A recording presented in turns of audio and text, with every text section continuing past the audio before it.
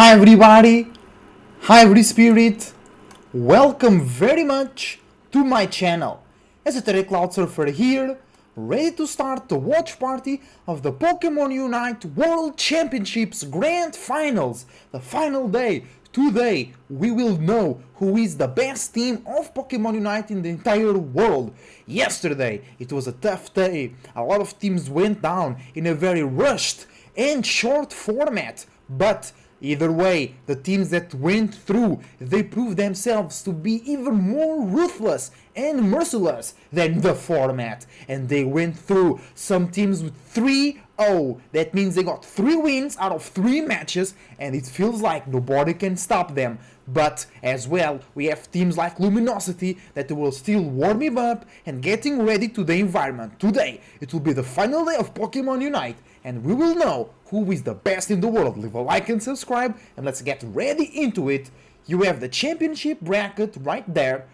We have Peru from Latin American North versus Oyasumi Makuro from Japan. Then on the second match of today, we have Axial versus MJK. Axial from Korea, MJK from Japan as well. Then we have Orangutan from Asia Pacific West versus Luminosity from North America. And last but not least, Zero Nation from Brazil versus Homo Abessidian from Asia Pacific West 2. And let's get started today. To all the Pokemon trainers tuning in from around the world. Bro, she's dressed like an Elite Four, like Lorelei. She's dressed like Lorelei from the first games. Host this weekend here in Yokohama, Japan. In case you missed it, yesterday was filled with victories and upsets of all of our titles, including the Pokemon video game, the Pokemon trading card game, Pokemon Go, and Pokemon Unite. Why is Pokemon Unite always the last, bro? We got the most viewership. The top trainers until just the very best are left to face off on Championship Sunday. In Pokemon TCG, trainers Xander Pero, Jeremy Evans, Juan Andre, and Raftiatar Rico may have led the way in Day 1, but now players like Pablo Meza and Tord Reklev are waiting to be unleashed with their Day 2 invites. In Pokemon VG, players Alex Gomez, Gabriela Gatti, and Kaito Ari are waiting to flex their Pokemon teams and take on anyone in their path. Pokemon Go has trainers It's Axon, Wadaj, and Valiant Vish looking to stay out of the losers bracket and stay in the running for the Grand Finals, which will take place tomorrow on Championship Sunday. And teams MJK, Luminosity, and 00 Nation from Pokemon Unite might be one of the first teams to crown themselves a world champion, as their grand finals will take place later tonight on this very stage. I cannot wait to see how this weekend shakes out, and I bet you can't either. But before the action today, we want to extend a big thank you to all the staff, judges, production crew, and more who are helping to put on such a memorable event this weekend. Let's hear it for them.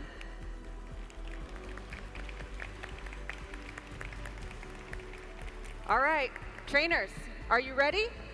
You look ready to me. Casters, over to you. It's Championship Saturday here in Yokohama, Japan. Pokemon Unite World Championships is coming to an incredible finish here for Season 2 as we are going to be crowning our Year 2 World Champion later today. Yesterday, we had 28 teams arrive here in Yokohama, Japan to compete for that very title. And after just one day of group stage, we are down to a final top 8 bracket with some of the best teams in the entire world competing. Hello, everyone. I am Zoinks, and I am joined again by Kellosaurus. Kello, how are you feeling on today's Championship Saturday? I am feeling absolutely fantastic, Zoinks. Yesterday was an amazing show, and I bet they are going to pull out all stops today to put out another amazing show. It's really early there, bro. Nobody's in the venue.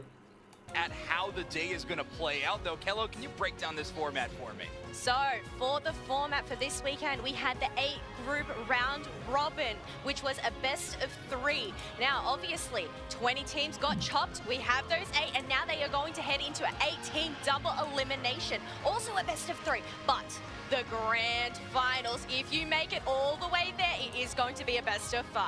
A championship title is on the line, but as well as $500,000 worth of prize pool that we are giving away to these teams today. We're paying out all the way to top 16, but that that first place prize, taking home $100,000. That's a whole lot of money for being good at Pokemon Unite. That sounds amazing.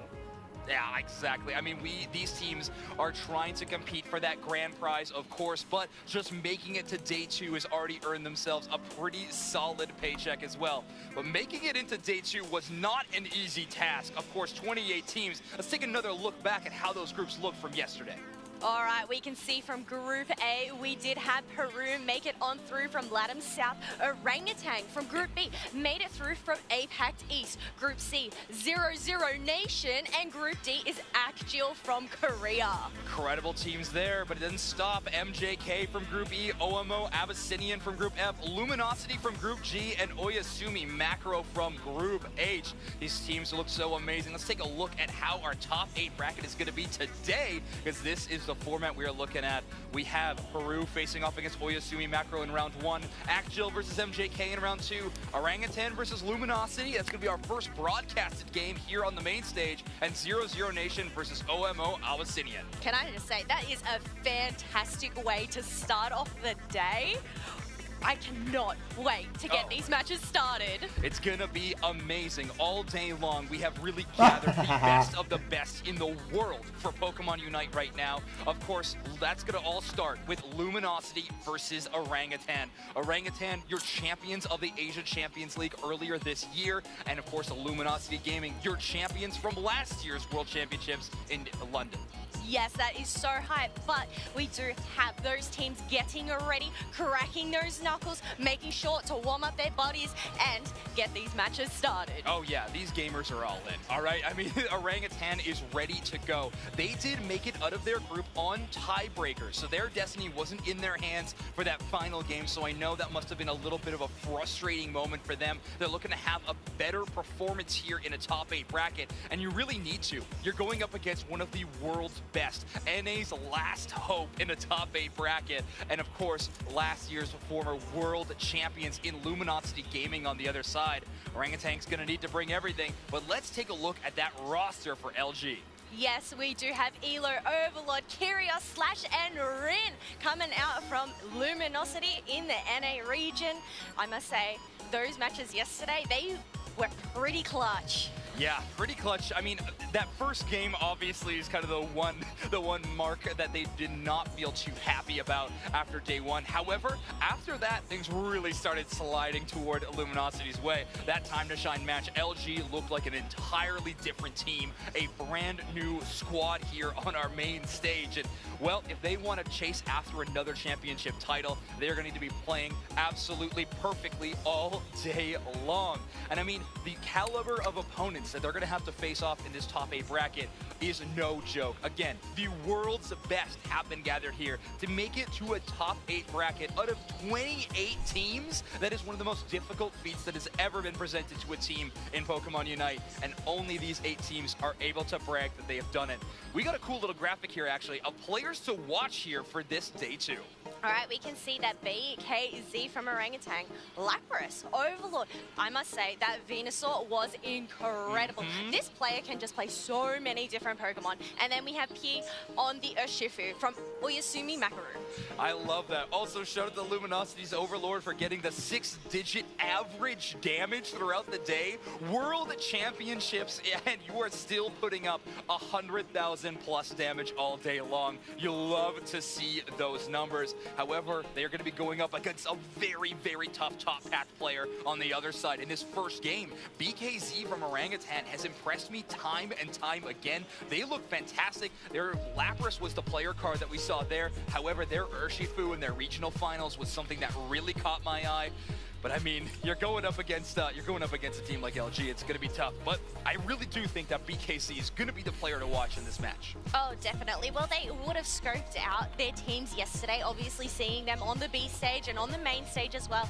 I'm wondering how this meta is going to shift or whether we'll end up seeing a lot of these same picks. Yeah, one of the biggest notes we saw about the metagame yesterday was, of course, the legendary Zacian. This Pokemon was chosen by not as many teams as we maybe expected. However, its success rate looked pretty fantastic. Sometimes teams had the hard counter, but if you were putting that many resources into shutting down that Pokemon, you're of course giving value to the other side. And look at this, Orangutan, the vibes are high. They are already working in sync, but Curios, the captain of this squad, really trying to bring this roster together for a final moment. We are headed into draft here, Kello, for the first game of our World Let's go, first draft of the championship finals.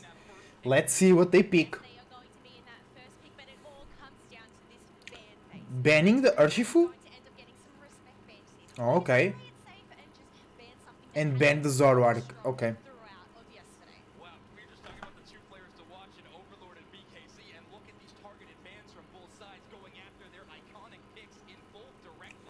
Orangutan making sure that Overlord Zoroark will not be available for the team number one, and Luminosity doing the same to make BKC not have the option of Urshifu. You know what?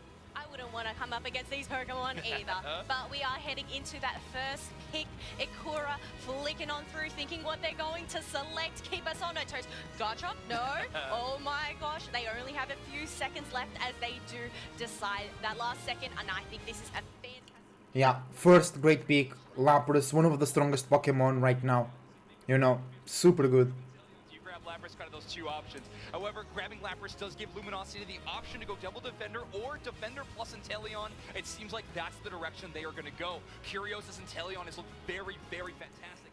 So far it's looking like yesterday, you know. Stage, so we're gonna have to see what direction they want to go into in our game number 2. Orangutan, though, have the chance to grab the Slowbro. With Zoroark banned, it's not gonna be very many options that Servo can look to counter. However, Overlord's Dodrio yesterday also looked amazing, and Slowbro is a great call out into that specific pick. Oh, definitely. The slow beam is definitely not a Unite move you want to be caught out in, especially during that Rayquaza fight. But can I say, Zacian, obviously we are seeing it for the first time here for, I mean, a lot of these Western regions, but to actually come up in competition against it, have they worked out those strats on how to counter it the best? Yeah, that's true. And I mean, most of the Eastern regions as well haven't had this Pokemon allowed since ACL either. So a lot of tournaments, they have not been playing with it. We are kind of going on an even playing field. And Luminosity Gaming going with that. Ah, the Venusaur. Venusaur for Overlord. Expect more than 100k. Blissey. And Blastoise, great, great. They have kind of similar compositions. Support that heals. Defender with Surf. Lapras is special. A lot of people doing damage. Or some person that do damage real quick. Leafeon and Inteleon. And then a very consistent damage dealer on Zacian and Venusaur. For our game number 1, please take it away, Spraggles and Tube Snacks. Hi everybody, welcome to the stream. Everybody, yeehaw to you and yours. I am Jake, your resident content cowboy here, aka Spraggles, and I am joined by the one, the only, the legendary Doob Snacks here. Doob Snacks, how are you, my friend? I am excited.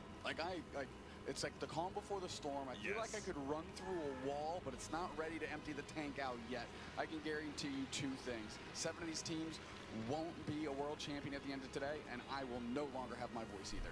That's right. We are going to be screaming our way through the best matches of Pokemon Unite that you will ever... Let's go! We on! We are on! Let's do it! Orangutan, your purple team. Luminosity, the world champions, hoping to be the 2-time world champions. Your orange team. It's been so amazing seeing all these teams through their group stages yesterday. Teams from every region, all over the world, making it here to day number 2. North America's last hope here, Luminosity, your orange team. Luminosity, again, world champions. They had a rockier day 1 than anyone would have imagined, to be quite honest. On the other hand, you have Orangutan, who actually got here on tiebreakers with their destiny out of their control and just eking in. So 2 teams looking to solidify their footing, change the pace of whatever they were on yesterday. Alright, on the B stream, we have Oyasumi Makoro playing against Peru, and they already lost 1 match, so they were playing off stage while the ceremony was getting started. So that's... But we're gonna see a Buzzwole. We didn't see Team YT using Buzzwole, maybe that's why they got eliminated. I really did not like to see the Leafeon, Fui playing the Leafeon for an example, or the Killa with the Blissey. I think those were very weak performances. But here we are. The rapid spin and the surf story specifically yesterday as well. So is they going to be truly protect Preston, or are they going to go rapid spin because they're trying to get the opponent close to Overlord into that pedal dance? Only time will tell. We're going to have to see how this parasol works into this combination as well, because that actually could be a huge difference maker. You know, Venusaur could just stay alive for so long, but if you get below that threshold, hit those 3 parasongs, they can pick up a massive KO that they may not expect. And here we have Clefable, Zashi. Whoa, triple invade. What the hell is this? Here of Luminosity, looking for a fight early. Orangutan trying to make moves here, but Kyrgios pulls up to help out, bounce this thing out 3-on-3, and it's just poor Ice that's trying to hold it down for the team. They actually get KO'd in an effort to save Xingdi on the Zashi. And look at this though, even though they were able to run out of there, they did get KO'd. It looks like Orangutan got a lot of that central area spawn there at 8 minutes as well. However, some of it picked up on the side. Clefable going for the score. Now have Oh. Inteleon on the side of Luminosity, which is huge now that it's hit that massive evolution. Yeah, they're trying to buy a lot of time for Z-Ray and Xingdi to get online. That's getting him. Okay, the other match still starting. He's Lapras, but really, Ice and BKZ right now are just trying to run interference for Z-Ray, and getting that KO immediately from Kyrgios is huge. Bro, let's go Overlord pushing really hard on that Venusaur. To make sure that Ice can stay standing, but so many points are going in Spraggles. A very successful C-Shack goes on. They're playing pretty conservative, just getting any. Let's go, bro. I'm excited for first day of competition. First day, no, final day. My bad. Alley-oop there by Luminosity. It was the stun into the stun into the stun, just a bounce from the egg bomb into the foul play, into the snarl, into more damage, into scoring. Just incredibly coordinated from Luminosity, which of course you would expect being the world champions right here. Let's go, Reggie Rock.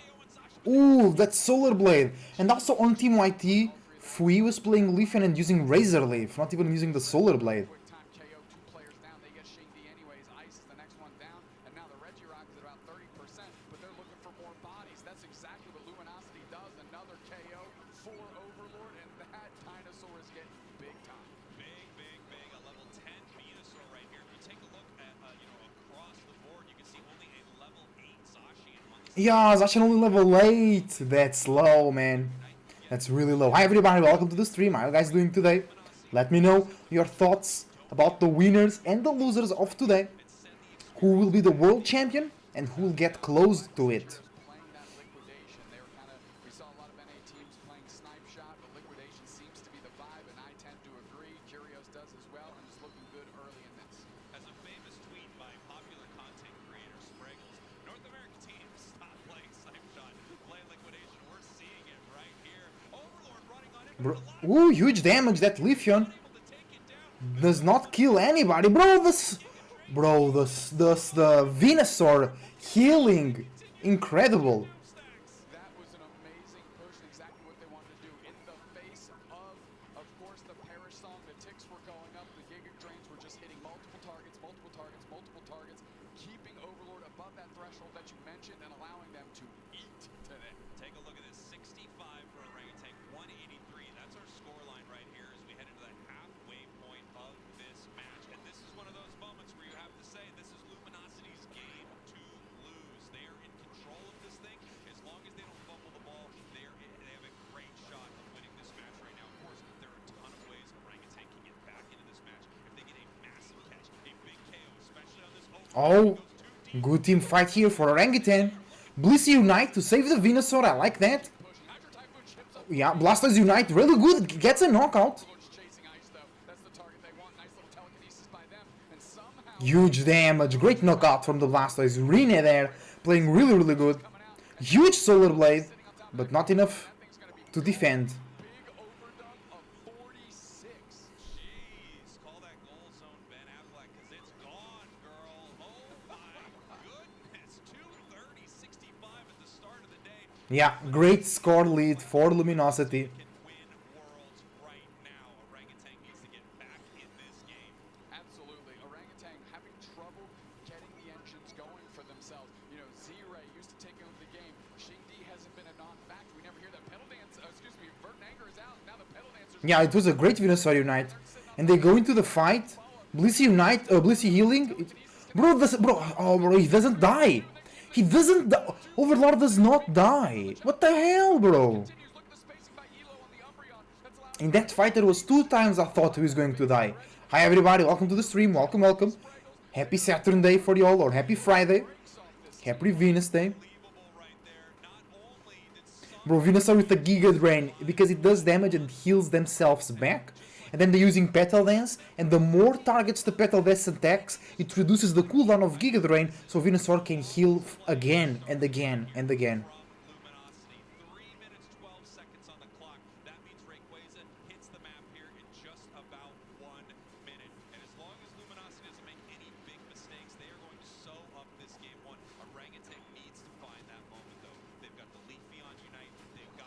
Orangutan not looking very strong, and that's one problem with yesterday's format, because like I think Nouns was stronger than Orangutan, but Orangutan passed through tiebreaker. They were all tied, so it's not even fair. You know, like I think Team YT was also stronger than the team that got through their group, which was Abyssinian, but they lost. They lost against them.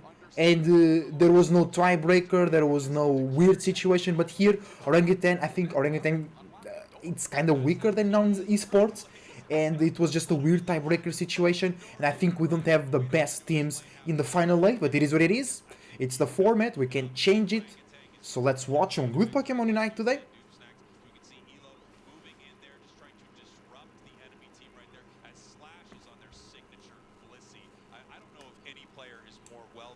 Yeah, that's true. Slash plays Blissey really well. Really well. One of them is a world champion, and they're out here right now playing that Pokemon in the final stretch. Here we go. Great vision, great position. Obviously, Orangutan is looking for their moment. They can't make it happen on score. Even if they peel off and get one score, they're still too far behind. They need to find their fight right here. And the question is, where Lapras is very far away. What is Lapras doing? Oh, great Solar Blade. Right now, Orangutan is burning time, and they don't have a lot of it. 1 minute, 30 seconds, and Luminosity, they are cool as a cucumber right now. They don't need to do anything except wait for them to make a mistake, and here they come. There we go. The telekinesis pulls in Overlord. Oh, Leafeon overcommits. Oh, Leafeon overcommitted so much. Such a bad play for the Leafeon. Yeah, easy. Easy, bro. Leafeon overcommits with the Unite and gets nothing out of that. Just to get put down. Woo! Rayquaza getting melted, and LG looking in peak form.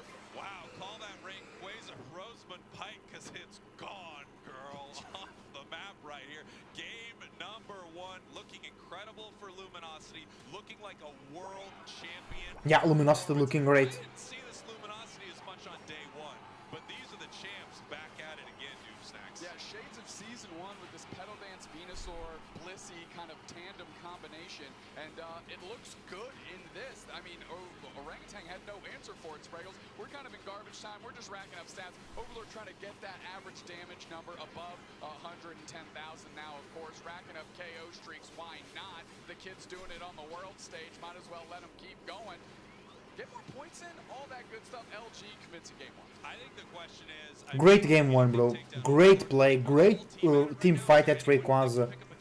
Great defense. They're waiting for the enemy team to do something. Stuff here from Luminosity. You can see the crowd hyped, of course, for the world champ. There are a lot of Orangutan fans out there also that would love to see them win this thing. Well, Orangutan fans, you better throw all your strategies you got towards these kids, because they're going to need some help. That was a tough one to watch if you're... Okay, that's the match from the B stream. Like I said, looking in peak form. Peru already won their first match. Oyasumi Makuro, they had a great group stage. They are on a huge lead right now, over 150 points. Luminosity is here to play. What a dominant game number 1, Killa.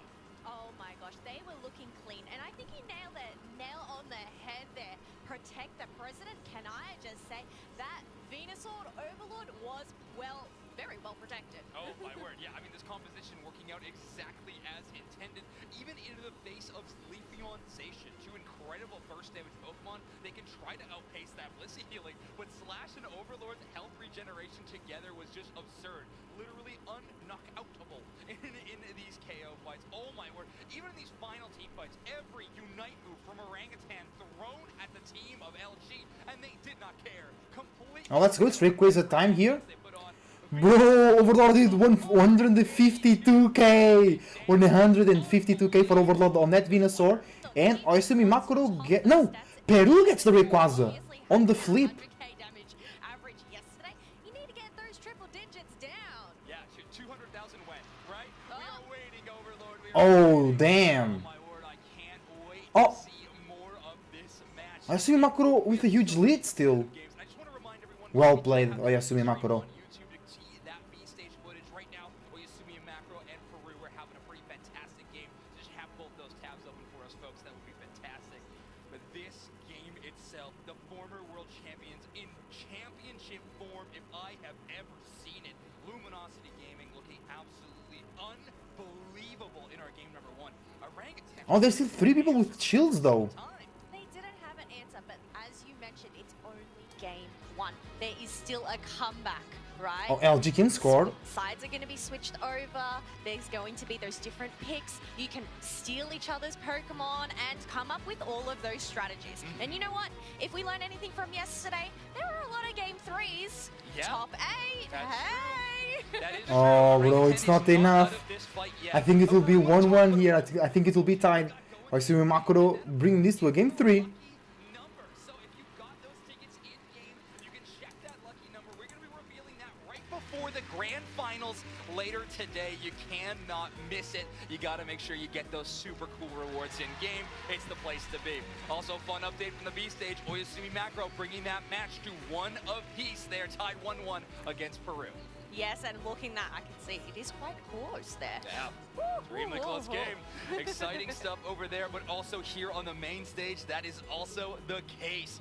Oyasumi, Macro, and Peru looking fantastic, but Orangutan and Luminosity. Great, bro. Great Glaceon plushie. Bro, the guy is hot. Take off the fucking jacket, bro. If you hot, like... The fuck? One on the battlefield as well, and then one-handedly. I mean, we didn't see the stat screen in that game, but I'm not sure if Orangutan had over 5 KOs in that entire match. I'm not sure if they had over 3. No, but I know that Overlord there did get a few KO streaks. But you know what? You're talking about delivering. They are delivering the goods. That Blissey, Oh, the egg that Mew plushie is so cute. side, making sure that they were well protected, well supported, and keeping that HP regen up. That's true. Now, Kello, we know how good of casters Spriggles and Dukesnacks are, but let's see how good of shoppers they are as they checked out the Pokemon Center just a couple of days ago. Let's take a cool look at that. Hello and welcome to Yokohama, where we are at the Pokemon World Championships 2023. I'm Anna Prosser, and I'm standing in front of the Poké Center. I have some amazing models with me today. Please introduce yourself, sir. Hi, Spraggles, content cowboy and aspiring magician. Can you top that? Dupe Snacks, the eye on the sky on Aos Island. Now, we are going to find some clothing, some accessories. What are you looking for in there? I'm looking for Pokemon themed things. I've heard there are some of those in there. What about you? Looking for anything in particular? Heard there was a jean jacket. I'm finna sporting that. We are super excited to do some shopping. Let's go. Bro, that's so funny.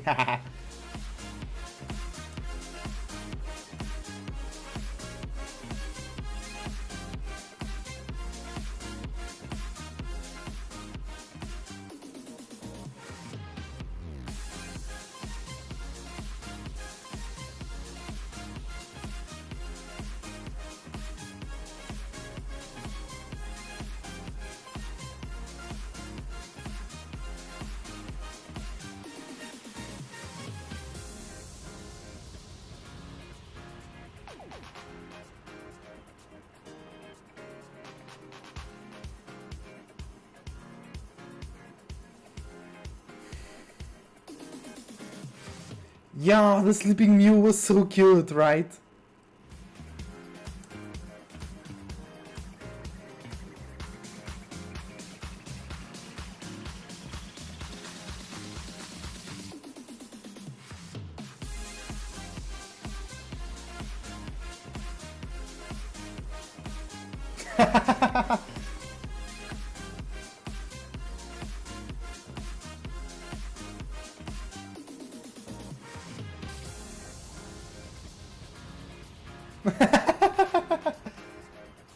The drip, bro. The drip, boy.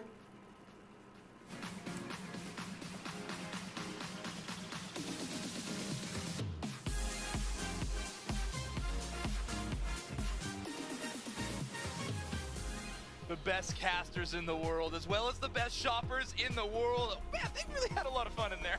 Oh, a lot of fun indeed. And might I say, that drip, it is looking chef's kiss. Those plushies, I want to stuff my pocket and get all those plushies as well. I was gonna say which one, but honestly, those two really trying to collect everything in that entire store. And obviously, Pokemon putting out an amazing pop-up center full of incredible He really looking like a Team Rocket member indeed. visit. I know these players have had the chance to do so as well. They're going to be spending all of their tournament winnings as they are trying to get even more. Earn yourself another trip to the Pokemon Center, because we are already at a $25,000 prize for each of these top 8 teams, but every single win is going to be increasing that and then some. You win this, you're already putting up your placement into that $45,000 range. Can I just say, that is not a bad shopping spree. True. I think you could fill up 2, maybe 3, I don't know, maybe 5 bags of Pokemon gear. Absolutely. I know that these teams have been having a whole lot of fun. I mean, it's so cool that we have the chance to host World Championships here in Japan, the birthplace of Pokemon, and Pokemon Unite being here has been just so fantastic. I myself had a ton of fun exploring the country, eating amazing food, honestly, but the best part has been enjoying incredible games of Pokemon Unite all weekend long. And now that we are in top 8 range and we are getting this close to a champion, I cannot wait. Look, so Peru and Oyasumi getting ready for game 3. Let's go. That's what I like. Well, the bank time here on the main stream, the B stream is running. Let's go. their hands on. That's right. Well, folks, we're going to be actually jumping over to the B stage to bring you some footage as Oyasumi Macro and Peru are tied up 1-1 currently, and we are midway through the draft. Urshifu banned from Peru, Oyasumi Macro banning out the Zoroark. That's right, folks. Exact same ban. Okay, yeah, Urshifu ban, Zoroark ban. Oh, there was no hoop on last game. Leafeon again on the other side. Umbreon and Lapras though. Sheesh. Taking the Blissey away from... Oh, wait. Now, one thing that Peru did in their draft that I wasn't too sure about in that first game was They were talking about Peru. They were not talking... Okay, my bad, guys. on the other side. I wasn't It's actually what we're watching there. I never. I just thought it was Luminosity versus the orangutan coming back, but it is not. My bad, guys. My bad. all the action, you got to have both of those things available for you. Now, I mean, we have a couple of amazing games on the horizon, and there's even more games awaiting as well. Like the games that we haven't seen actual play yet. 0-0 Nation still has to. Bro, yeah, we didn't saw any games from 0-0 Nation or Talibobo Believers, for an example, and Talibobo are already out of the tournament.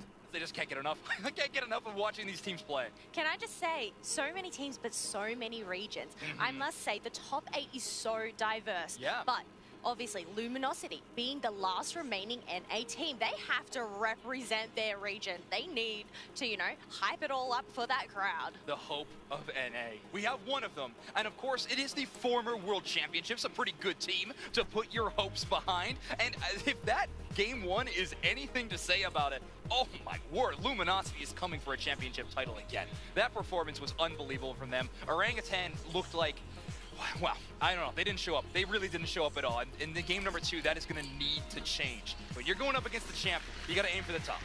If there's anything I learned from yesterday, expect the unexpected. Yes. You have no idea what could go down in a game of Pokemon Unite. But as we mentioned, they are getting ready for that game 2. They are going to switch sides, get those bans, get those picks. I mean, I'm excited to see if anything gets shaken up. I want to see some spice. Yeah, I mean, we have first draft position for Luminosity this time around. And just so everyone's updated, we are going to be jumping into game 2 of our main stage match between Luminosity and Orangutan. Here we go, the draft is going to be beginning, and just like we were saying, Luminosity Gaming in that first pick position. Last game, they got a defender and an Inteleon pair, thanks to their drafting phase. However, this game, they're probably not going to have that. Let's go. Banning Urshifu, LG banning Urshifu, and Orangutan banning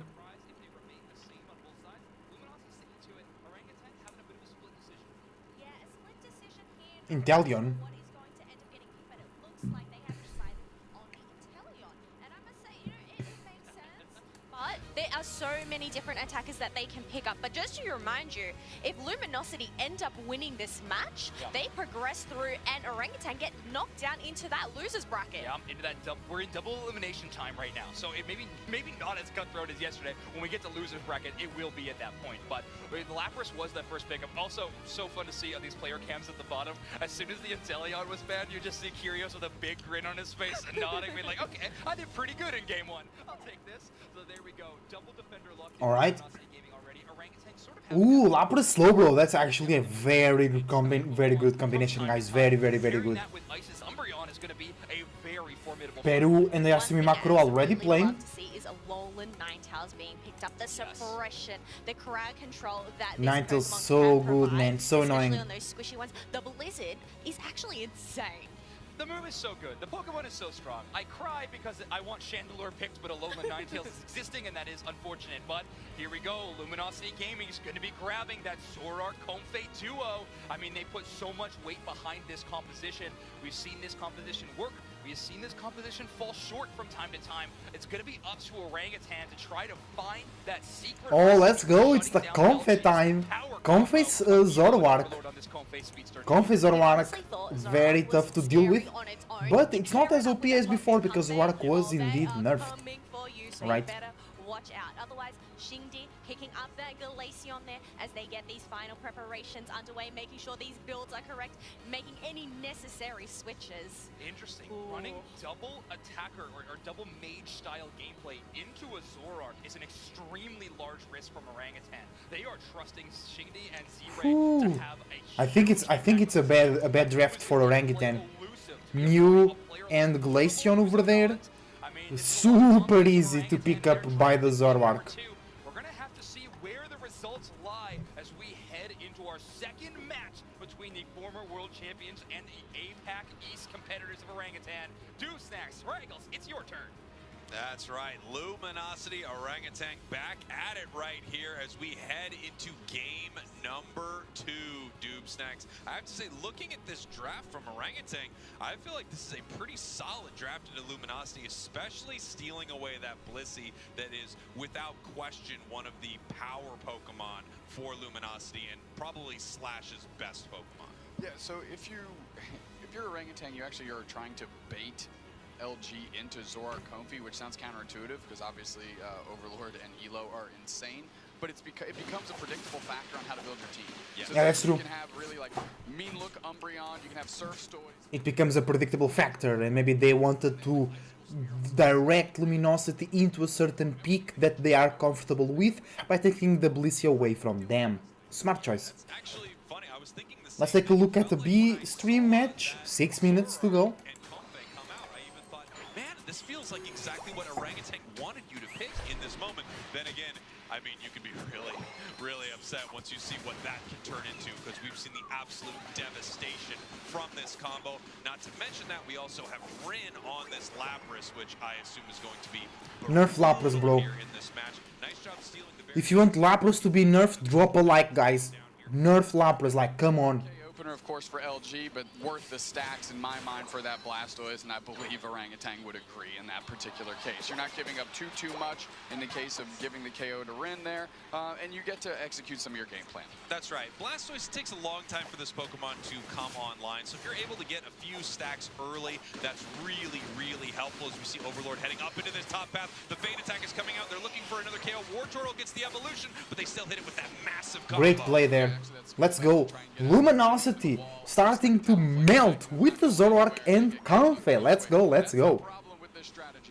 Comfey heals Zoroark. Zoroark does damage very fast, and it's not just very fast, but he moves a lot, which makes it harder to escape and to counter attack the Zoroark, right? Overlord already did their damage, they took the buff, and now they're going back to their side of the map. Yeah, we talked a little bit about this yesterday, but Elo is just one of the most incredible supports out there. The unsung hero sometimes of Luminosity. We can see these massive damage numbers, but you know that is because of the defender play and support play coming from Slash and Elo. That's the most grief thing of Elo being on Comfey is there's no skill expression anymore, and Elo is so good at this game, and they are fun to watch, and literally a clinic is put on. Okay, good defense here from Orangutan. Good slow boost from the Mew, but let's go. I told you that Glaceon is not in a good spot here.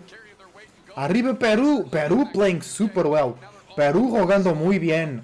Me gusta mucho ver Perú. Perú está aquí. Vamos, Perú en la B-Stream.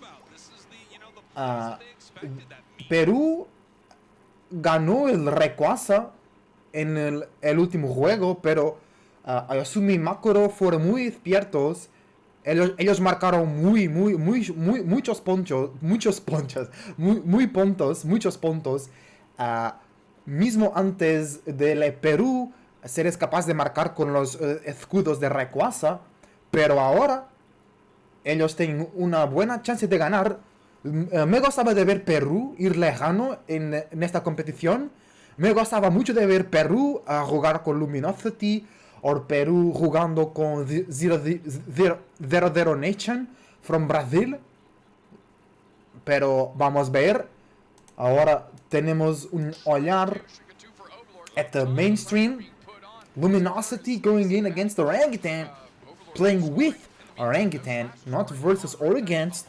They're both playing the same game.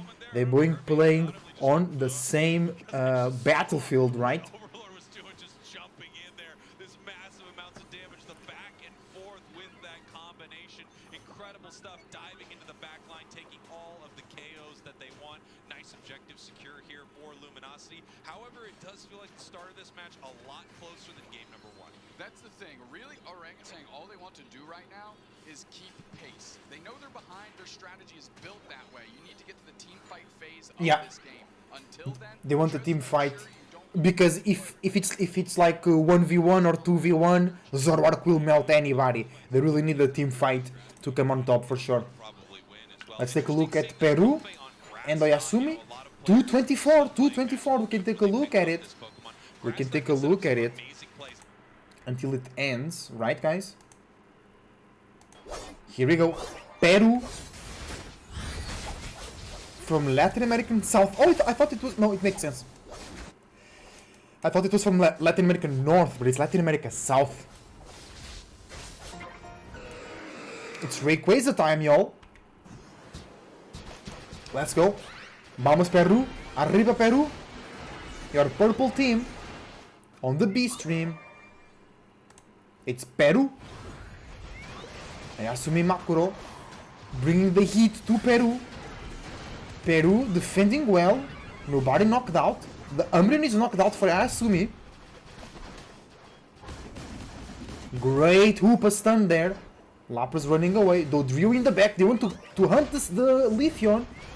Leafeon is so low. They run away. They heal by the Blissey, but Slowbro Unite. Blissey Unite. Blastoise Unite. Was that the Dodrio Unite? I don't know. It was. Umbreon comes back. Also with the Unite. Alright, 2 people down for Ayasumi. Intellion down for Peru. Great team fight here, back and forth. A lot of action happening. Lapras still holding the fort. Peru está perdiendo por muchos puntos. Ellos tienen que ganar Rayquaza y marcar. Great.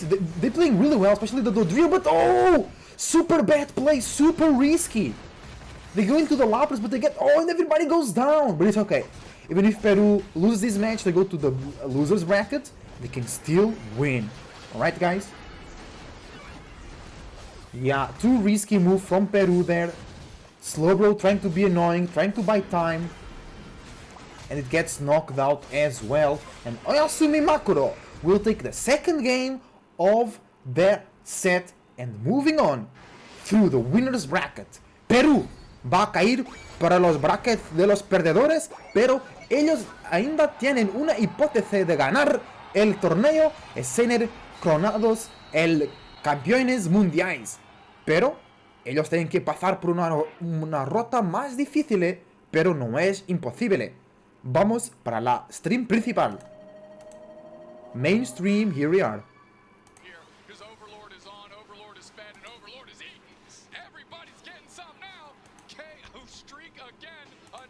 Bro, Orangutan can't deal with Luminosity. That's great. That's great. We got Iceman on the other side, too. There we go. I mean, Elo has to be Iceman in this scenario, I mean, but they work in tandem at the end for the big win. 2 minutes 30 seconds. Oh, I'm really rocking the mean look. I like that. We'll do it on break. Yeah, we'll get it figured out, everybody. We'll fix it in post as we have this Reggie Alecki going down here. Ooh, almost a steal from the Mew. Hey, let's go. Two last minutes. Yeah, Luminosity got both Regis. They got this Reggie Alecki. There is no easy way out. They're up by almost 300 points. I don't see how that happened. They could lose Rayquaza, but every single member of Orangutan is going to get KO'd in that effort, I can assure you. Holy, okay.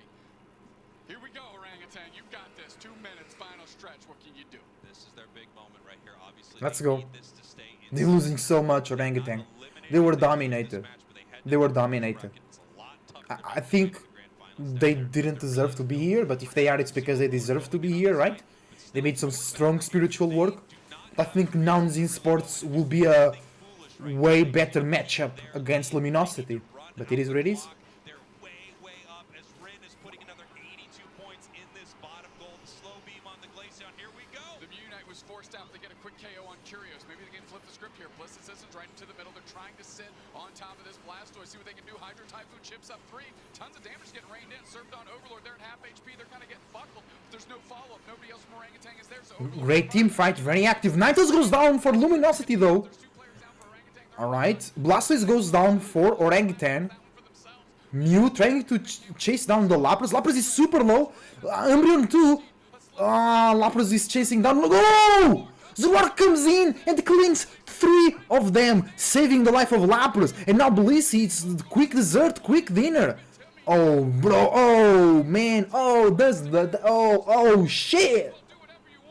Doesn't look good, bro. Incredible stuff from your world champions. Yeah, Orangutan, go to the losers, bro. Take a deep breath, re-strategize, regroup your ideas, regroup your feelings, and come back stronger. Because you ain't looking like a world champ to me right now, Orangutan. Luminosity is looking like a world champ for sure. We are in that last 20 seconds. We're racking up numbers here. Overlord goes down for the first, maybe second time this game, but it's a too little too late on many different metrics here as we're using that Lapras Express to go straight to the goal zone, chip up 3. Let's get in more points. Why not? LG wins this one 2-0. Overlord getting KO'd right at the end there. Obviously, he is washed.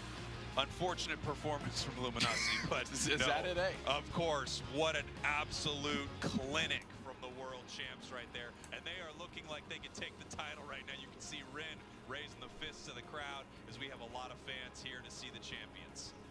They looked good. They looked good. You want to talk about being true to form? This is the LG that we Super remember good. LG playing super well, bro. last year. Just absolutely ran through the day 2 of last year, and they're looking to find that pace, hit it, and I'll tell you what, if they haven't hit that pace yet, they're certainly getting close. Yeah, they look incredible right here. I was worried, you know, I think we were both a little worried when we saw that Zoroark Comfey. We know what they can do with this Pokemon, but it really did feel like that's what Orangutan was trying to pull out of them. Unfortunately, I don't think they realized what exactly they were summoning right there, opening up Pandora's box, and it was just devastating.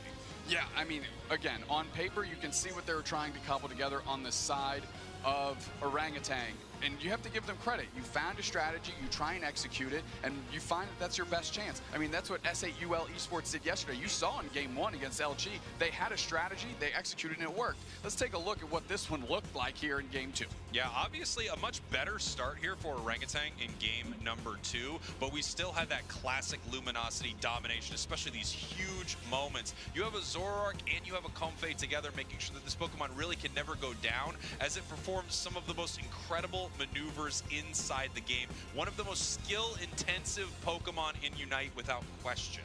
Yeah, you want to talk about skill expression. Hilo may have had a little bit less of it, but Overlord had all of it, and they were looking phenomenal. That's the thing with the strategy of Orangutan. You can see what they're doing. We talked about it over and over again.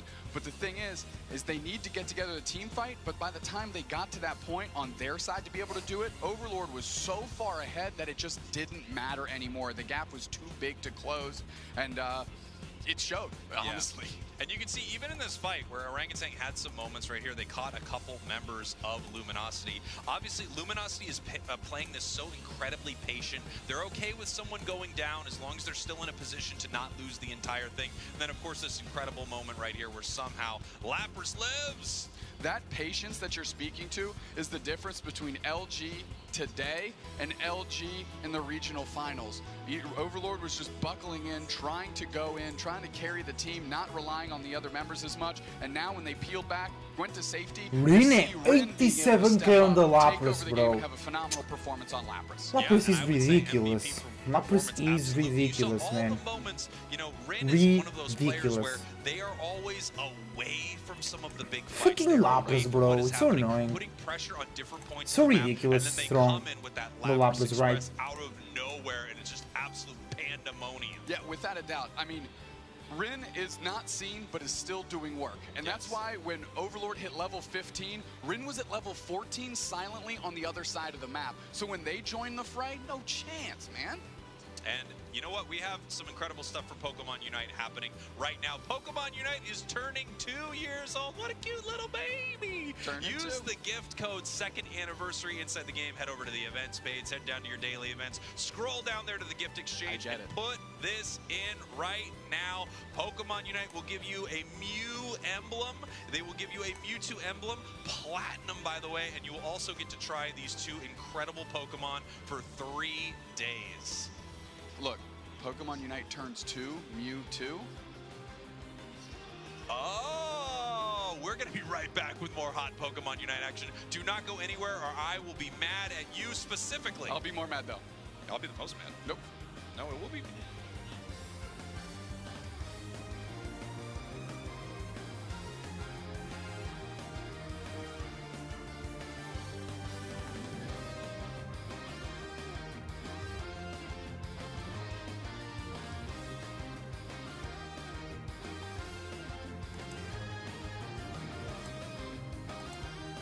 Alright, let's see if we have something on the B stream for us. Not yet, so we waiting. Okay guys, I'll go to the bathroom real quick, see you soon.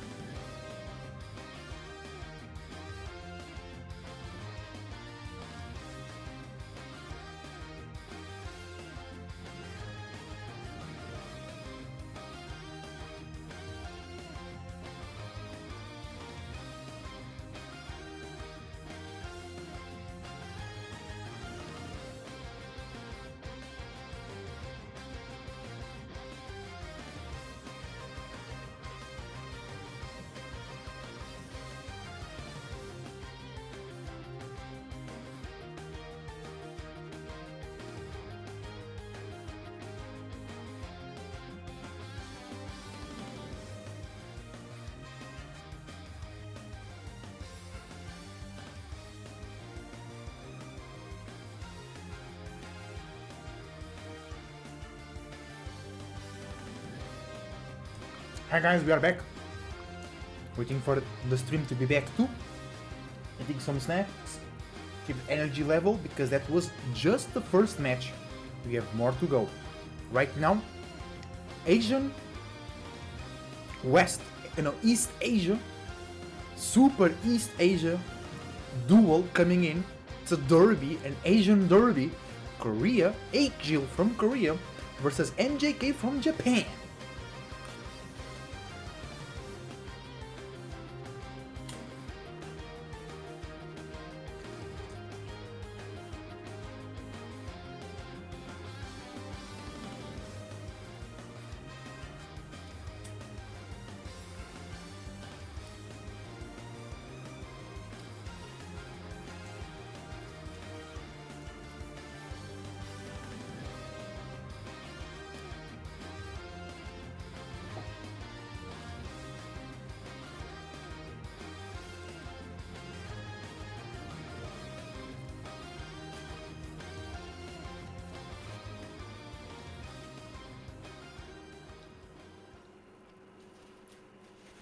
Oh, what's this? New Pokémons revealed?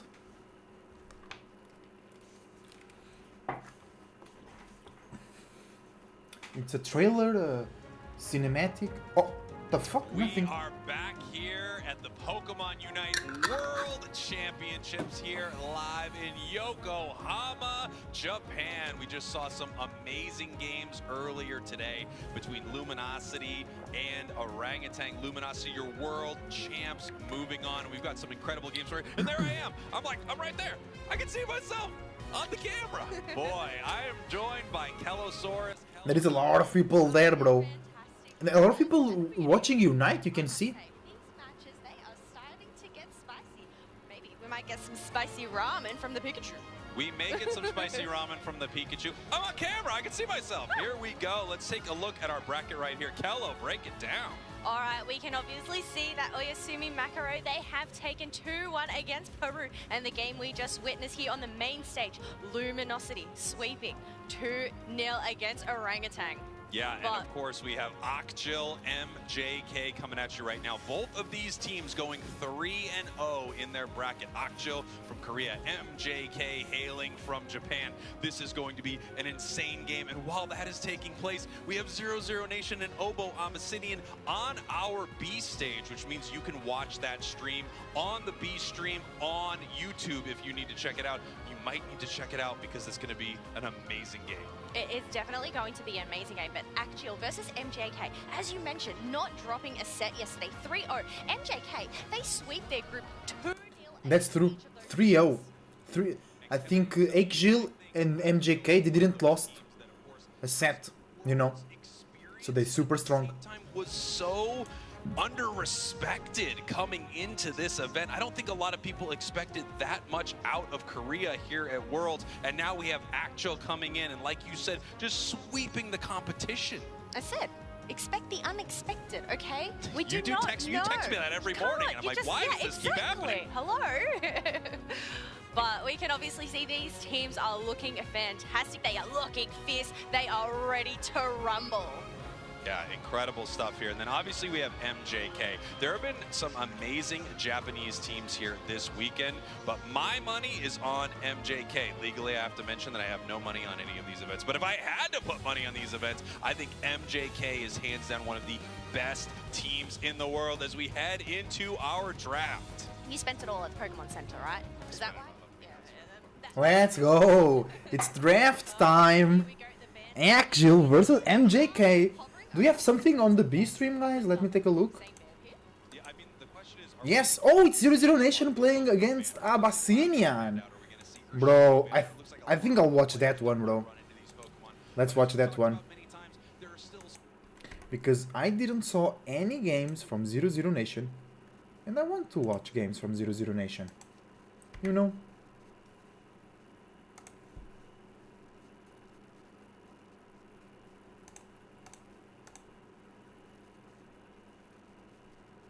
Here we are.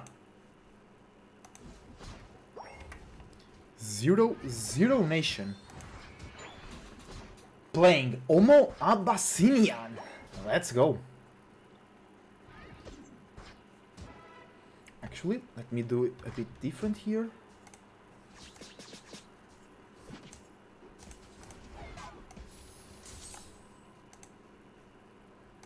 Hold on, guys. Alright, perfect. So we have... Oh, Delphox on 0-0 Nation side. I really like that. And we have also... Nothing too different. Nothing too different, nothing too crazy. I like what I'm seeing here. We are on the B stream, guys.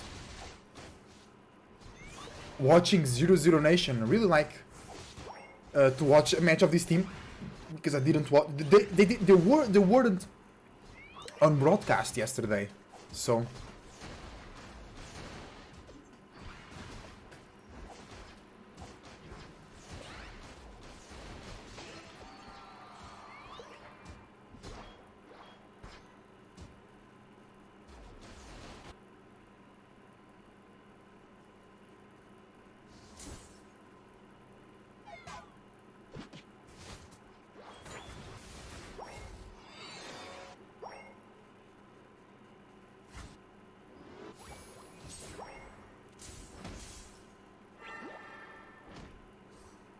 Alright, good invasion here from the Umbreon, burning a lot of time, but really doesn't get much out of it.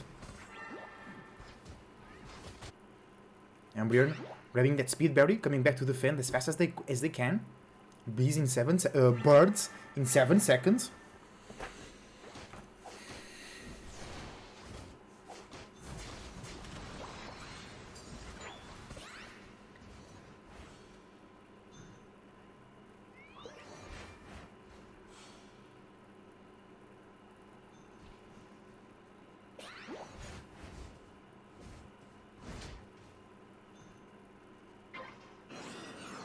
Alright, Regirock on bottom. Let's see how these teams approach the objective. Hoop is there chilling. No Unite yet. Cannot call their team.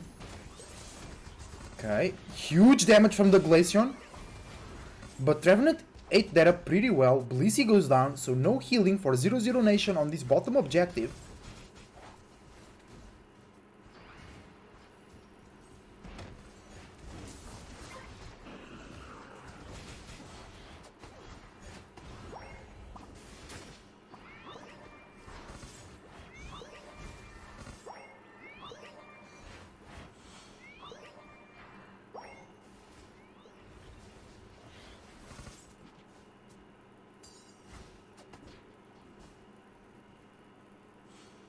Well played, well played. Moving down to the middle, contesting the bird in the middle. Leafeon and Glaceon output a lot of damage. Damn, it's crazy. Leafeon with a Solar Blade, not Razor Leaf. I think I only saw one person using Razor Leaf. It was Fui from Team YT. And they lost that specific match.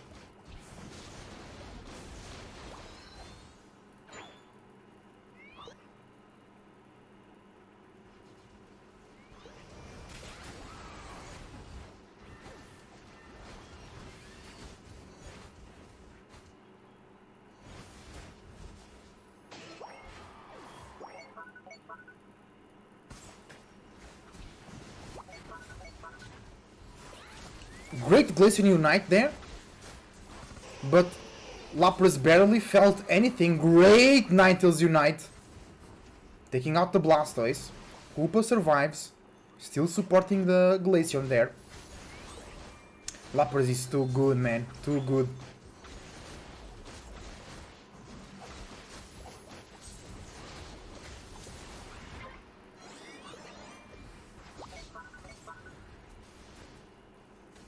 Now Abyssinian needs to defend here the Regieleki.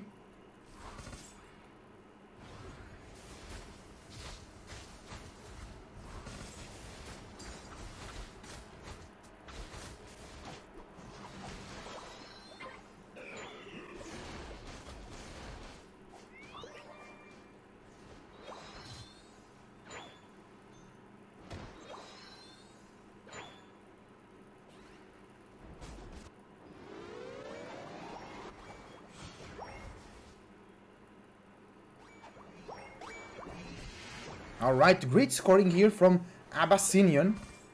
Huge lead on the point. 0-0 Nation looking stronger on the team fights.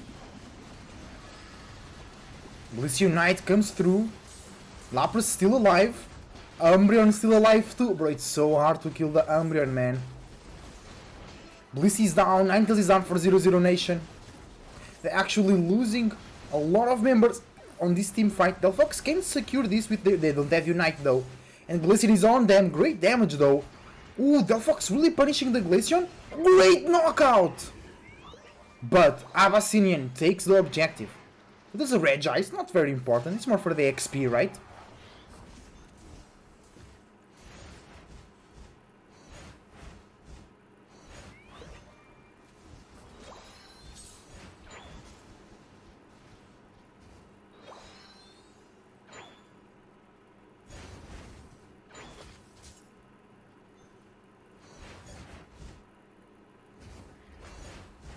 Great skill there on the Delphox, using Flame Charge backwards.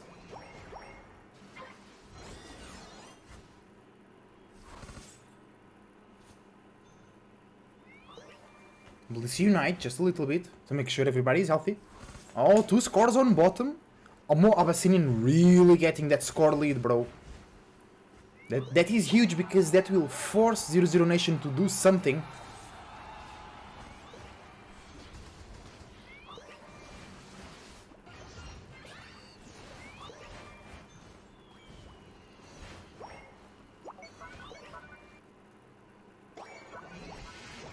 Great score. 3-4-2. Okay, 1-1-17.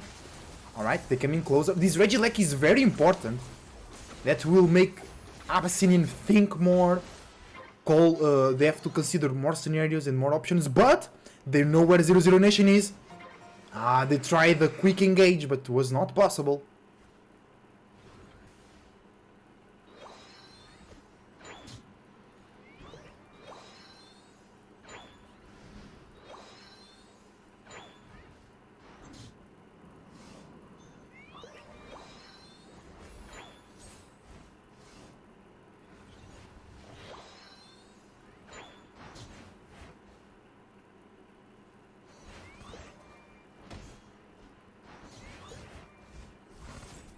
Great damage. Delphox really good in these team fights. Look at that. Lapras coming from behind. No, Blastoise, I mean. Coming from behind. With the Outer Spout. Delphox trying to chase. Ninetales trying to chase too, but it's not enough. Lapras initiating the chase with Trevenant. Glaceon out of the portal, but there is a Unite from the Hoopa. Glaceon goes away. They're far away and they're quite healthy. Umbreon Unite, Trevenant goes down. Ninetales Unite doesn't do a lot of damage. They were pushed away by the Umbreon. They're being chased. They run away from the Umbreon. Lapras is there, very low HP. Delphox gets the Leafeon. And Abyssinian resets with the Hoopa portals. Ninetales over there. Oof. They run away with a slight HP. And they start to do Rayquaza. It's a very tough situation. Abyssinian put themselves in a great spot. It seems hard for 0-0 Nation to come back into this game. And it's GG. Everybody goes down. Abyssinian taking game 1 of this best of 3.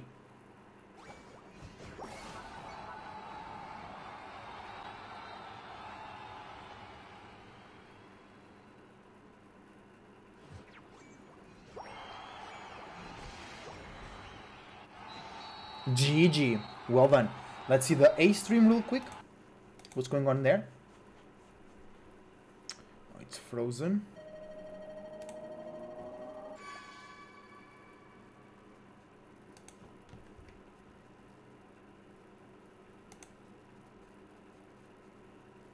And we're still on 7 minutes between Akegil and MJK. Alright.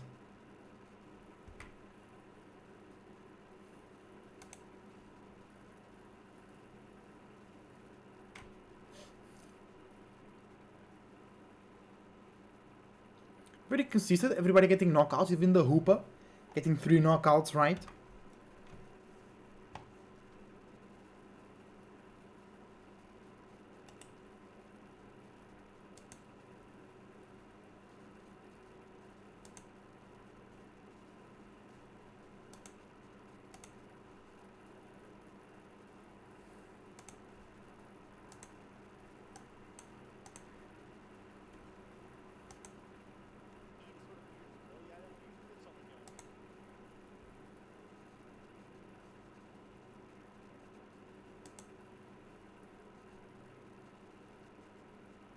Let's go. We'll be right back. Okay. Let's take a look at the A stream. Here we are. That Unite move is going to be super key for making these team fights go in Akshil's favor. It's one of the best defenses for a goal zone there. A great ground Ooh, great solar beam. shut down the escape for Lukapo. However, Venusaur going to find the way to close that KO. A night move is going to take out S4L from range, though. Amazing shot there from this Venusaur player. Incredible aggressive play here. KO string gets two from the Zasha, with so many of those set up by huge solar beam plays. That was a split right there. That was two Pokemon that weren't even next to each other. Amazing stuff from that beam, and that's going to be finally the other tier 1 going down as well. MJK with such an incredible early lead here, 177 to Huseg, to 0 points inside of Akshil. And on top of that, I mean, the level difference is just building and building. Akshil's not out of it yet, but if they don't find some way to get some big pick, fight their way back in this, things could start looking tough. Let's talk about Neri's build on the Venusaur for a second here. They're going that Sludge Bomb Solar Beam. And we've actually seen a little bit of the Beam Giga Drain as well. However, you would only ever pick that moveset if something on Akshil's team could really be a dive threat to you. If something could jump on top of Venusaur and make it a little tricky, you want that source of individual healing. But because nobody on Akshil really has a fast momentum style of play, it's all front to back and really slow pushes forward, you're not really worried about that. So instead, just go for the bigger damage play of that Sludge Bomb, and it will provide a lot better results. Right, yeah, reducing the special defense. And also, Sludge Bomb, easily one of the best tools for defending goal zones in the entire game. I love it. It's literally just the exact spacing of a goal zone, and it just takes over and over. All right, great collapse to get that basement Reggie, but now there's going to have to be a big defense here for this top tier, too, and I don't know, there's just too many. I mean, that's going to be 6 members, essentially, of MJK, and then Unite's going to come from the blast. Let's go. Great damage there. Great push on top. MJK doing a lot of damage. It's like it doesn't go in because Clefable jumps right on time. Top side of this goal zone. This is a tough push. I mean, there's jump pad available for Akshil, so they're able to defend this goal zone rather quickly as you see member after member is jumping in. But MJK wants to keep taking this fight. Horde Leech healing is enough for Hago King to be able to And Regieleki goes in. They can score. What a play from them. Gravity gonna hold in place there. They're trying to escape, but the chase down is still there. This team fight rages on, and finally, Chobo gets a KO going their direction. As I think finally Akshil is gonna find some semblance of a victory here, but it is not gonna come easy. And Chobo again, and Lukapo turns things around and gets a KO, gets the shielding from liquidation off of 3 members of Akshil, and is gonna use that to escape. Wow, even after all of that, they weren't able to find that KO on Lukapo. That's incredible. I mean, that was like something like 6 or 7 KOs for MJK, and Akshil got maybe 2, and a lot of them weren't even the biggest targets. I think Sono was the biggest target that maybe went down within that.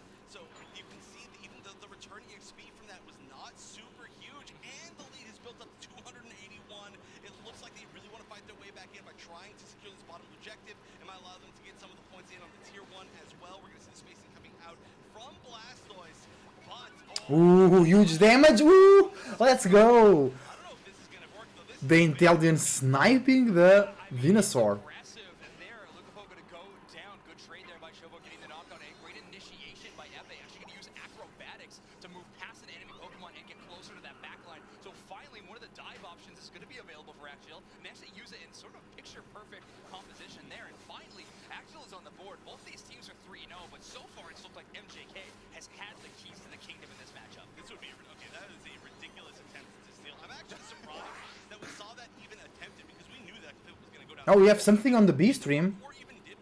Now you do get a little bit of Unite move charge when you get. It's a second match. All right. We'll take a look at. We'll stream it after this one. Almost finding that KO into S4L. The Sacred Sword does so much damage, but of course it is predictable in that area of effect. If you can try to avoid it, dodge that initial stun from that Pokemon, it'll be a little bit easier to deal with. And look at this aggressive positioning by MJK. They are not letting Akshil have any real estate around this Rayquaza pit. Forcing them to have to engage in one of these 2 main choke points is just the worst thing in the world for the team that's trying to push in. And of course, having the score lead on top of that, this is absolutely perfect positioning for MJK. Nobody is out in a weird place. They're actually really confident that nobody's going to be trying to kind of back score up in the top. They're just saying, Let's go. MJK super ahead. regardless of what happens, even if they kick down that Not super, but They are quite ahead. They just need to defend and chill out. Actually, they need to press. Slower almost going down. Zashin leading the attack. Ooh, Venusaur Unite, Delphox Unite, Intellion Unite. Hey, MJK pushed too much. Two of them goes down.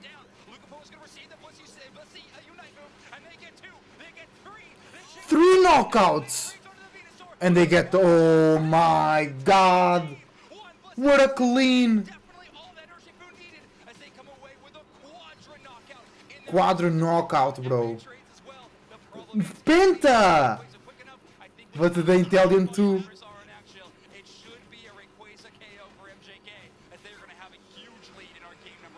Bro, super well played.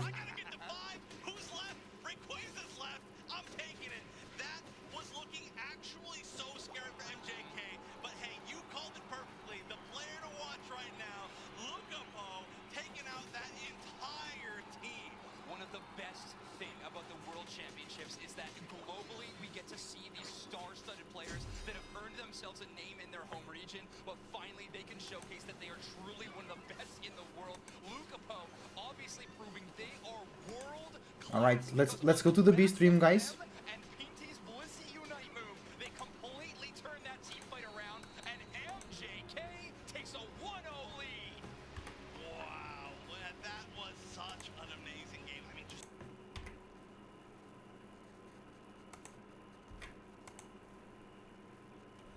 Let's go. Here we go. Abyssinian 1-0. If they win this match, they will go through the winners brackets, making their journey a bit easier. So we have 3 EVs, so maybe Umbreon, Espeon, Leafeon. Oh, so 3 EVs on the side of Omo Abyssinian. 0-0 Nation, if they lose this match, they'll go to the loser bracket. Keep that in mind. That's Hoopa. Yeah, the Hoopa invading, it's very annoying. Look, the Intellion cannot even go. They have to wait. But the Intellion has great secure, right? But Hoopa too with the Astonish. Oh, they miss! They missed the water gun! Hoopa still... Ah, okay. They got it, but bro, look at the time. It's already 9 minutes. It was a whole minute on that Acelgar. That's too much time. And then now they're doing the same, bro. On the Excavalier. Huge damage. Little Sobo! They got the shield from the base. They chilling. This is my base, bro. It's not your base. Very pressure. Very. With the Hoopa, with the supporter, right? It's all because of the Astonish. It's all because of that stun. Great secure as well.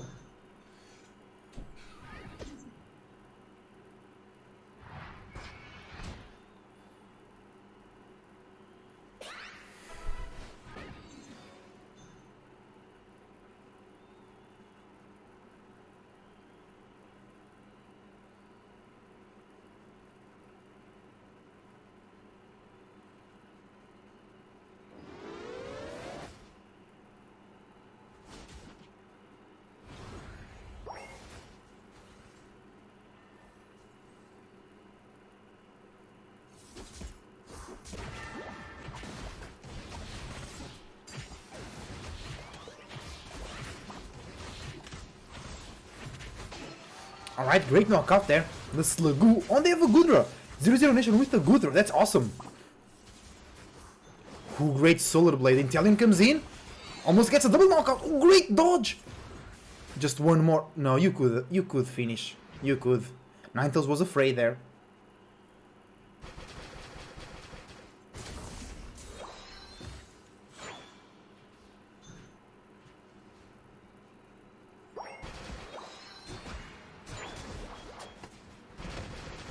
Ooh, Umbreon goes down. So it's Umbreon, Glaceon, and Leafeon. That's what I thought. I was wondering if it was the Glaceon or the Espeon. We don't see a lot of Espeons right now. Great secure from the War Turtle. Goodra needs to run away. Regis appear. Teams prioritizing the bottom Reggie. There you go, Intellion is already there with the liquidation. No, is it liquidation? I think it is, I'm not sure though. It is. It is liquidation. Oh, no. Umbreon went through the portal, not the knockout.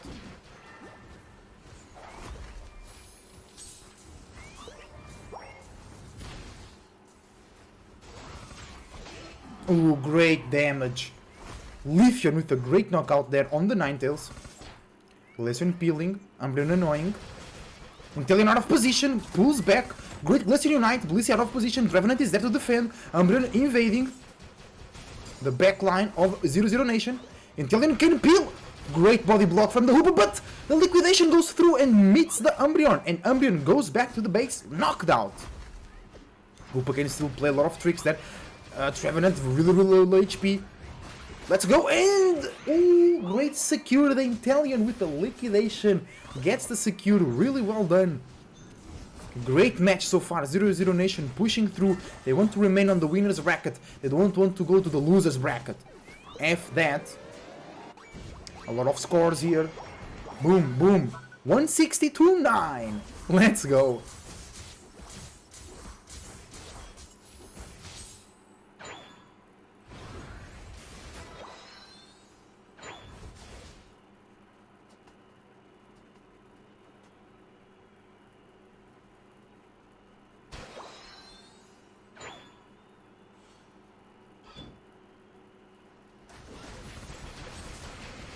Bro, Intellion shredding through everybody.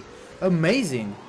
They just got like, I think it was Turtle with one liquidation, bro. It's incredible. Oh, Leafeon scoring in the back. Ninetales stops that, but push them closer to the berry, and they run away safely. No problems.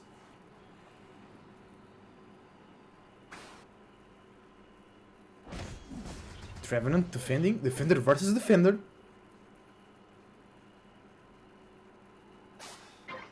Regieleki captured by 0-0 Nation, applying pressure on the top base. We don't see a lot of the Goodra here, but they can do great work as a defender. And yesterday I saw a Goodra with 10 knockouts. I think it was on the side of Team Peps or Time to Shine, I'm not sure. It was a team from Europe. Vamos 0-0 Nation. Vamos lá, caralho. Bora. Vamos que vamos. Abyssinian with a pretty dominant win on the first game. They got a score lead, then they protected Rayquaza and won the team fight.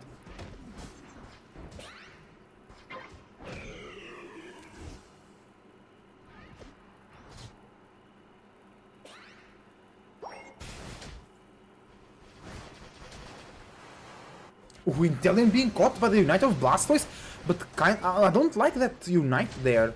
It doesn't accomplish much, right? Trevenant messing with... Oh, what? Hoop Unite here? Okay, for the Region bottom, I agree. Good move. Good Unite move, right? But...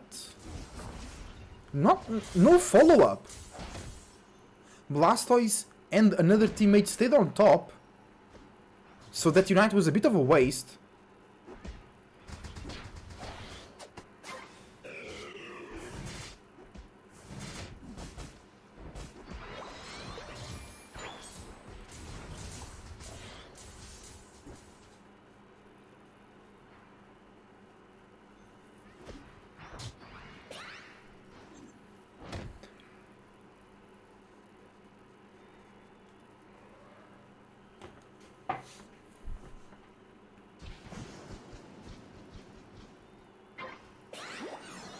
Regieleki appears. If 0-0 Nation gets this Regieleki, that will be huge for them and for the late game push or late game team fight. Trevenant trying to score 40. Hoopa is there to stop them. Okay, Trevenant runs away. No worry. No worry, no worry. It's being done. Glaceon with Icy Wind can go there and just pop it.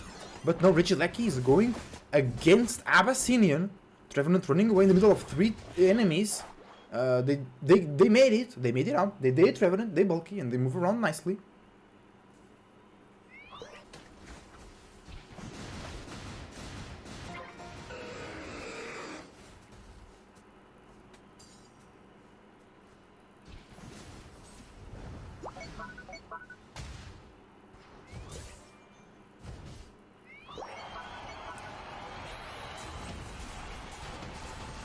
Alright. Good. Umbreon goes down. It's always great to take that annoying defender first. Gudra jumps on the Blastoise. No, I thought Hoopa united Gudra, but they did not unite. Bro, that liquidation. You don't! Oh my god! But no, great Blissey unite, bro! Saving Ninetales. Leafeon in the grass, jumps Inteleon and Ninetales. But Blissey, great comms from 00 Nation. Blissey saves both of them. Great attack by the Leafeon, and they committed their unite. Oh, they on the Gudra. Gudra unites. Now yes. Blastoise is coming from the back, spinning to win, but not really winning. And Gudra gets the Leafeon. Huge. Abyssinian looking weaker in these team fights for sure.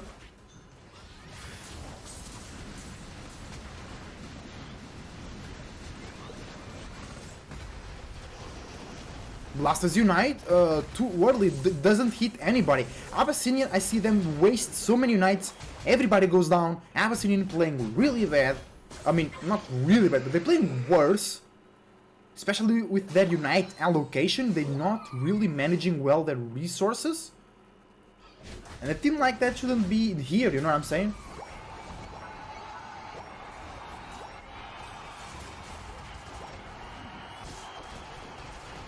And that's GG. 0-0 Nation takes the second game and makes it 1-1 and takes this to game 3. Well done, well done. Let's take a look at the A stream. Gudra's Unite Little music is so funny, man. And here we have MJK with a chance to go through against Jill. On the B stream, we got a win for 0-0 Nation, 6 knockouts for the Inteleon, 5 for the Gudra, and only Leafeon with knockouts on the side of Abyssinian. GG. G to the motherfucker G.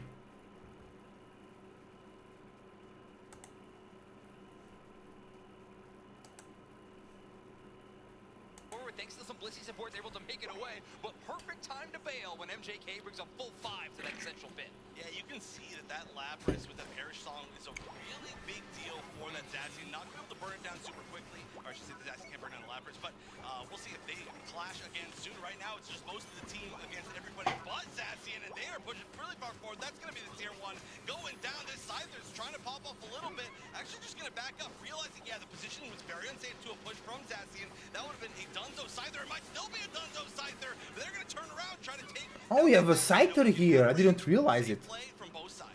I really like to see Scyther here. Gameplay is from Neri. They put down that little combo that we see all the time, and that is just a huge area that Zacian just get pushed out of completely. If you stay within it, it's a sure knockout the other direction. An amazing anti-dive Pokemon, really the cornerstone of that strategy, making it so hard for S4L to find any way into the back line.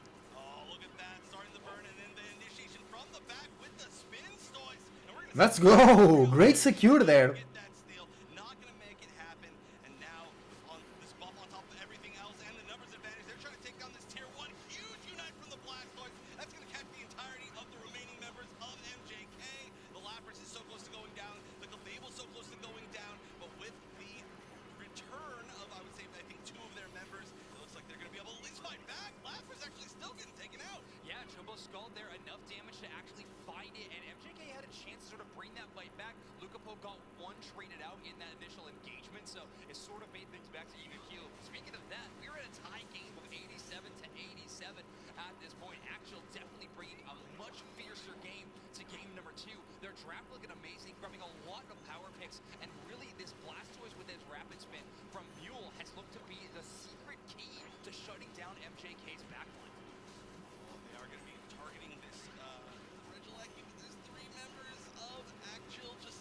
Well done.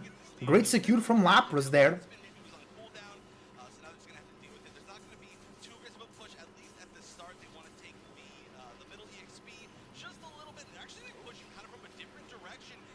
Ooh, huge confrontation here.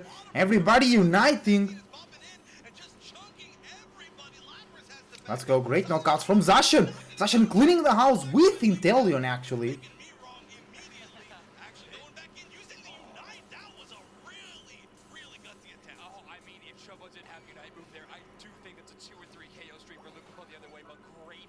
Chobo to immediately shut down that threat thanks to the slow beam of Slowbro. Great call out. Problem is, both of those Unite moves won't be online for this next Basement Reggie fight. Second Basement Reggie is one of the most impactful objective fights of the entire game. It can set the pace of your experience and be the difference between a level 12 or a level 13 or 14 in the end game. And look at this, we're just barely getting to these Unites on the side of MJK. We just had 2 members hit 9. Of course, one of them already had it at 8, but one more still needs to even hit 9 potentially. And so we are just not at a great level. And there's going to be Sassy and yes, MJK being dominated by Axel. have some very, very strong secure. Wasn't even all that much of a challenge. A small attempt, but whoa, right in the Lapras. They're going to go for the counter engage. Let's go! Great Unite from the Blastoise though. Zacian goes down. Zacian is going to go down. It's going to be a lot of great return EXP for MJK. But this is going to be a brawl in a few different areas here as Lapras is going down as well. That is a behemoth of a blade. Great play from S4L, really setting up the rest of the team. This fight is dragging on quite a long time, but FA is doing a great job of cleanup. This Inteleon liquidation has been relatively untouched in the backline. Scyther has had a hard time finding this Inteleon, but I really do think it's thanks to Mule and thanks to Chobo for their incredible defender play, playing something we like to call peel, or just defending your squishies or your carries and making sure that it's really tough for them to get knocked out by their positioning and by using their moves in perfect. Okay, Team B, Stream B coming online as well. Zero overdone, literally exactly 0. Just trying to make sure that that is broken down as much as possible. Yeah, let's watch the draft from the B stream. They are going in, and they've done a lot of AoE damage themselves. Game 3 between 00 Nation and Abyssinian. Left, but it might only need 2, as we're going to get a ton of damage out of that play. Finally, though, going down, and this was a huge team fight for Experience. Umbreon Leafeon. Bro, Lapras Inteleon. That's so strong. Yeah, Sona coming away with a KO streak of 3. This Lapras is at level 13, by the way, at this 3-minute mark. This Pokemon is so strong when it can start rolling over their enemies. A lot of Unite moves used in that team fight, obviously, and actually I was worried about the play from Hagu King on that Umbreon. They used that Unite move extremely early. Oh no, it's Lapras So great Ninetales. No Inteleon peak here. Okay. Themselves a great push, and actually Axel's not going to be able to respond in kind until that final stretch. BZ with a bit of an overextension is going to get knocked out, but well, I mean, Zacian is 14 now, so that could be back to the drawing board. Now there is the Inteleon Ninetales. Isn't that the same team they used on the last match that they just won? Okay, let's take a look at the A stream. A stream is here.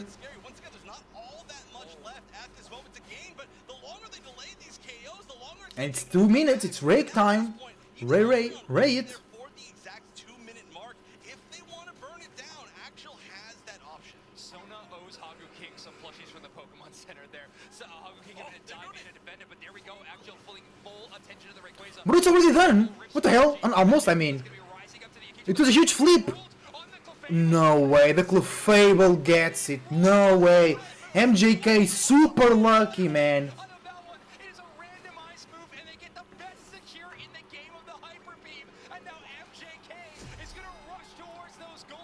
GG, MJK goes through, Egil is down! Down to the losers brackets, they can still win. We're not in Japan, we're in Las Vegas. Yeah, because Blissey, not Blissey, Clefable unites, and the unite is random. It can be between Block, Hyper Beam, Fly, and they got Hyper Beam, which is the best for securing objectives in the game for sure. Let's go. B stream. Here we are. 00 Nation and Omo Abyssinian coming in through. Who is going to win and go through the winners bracket? Or continuing to go through the winners bracket?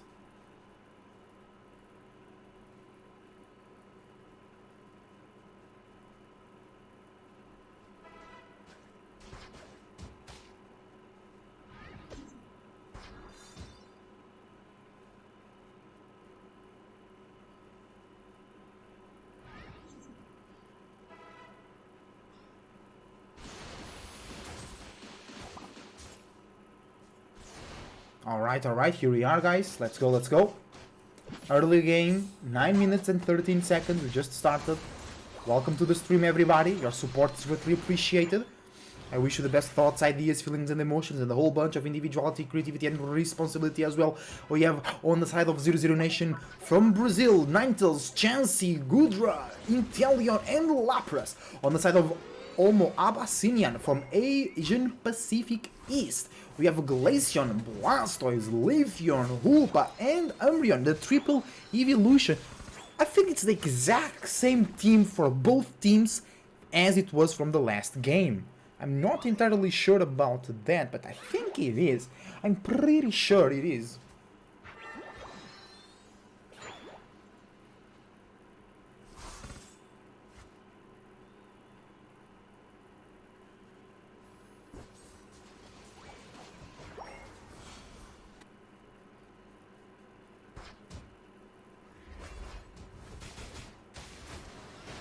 Well done, well done.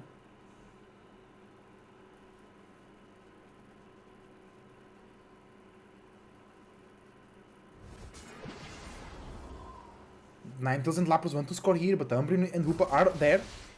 Yeah, and Umbreon is immune to hindrances for a while with their shield, with their passive, I mean.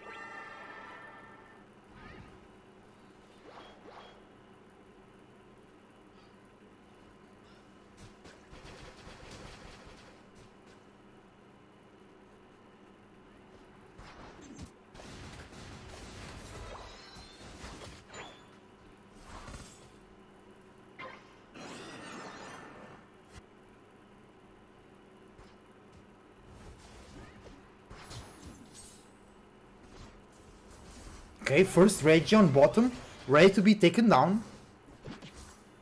In terms of levels, Abyssinian is a bit better already with a level 8. 2 level 8s actually. 00 Nation with no level 8s at the moment. Great knockout there with the Lapras. Actually the Ninetales, but Ninetales also goes down. Hoopa goes down. And they're doing this Reggie Rock and Leafeon gets it. Leafeon being very good, but it's really like the casters were saying yesterday, it can be really good or it can be really bad.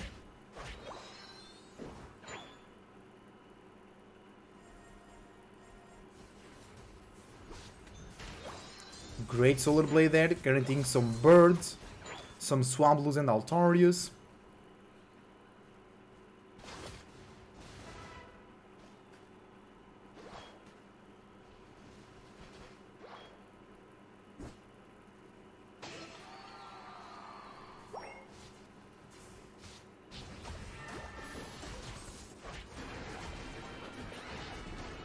Okay, 00 Nation pushing through here. Umbreon in a bad spot. Almost, they go away. So, unite, defensive unite.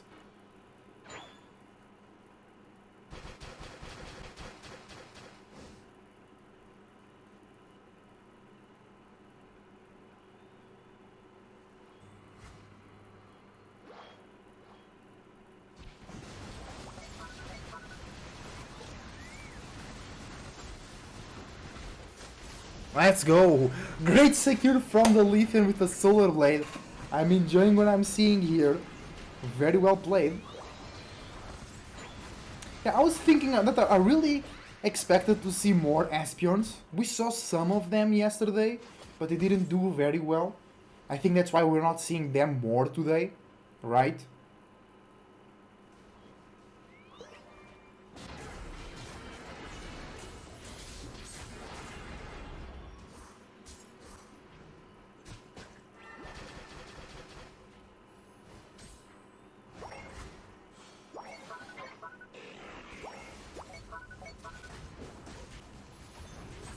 Great push here on top, great defense from the Hoopa Unite.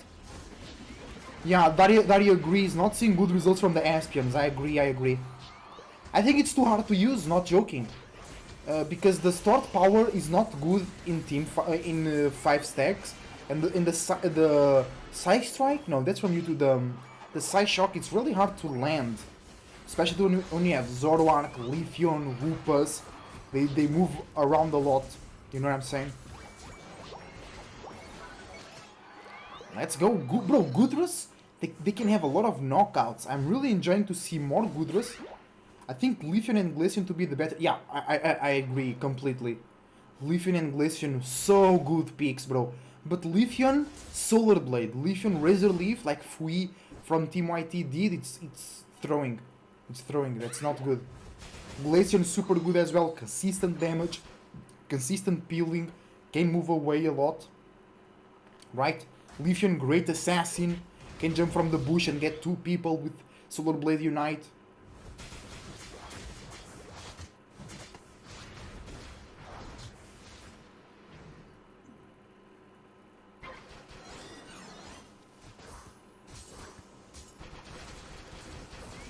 A lot of Blisses in the tournament, a lot of Fables, not as much Confes, a lot of Intellions, a lot of Ninetales, Nerf Lapras, right?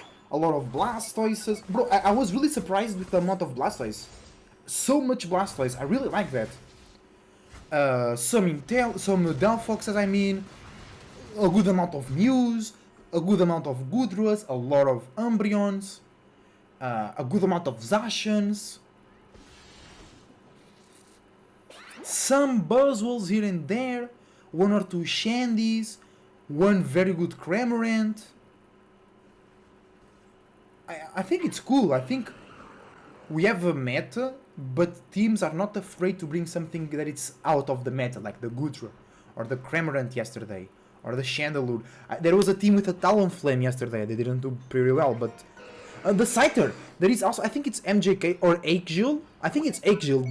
They really like to bring out the Scyther, and it brings good results. Buzzwole, yeah, I saw it like two times. I saw Buzzwole like 2 or 3 times, but it was here. Celestial from TTV was using Buzzwole for an example. Let's go. Who takes this Rayquaza will continue on the winner's bracket.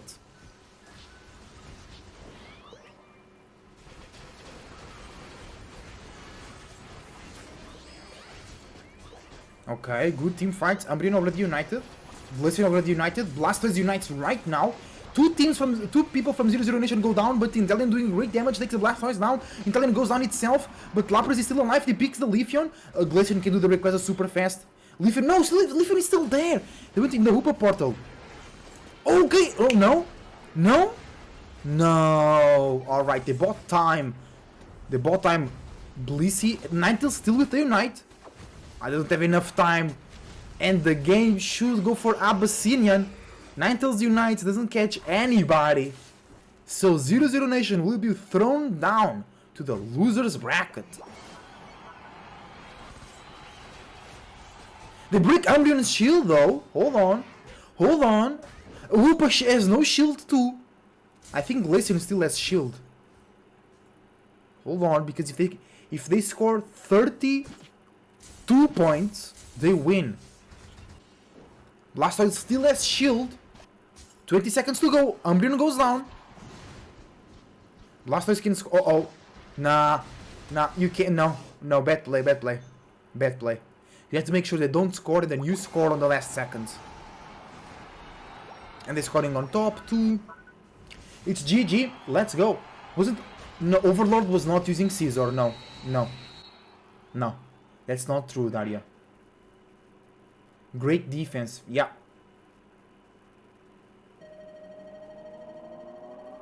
Almost Abyssinian keeps their path through the winner's bracket. Bro, Gudro with the most knockouts. 4 knockouts, see? I tell you, Gudro is really good. Really good defender. But it's not over for 00 Nation. They go to the loser bracket. Like, they can still win. Alright, guys. I thought he did in the first game yesterday. No, Overlord did not pick Scizor in the first game yesterday. Are you confusing it with Scyther? because perhaps, let's take a look. It was the first game of the stream, so it's gonna be easy to find. Of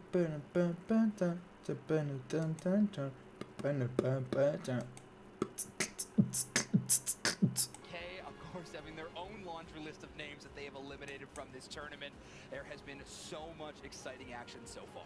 Yeah, and something to mention about the main stage, Oyasumi Macro will start with down one game. MJK will be up a game here due to earlier today, the match that they had on the B stage, due to poor sportsmanship and just some misconduct there. So they're going to be starting down one. We're starting down one. MJK obviously having an advantage, but I would not count either one of these squads out in this scenario. So much talent on these two teams. We just saw MJK showcase that Lukapo is absolutely cracked on the sticks on any option that they have available to them. Give them Scyther, give them Urshifu, anything. It looks so good. But Oyasumi Macro also chock full of talent. So many. You remember it was red. Okay. So impressive in this tournament so far. Of course, you can't mention Oyasumi Macro without mentioning Mame themselves. You know, a perennial favorite from last year that really showed up and showed out on this same stage. On TTV versus stage. MJK. All over again as they are on the main stage. You see Buzzwell on Celestial. We've got a little bit of background duty to do, so we're going to take a quick pause for the cause, and we will be right back.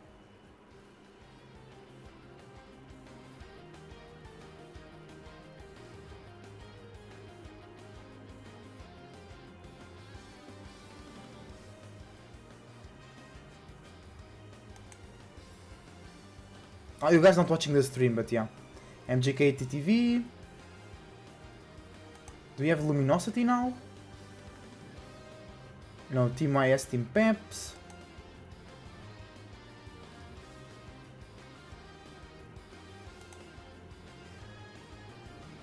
Okay, yeah, we have LG here. Oh, Lorndarty, let me confirm. Okay, so in the first match, Overlord was running the Zorwark, yeah, yesterday. Yeah, they were running the Zorwark. Okay guys, I'll go to the bathroom real quick. See you soon.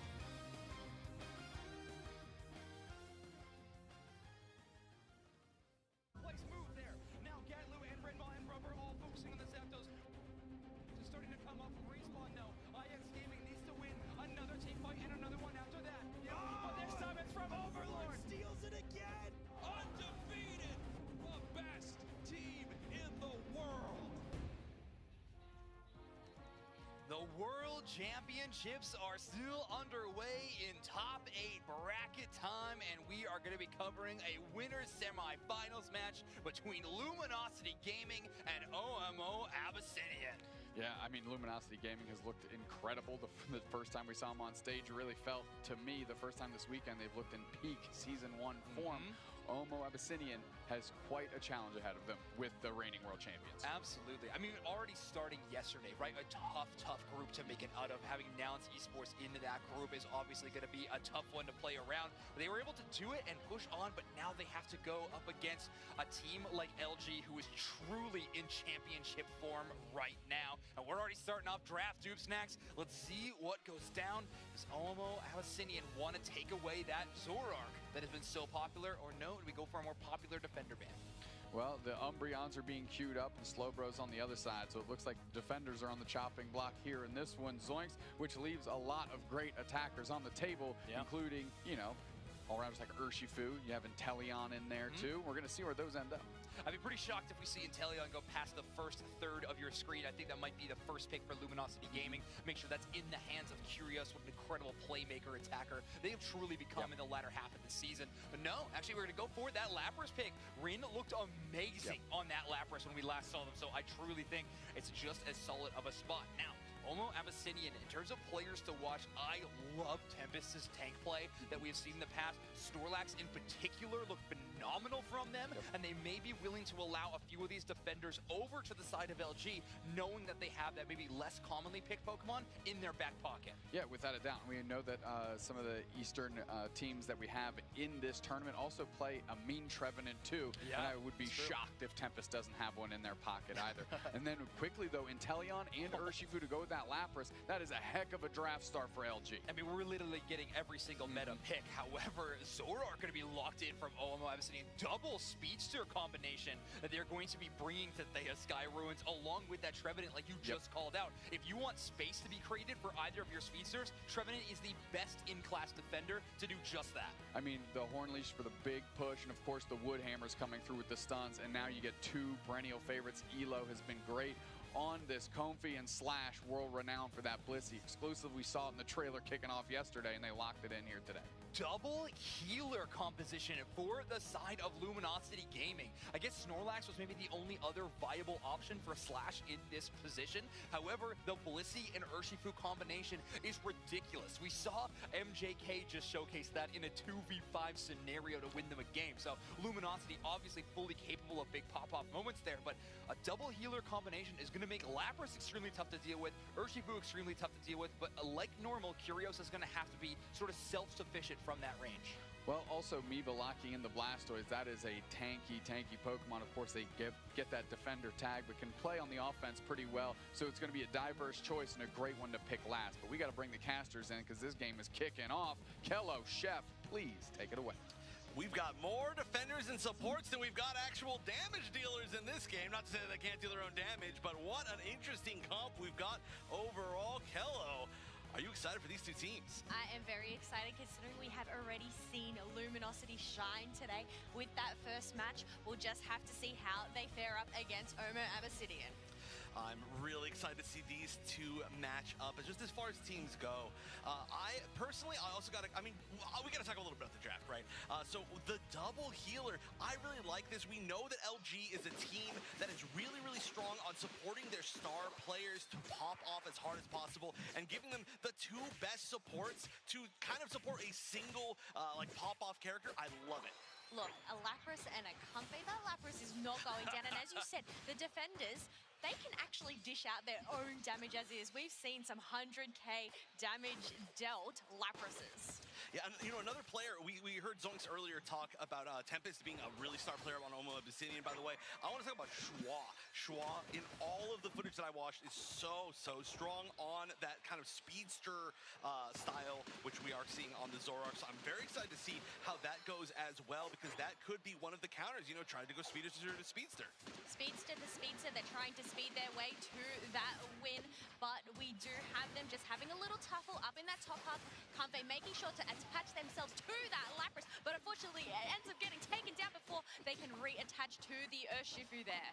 Ooh, trying to get the Squirtle, and is gonna get it, but we do have, the Zoroark was there, could have tried to get a little bit of revenge, didn't want to choose to engage, rather trying to get all the Altaria, which is going to happen. That's gonna be a huge boost of experience. Yeah, I don't think you're gonna be able to take on either of those before the Poopa Portal. Will they come back through? They will. They're going for the KO, but not gonna be able to quite get it. Hoopa super low and barely escaping. This could be a great opportunity for the turnaround. The Squirtle is here as well. This is so early for a fight, but no, they're not gonna be able to escape. Too many on top on the side of Omo Abyssinian, and they're gonna be going back to be aggressive. They are putting the pressure up in that top lane. They want to shut down that Lapras ASAP. Otherwise, let's go have a look in the bottom path here. We have Blissey getting taken down, and now the Drizzly's here as well. Zoroark diving in deep, not even worrying about that Fluxo. Double Lapras here with the illusion, trying to just, you know, weird them out there. I know they did that to me, but we are having them back on up, making sure to go into that central area and focus on those Swablues and Altaria that have just spawned. Yeah, let's be honest, the illusion, it doesn't really trick the other team, it doesn't really trick your team, it just tricks the commentary. That's all it's for, just to make us very confused, and it does a great job of it. No, it can be actually pretty confusing when, when you're zipping around a Zoroark, which is what you get to see all the time. But as things stand, things are still looking pretty good for Omo Abyssinian. This Zoroark, Schwa, exactly like I was saying, really starting to pop off a multiple level, 2+ level lead on everybody else. Oh, the Ninja Doll! It delays a little bit, not gonna get you out of there though. No, that Solar Beam ends up finishing it off at 30 dunk, and it looks like Schwa ended up not getting in there 40, making sure to just try and whittle it down as much as possible so they can get a maximum overcap. Yeah, look at this. This Zoroark is just, to be a Zoroark and be against the team that has some of the most pop-off potential, and you're the one popping off, that is just showing how strong Omo Abyssinian is so far. And we're having just two members of Omo Abyssinian completely uncontested at the first Reggie, basement Reggie. Very strange, but at this moment, they're having to deal with the Zoroark more than anything. It's like an entire team to itself, uncontested there. That's going to go to the Leafeon double speedster, by the way, which I didn't get a chance to talk about, but this is looking great for Omo Abyssinian. And that's the benefit of the Hooper, especially having those tier 1 pads. You're able to just teleport up and down, be wherever you are needed. We do have Leafeon being targeted by that liquidation, but it wasn't able to finish it off. Thankfully, able to teleport home thanks to that hyperspace hole and get some full heals. The Inteleon's going to be, I think, a really key part of this game. Actually, I'm going to talk about that in just a second. Let's see if they actually continue to push. No, a lot of damage from the Trevenant. One lot was from the Inteleon, by the way, but being able to take out, kind of with an auto-target liquidation, one of these two speedsters with how much damage Inteleon can do can be the game changer if you can make it happen correctly. But if you're the one that gets dove as the Inteleon, then you can be the one giving up the game. That's where those stacks come in to get that crit damage as well. You want to make sure before you pop that liquidation that you have one of those diamonds on there. Otherwise, we do have a little bit of an engage here. Bliss Assistance going onto that Lapras. Zoroark just zipping their way through to that portal, popping back up like a jack-in-the-box, and now they are here to rumble. And we did to see some points going in a tier 2. Omo Abyssinian leading by 136. And on top of that, actually, they're the ones getting pushed now. This is going to be a great way to counter exactly what I was just saying. Now down within 46-point difference. And there's an attempt to get some experience here. This Hoopa maybe not going to be able to get away. It's going to be very tough. Hoopa does have that really sneaky ability, but, the grass knot Comfey gonna make sure that doesn't happen. This is why you do not want to come up against a grass knot Comfey. It just ends up locking you down on the ground, allowing that Urshifu to finish it off. Zoroark on such low HP. Urshifu didn't even go to chase it down, instead focusing on this blue buff here. Oh, this is a great invade. And the Hoopa's back for a little revenge. Like, hey, I'm still here. You took me down, but I'm not going to let you just run around for free. And we are just about at the spawn for the second basement Reggie. It looks like most of Omo Abyssinian is going to be there, and only the Inteleon on the other side. So this could be a very scary thing considering the Zoroark is here. You just do not want to get even close to that Zoroark as the Inteleon, or you are just getting basically one shot. However, this is going to be the Urshifu versus the Zoroark, maybe the main story of this game. The Comfey on top, the Hoopa as well, just allowing some of these resets.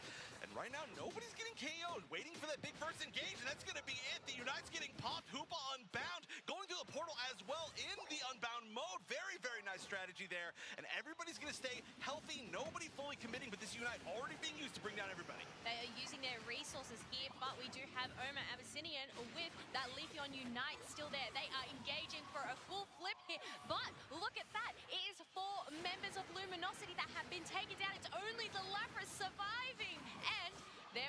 has been taken down. There is enough space for Oma Abyssinian to take down this Registeel for themselves. They actually all almost went back and had Reggie reset right there. But it was a great, great turnaround.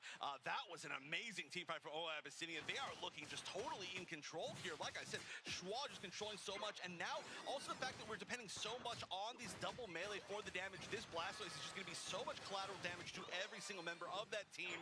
I just feel like the team comp in general from Oma Abyssinian is just great, but still not too huge of a lead. They've got about a level on most of the members of Luminosity, and we've still got 3 minutes and 18 seconds left in this game. This big Regieleki could be big, especially if Luminosity can get it sending to the tier 2. Yes, that will create some pressure, waste some time, allow Luminosity to just get some resources that they do need, because looking at the levels, we have 3 level 13s on the side of Oma Abyssinian, and the largest level in Luminosity is only that level 12 Lapras. Yeah, we might see 14 too by the final stretch. We, I think, have a great chance of that. They are going to have to take a little bit of time to take down the Regieleki. Regieleki does give you a little bit of experience, though, so it's not the worst thing in the world, especially considering their half of the map is far. But this is a big push. Right before these final 2-minute mark, we're going to see a real big attempt to at least get some of this tier 1 down, maybe set themselves up for a big overdunk. However, too many members, they realize, of Oma Abyssinian are coming down to defend. Big bonus of having that Hoopa is that everybody can rotate to wherever they want to. Everybody can go back, even if you get that first initial damage. And now look at this, just back to mobility. It's going to come down to this final stretch, this Ray fight, and it's going to have to be Luminosity to make the first big move. Yes, going to have to be the Luminosity to make the first big move, but look at this. We have Oma Abyssinian already in this central area, while Luminosity are just trying to farm up some experience, get those levels up and running. Everybody does have their Unite move, except for... Hi everybody, we are back right in time to catch up the final moment of Luminosity versus Oma Abyssinian. But let me see if there is anything on the B stream. No. Nothing on the B stream, alright. Let's go. The Blastoise goes through, doing a lot of damage. Overlord. Oh, Urshifu Comfey, that's the combo. No, there is Zoroark there as well. I know Overlord, Zoroark is on the other team. That's why Overlord picked the Urshifu. Abyssinian got 2 Regis on bottom, banning Umbreon and banning and Slowbro ban.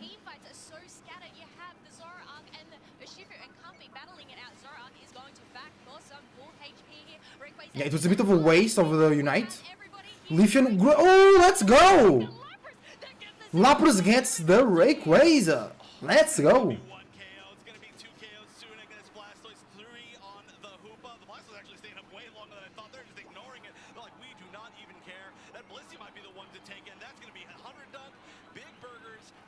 GG. But there's still only a 40-second lead. All right, starting to build. It's starting to build. And these points, yeah, this is starting to become unsurmountable. They would have to somehow get all the way across the map. They do have a good amount in their pockets, but this is looking like this might be the game for Luminosity. We do see, though, Tempest gonna get almost down, undoubtedly, this 84 in. 84, but it is no match to that 520 points that Luminosity have on the board. May seem like things are dire going into that final stretch, but you know what? When there is a Ray, there is a way. There always is, and that fight just went so well in the favor of Luminosity. That was really GG, super well played. Keep Overlord up, and that's the most important thing, is that you keep Overlord from not exiting the fight, right? And there were some moments where there were some really big jumps against Overlord, but they did not fully have the damage to back it up. Like, I think he went down to maybe like 10% HP, maybe 20% HP, but one more big hit could have been it. And so, I want to know what the casters think about that, because that was really close to kind of getting out of the last lifeline for North America. Down to the wire it was. Deuce Snacks, LG, the last hope. Down to the wire, indeed. Up here a little bit, or everybody back home in the NA region. Without a doubt, coming in with that classic, as you know, Lapras, the secure monster, Yes. stepping up, correct, getting the fairy Pokemon in there and sealing that thing up. And it was a great moment. And like Chef just pointed out, obviously the main target when any team is trying to engage in LG is to take down Overlord and then do the work that you have left after that. And they just couldn't quite cross that threshold, and because of that, they were able to just start shelling in damage, getting themselves a Rayquaza. And subsequently a win. I was worried about this double healer composition that Luminosity was trying to employ. I didn't have a whole lot of confidence in it. However, it looked real good when you're trying to support Overlord in their incredible Urshifu gameplay. And man, did it ever look amazing in this game number 1. Currently, they have a 1-0 lead. Reminder, whoever wins this is going to be in that winners finals matchup. Luminosity definitely playing with a lot of fire. Yeah, Omo Vicinity, you see right there, I mean, they were trying to get the Hoopa portal down, was OMO, but they got chipped up immediately, and then when they were there, they were sitting ducks, and they got buckled instantly. So, I mean, good team fight out of LG, way to suss out the situation. Omo, though, they had themselves a pretty darn good game up until that point. It was actually such an interesting decision there from the Hoopa on the side of Omo Abyssinian. They had the hoops unbound, they had that huge stun in hyperspace. Ooh, 112k damage for the Urshifu. Overlord. Unfortunately, it was the Lapras that grabbed Damn. it. It was really a tough 50-50 choice. No surprises here for player of the game, by the way. Extremamente Overlord assim. gonna take that one, 112,000 damage. Sim. Again, I have never seen a 5-digit number in that category for this player. Certainly not today. No. And every time they put up Overlord's picture, they really need to have picture-in-picture with Slash and Elo there as well. Because, I mean, a race car is a race car, and it can go fast, but there's a lot of people that make that thing go to begin with. You got to give them credit, too. To quote Rin on stage, saying Elo can 1v9 out there. Support's not getting enough love, so Elo definitely has been an amazing part of this team. You can see them here on the end of the table. Calm, cool, collected, but honestly what Elo brings to the table is just amazing playmaking, but they back that up with mechanical skill. How deep the pool is for this support player is absolutely incredible, and when they get to play Hoopa, I always want LG to play Hoopa. When they get to play Hoopa, it looks so unbelievably good. However, the co-face been looking fantastic. The support Umbreon from Elo also been amazing this weekend. Without a doubt, we're jumping straight into draft. LG. Let's go draft from game number 2. If Luminosity wins, they go to the winners finals. And that's really, really good. Early strategy, Omo Abyssinian sticks with this strategy. I'm really going to like it. You ban away the slow row with the hopes that you can grab the Lapras. However, LG playing really well into that time frame. Yeah, exactly. Great draft skill. The table, Umbreon is going to be in tough contention. However, of course, Inteleon and even Leafeon, which Homo has definitely been showing a lot of draft priority to all weekend long. They could try to grab this early. However, I imagine we're going to be looking at either Umbreon or Inteleon. That's a great call out. Something I want to shout to Omo Abyssinian. A lot of the teams from the East don't respect Slowbro as much as the teams from the West. And to see Omo make a nod to the Slowbro. Thank you. Shows to me that they're thinking Well served. Evolving a little bit, locking in another premier defender in Umbreon. Wow, look at this aggressive draft from Luminosity, taking out 2 incredible damage-dealing Pokemon. Inteleon Zoroark, crazy picks. From Omo Abyssinian. If they want to play that double speedster composition, they're going to have to be moving a little bit farther down the tier list in terms of speedsters to round out that play style, thanks to Overlord grabbing one of the best in the game. Well, 2 things to note. In the face of those damage dealers, they've given themselves another bulky Pokemon in Blastoise, double defender for Omo Abyssinian. They're hovering it now. This might be our first opportunity to see it today because, man, it is something special to watch Elo work with that Pokemon. Upa, Trevenant, alright. For many months now, it seems like. Yeah, and I'm not getting any better. Okay, good. Well, now is the time to focus up, dudes. Next, Elo is about to put on a clinic, I know, but what is Omo Abyssinian going to grab for their support pick? Umbreon really can fill in that role. Blastoise can fill in that defender. I'm not enjoying the Eldegoss picks. I think it's not great. But we're seeing some of those Eldegosses. And the Espion too? We're just talking about how it's not very common. I mean, it is common. It's not very common, right? Due to Espeon being picked, that natural counter of A9 into Buzzwole, it does not exist, and now this Buzzwole pick feels a lot safer into this combination of Omo Abyssinian. All they're going to have to do is avoid those Umbreon mean look stuns, and other than that, they're going to have free range to run around. Yeah, I kind of thought maybe that Eldegoss would become a Clefable, at least gets gravity coverage there. It's like a pseudo coverage, but alright, let's go. To me, and something we haven't seen almost at all this weekend, there's no Urshifu in this game. Not on the bans, not on these. No Urshifu, no ban, that's true. Deep in the well to figure out how to break each other here. Really with the Buzz. Buzz. Buzzwole. No Leafeon too. Lapras banned, in course. No Zacian. No Zacian. Yeah, that's the one that Let's see how game 2 looks as Kello and Wonder Chef take us away. All right, here we go, Chef. Omer Abyssinian versus Luminosity. Now, Where's Luminosity, they are Flareon? looking Totally. quite fierce. Where's If they Flareon? In the game. they're going to progress It's their the way three through that first first evolutions one. that are Like I missing. said, Jolteon, I'm looking for down into that Vaporeon. lower bracket. Vaporeon, and Flareon. They're missing the three of them. Exactly what Doomsnack said. An LG game where there's no Urshifu. I actually do not literally remember the last time that we saw that, so I am very surprised. But on the other side, Omab Abyssinian, they were just 2 picks away from The having music. the full EV team. I feel like they should have just done it at this point. Look, you gotta rock those Game full 2 goes EVs, on. a little boost, Yeah, big, but 1% no. buff. I don't know, we have Squirtle and Agosi. I'm talking about if a Otherwise, team will we go are full sending EVs that to get that second 1% area buff on six, we want to everything. get it on the line. And we do have the Gossy Flirt. I believe it'll probably end up taking this red buff for themselves to just slow down their opponents. Yeah, and of course, this is going to be the most confusing little phase where you have 3 EVs on the same team. You're going to figure out which one is which by looking at those kind of health bar portraits. But once they start getting that level 4 involved, it will be a lot more simple. But whoa, okay, aggression. This Buzzle might go down right off the bat. Great heal there. Yeah, And great it's heal. not quite going to go down, but a surprisingly high amount of damage from a Gossifleur / Squirtle path up on top. That seemed like that was not going to be quite that much. So it's just Ah, all about this getting is all. that experience Yeah. earlier on, trying to get those levels, especially coming back to a Buzzle that doesn't evolve at all. We have a match on the B stream. They have to play it safe, otherwise down in the bottom half. That's gonna be Makuro versus MJK. Luminosity getting those first points Okay. of the match. So that is some stats on the table. Oh, it's both teams from Japan. Sabo going down instantly, but then in return, the Leafeon going Yeah. down Ah, and Yasumi Makuro had bad sportsmanship, and they rest MJK, so they're starting with one loss. I don't know what they did, though. They didn't say. Drain. Oh. You really want mean, to I don't know. nerf it for a little bit later in the game. Oh, but we do have that pollen puff attached to Overlord. It is able to survive and make it on out as we have the Buzzwole and the Phantom there to protect it. Going back, going to make sure to get those buffs in. But you know what? Hooperpoddle, it's going up, it's going down, I don't know. But we have Curios here in the bottom half. Let's go, let's go. Trying to contest this farm, trying to get that level 7 ASAP.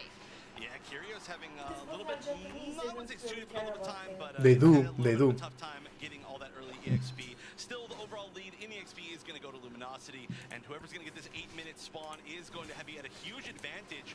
And that looked like that was not Psyshock looking like. No, it isn't. It's It stored doesn't power. have that secure. Yeah. Instead, It's stored power, okay. I can't even remember what that move is. I Chef. know. Oh my gosh, my brain's just blanked. There we go. We both blanked. You know, to be honest, I blinked out on it and I threw it to you and I was really... How often do we I see put you an on the spot. SP I on? know. All right, here we go. We do have another KO. Zora Arc is down for the count right now. We do have Trevenant making sure to be in that front line, making sure they do not get any dunks. They want to keep that as a donut. Oh yeah, but oh wow, that's so much damage. Look at even on the A lot of Unreal, damage, let's go. To get out of there, the liquidation. Oh, immediately doing so much damage, but also doing so much damage is going to be that Solar Blade. So this is just Solar Blade is so good, man. Once again, I know I've said this a lot, but Free really fumbled by going Razor Leaf yesterday from Team YT. With the Leafeon this time around, with Schwab piloting a different speedster, which is arguably maybe even a scarier speedster, but depending on how it plays, and there we go, that's exactly why, especially with that Unite, one of the greatest kind of targeted KO options in the game, but who's going to get the last hit? That's going to be, once again, Schwab on that Leafeon, looking to be popping off once again, I say as they get KO'd. Yes, that is a bit of a trade there, but we have the Zora. Okay, let's go. We were already watching this match. We'll continue watching this match instead of starting the other match. A huge horn leech, and now we have a reset there from the Hoover portal. They are diving back in. Umbreon is left all alone. 1v4, they cannot survive that all the way. Wow, look at that. That Solar Blade took over half of Curios' HP in one single hit, but then it was just like, yeah, I'm just going to farm a little bit of damage, trying to get that over 100k at the end of the game, but I'm going to let you take that goal because I definitely cannot solo defend that. That's one of the biggest things. Oh, speaking of that, Bro, Overlord getting more knockouts. Let's go. Overlord just running amok. Oh, but getting taken down by the foul play. It looked like maybe, oh no, actually it was the Espeon that took down Speaking of Muck, So finally, I think it will be a great defender. we're not seeing Muck just like absorbs people, you know what I'm saying? He grows into a huge pile of poison and you can't go through. There we do have Like, Zora the trying more, to get in there. the Dunks, more but you Olivia are was there to try and stop that. or Going in back increase. for a reset. Yeah, the more poison you take. Take those And the wild loose Yeah. poison you start taking.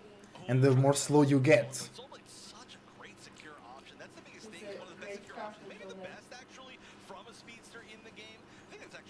Yeah, Espion going with Stored Power. Very broken for solo queue, but I think it's weak for team play. Great Unite from the Blastoise. And yeah, secure for the Inteleon. Just an attempt to back up. They've got to back up. They've got to defend this. This would take it down to 20, which will add a pretty good overdump if they wanted to. But aggressive out of Luminosity. They're going to be using the hoop unbound, trying to pull the entire team over. Let's go. Full throttle. Well defended by Abyssinian though. It's not over yet. Ooh, they can't defend. GG. Well done. Now, because that Trevenant ended up getting that 27, it wasn't as great of an overcap, but you know what? That tier 1 is gone and it's going to create so much space for Luminosity here. We do have a Reg Ice that has spawned in. Zeraka going in crazy. Trying to solo it, but Eldegoss is sneaking their way over along with the Umbreon, hoping possibly to get a steal. But look at this sneaky Inteleon hiding in that tall grass. Is it going to get spotted? And can they get the snipe here? Reg Ice ends up getting locked down once again by Shua on the Leafeon. Schwa has been an MVP player for sure this set so far, but I don't know if it's enough. Getting targeted there by the Buzzwole, managing to get away pretty well. Oh, I'm sorry, that wasn't Schwa getting targeted. Alright, good push here. Great push from Abyssinian. Great push here. They're really playing well there.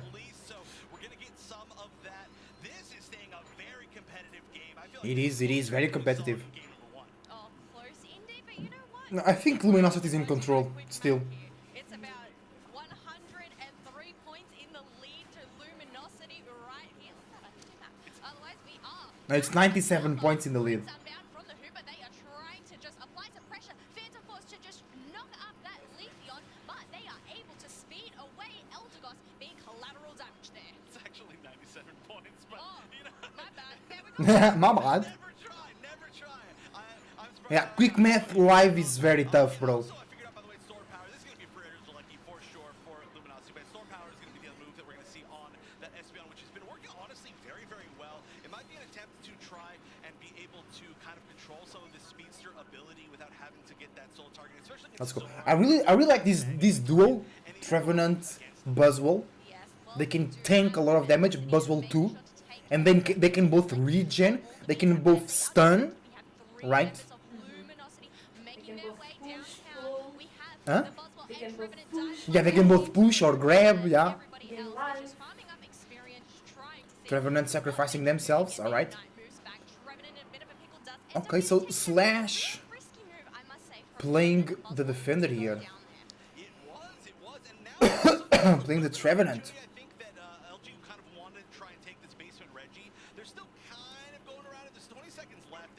Let's go. It's almost Rayquaza time. Rayquaza. I think it's a Rayquaza officially. I know, but you know, it's that IP, intellectual property. Huh? No, in Rayquaza, no, it's a different name in Japanese, I think. Let's go, let's go. Who will take this? Ray. Who will take the Ray, guys? Who will take the Ray? Umbreon with the vision. Blastoise in the back. Buzzwole wants to score on top. There is no... Oh no!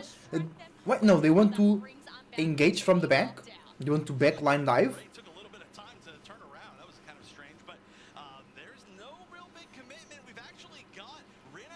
No. Buzzwole wants to score. And oh, scored! Upa Unite! Let's go. No numbers advantage. Leafeon is down. Upa Unites works wonderfully. Overlord melting the enemy team. Rina comes in and finishes everything. Let's go!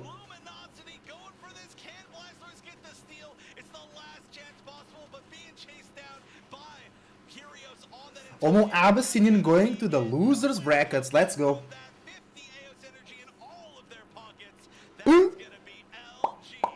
Bro, LG is playing so well.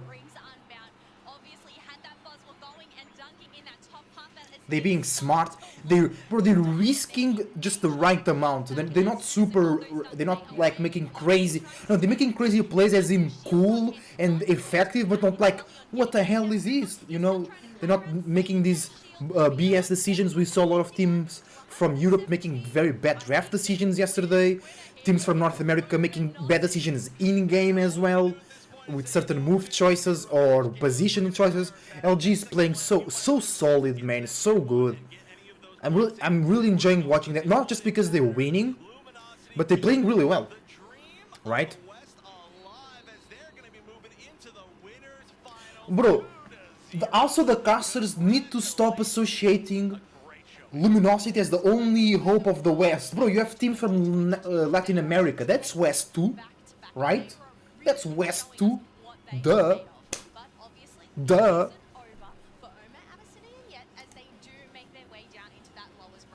Yeah, they've been playing amazing. I felt like they were doing really well in a lot of those situations. I think a lot of this just came down to those Rayquaza fights. Again, we saw such amazing speedster play. Yeah, it was all about the Rayquaza fights. In particular, just destroying the early game, especially when they were given that Zoroark. They were able to do so much. Even when they were given the Leafeon, they might not get as many KOs, but their secure power was off the charts. It's wrong, guys. LG being so comfortable. It's victory on the others. No, Luminosity victory. Okay. And you can see during this graph, they held that lead. They held onto it very, very Yeah, they were always winning. They They were always, not always, but almost all the time. As they flatlined towards the end. Yeah, them being able to control all that space and all that score was so great. Overlord did not make 100k, bro. Kind of low damage. The Sad. power actually leading the pack across the entire game, so that was a really Yeah, cool pick on the it didn't. Espeon. Yeah, I didn't feel like it wasn't a right pick. Leafeon Again, and it felt like Espeon with a lot of damage. Omi was saying who could win this. They were Arena actually with for a only good amount of 23 time, on the but Buzz. in the end, Buzz. I still think it was a cool pick and it was very impressive. So wait a minute. But didn't accomplish much, right? Like Start Power does a lot of damage because it hits various people. You don't need to aim it, but that doesn't allow you to be like, I want this knockout, you know? Yeah, this was honestly such a cool game to watch. This was so based around kind of like being able to have these really quick melee carries, whether it's actually Speedster, whether it's an Urshifu, it didn't really matter. This was just a great showing of individual skill and of course a full team to be able to back up everybody on each side. I feel like this is a really well-matched 2, and it didn't feel like a 2-0 to me. You can just see how much of a back and forth this was in these replays. All those individual gears turning to just work as a team and power that machine, the wrecking ball that Luminosity was. Obviously, we can see them popping their Unite moves. We have the Rayquaza fight here. It was super duper intense as they do pop their Unite moves, but thankfully, we did end up having that Buzzwole come in clutch. Yeah, the Buzzwole came in super clutch. Oh yeah, and there was even still almost a scary little chance that maybe the Blastoise could have done it right there, but a great spacing from Kyrios on that Inteleon. And like you said, what a great opportunity for LG to keep moving forward. Of course, your previous 68k, almost 69 Overlord. That was his plan. He wanted to make 69k. He was tired of making 100. 70k damage, almost probably the lowest that Overlord has had this entire tournament. Can we just add an extra zero on there? That wouldn't be wrong, I'm sure. No, not at all. But Let's go. Well done, LG. Well done, LG. Luminosity, they are looking good today as they progress their way through that winner's bracket. I don't know, can they get a clean sweep all the way to that grand final? That is a great question. There are so many teams from specifically North America and Europe that so many people thought were going to go far, right? Not necessarily every single team, but for example, I mean, like Talibot Believers from NA Amaterasu, all of them eliminated. The only chance left for those regions that have been somewhat playing together over the past UCS season is LG. So I know a lot of players are rooting for them. They want them to keep going all the way through. And I guess there's only one way to find out is just to see them keep going. And that is really cool to see. I love just exactly how, I guess, varied so far we've seen this top 8B. But we're going to see more varied matches coming up. No interviews today. There is no interviews today. Maybe they thought it was too time consuming. Okay, we'll do a break too. See you soon, guys.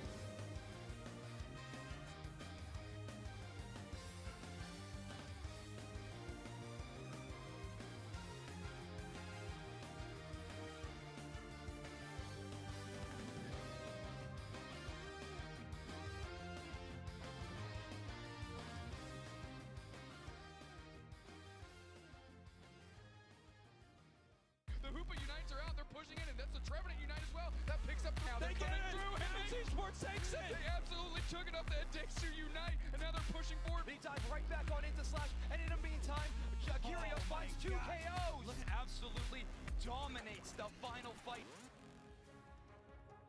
Welcome back to the Pokemon Unite Championship Series. We are here, day 2 of the World Championships live in Yokohama, Japan. And day 2 is the final day. We will know who our champion is at the end of these exciting matches. We have some incredible action left to go. So many amazing teams. I am Spraggles. I am joined by the one and only Wonder Chef. Wonder Chef, what a series we have for them next. Yeah, you know, you said it's the final day, but it's also the final chance for 2 teams and 2 different regions. I'm very, very excited to see this, but it's sad to see any of them go. Great teams that have done a great job so far. Yeah, we've seen so many amazing teams play. Obviously, we had this insane group stage on day 1, and now here we are in our top 8. We're taking a look at Actual. They went 3-0 in their group stage, but they are knocked down to our losers bracket. The last representatives here from Korea. They want to try to take this thing all the way up to the grand finals, and we have multiple members of Actual who have been to Worlds before. We see S4L right there. They were here last year, so the question is, can they climb their way out of this losers bracket? They really wanted to prove that Korea is a force to be reckoned with in the United scene. They've already proven that, but they want to keep going further. It's not going to be easy, though. Their opponents, like I said, also the last chance for their region. It's going to be Peru coming out of LATAM South. Yeah, Peru looking insanely good here on day 1, but of course once you hit this top 8, you're going up against teams that have fell every member of competition that has been up against, and this really is the best of the best. The last chance for LATAM South to do something here at the World Championships. Now these are our losers brackets, so if you Here we are, guys. you are going home. However, Let's go. climb your way through the losers bracket all the way up to the grand finals and still win this whole thing. And we've seen it happen before. There have been many months where a team has gotten knocked down. They figure out what was wrong. They figure out what was wrong with their strategy or their team composition or what they're doing inside of a game or their Dodrio not wearing 3 hats. And then they come back, they find a way to win, and we're going to see if either of these 2 teams can do it for you right now. Well, 3 hats may be a little bit much to ask, but I think if we do see that, that might be the deciding factor. But yeah, these teams are going to have to play super consistent. That's the thing. You said it's possible to make it all the way through the losers bracket. You just have to be so good for so long. And we're going to start off with these bands. Looks like Inteleon getting batted on the side of Peru, and Akjil is going to take out that classic Lapras pick. Yeah, so without Lapras as a first pick right here, we're going to see what Actual Lapras and Inteleon ban. I like that. Grabbing their defender in this moment, and as you can see, we have Umbreon. Umbreon, it's always like that. If you ban Lapras, the other team picks Umbreon. Defenders inside the game. But as I've said many times, and we'll Slowbro as well, great defender. This thing is done. There are so many good defenders as we see Slowbro snapped up immediately by Peru. I can't even imagine. After like last month, thinking that we might see Slowbro as the 3rd pick as a defender, and then a 4th pick here with the Blastoise. Blastoise being very big a lot as well, because it's very aggressive, does a lot of good damage. Buzzwole, let's go. Hoopa has just been the winning deciding factor that mobility is everything.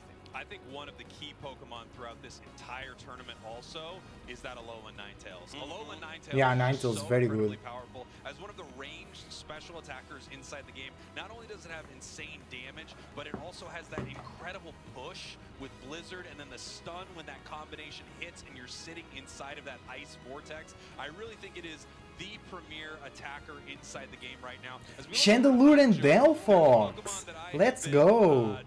I really like that. And that is Delphox. I personally don't love it, but you know what? I think the members of Akjil could probably Let's go, Peru. Pokemon Unite. So Vamos, Peru. Vamos a ganar. That's why we're going to challenge them after the tournament. But I love the Chandelure pick. We're challenging them after the tournament. All the casters versus Akjil. For all the money. For all the money. Yeah, it doesn't matter who everybody else does. But I do have to say the Chandelure, a pick that has been doing really well this weekend, but very rarely picked. So it's very strange to actually see it come out so few times. On the other side, the Glaceon, I also feel like it's done really well every time we've seen it. Also, Anemo in particular on Peru has done very well with that Pokemon. So I do like this comp. They've also got the Buzzwole alongside the Alola Ninetales, so there's not going to be that counter lane. But we're going to have to send it over Let's to the go. to see how it actually plays. It's going to be a great match, I'm Axel sure. versus Peru. Kello, it is elimination time in our top 8 bracket. For the first time today, we are going to be sending home a team who has worked so hard to get here. Oh, I cannot wait. Axel versus Peru. What a game we have on our hands. What a game indeed. They have had that run there. Peru, I must say they have been looking good, but we'll have to see how they match up against Axel. I love this Chandelure pick. Yeah, Chandelure and Delphox seem to be super interesting. I just love the moves, the ability to lock them down either with the Poltergeist or that other move. Imprison. There we go. Lock them in, jail them up. Yeah. But the Delphox, the Fennekin, as we did mention, did struggle in one of the previous games before. So we'll have to see how it goes. But the AoE, the fireworks, they want to make this stadium shine. So it's just about getting that level 9. It feels like a lot safer of a pick against this composition, though, right? I mean, Peru is also playing double mage on their side. Yeah, with true. the Ninetales and Glaceon. So both these teams are going to be playing at pretty huge ranges. This is going to be a game more decided about, I think, big spikes of Unite move damage than anything else. The neutral game is going to be a whole lot of poke damage, with neither team really being too comfortable to push on forward. Now, that's, of course, all going to change when it comes to tempo on this Buzzwole, who needs to be up close and personal to do any damage. When they're going up against Glaceon or Chandelure, they're going to need to play extremely careful while not to get caught up with the stuns. And honestly, the poke damage they take from range can be too much to take sometimes in the early moments of these fights. But they do have a Blissey by their side. So That's just true. making sure That's a good to get strat. their level 4, that way they can They have select a their more next physical move engage with the and Buzzwole have and the birds Blissey about than the other team has. I mean, they have blasters, they can just spin in the back. Really interesting here. Obviously, it is such a powerful Pokemon metagame-wise, but there's not many targets on the side of Axel that I'm too worried about grabbing with the slow beam in those situations. Maybe a Hoopa before it can use its Unite move and do a really early aggressive macro decision. Well, Peru already getting up on the scoreboard. This level 5 Buzzwole is here and ready to start dominating, but Axel has decided to move away from that and instead push into the enemy central area. Let's go, yeah, Squirtle invading. Steal this blue buff. Yeah, but it's No, not no, really true. Ninetales You invading. have an Umbreon and a Delphox here for No, some Squirtle The invading Delphox, with the Umbreon Ninetales and was able Delphox to secure supporting. themselves that blue buff. So it is a little bit of time wasted, but you know what? No KOs as of yet. But all the meantime, we have Oh, that Squirtle Glaceon and here. Blissey doing exactly the same thing in the opposite side. Yeah, Glaceon was also Right away, invading. these Nice. two teams switching up his play style, and wow, S4L on this Delphox, we talked about one of its biggest weaknesses is his early game. He covered that by just Squirtle doing go an down. instead of a big flank. Problem Glace, is, Chandy and does Delphox go down as these teams are trying to take an in early the dangerous lead. position. Lampent is Yeah, knocked out. Lampent goes down. Surf there from Team Peru. Now this is the problem with Chandelure or Lampent. It's a glass cannon. It is super duper squishy. Needs to make sure that it stays in that backline and does not get hit, especially against a Buzzwole. Yeah, its range is, I would say at medium is probably the best way to describe it. However, that Imprison can shut down the target that is pushing towards you, but if you're the one advancing, you're right. It's a really tough spot to be in. You can't over-advance. S4L gonna find a huge knockout there, though, but trade it out. Yeah, Glaceon goes down. With some amazing play on this defender. Slowbro looking really fantastic here. And now we have 3 members from Axel gonna be trying to siege this bottom tier goal zone with a Blissey and a Slowbro, though that might be too much staying power. Yeah, it is. It is too much Actually tank power. Great surf call out on top of that Hoopa portal, just waiting for S4L to return. However, no KOs earned, but no scores earned either for the side of Reggie, Axel. ice on bottom. But the thing is, Axel, they do have this positioning as we do have that Slowbro and A9 zooming on in. Blissey is on such low HP. Make sure to pop that Shedinja gel. But Blissey ends up goes down. getting caught out War by Turtle that goes down. Blissey Buzzwole with by United in the Delphox. back. Now, Peru, Shandy is they there. have overcome, and they have They got actually it. the Rage Ice for Axel got it themselves. with the Shandy. No, they did. Axel steals it. The Chandelure with a very incredible steal. However, I do think Team Peru is coming away. Yeah, with a Team fight Peru with gets more tempo HP, bound more away XP to the back line, kind because of the undeserved. knockouts and Great scores. poke damage from Anemo, and then followed up by amazing damage from Tempo to earn those KOs. A KO streak of 3, they do not earn that Reg Ice buff. However, there Let's is go. gonna be an opportunity. Ninetales comes Axel back trying push to do a lot of forward. damage here. Great surf Push them from away. Turtle, but Buzzwole comes in. grabbing start, not the best They got out of the Umbreon. I think they wanted to grab the No, Hoopa not the though. best target, but look at these Pokemon right now. They're on such low HP. They have to make sure to stay on pad. because that pad is only left on 2 right now. Right, exactly. It's giving Peru a prime chance to overdunk and take a bigger lead than you would think when just looking at these gold zone health bars. Reggie Alecki also available in this match. Speaking of good scoring opportunities, this is going to be one of the best to really pull ahead in a big way. Tempo on a huge flank. They isolate S4L and get that immediate 1v1 knockout. Good damage there from the Buzzwole. Shandy goes down. A KO streak of 2, and Peru with a huge advantage. Bro, the Buzzwole is being very valuable here. And this is why you do not want to come up against the Buzzwole. The ability to just pick them up, shut them down, it is insane. But we do have a Reggie Alecki here being poked out by Peru. Hopefully there isn't another steal here for them, but we'll have to wait and see as Blastoise makes their way up. No steal. And we do have that Reggie Alecki being... Ooh, Blastoise taking a lot of... Oh, this up against the wall! But they escaped. Oh, they missed the portal! Oh, I think they'll go down. Yeah. Oh, great Hoopa Unite to defend there. Unite from Buzzwole, not great. Oh, but it's in! They can score. No, great Unite from the Blastoise! Nobody scores there, only one! Great Unite from the Blastoise, negating the score. But they get caught in prison. Amazing play there from Eng-Pt to shut down that advance, and finally Axial is able to shore up their defense. Can I just say that defense was sensational? Yeah, it was. The defense was amazing. Reggie ended up going in. I believe they only ended up getting 19 points in there. Wow. Well, not very much, but otherwise they are going to take. And they lose the base on top, but now they have 3 DDs for extra experience. Is trying to make a quick escape from this Alolan Ninetales, but the Blizzard Avalanche doesn't end up catching them out, able to dodge a surf and surf away themselves. Amazing play there from Axial to cover their escape. And Axial also, whenever you get a good defense like that in a scenario in Pokemon Unite, it can kind of feel half successful if you're able to defend your goal zone. But the way Axial placed that around an immediate offensive push towards that tier 1 with a huge overdunk is a big credit to how solid this team is in terms of macro decisions. Yeah, but Peru is ahead on the scores. They get a big push there, and all of a sudden Reggie still on bottom. Great, yeah, great Unite! Making sure that the Hoopa cannot unite. Amazing. Amazing, let's go. Making this fight way easier. They do not want to get that stolen off them. Daystark with a Giga Brain play here on the Giga Brain, indeed. 5-head move. I believe they were able to get 1 dunk, but followed up with a great defense there. Daystark with that call, I was talking about that in draft. Yeah, e depois vinham todos para baixo, né? To shut down a dive, but instead you can start out a team fight with this Unite move. Tempo caught out too much damage. Ooh, Buzzwole goes down. Slowbro in a problem as well. They go down too. In a 1v5 scenario, the rest of Peru gonna leave them out there and instead try to knock out some wild Pokemon. They unfortunately are gonna have to give up this Reggie Alecki towards Axial. We have the objectives being traded either side here, so not a bad call because we still had that tier 2 pad up. Peru are going to be able to defend that, but it's still pressure nonetheless, especially since there's only 30 seconds left until the final stretch. Axial have also earned themselves a little bit of free time. We've seen how Peru plays. They love invading that central area, and there's a lot of wild Pokemon available. So with Axial sending that Reggie Alecki, they know they have at least 2 members of Team Peru that they do not need to worry about. We're about 15 seconds away from our final stretch moment, and Team Axial is prioritizing positioning over wild Pokemon. S4L finally gets that Unite move back while knocking out that last wild Pokemon. What a perfect time to do it because the final stretch. Let's go. Now. It's requires the time. Waiting in that tall grass, seeing who is going to pop out. But can I point out, level 14 Chandelure. You do not level 14 Shandy and Delphox too.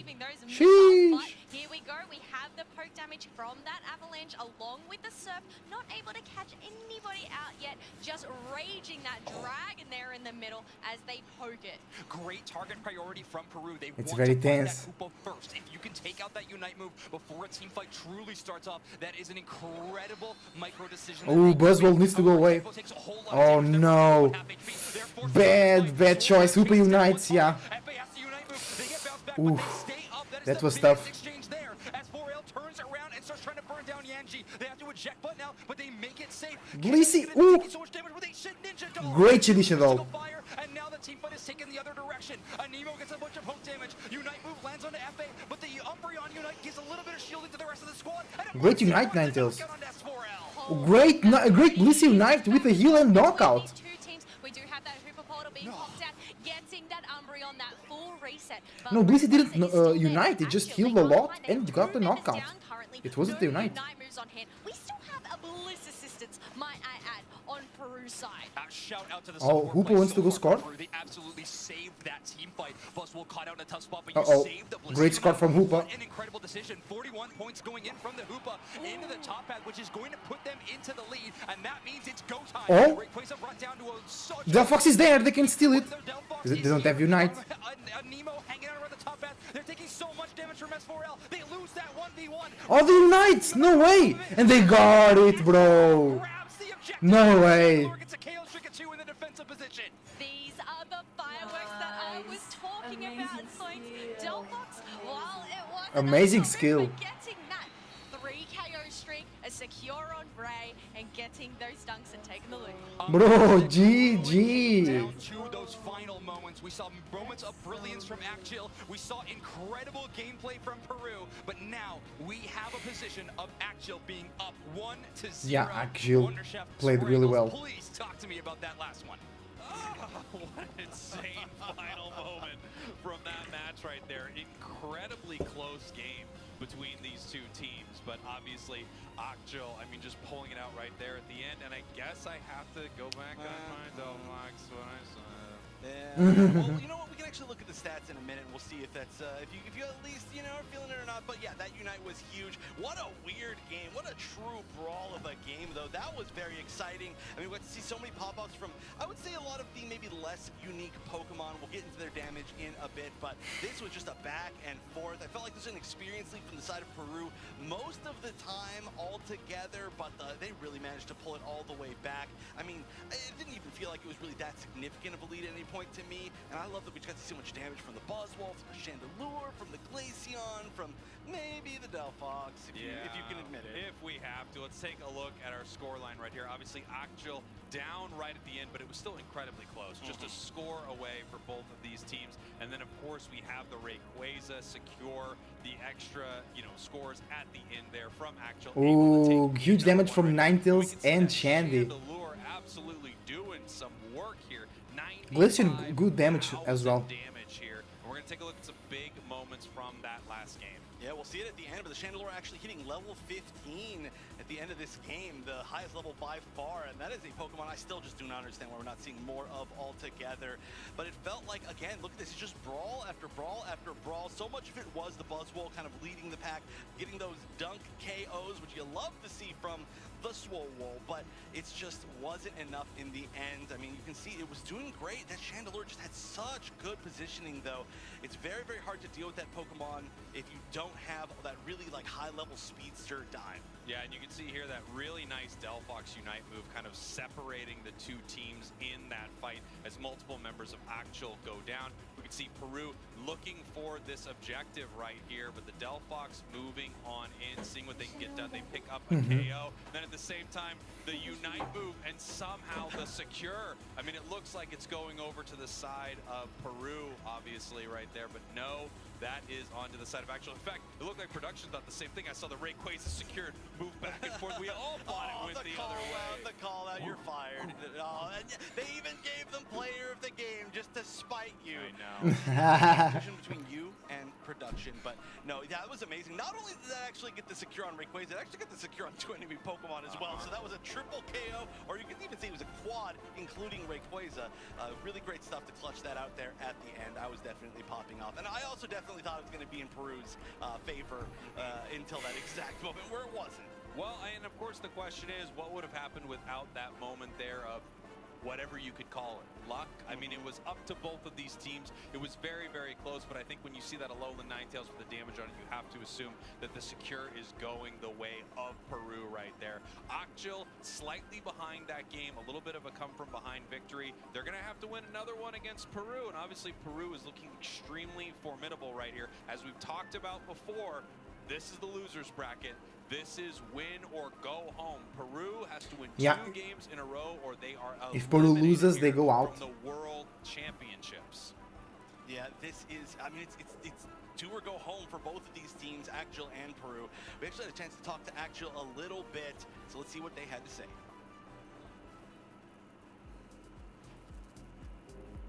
안녕하세요. 저희는 팀 악질이고요. 한국에서 왔습니다. They are from Korea. 작년에도 참가하고 이번에도 참가를 하게 됐는데 작년에 참가했던 게 굉장히 도움이 된 게 왔을 때 긴장이나 부담감이 굉장히 적었어요. 이번에도. 좀 더 편한 것 같습니다.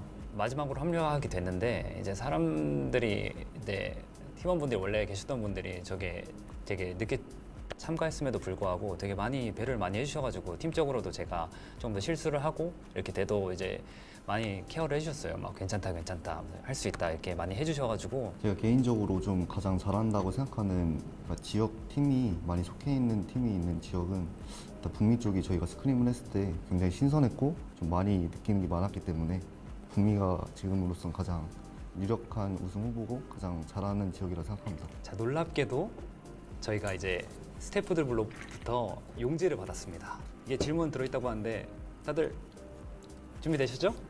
근데 이거 뭐들 월드 챔피언십에서 이제 팀 멤버를 꾸린다면 어떤 선수들과 팀을 만들면은 가장 슈퍼 팀이 될지 그런 질문입니다. 대답해 주실 분? 다시 슈퍼팀을 이제 꾸리자면 그래도 저희 팀이 지금 팀이 저는 슈퍼팀이라 생각해요. 이게 너무 다들 너무 재밌고 잘하셔가지고 만약 또 하게 된다면 또 오고 싶어요. 이 사람들이랑. 네, 우리가 안 할 거라는 생각은 없는 거야. 그건 너무하지 않아? 그건 너무하지 않아? You know, I actually think, Chef, there may have been an error in translation there. I think they said they would replace one member on the team with me, but everything else would stay the same. No, actually, I think they said they would replace every member with you. Oh, like clone me almost yeah, and put me on yeah. stage. That's really kind of them. Really kind of them. It is smart. I don't know if I've considered that before, but we'll see if there's any other really ingenious strategies like that coming out of Peru. We got to talk to them earlier. Peru. Somos el equipo Perú y representamos a la región de Latinoamérica Sur. Nos consideramos con un estilo muy agresivo y adaptativo a cada tipo de situación que se nos presenta. Cada miembro del equipo posee una habilidad distinta. Jan controla muchos Pokémon dentro del juego. Yo considero que tengo un gran control de masas. Anemo tiene una gran toma de decisiones durante el juego. Tempo tiene mucha habilidad a la hora de usar los Pokémon. Y Kea tiene una gran visión de mapa. Salimos 2 veces campeones en las clasificaciones regionales y creemos que el próximo paso para demostrar el nivel que tenemos en Sudamérica es ganar un campeonato mundial. Tenemos muchas expectativas de enfrentarnos al equipo Talibó de Europa, ya que hemos visto que es un equipo que ha destacado mucho en su región y se ha llevado muchas competiciones. Sí, la verdad es que tenemos mucha confianza en estos torneos, hemos estado practicando mucho y creemos que podríamos ser un gran rival para todas las regiones también. Esta es nuestra primera vez en Japón y nos gustaría, aparte de ganar, queremos conocer un poco más sobre la cultura y visitar lugares turísticos. Si ganamos el dinero, yo personalmente quisiera terminar mis estudios. En mi caso, siendo el menor del equipo, me gustaría culminar mis estudios superiores invirtiendo el dinero que gano. Por mi parte, usaría el dinero también para un lado universitario y a la vez para el streaming, que estoy intentando dedicarme a eso. En mi caso, invertiría el dinero para terminar mi carrera universitaria. En mi caso, me ayudaría a terminar mi carrera universitaria y ayudar a mis padres. Ahora voy a agarrar una pregunta dentro de este gorro. ¿Quién tiene el peor nick? ¿Quién tiene el peor nombre? Tempo. ¿Podría ser el Tempo o el Stark? Porque siempre lo confundía con Tony Stark. Tony Stark. Funny, they also confuse me with Tony Stark all the time. Oh, yeah. That's a big thing. Everyone's like, oh my God, Robert Downey Jr. Oh, no, wait.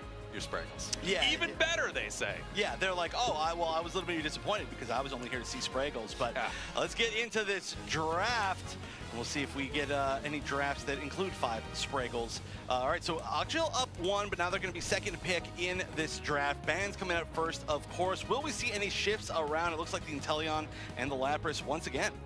Yeah, here we go. I mean, two insanely powerful Pokemon throughout this tournament. But of course, there's so many Pokemon to ban. At some point, it really becomes targeted. There are just things you don't want to deal with specifically on the enemy team. There are players that you say, I cannot play against you with this Pokemon. And as I mentioned before, Lapras and Inteleon ban. you can receive in Pokemon Unite to be target banned. Yeah, there was yesterday when we had the Trevenant ban in that one match, and I was like, yeah, that is exactly, it is just a moral victory. But we are going to see the defenders being actually picked first, which is obvious, that's expected. But the first defender picked is Slowbro over Umbreon, which is going to be picked first on the other side.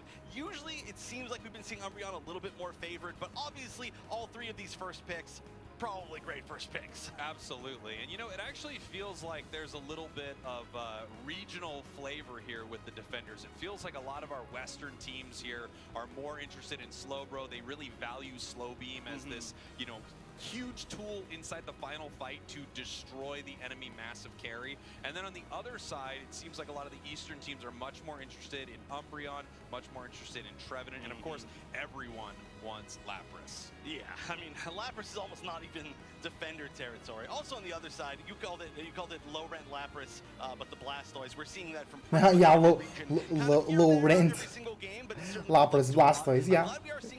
Water type, defender, does a lot of damage. And it's going back to Aksho.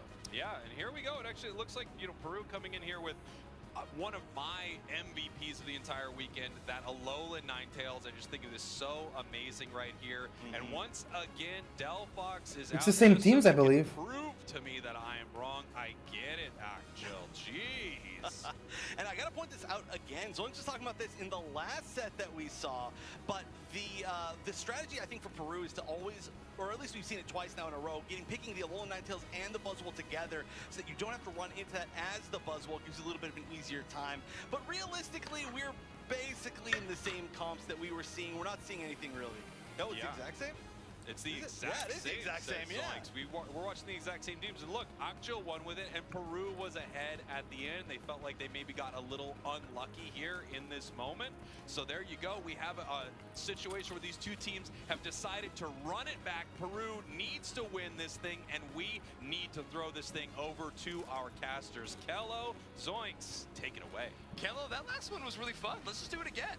All right, sounds good. Well, these teams are going to have to do it again with not many changes. Why change something that isn't broken? But maybe we have Akjil here just trying to prove themselves and making sure that they can take this to a 2-0 victory. Yeah, I mean, I'm feeling pretty good, obviously. The first game works out really well, and I'm honestly really shocked to see that Slowbro first pick from the side of her. I think that's the biggest shock. I mean, a big shock, the one that we are seeing literally mirror comps again. I think the big shock to me is that first pick Slowbro again, because it's really not a dive composition from Akjil at all, yet Peru has drafted themselves an extremely solid anti-dive, both Slowbro and Alolan Ninetales. I think it's just that slow beam. Obviously catching out that Hooper last game, whether they can do that again, it worked out really well in their favor.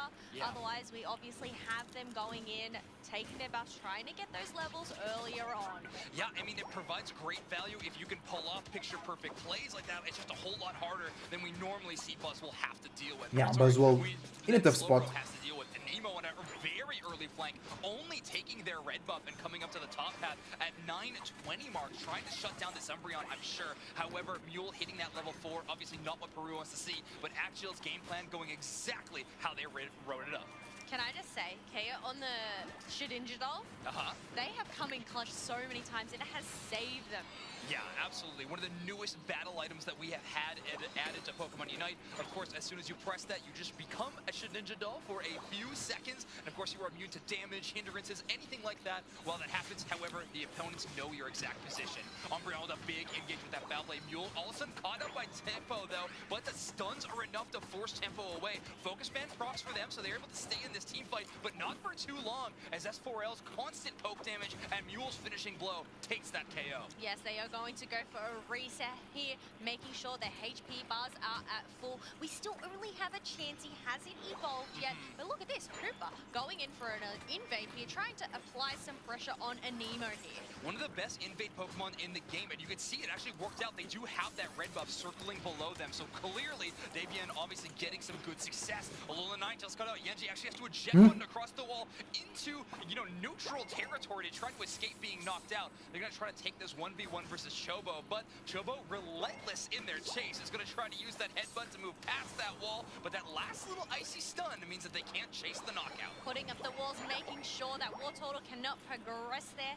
Otherwise, we do have those Swabblers and Altira being soaked up by S4L here all on their own. Yeah, this happened for Axial last game as well. There's a little bit of a different approach to it this time, but again, their 8-minute strategy seems to be allow Peru to win that top half engagement and instead allow S4L to earn their experience from those Swabblers and Altarias that spawn in the middle of the map and instead allow Peru to fight around the top. Talking about experience, we already have a level 8 Delphox on the side of Axial, along with a level 7 Umbreon. If it ends up getting that next level, it will have its Unite move.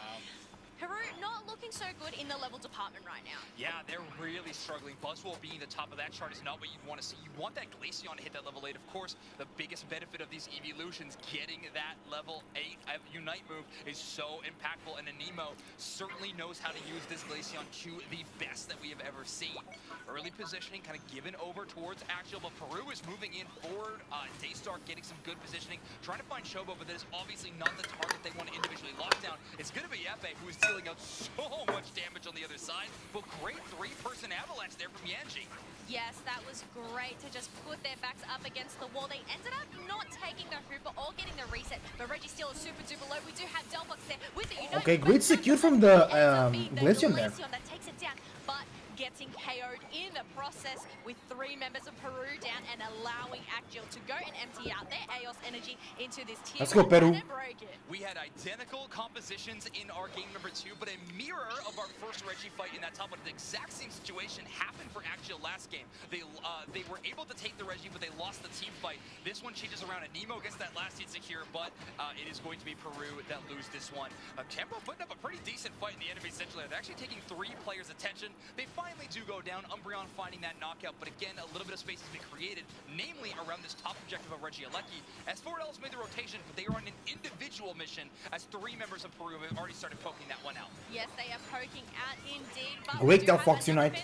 Fireworks being popped out, trying to just create some space and create that Glaceon to go backwards. The Regieleki ended up getting leashed and is going for a reset. S4L is one of the most aggressive long-range attack players that we have ever seen. Their positioning is ridiculous. So far, that's true. I have to imagine that Mule is just constantly shouting to them to rush back and hide behind them instead. But S4L's aggressive positioning has made it so hard for Daystar to play on this slow road. They're taking so much poke damage before they even get into these team fights that Kea has to focus on their defender and can't really support their big carries. Yes, look at this. Epe on the Chandelure is looking spectacular right now, especially having the upper on by its side. But no, it ended up getting yoinked by the Buzzwole and taken down. Midnight Ignite to try and get the hit. But okay, they survived. Great Ninja Doll from the Blissey.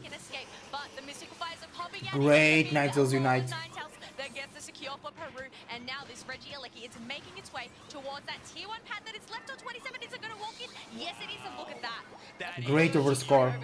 Absolutely huge. Great overscore. 3-point overdunk into our top pad, and Peru ain't done. It's 4:30, so the jump pad is available, and Unite move here is by Davian to actually bring the squad a little bit quicker. Peru drops the slow beam Unite move as well, as they are just trying to cover their retreat. Tempo's certainly going to go down in this engagement, and I think the same is going to happen for Daystar. Yes, S4L finds that KO, and a quick rotation thanks to a hyperspace hole in that goal zone means that the basement Reggie is also going to be a quick rotation from Axial. But a few of those players actually taking their time in that central area to earn even more XP. Their lead is climbing so fast in the level department. Yes, it is climbing fast. fast indeed, as we have a level 12 Delphox already. Does look like Umbreon and Chandelier Yeah, are going Fox to doing very handle well that actually. Reggie on their own, as Hooper goes on the mission, trying to just get some eyes on the opposing team. Exactly. Eyes is the perfect way to describe that, Kello. It's all about just being a Pokemon version of a ward or a feint attack, I suppose, that we have in the game from Sableye. Hoopa caught out here, though, again, just this a 1v4 situation, as poor support Pokemon didn't want to be in.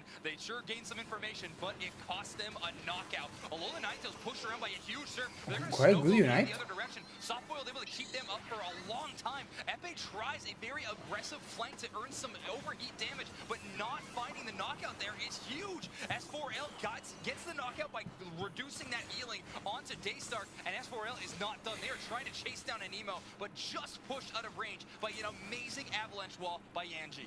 Yes, that was Very well played from both teams. It's really close. to escape. Really interesting match over here. But it looked like actual they didn't want to get the KOs, they just wanted to get those Swablues and Ontario, take that experience away from the side of Peru. Sometimes when you are having kind of this experience race, and that's what it's all coming down to, especially when you've lost an objective or one apiece on either side, you got to play so careful. If you get one knockout, you can't get overzealous because the other team will swing back, and Peru is one of those that's true. that can make those big game-changing swings at the flick of a switch. Here we go, Regieleki earning a little bit of damage. Peru starting to poke it. However, they're trying to get tempo in position under cover. They have eyes on the Hoopa. They're in an integral spot. I think Davian thinks they are unseen here. S4L finds tempo, though, with a couple of mystical fires, and that forces the Buzzwole all the way back to the goal zone. Yes, all the way back to the goal zone that they do have, so they are able to get some healing, some shielding.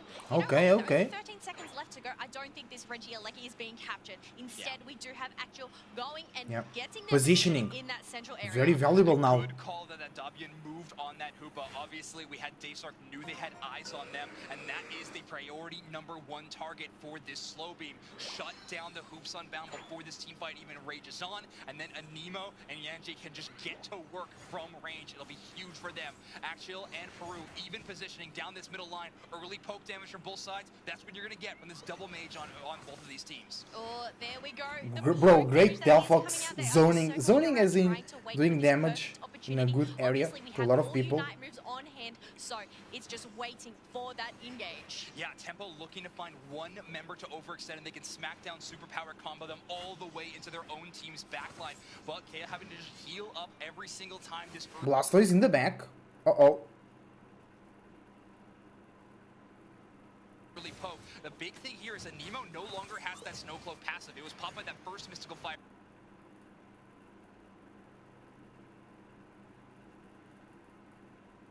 Come on. Here we go, big engage. Surf for the top. Chobo looking to find this engagement. Oh, Unite from the Buzzwole. Slam. They're getting the chase down, but Mule stealing away. Ah, they go down. Let's Unite though. Charges on and keeps him up as Nemo takes down Chobo. Yes, The Blastoise goes down. Great Ninetales Unite. Snowglobe gets popped out as well. We have two Umbreon in a tough position. Umbreon goes down. Umbreon to follow along. Now we have a 3 KO streak coming out from that Glaceon, and this is going to be their opportunity to possibly secure this Rayquaza. But look at this. We have Glaceon who's super duper low. Thankfully, they do have the ballistic. Yeah, Buzzwole goes down. Is coming out, getting beautiful hits on the side of Action. Let's go. Blastoise comes in. They can get the Ninetales. There you go. They did not find the damaging Pokemon. Yanji and Eng-Pt able to still go to work here in this final team fight. Anemo is targeting the Rayquaza. Oh, they got it. No. It was because Blastoise win the shield from the Unite, so the Glaceon got it. They have to go score. Oh no. It's GG. They lose. Shields ended up getting broken. We have Slowbro trying to make an attempt to dunk in that 20. But you know what? Against 2 members of Agile, they are not going to be able to get that Team Peru is out. Team Agile from Korea were able to defeat Peru 2-0 in our first losers match on the main stage. Agile lose on your bracket. Peru goes out. Well, there we go. Why change what is not broken, right? Yeah. It worked out for them. that Delphox, I might say, I'm proving Sparkles wrong here. I mean, it's a great composition to play it into. Actual obviously celebrating, proving so many people wrong in their predictions. Team Peru coming into this group stage very, very strong. Of course, making it through, proving to everyone that Latin America South is a region to be feared in terms of Pokemon Unite. Unfortunately, they are making their exit at the start of today. But again, 28 teams to make it Bro, out in that Team Peru played well, but they go down of the tournament. incredible and nothing that you can be disappointed about. Incredible showing from them today. And you know what? They do not go home empty-handed either. Yes. For making that top 8, they do get a share of that 500k prize pool. Absolutely, yeah.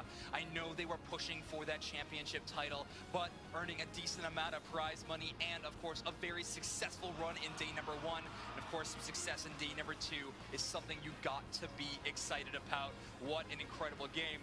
Let's take a look at that score graph and see how Axial was able to put away Peru in 2 Axial was on games in a top. row. And this one, I definitely think was Axial's early lead, and holding on to that forced Peru into making some risky decisions around that Rayquaza. Yes, it's an early level lead, but also that early score lead here that they had here. You can obviously see it ended up flatlining halfway through, and you know what? Just defense, why ends up going and trying to get more points in when you already have that lead. But looking at this damage, S4L, 86k damage, obviously the highest 86k. Ooh, the Delphox, and then Channeler with 98. 98. Let's go. Eng-Pt looking amazing there. In that final team fight, they had less than half HP, but they were still taking that aggressive positioning and going for just all aggressive, all guns ablazing. It was amazing. That final Registeel, that first Registeel of the game, being knocked out by Anemo was definitely a clutch steal, but actually winning this team fight really set the pace for them in this entire match. Boswell finding themselves in dangerous territory over and over again, getting caught on out. But while they did get some good hits there, you know what? This Delphox Unite to just protect their bases. Yeah.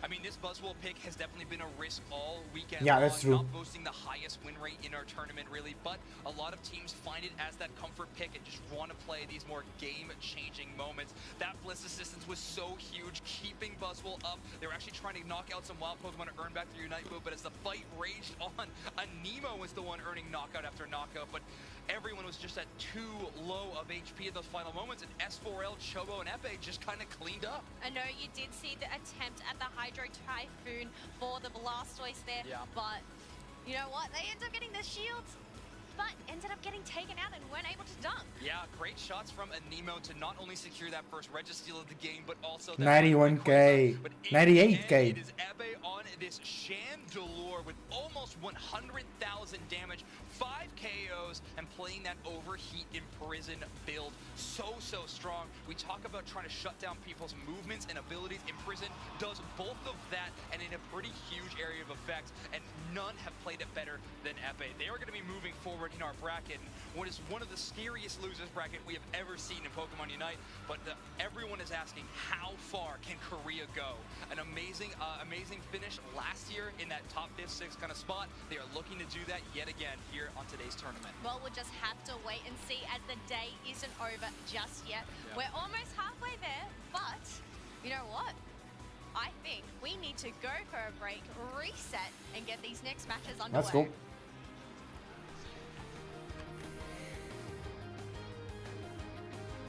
And we stream, so not casting anything. Alright, we'll wait a little bit.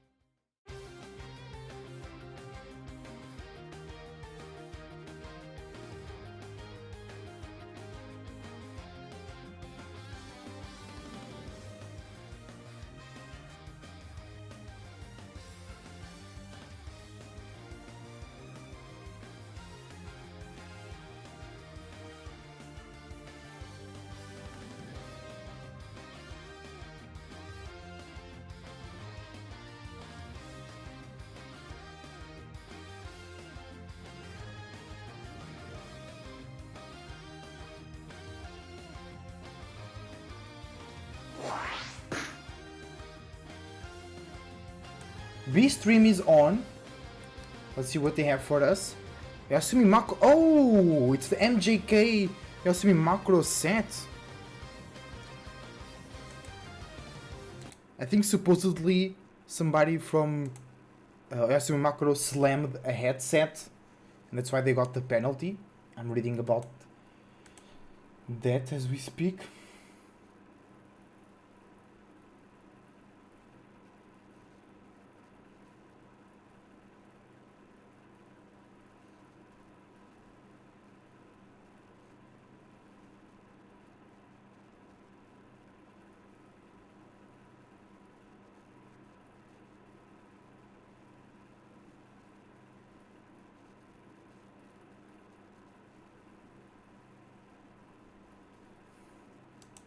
Let's go, we ready for that match? From the B stream, yo. Let's go there.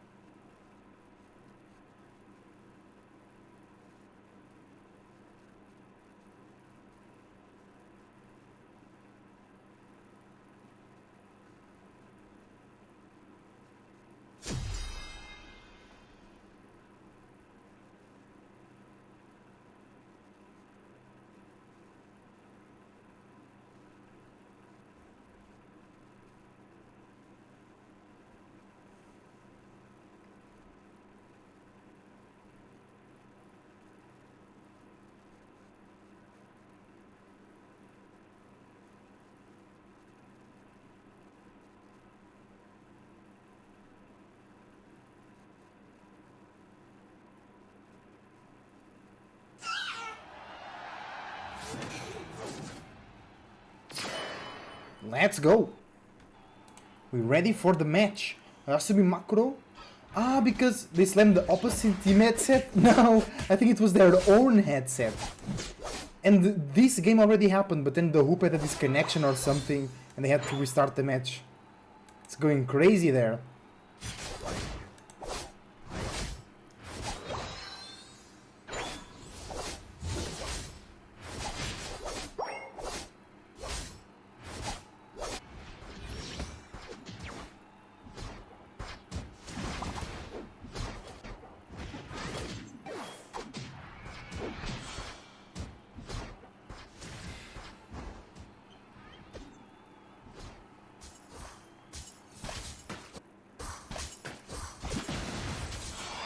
No, I'm not seeing anything about.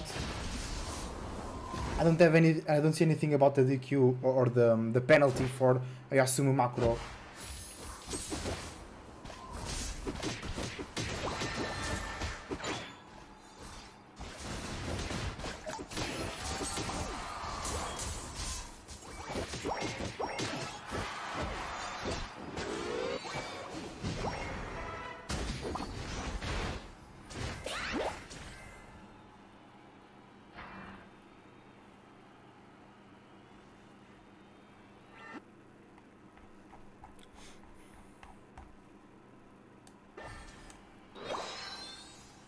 And like a player for LG got a warning for shouting no words during his pop-off. He was celebrating and then he was saying some words. So why was it harassment? I don't know. I don't know. I actually don't know that yet.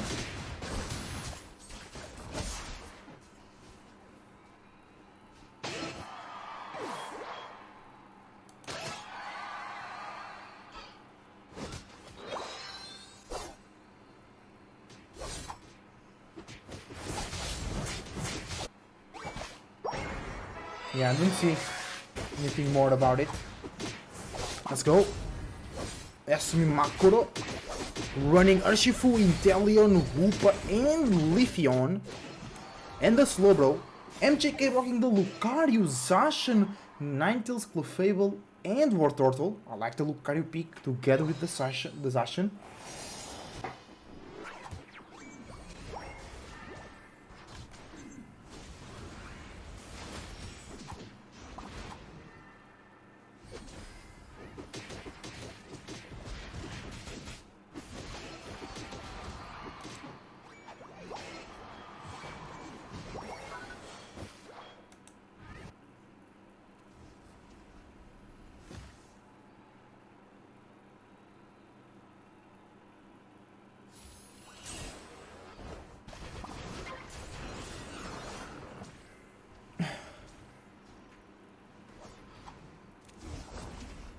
Let's go, let's go. First Reggie. It was already done. No, it's still there, it's Reggie Rock. Intellion doing a lot of damage, as always.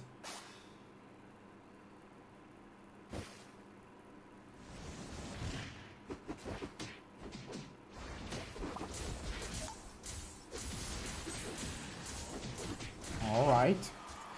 Okay. Good defense on top over there.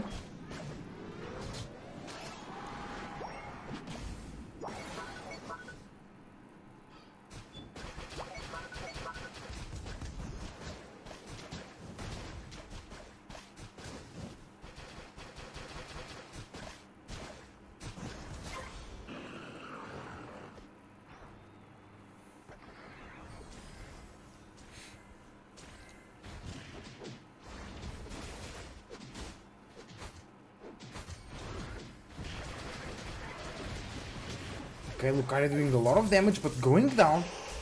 Ninetales with a Unite. Great Unite taking down the Urshifu. Slowbro running away. Zashi comes in trying to trap that Slowbro.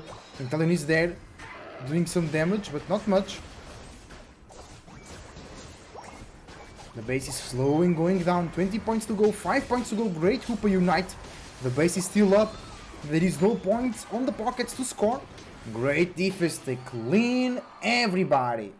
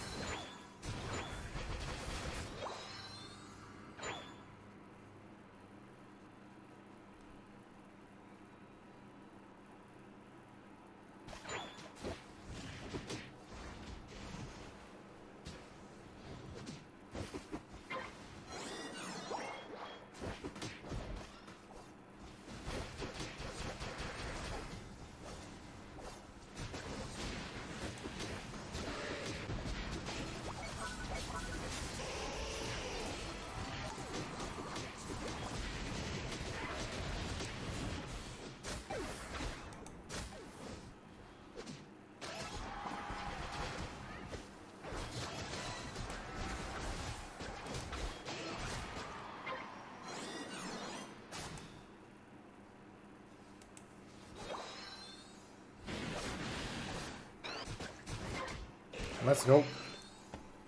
I'm reading more about the situation, about the Asumi Makuro being penalized. I think there was like a misunderstanding that there was like no people that could speak Japanese, and I don't know, because these like it's some loose information. I'm trying to get the pieces together. You know what I'm saying? But Asumi Makuro massively ahead on score versus MJK.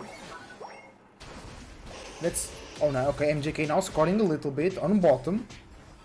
They still more than 200 points behind. They're scoring a bit more. Let's go.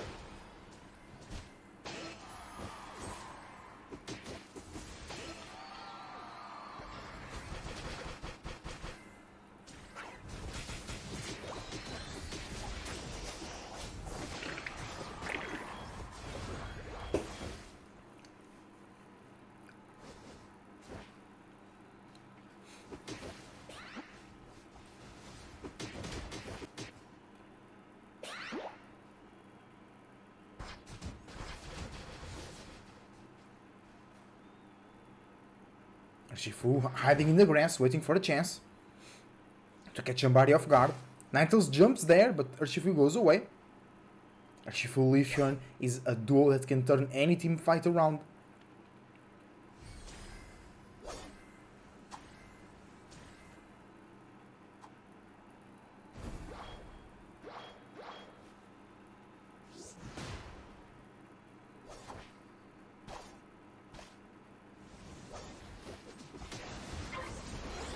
Let's go.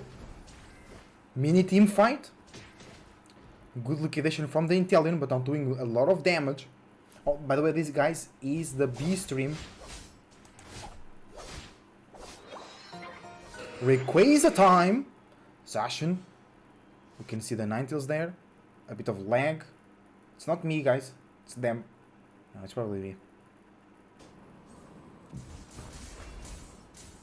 Mental's trying to farm the level 13.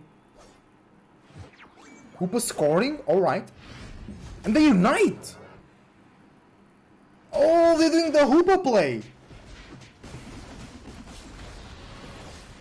But they are separating MJK. What will they do with this gap in the enemy team though?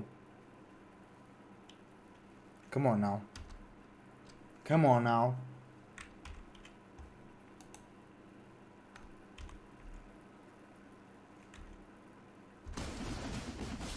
Okay, we should be good like this, guys. We're a bit behind, but just okay. Tell them. They get Lucario. Blaster is running away. They start to do the Rayquaza. Leafeon with the Leaflet, they get the Blastoise. And they get the Rayquaza. The Rayquaza, very well played from Ayasumi Makuro. And they're gonna get game number 1 because they are down 1 game because they were penalized for something that I'm still trying to discover. Some people talked about they slamming a headset on the table. Now saying that Mame, a player from Ayasumi Makuro, saying that there was a misunderstanding because there was no staff who could speak Japanese and the interview ended without an interview.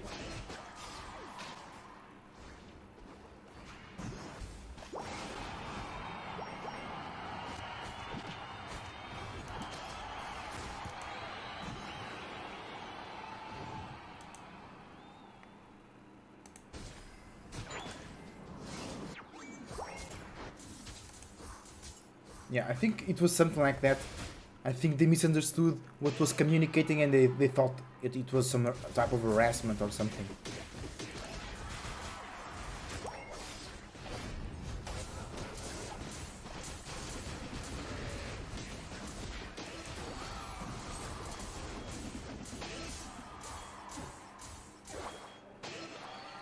I think they didn't wait for the interview. I think they didn't wait for the interview because there was some misunderstanding in the communication.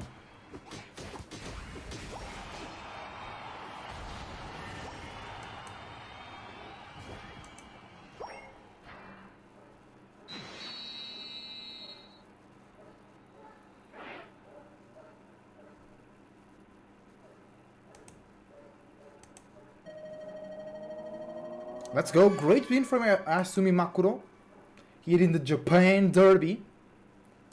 Let's go. So, I don't know, there was some misunderstanding and they were penalized for something that they didn't do. You know, they didn't went to an interview or somebody thought they said something that they didn't say. Some weird stuff.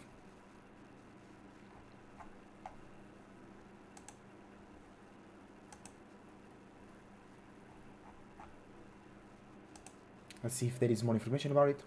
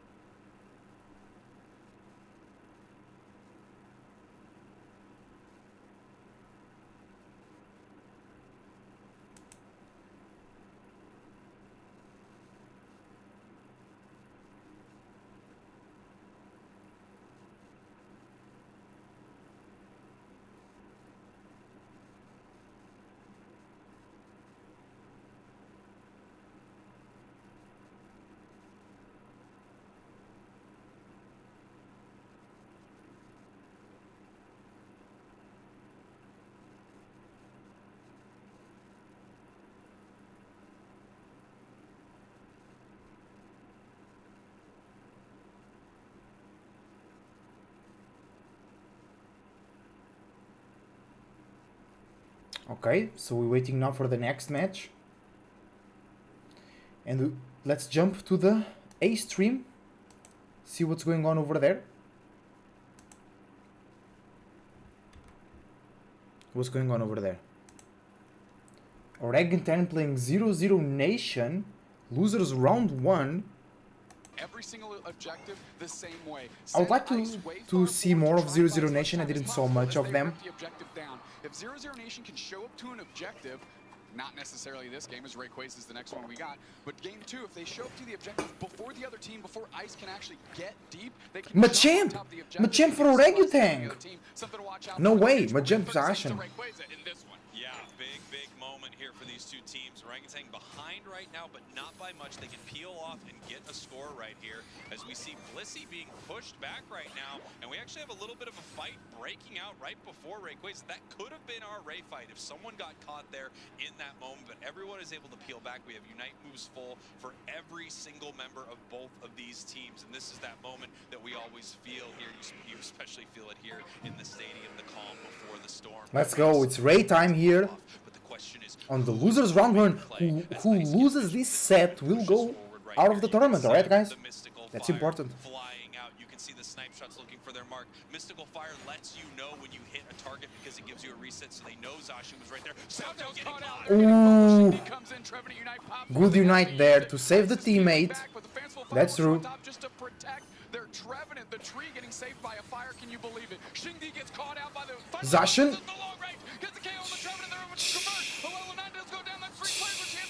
Bro, everybody down from 0-0 Nation. Okay, it was 3-2 for Zacian. And they're ripping another objective. Just the strategy I said before. Wasn't sure it was going to apply to Rayquaza, but they're getting it done right now. GG. GG. Going to the monkeys.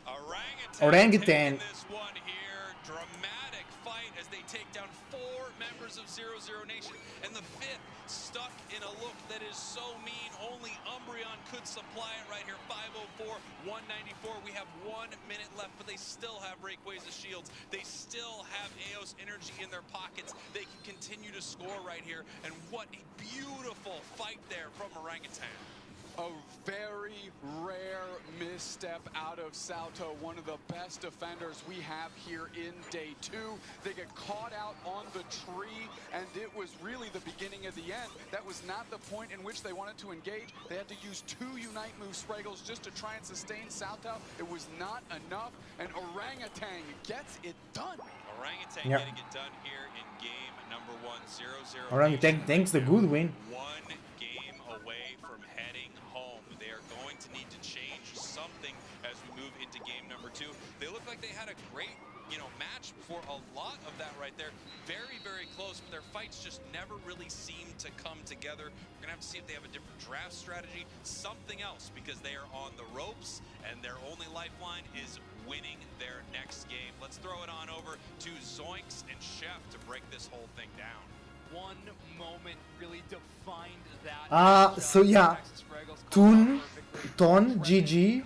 I don't know what team they are from, but they got too excited at the end of the game and took my headset violently, so they were penalized. Cringe.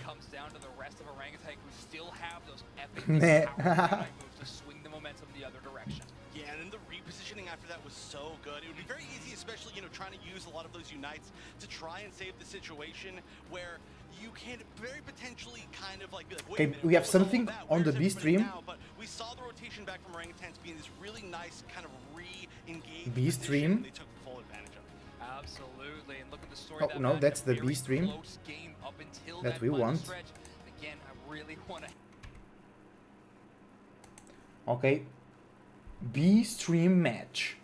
MJK versus Oyasumi Makuro. Lapras again.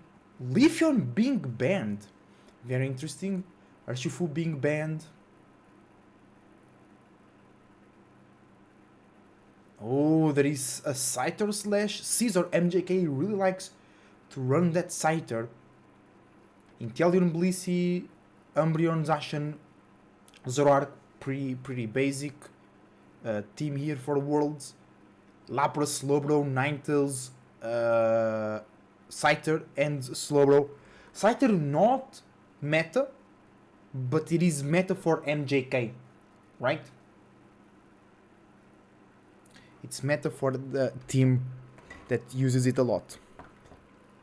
Makes sense, right, guys? Let me put some music over here for us, for our background.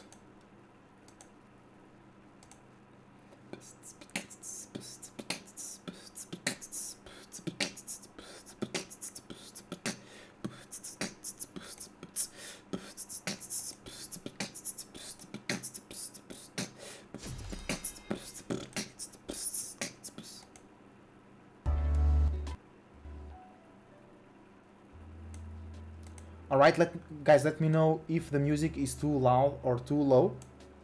Daria, if you're watching, let me know. Maybe it's a bit too low. I think it's good like this.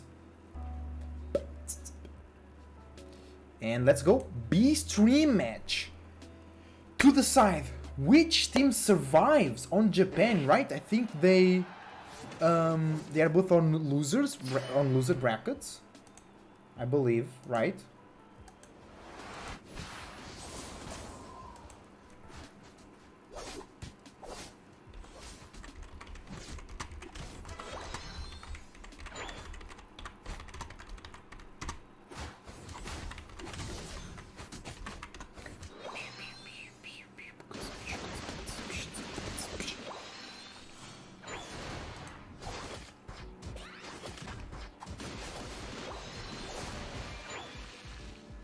No. This is the winners finals.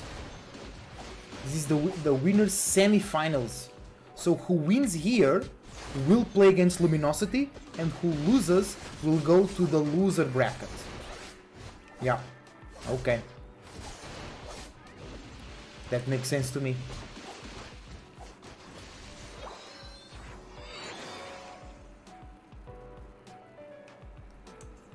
We win the money, I will probably spend it.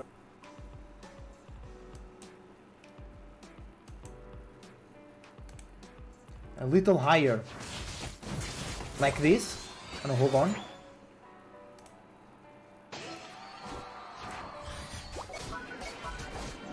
I think it's good like this, right? Alright. And, oh no, okay, I think I have a better solution.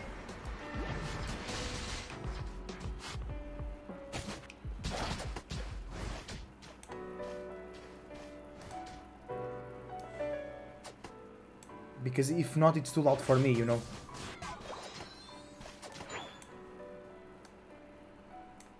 Okay, it's really good like this. Let's go, let's go. Oyasumi Makoro versus MJK. Japan versus Japan. Who's going to win? It's Japan.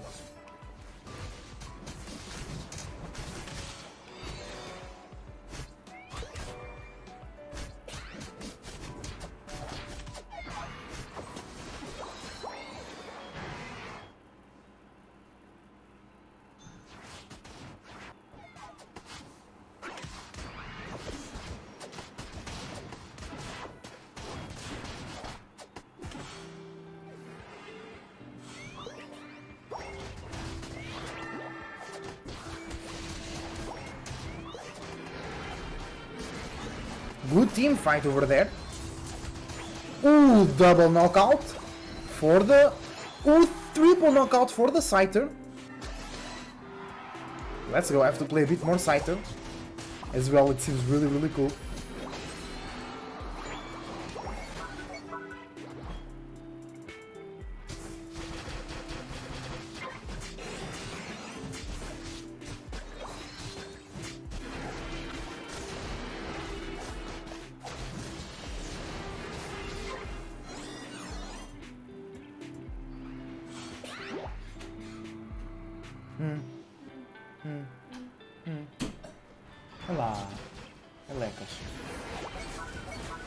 Reggie here on bottom, ready to be done by Team MJK.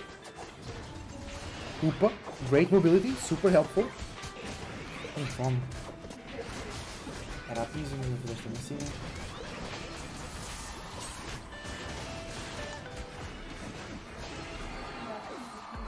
Não sei. Hã? Acho que sim. Sim.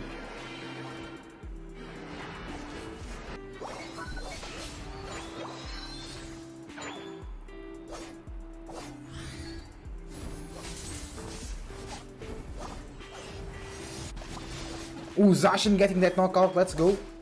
Revenge knockout. Oh, but now it's against the Scyther and the Slowbro. They get the Slowbro.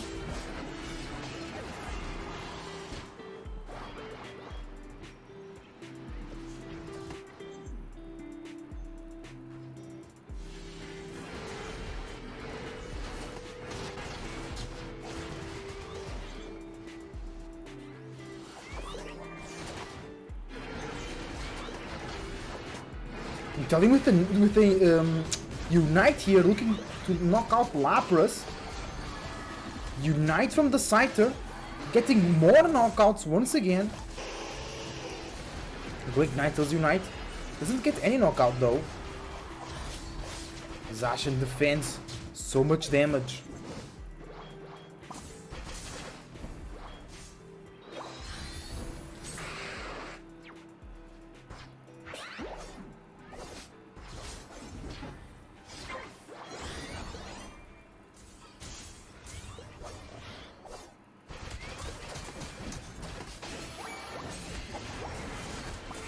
Ooh, great team fight there.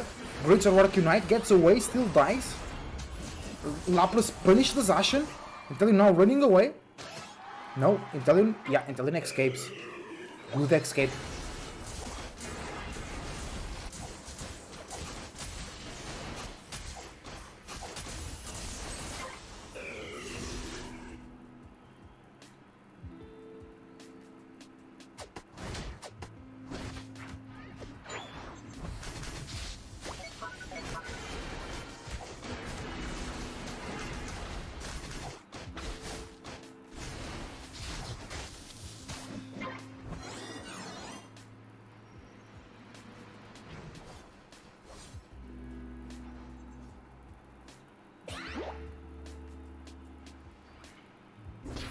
Ooh, Scyther in a bad position.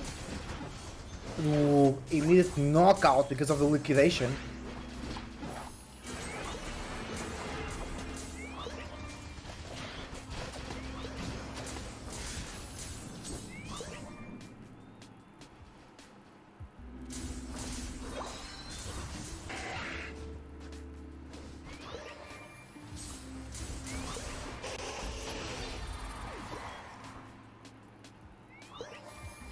Ooh, Ninetale's going very aggressive.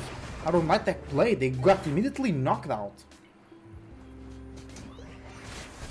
It's a good Scyther Unite. Getting more knockouts, bro. That Scyther is collecting knockouts. Chasing the Umbreon. Not well enough.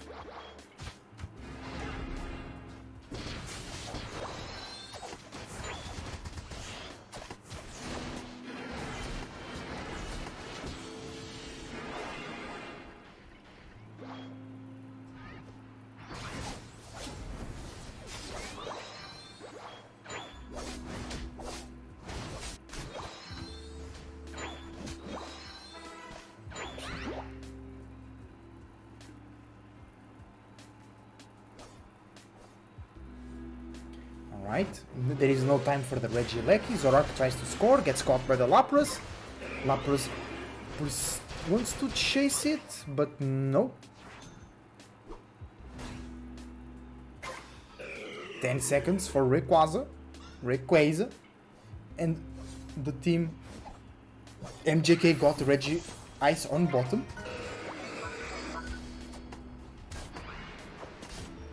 I'm being super risking, bro. What? What Rayquaza was already done?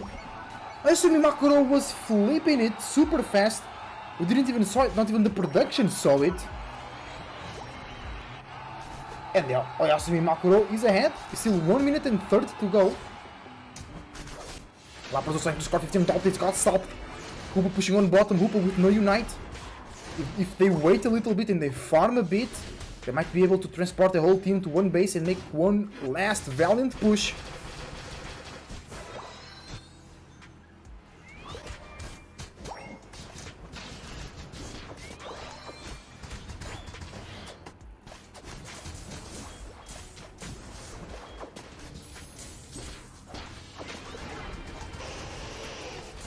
Great damage.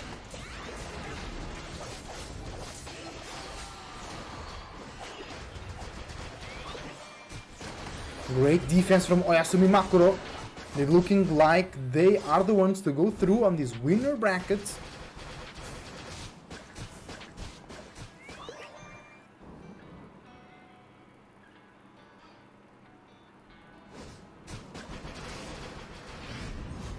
Hoopa Unites trying to bring their team back for a chance to score. Their team is coming through now. Zapdos here with good damage. Not Zapdos, Scyther. But they're not doing a lot of damage there. They go down. Everybody's going down. Oyasumi Makuro takes 2 games in a row. They were penalized for some misunderstanding, I think. Or by throwing the headset aggressively off. But they take 2 games in a row and they go through. It's not over for MJK. They will go to the losers brackets and they still have a chance to win the tournament. Just need to play more games and go through a more difficult situation. Yeah. And Oyasumi Makuro wins 2-1 and they go through. They will be playing Luminosity. It's going to be very interesting. Let's see what's going on the A stream, y'all. On the A stream, we have 00 Nation playing Orangutan.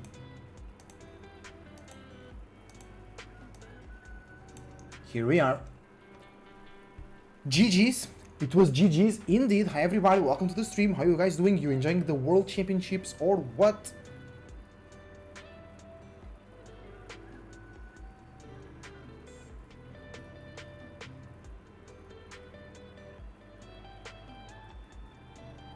Great music. I think I will leave the music. I'll leave the commentators off so I can comment myself. Because if I let the commentators for too long, I get distracted and I started just watching instead of me doing the thing. We have a Gardy! 00 Nation rocking the Gardy. They like to rock the Gardy or Gardevoir or Delphox, those types of mages. Inteleon is more like an assassin than a mage, right? Bro, that attack chases you until infinity. It's so cringe. Hoopa being peeled. Bro, I'm getting inspired to play some Pokemon Unite. By the way, guys, I'm looking for Europe region team members to join my team, Team Unique Stars. So let's go, let's play competitively. Let's go to Worlds next year. So tomorrow they will announce where next Worlds will be.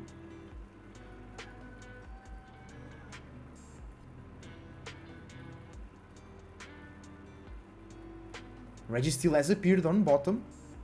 Nobody there. We have a Dodrio on 00 Nation. Very, very meta pick for Orangutan.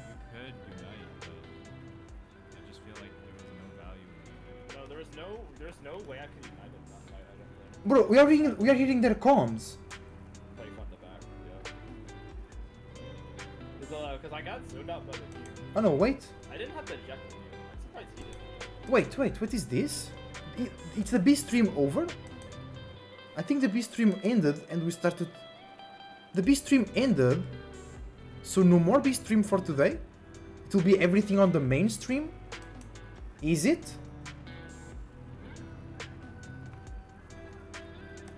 Is it really? What? I'm confused, guys. The B stream is over, so it will be everything now on the main stream. Okay, I thought they were leaking the comms, but I don't even have the stream sound on. It just I was on the B stream as well, and it passed to another stream because it's over. I don't know why though. Alright, so let's see. What are the next matches, real quick? So next should be Luminosity versus Oyasumi Makuro. Here is losers round 1. Orangutan versus 00 Nation.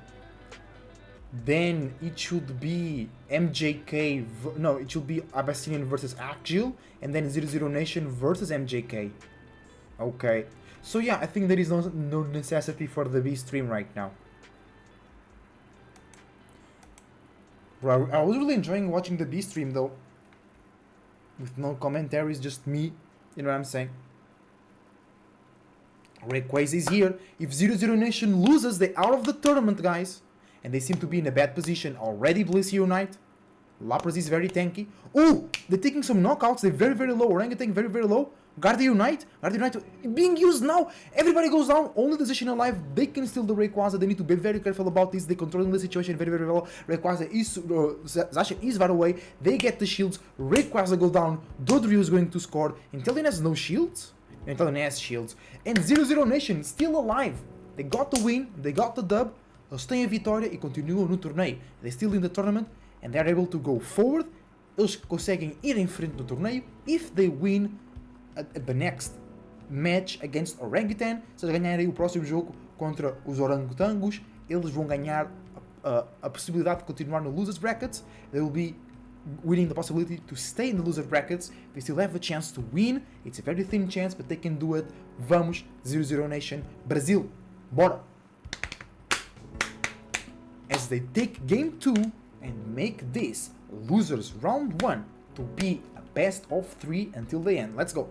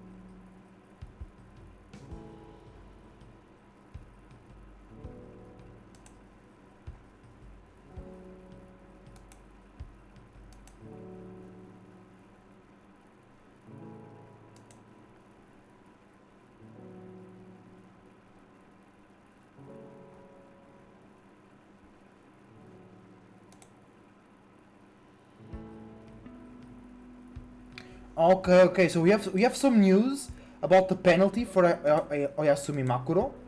Oyasumi Makuro received the first penalty for ignoring the interview. However, the reason for this was due to a communication error caused by the absence of Japanese-speaking staff. Ton, or Toon, who won the match while receiving the second penalty, received the second penalty when he slammed his headphones on the desk and one part went flying. With 3 penalties combined with the previous penalty, Ton was disqualified from the tournament. Then, after a 0-1 start in the MJK vs Oyasumi Makuro match against Rexa, the Hoopa stopped and Mame appealed, but the management did not notice it and Ton, who was watching from the bleachers, shouted and the match was finally stopped. The match was restarted.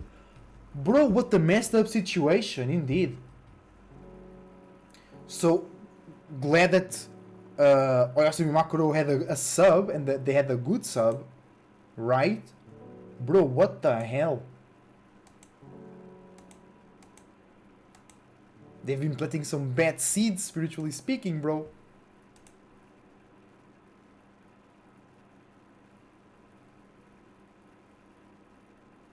Bro, it seems like they're really trying to screw Asumi Makuro, but they played better. And they go through. So they were playing with their sub.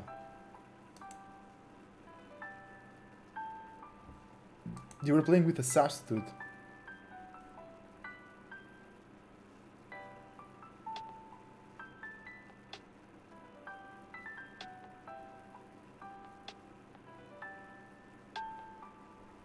Damn.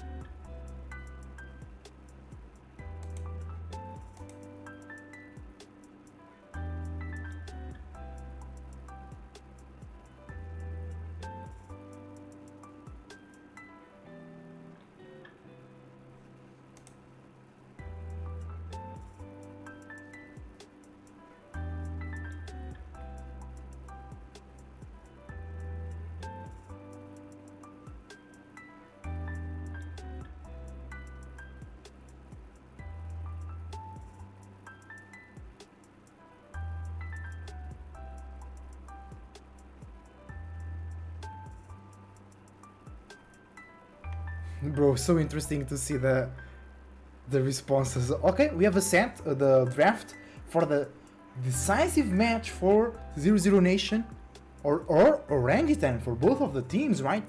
Who loses this Rayquaza fight, right? Will be out of the tournament, y'all. So very important decision.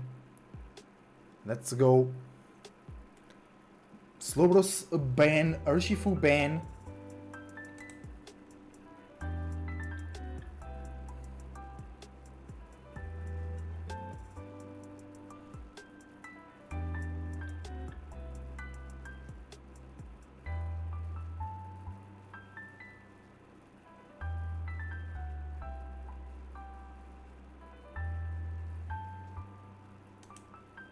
Let's see the draft.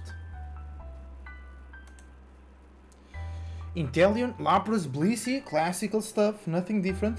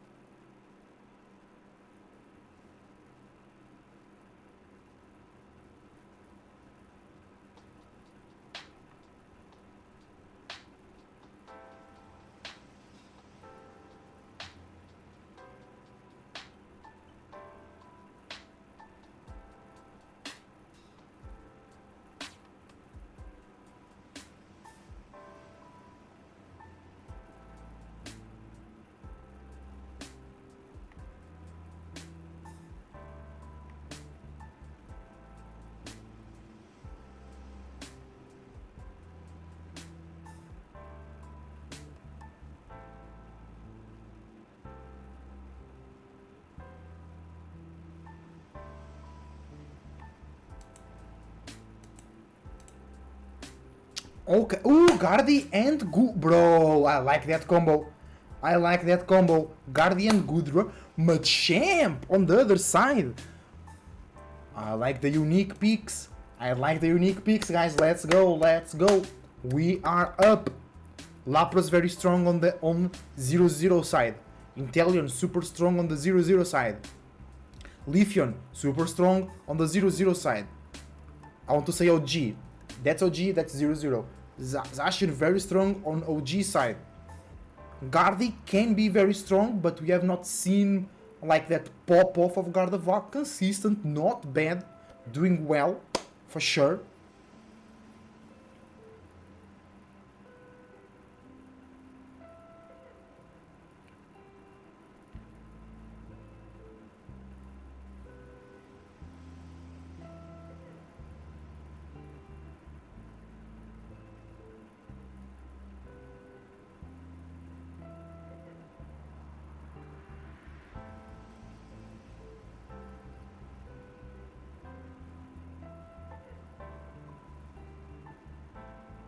Let's go, let's go. I'm rooting for 0-0 Nation, but I like Orangutan too. São os nossos irmãos de Portugal, os irmãos de Portugal brasileiros. Não, é só porque temos uma conexão especial e they're actually playing really well. I'm enjoying their playstyle. I'm really enjoying their picks. They're choosing that Gudra a lot, right?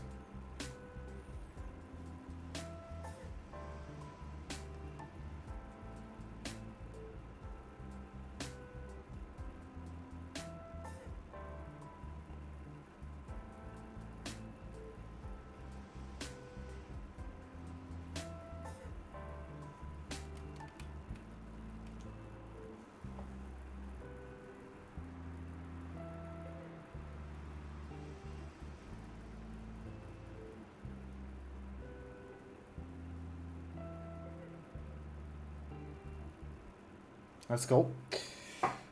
Oh, for once I thought I saw an Alakazam in there, but it's living in the grasses with the buff and the camera panning there super fast. I was like, seeing an Alakazam in the game. Maybe I'm predicting the future, right? Alakazam will be a great pick in the game. It will be super cool. You could make somebody levitate with telekinesis. In course, you'll be using the Psychic, right? The Unite move, it will be like he summons a giant spoon and picks somebody up or something. Okay, 0-0 Nation positioning themselves here for middle rotation to go for the birds and bees, birds and bees. Birds and bees, birds and bees.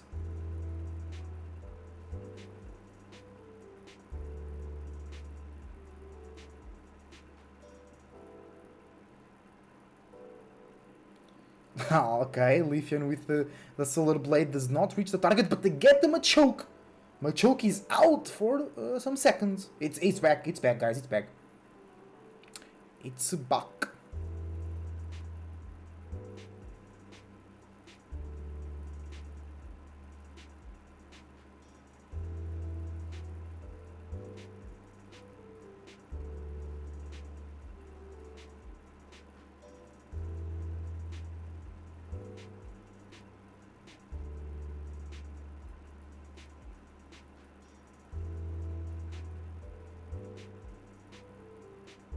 Oh, good team fight there. Team fight is team effort. Yeah, that's what I mean. Good team effort from Orangutan there, collapsing on 0-0 Nation player.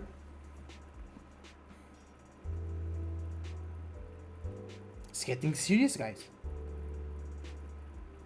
Who loses this one goes home. They go away. Bye-bye. Well played. Lithium chilling over there.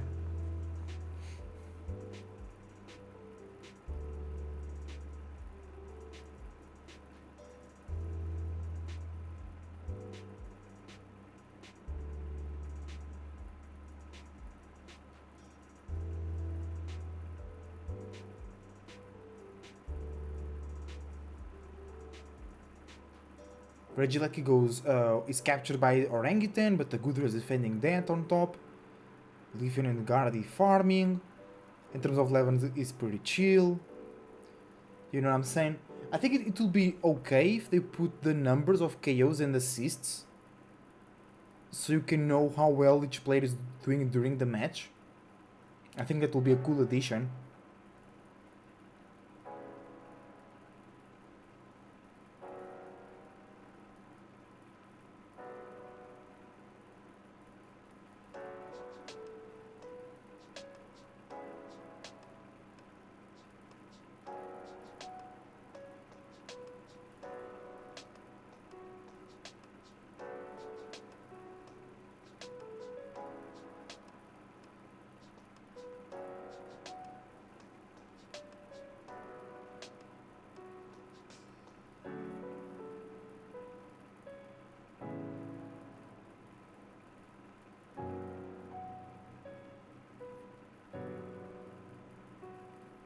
Alright, good defense on the top base by Orangutan.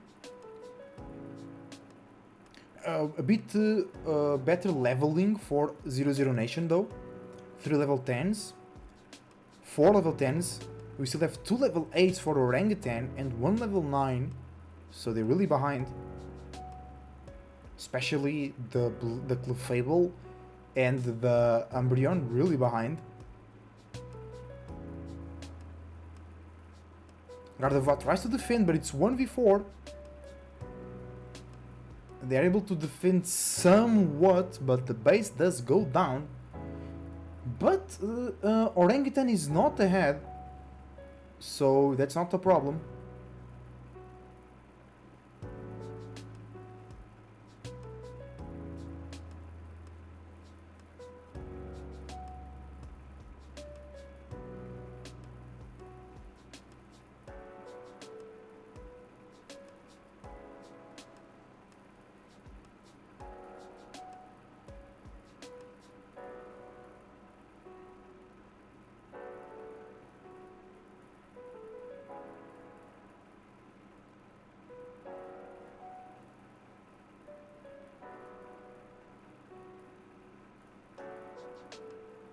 Lithium tries to chase the Zacian, but does not get the knockout.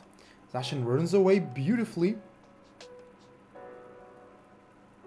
0-0 Nation pushing here on top. Well done, good stuff for them.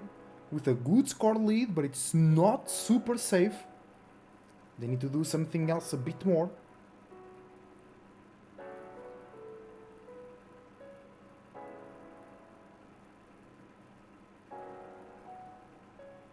which will be getting the Rayquaza, right?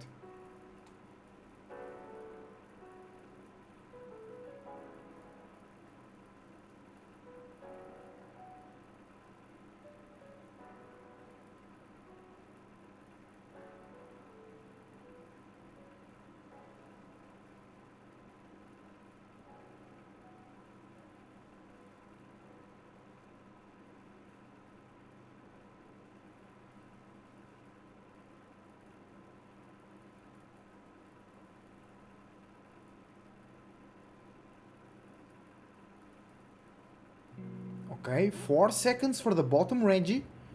I think Orangutan wants that Reggie. They have no level 13. There is no, they have Zacian 13 now. Reggie here is being done. Zacian doing damage, and they got it. Leafeon almost got the steal there, but Zacian and Inteleon grabbing that Reggie on bottom, which is important to them to gain some more experience. 10 seconds to go. 10 seconds for Rayquaza time.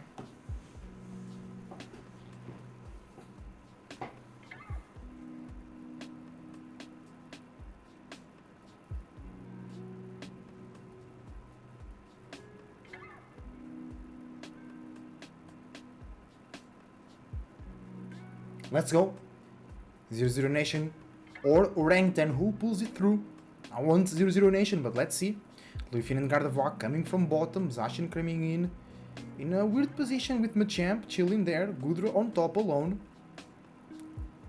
Lapras and Umbreon see each other, defender versus defender.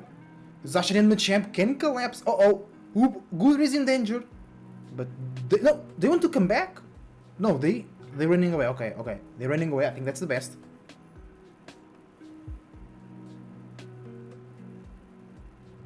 Ooh, Guardi. No, Guardi escapes. I thought Guardi goes down, but Machamp United gets a bit wasted because Guardi escapes. Inteleon going away now with the Shedichan Doll, but Inteleon is down. Clefable is still alive. Blissey healing a lot, but Leafeon goes down for 0-0 Nation. Machamp goes down. Clefable goes down. Only Zacian and Umbreon left. Umbreon goes down. The Guardi gets the knockout. Let's go, let's go. Go do it, guys. Don't waste time here. Zacian will just run away. And he can stun. He's kind of bulky. But he can also steal. It can also steal. So you have to KO it. Oh, Inteleon is coming back. Inteleon can really steal, guys. Zacian is down. You have to... Oh, 0-0 Nation. You have to go fast. Inteleon is here. They don't have Unite, but they can steal it. Leafeon with a Solar Blade. And they got it. 0-0 Nation. They need to go score. They are ahead. 20 seconds to go. It was the Goodra that secured. I thought it was a Leafeon. And Orangutan is out of the tournament. They did very, very well reaching so far. I think they were not the best team in their group, but they got through. It was through tiebreaker, and it is what it is. It's because they performed a little bit better than the other teams in that group. Not super better, but a bit better. That was enough to go through. They deserve to be here. And let's go. Vamos! Vamos! Vamos! Sí! 0-0 Nation, the representation of Brazil, gets their win, and they continue on the loser brackets, and they will play against they will play against MJK from Japan. They will play against MJK from Japan. Seems good to me.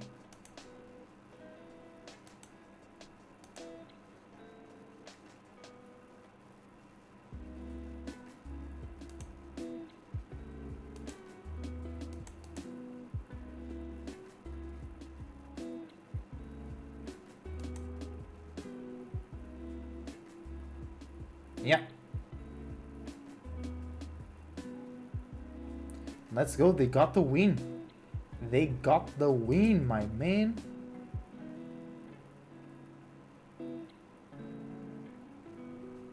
Zero Nation goes through. I really enjoyed that team fight. Was really good, guys. Really good. GG's. GG's for 0-0 Nation.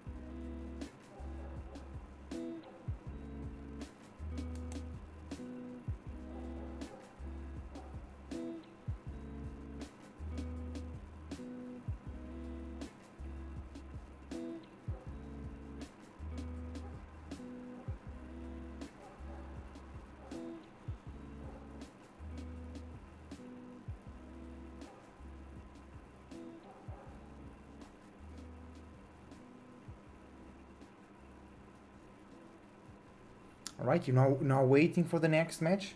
There should be a little pause here.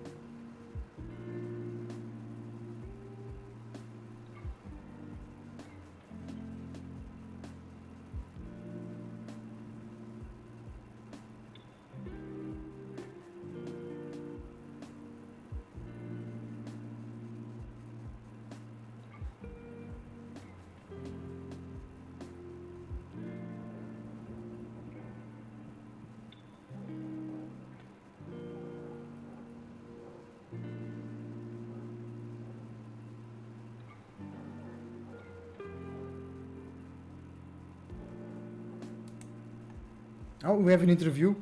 Eichlin and Tally Bobo believers, an unbelievable you have taken out of this tournament. How do you feel your chances are at a championship? I think we have really good chances. Like, I mean, yesterday it was against all the odds. No one believed in us. So, I mean, we are really confident. We got out of the group of death. So, I think our chances are really good and we are really happy. And let's go for it. Awesome, awesome. Now, É Brazil, brasileiro obviously, you mesmo. have a bunch of fans here, Tá but also legal. a whole lot of fans at home. How does it feel to be the hope of Brazil in day two? It's awesome. I don't know if I think no one knows, but Brazil has a bad historic on winning MOBA games. So what we did yesterday was like historic, right? So I think I'm really happy to represent this country. I love you all. Man, it's the best cheer in the world, sure. Awesome, best Let's cheering go, in let's the go. world. We love É to see brasileirinho it. mesmo We're aí, gonna let's see go. more of Zero Let's Zero go, Nation later GG. today, but GG, until then, mano. we're gonna É jump GG, to maninho. a very, very short break. Very, very short break. Let's go.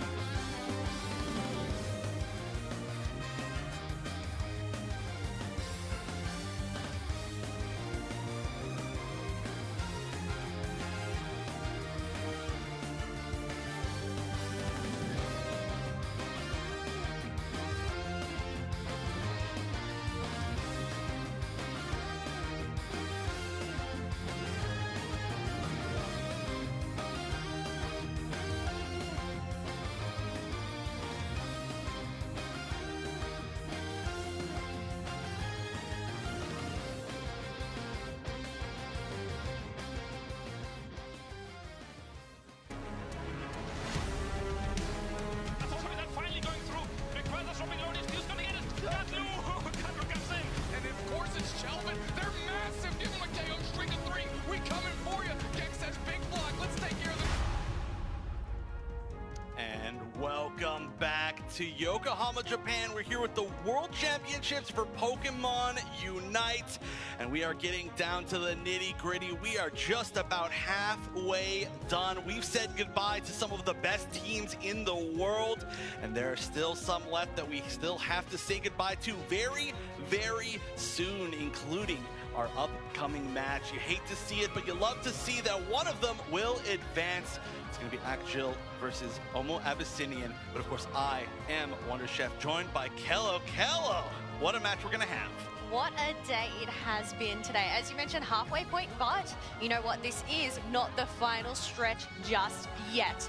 But I must say, Akjil, Omo Abyssinian, both of the last remaining teams for their regions, are they going to be able to represent and make it on through? Oh, it's a tough, a burden to bear, I guess. You know, you have to represent your entire region at this point. We started off the day with 2 APAC teams, but we're down to just 1 in Korea. Of course, only having 1 representative here in this top 8. We can take a look at the teams that are going to be playing. It's going to be Akjil representing Korea and Omo Abyssinian representing APAC East. Yes, and just to recap, I must say, S4L, they are looking good out there so far. Chobo, Mule, Eng-Pt, and Darbin on Akjil. We'll have to see how they go, but I mean, these player shots, they are looking spectacular, Chef. Oh yeah, I really like kind of just how this team has been Hi, guys. gelling together. We saw the... Hi guys, we are back from the break. Let's go. Choose our team once again. And yeah, S4L, along with Eng-Pt, they have been playing this really amazing backline of special attackers that have been synergizing together really well. But honestly, they've been able to flex through a few different comps over the course of this weekend. And you really have to be able to. If you're locked down into one comp, you are going to have a very tough time making it through when you're fighting the best of the best all across the world. And again, a very big surprise that they are just doing so well coming out of Korea, a region that I think a lot of people very much underestimated going into this weekend. Yes, but as we mentioned, one of these teams will be going home today at this position. So we're going to have to see. Let's take a look at Omo Abyssinian. Oh, another team. This is actually one of the teams that I feel was really, really feared. A lot Yeah, of the true. teams that we talked to when they talked about like, oh, what teams do you feel like are going to be the ones to pull off the biggest upsets this weekend? Maybe not even upsets, just the ones that are less expected to win, but have a great chance. This is one of the teams that people have been talking about, Abyssinian. Honestly, following through on that, anybody who's still left in this tournament has had an amazing showing so far. Both of these teams included, but now it's going to be a little bit more of an underdog, I would say, for the side of Akjil, but just how they've been playing, this does not feel like an underdog match at all. I agree. I think they're a bit of an underdog Abyssinian, but they can do it. Let's see. Much cash as they can. Obviously, whichever team does go home, they do not go home empty-handed. Oh, yes. Yeah, once you've made it this far, you are definitely far in the money. There is a ton on the line, I would say, this weekend. But we're going to go into the start of fighting for it as we're going to go to the draft for game number 1 of Akjil on the left, Omo Abyssinian on the right. Let's see what these bands end up looking like. It looks like we may get the Inteleon and the Zoroark. Ooh, this is interesting. I feel like the bands have been pretty similar across the day. There are obviously these Pokemon. All right, let's go. It's ban phase, banning Zoroark, banning Inteleon, pretty common. Does not surprise me. Does not surprise me at all.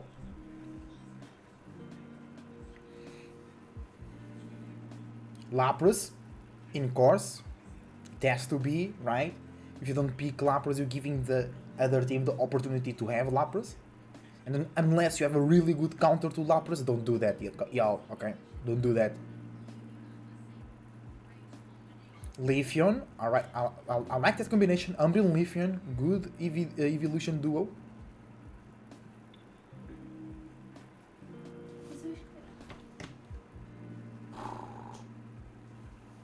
Como é que está a música? Ouve-se bem? Ou está baixinha? Hoopa and Slowbro. Está baixinho, mete um bocadinho mais alto.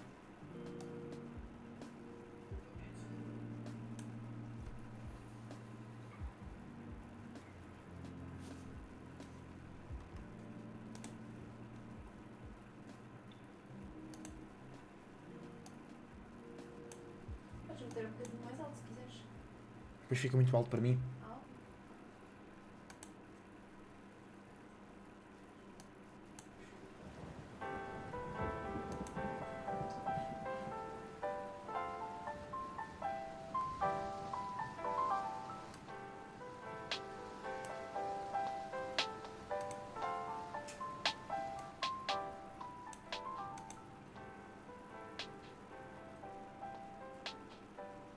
It's good like this. Yeah. Really good. My hand. Como é que fica a minha voz por cima? Fica bem? Nice. Zacian and Mew. We're not seeing a lot of Mew today.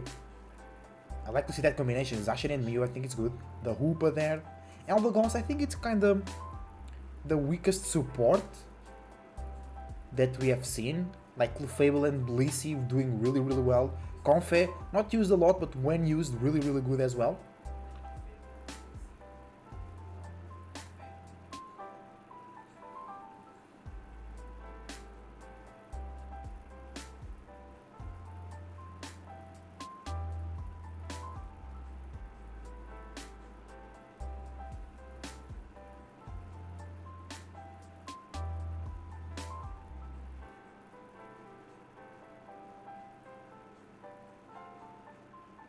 Let's go, game 1 is on. Zacian going to the middle path, aka the jungle. Taking down that Zatu.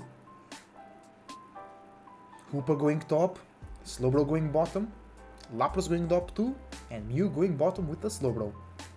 To secure all that experience from the bot lane, which has way more experience than the top lane.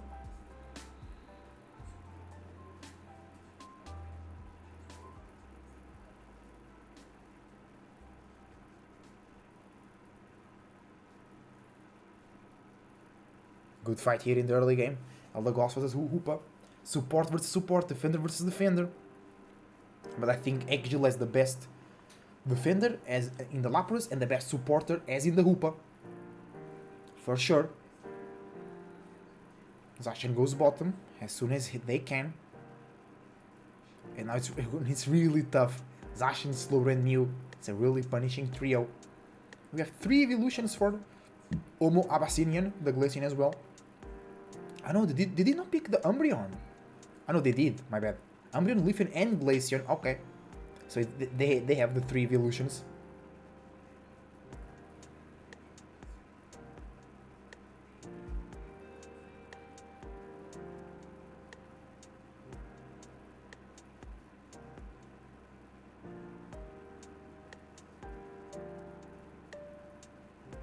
Zacian going in for a little of counter jungling.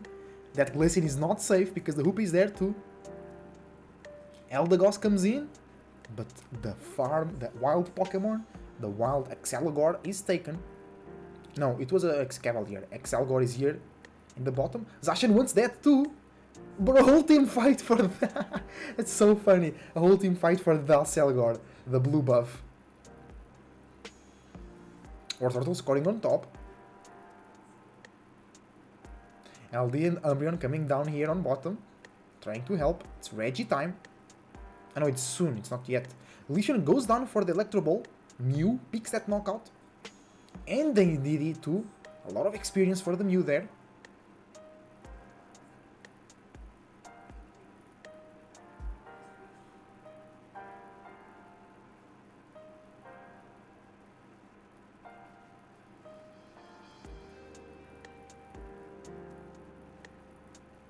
$20 seconds for both Regis. Fight for the birds and the Indeedee. You already used the Solar Beam. They can switch. I think not yet. I'm even pushing the Slowbro in. Great Solar Beam from the Mew. Solar Blade misses from... No, actually hits the target and chunks Slowbro for a huge damage. It's now 2v3. Mew and Zacian versus Eldegoss, Umbreon and Leafeon. Great Solar Beam from the Mew. I think coming in a bit too early. He's now rocking the Surf. Doing some basic boosted. Zacian going there. And they got it. Because Hoopa comes in with a hero play and gets the objective. Well done.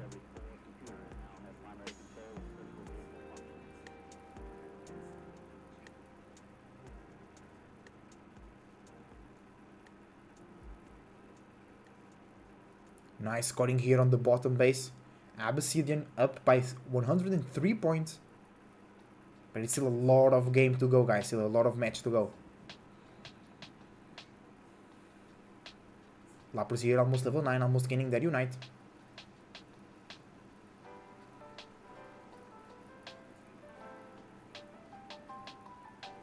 Blastoise already with the Unite. Lapras already with the Unite. Blastoise spinning to win. Lapras just chilling, being Lapras.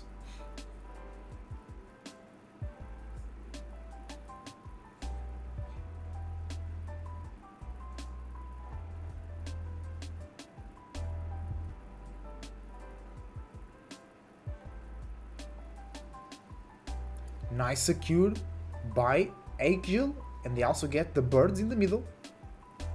Abyssinian needs to defend. It's only Blastoise and Eldegoss there. Eldegoss goes down. The top base will be broken. No, actually, they're not choosing to break yet. They want to score those 6 points, then those 16, making a total of 15 over scoring, which is very good. Which is when you score more than 80 or more than 100 points in the bases, respectively.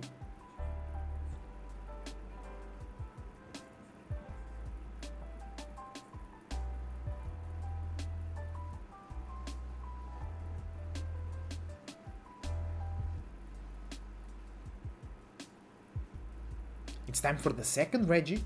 Another team fight will be happening, but we have two members of Abyssinian on top, and they don't have the Hoopa. Hoopa is going top though. Now going bottom, perhaps they could unite on top, bring everybody there, break top. You know what I'm saying? Score a bunch on top, but no.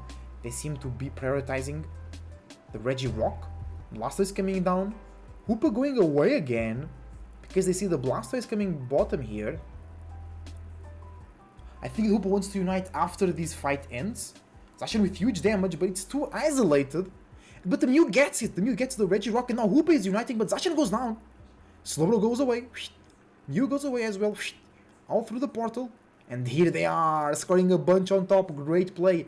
They get the objective and they score. They still behind on points, but they are way closer to Abyssinian. Abyssinian. Abyssinian. Omo. Let's call them Omo. Omo. Omo. And Reggie Lecky in 5 seconds. Lapras trying to run away here, but Umbreon brings them back. Keeps them inside of the range of the Rapid Spin War Spout for Blastoise.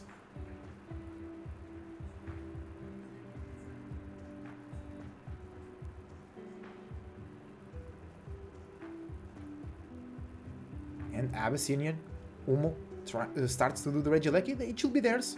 Mew uses the Electro Ball, but it goes into the Leafeon, not into the Regieleki. Sometimes it's hard to aim the Electro Ball to the wild Pokemon or the opponent Pokemon. Sometimes it's hard to choose, especially if you play on Switch.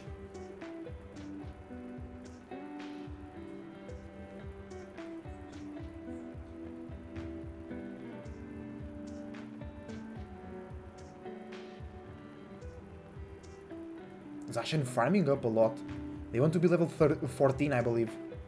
Everybody, no, Hoopa does not have their Unite. They should be farming a little bit here to get that Unite. Oh, Zacian in a bad position.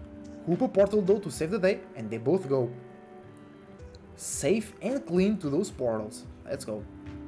They do not take it back.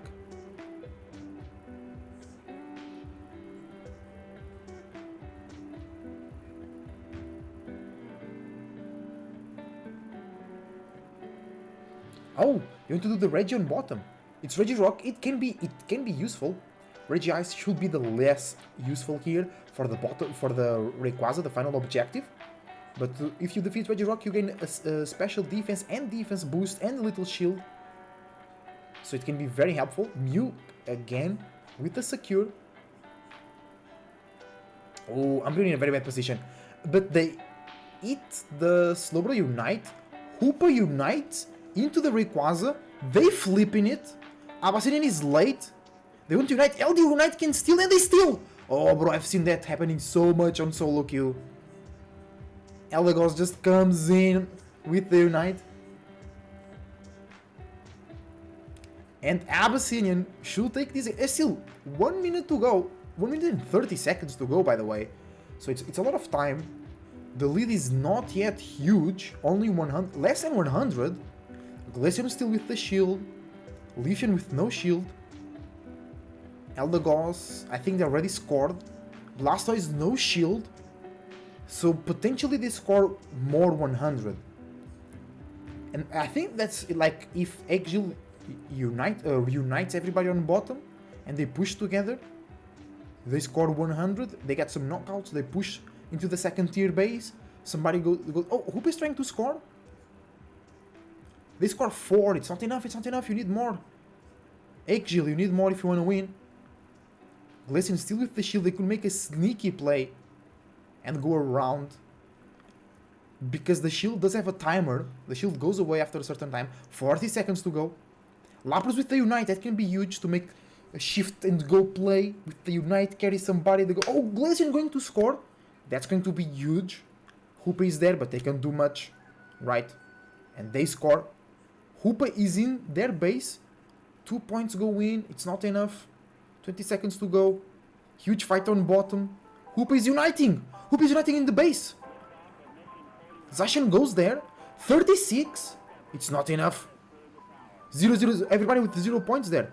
Slowbro could have scored there. No, Slowbro is down.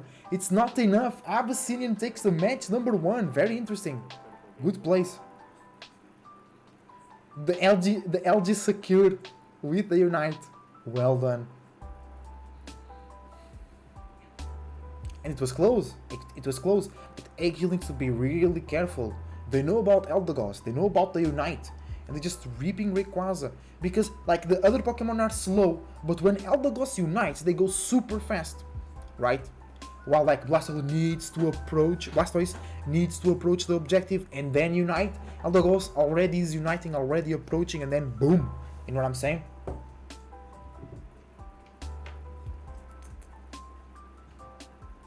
Nice match, bro. Nice match. Okay, let's wait for the second match to the second match to start. And this is losers, right? Let me check. Yeah, it is. Who loses? If actually loses the next match, they are out. See you in a second, guys.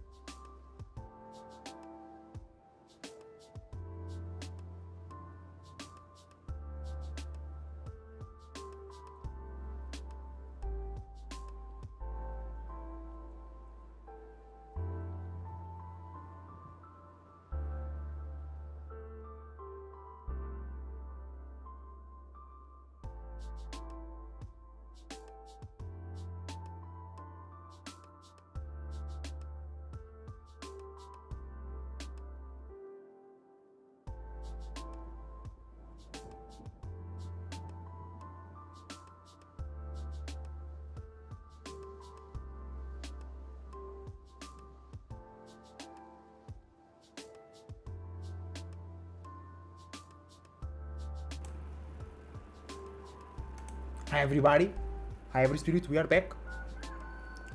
It's the ban and pick phase for match number 2 between Abyssinian and Eng-Pt. Lapras again, Inteleon, that was banned on the last match. Inteleon Umbreon, very classic.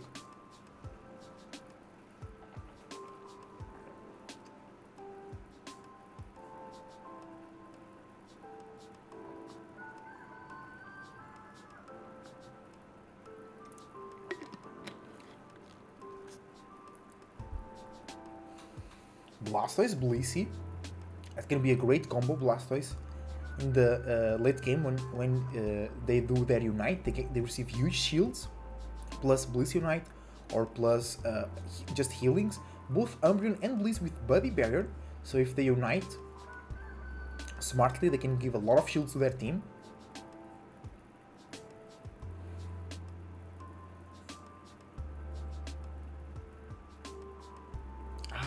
Not Ninetales, Delphox coming in. We're not seeing a lot of Ninetales actually by these teams.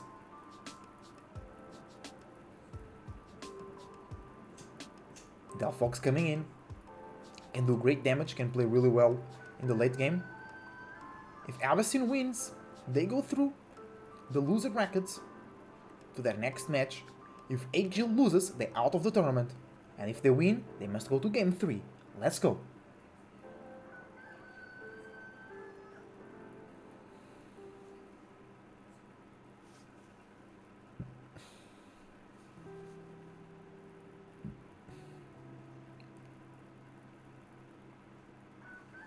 Oh, it's full of people now. It's a great. It must be a great time in Japan there. It's Saturn Day 2. People got some time off. It's cool to see the whole seats taken. Everybody cheering up. It's gonna be wild. I was about to say it's going to be wild in the grand finals if it's not too late. It can be like too late, and then most people just get tired and go home. But I mean, if you bought the ticket to be there, I think you stay until the finals, right? It's the most logical, so never mind. Here we go. Leafeon gets the Zato and then goes bottom to get close to that level 4 as soon as possible.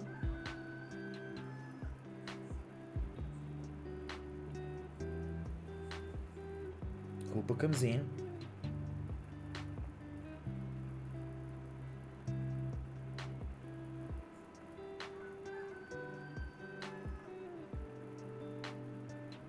Perturbing the jungle once again.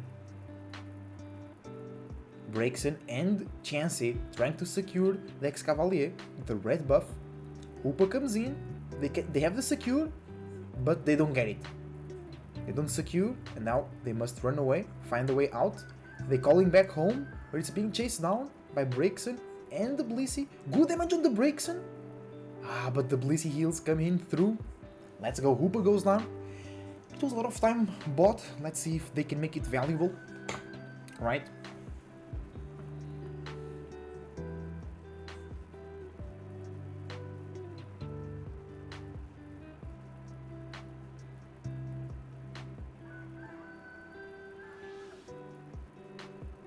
Okay, good security from the Inteleon. Level 6 already, almost. It's the Drizzle, almost evolving into Inteleon. Leafeon already rocking the Solar Blade. Very strong attack. Great range as well. Allows Leafeon to stay a bit out of trouble.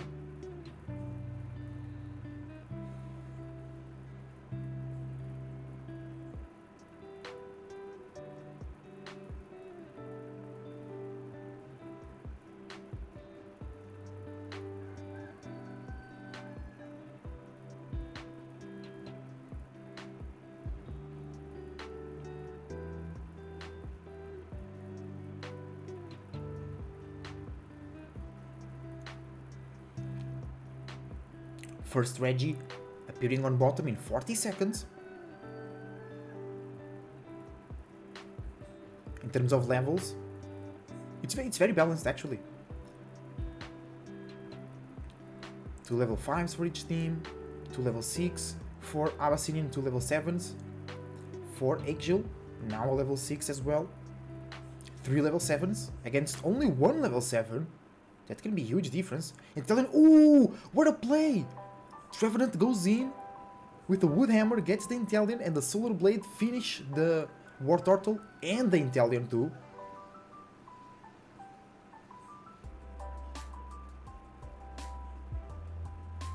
Huge scores here. Abyssinian turning that around, even though they were a bit underleveled. They made a great play, and they were able to score on bottom too, get some experience. Very, very well played.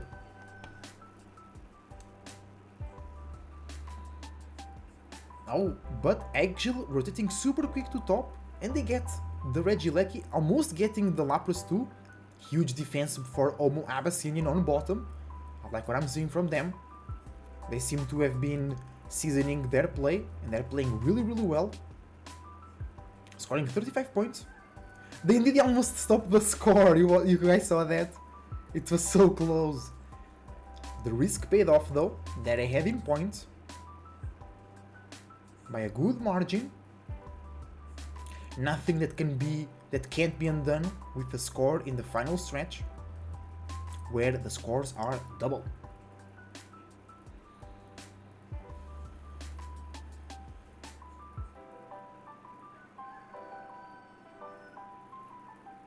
Okay, aggressive positioning from Eggjill here, trying to secure the birds. Miss on the Solar Beam. Great management from the Umbreon there.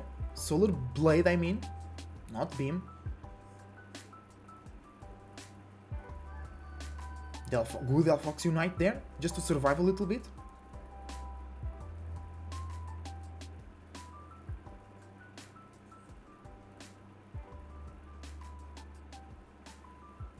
Oh, level lead now for Omo Abyssinian, with one level 11 and one level 10.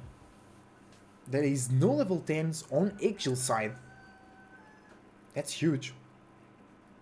Oh, Leafeon trying to score, but Umbreon intercepts. That's a bad fight. Leafeon doesn't want to engage in that. Umbreon is bulky enough and does enough damage to win.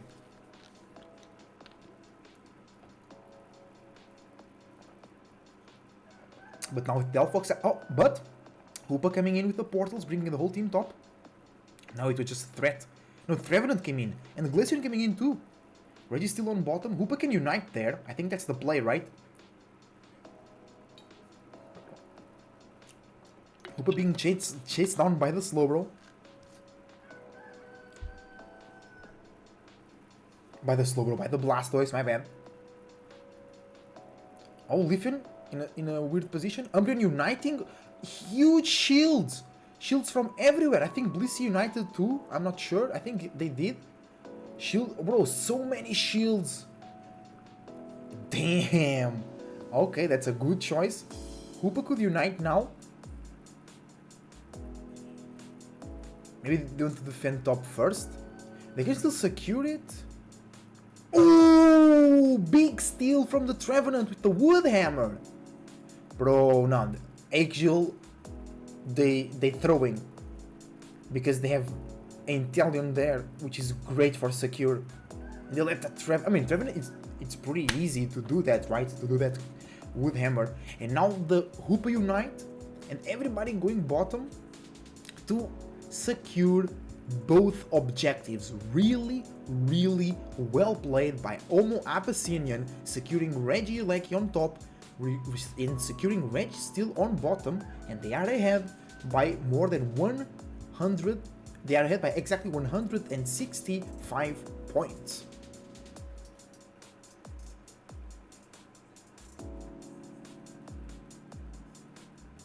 Great play. I love that play over there.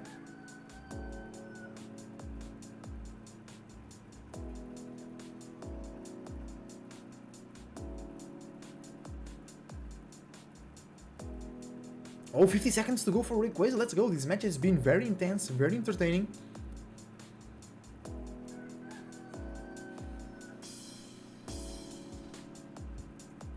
Oh, Blastoise in a tough position, but they go away with the Surf. Not Rapid Spin Blastoise, it's the Surf. And they go back to base.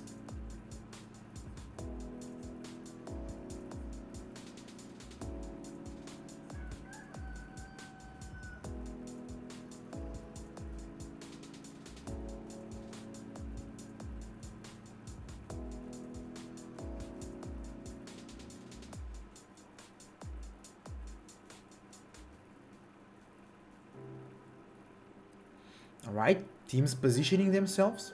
Lapras already took a lot of HP. There is no healing, only going back to base through Hooper Portal. And here they go, back to base.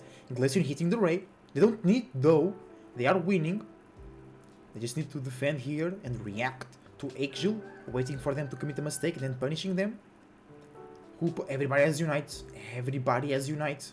Oh, Trevenant also took a lot of damage. They going back to the base with the portal.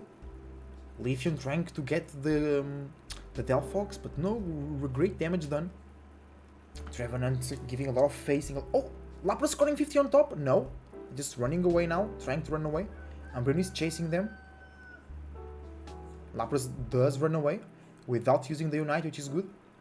Intelligent and Delphox, great Rayquaza time sources of secure.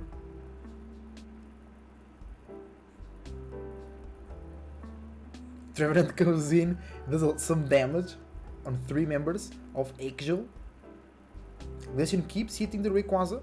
58 seconds to go. Lapras coming back to the fight through the Hoopa portal. They are very isolated alone on top. They have to pass through the whole team, and they do it. They united. Blissey unite as well. Everybody is united. Like so, Blasters unite. Delphox unite. Delphox goes down. Inteleon goes down. Looks very good for Omo Abyssinian to BH. Blissey tries to go for the score. Oh, Umbreon and Blissey going bottom. Oh, but they score 100. Leafeon scores 100. Alright. Good scores on bottom for sure. But they are not close. More scores from Omo Abyssinian, and they will take game 2, sending Eggshill out of the tournament. And the only Korean team in the competition so far will go down. Oh, very well played for Abyssinian. GG, great team fight into counter scoring. And that's how it's done. Let's go. Game number 2 secured.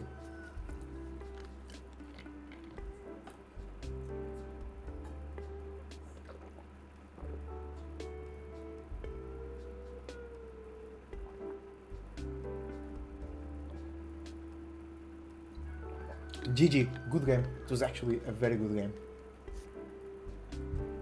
Fun fact.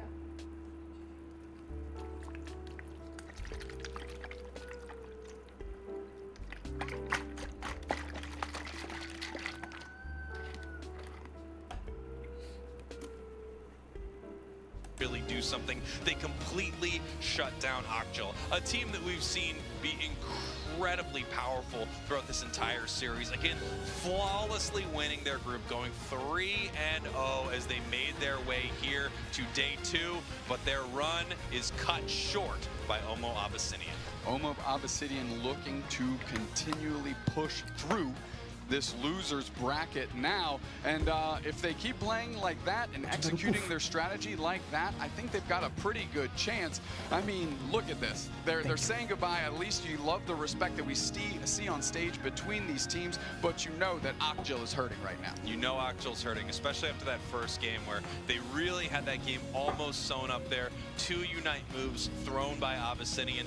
You know, the big problem is if you don't shut down the entire enemy team, if you don't throw that knockout punch at any moment, they could come back, they could secure Rayquaza. They did, and then coming back here in game 2, looking fantastic. We can see our scoreline right here. Omo Abyssinian ahead the whole way, all the way to the finish where they win this thing without taking Ray. Yeah, and there really didn't feel like there was a time where Omo Abyssinian was out of control and had to regain the lead or make sure they had to preserve it in some wild way. Ocjil just never really able to step up to what Omo Abyssinian was doing. I mean, we mentioned Eng-Pt on the Inteleon was a complete non-factor, and when you have a top 3 pick in the format right now, you cannot have that happen. You take a look right here. Interestingly enough, I mean, it was Miva on that Lapras really putting in the work, putting out that damage more than sort of those carry Pokemon, the Glaceon, the Leafeon, obviously more than what we saw from Ocjil. They just could not get a good fight started, as you can see across the board. Really low damage numbers. They were just not able to do anything to Abyssinian right here as we take a look at some of the big moments here from Abyssinian's game win. Yeah, one thing I want to highlight on that screen that we just saw, reps and 50k damage. You want to talk about a Hoopa player that's feeling themselves smurfing out on the Inteleon on the other side is a great look. And this is kind of where it started there on that big red Gialecki push, and subsequently on this great Rayquaza defense. Yeah, great Rayquaza defense. You see that Unite move from Delphox once again. It cuts off members of Omo Abyssinian, but it's just not able to do enough unless they want to fight inside of it. There really was nothing for them to fight inside of, therefore. So they just run away from the Delphox Unite, continue to KO members of Akjil until they are able to take this thing down. Miva on the Lapras, the MVP of that game. Yeah, I mean, a great amount of damage, obviously a ton of points, but they were just everywhere. Nerf Lapras. Nerf Lapras.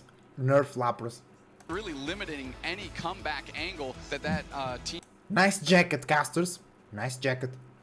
Miva's Lapras, and it showed. It's just one of those games where you see a pretty flawless performance from a team. It really was not too close. We actually have an interview back here on the main stage with a winner from that match. Let's send it on over to Chef right now. Chef!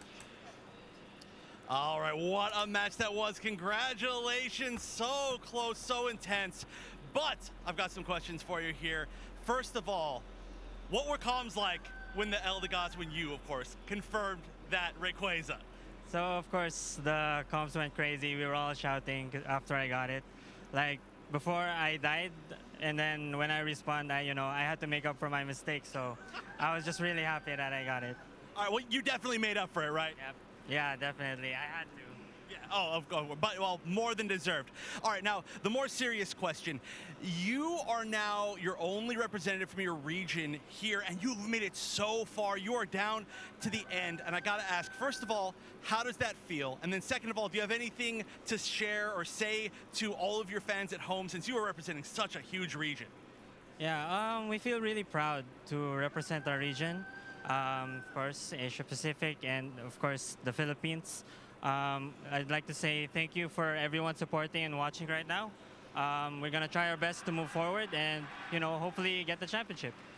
All right, well, you're doing an amazing job so far. Congratulations once again on your win. An incredible set. We're expecting more incredible ones, but we're going to have to wait after a short break that we're going to go to see more of these incredible sets as we're getting down to our last teams here. So don't go anywhere. We're going to be back with more of the Pokemon Unite World Championships right after this.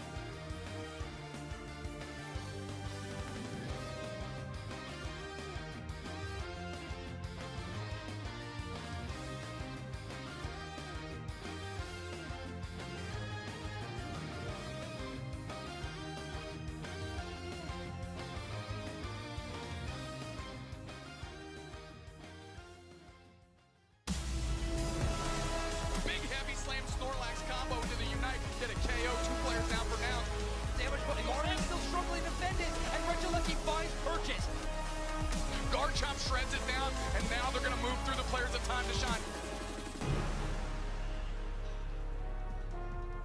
Hello everybody and welcome back to the Pokemon Unite World Championship Series. We are here today at Pacifico in Yokohama, Japan. Might I say it has been an incredible day so far. These two teams, they are fighting for their lives right now as they do not want to go home. But next up we will have MJK versus a 0-0 Nation as they get prepped, ready to go.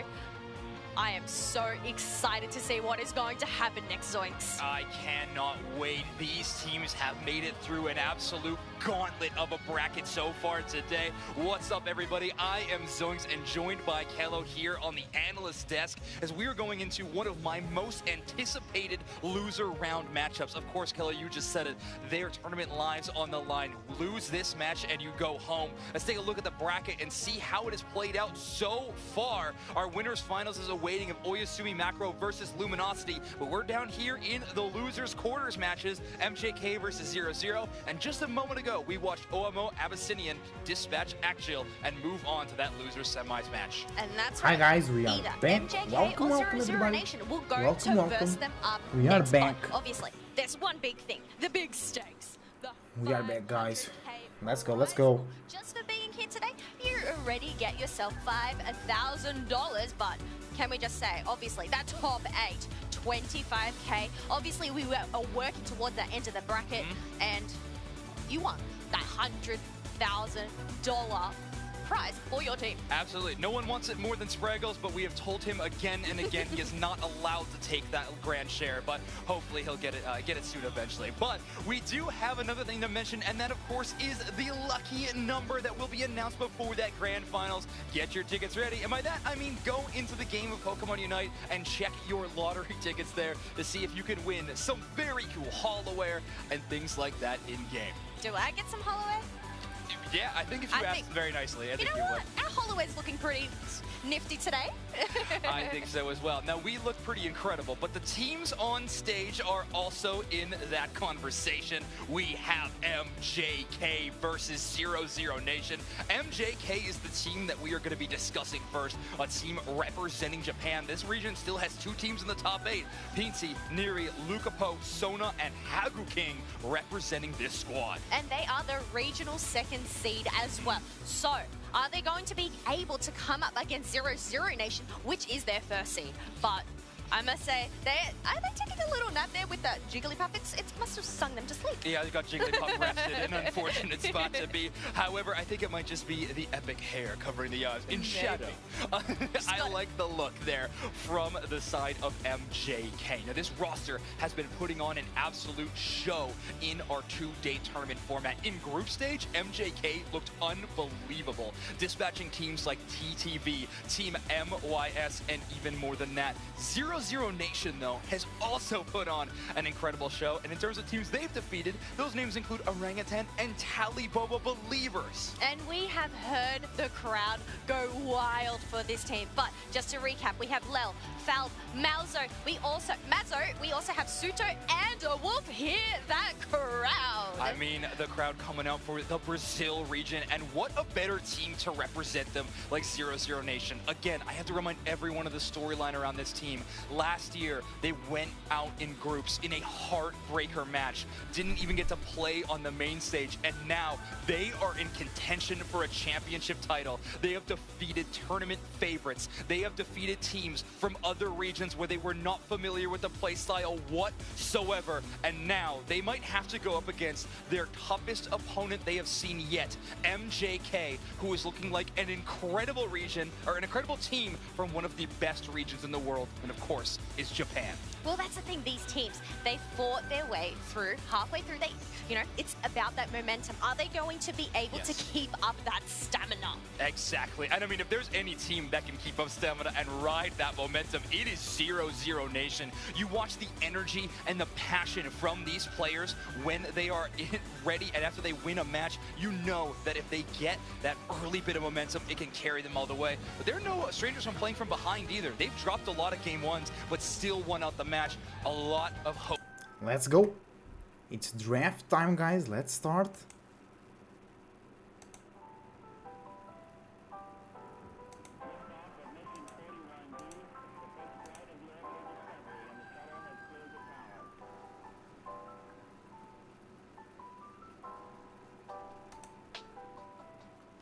Alright. Lapras. Oh! Scyther ban. Oh, because MJK really likes to use the Scyther and it's really strong. Scyther ban. Alright.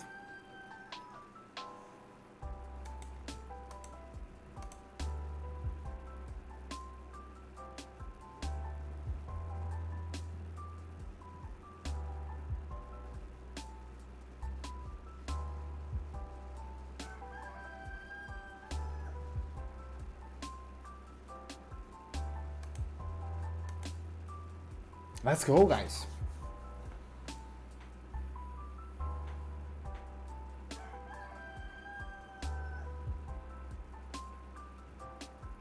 Oh, Kanfe. Kanfe possibly on the Zacian or Urshifu. And I'm enjoying that Cramorant there, that wild peak.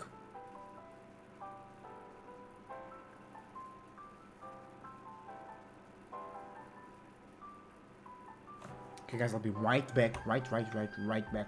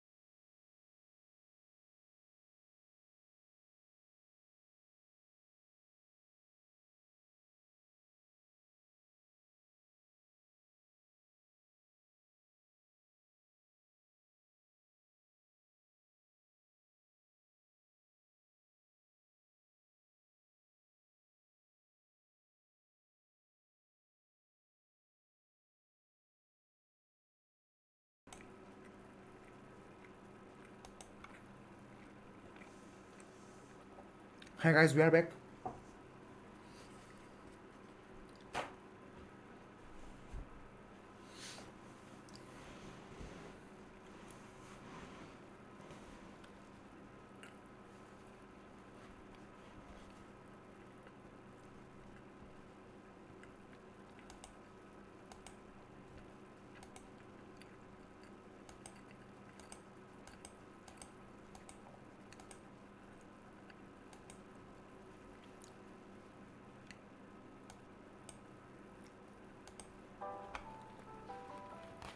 Zacian going in.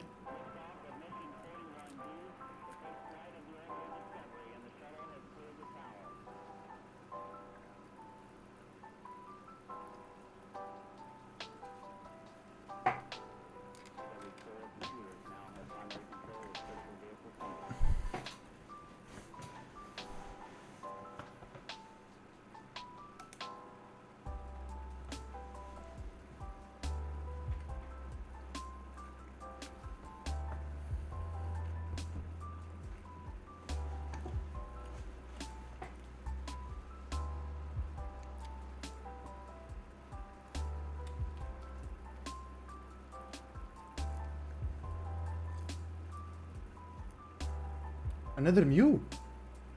Nice.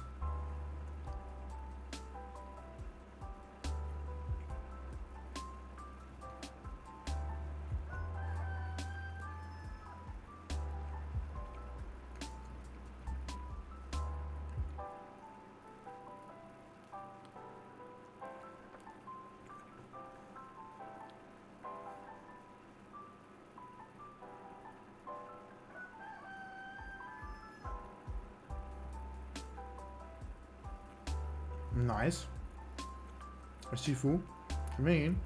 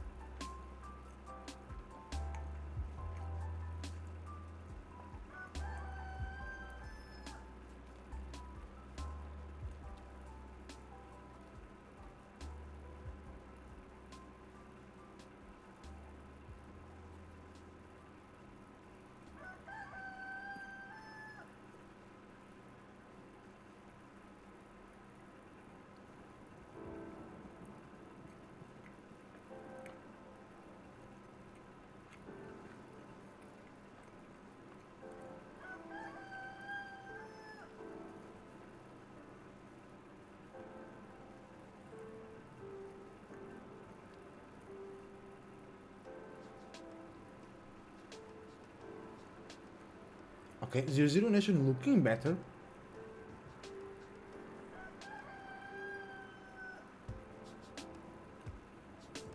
Let's go.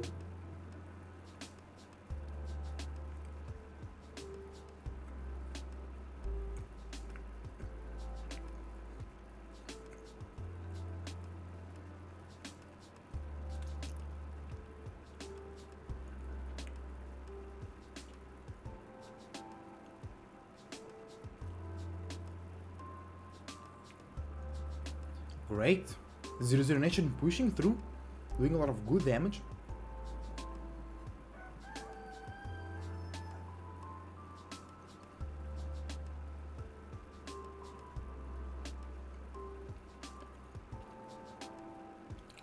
Urshifu's Ashen can be very tough duo to deal with around the Rayquaza time, right?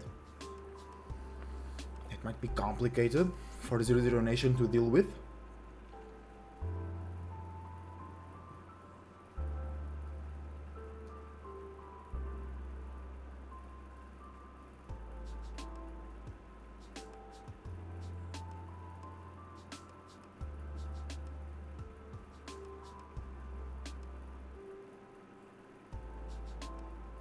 Ooh, Urshifu surviving there, but goes down eventually. KO streak 5 for the Dodrio.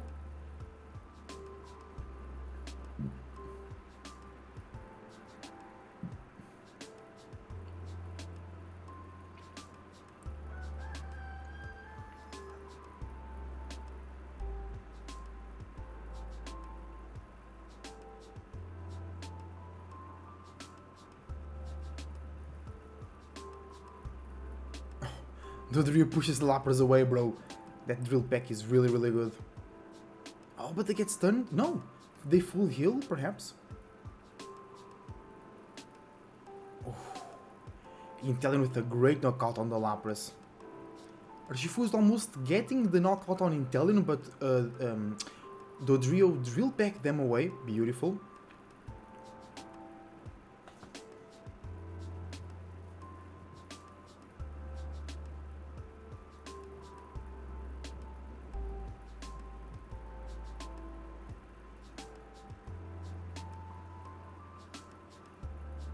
Great secure. MJK coming back a little bit in the last minutes.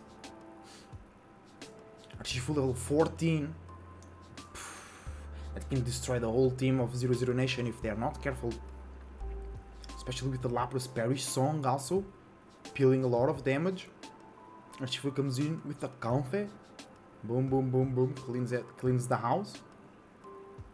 Let's see, our 0-0 Nation adapts. Ooh, Dodrio in a bad spot, they go down. No, they escape, great play.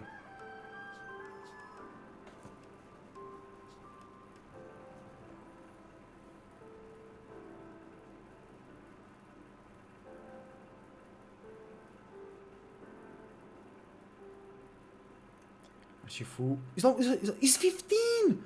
Urshifu is level 15, no way! Dodrio is level 14. Oh, but level 15 it's different, bro. It hits different, right? Zacian hitting. The Rayquaza, Dodrio on top.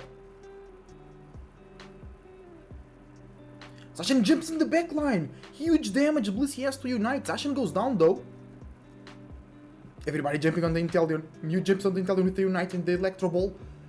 The Inteleon got the Mew though.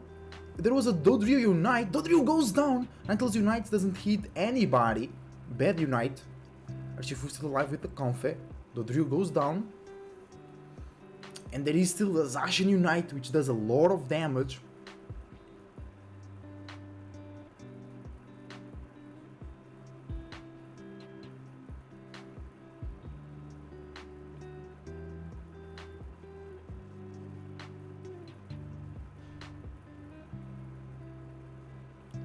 Oh, Slowbro in a bad position. Oh no, this looks very bad for 0-0 Nation. Inteleon is around there, is around the corner.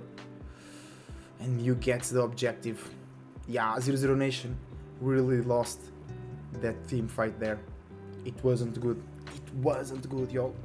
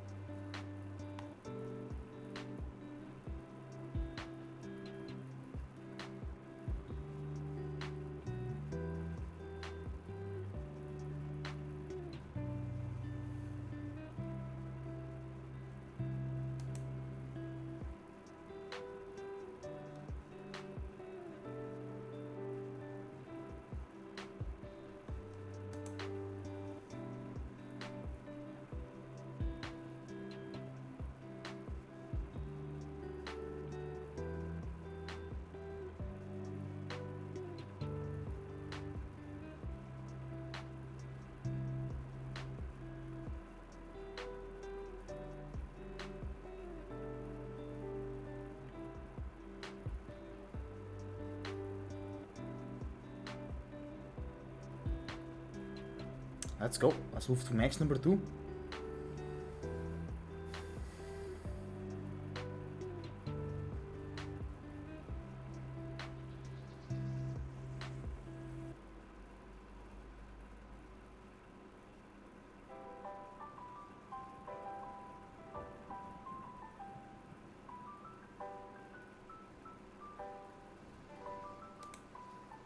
Let's go, let's go. Bring them on. For the Mew with 104k. The Zacian with 108k. Sheesh, that's some great numbers, bro. Great numbers.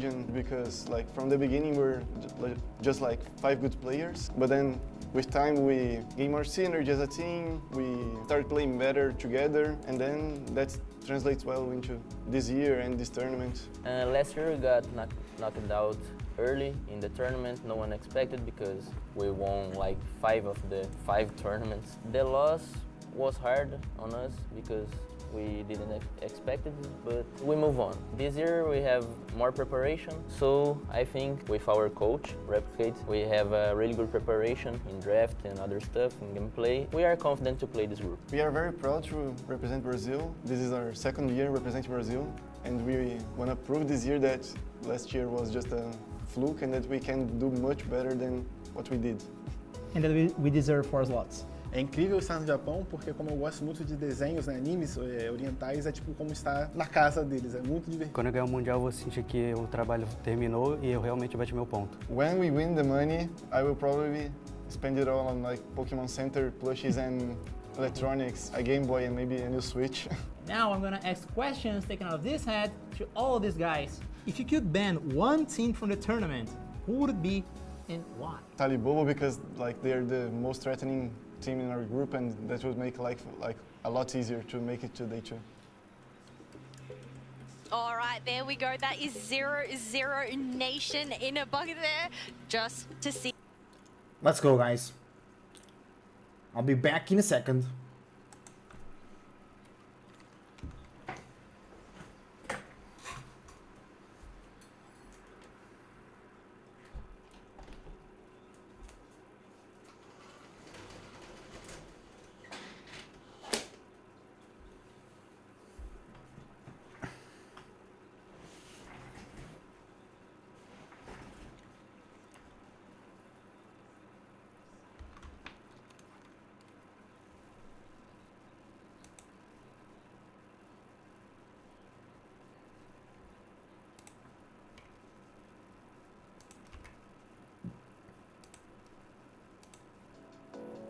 Alright, we ready, guys. Let's start the match. Waiting for them.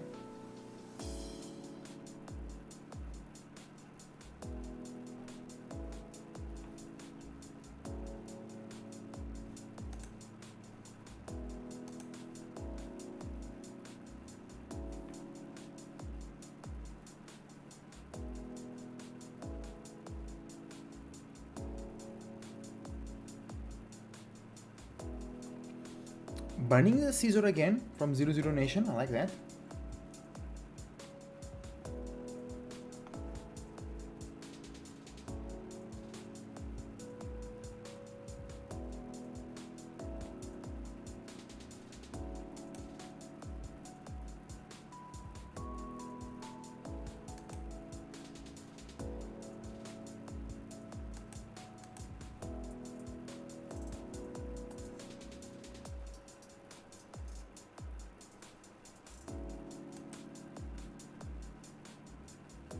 Alright, slow. Oh, no way. Okay.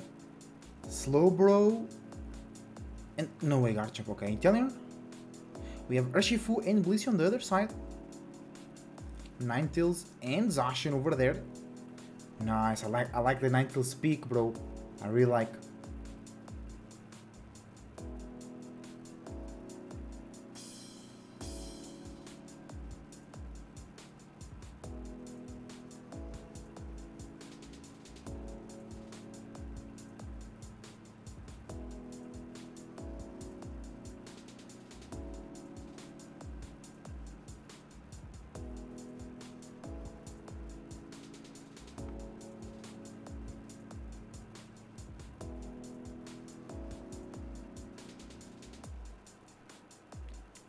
Oh, I don't like the draft for 0-0 Nation. Too fragile. Alright. MJK has a better team fight composition, I think. But it all depends on how the game goes. Let's see.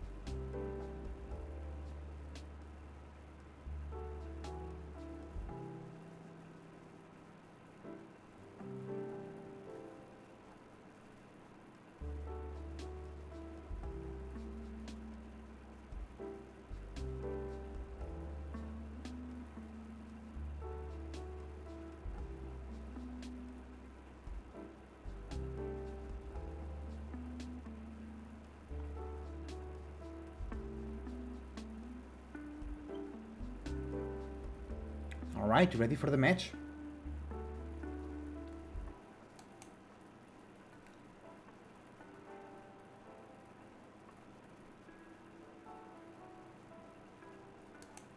Let's go. Ralph's going jungle. Interesting.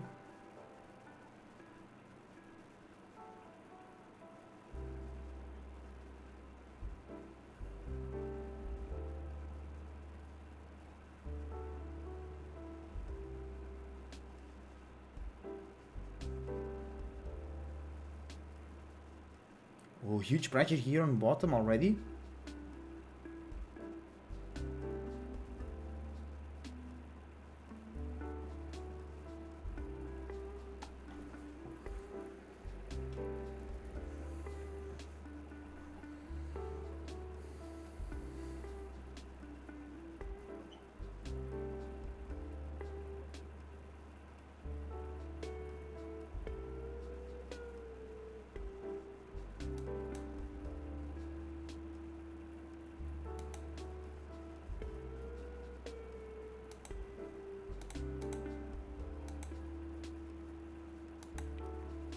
Let's go, y'all.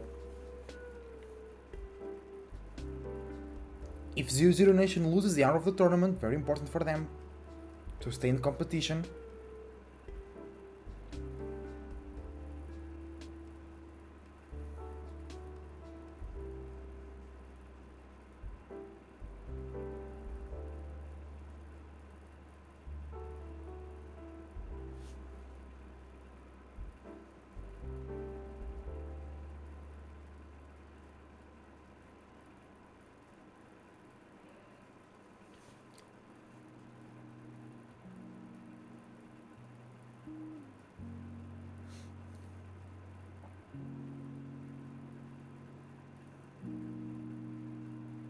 Zacian versus Urshifu there. Oh, on top. We're lagging a little bit, guys. Hold on. There we go. Italian versus Ninetales. Who's going to be the best ranged attacker? Zeus Nation running double ranged attacker, right? Well, MJK is running a speedster instead of a ranged attacker.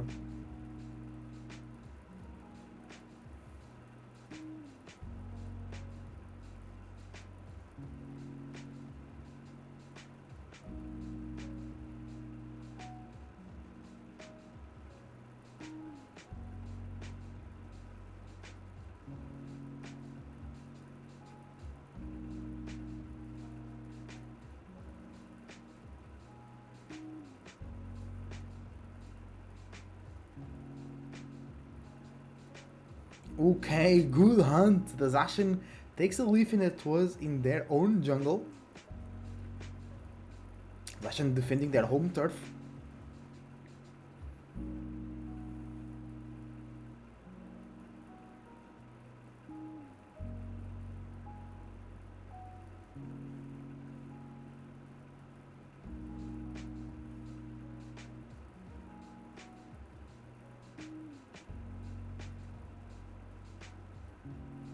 Nice, Shifu giving it all out there, but the Slowbro ain't dying. Zacian with a great knockout on the Leafeon, but Slowbro does go down.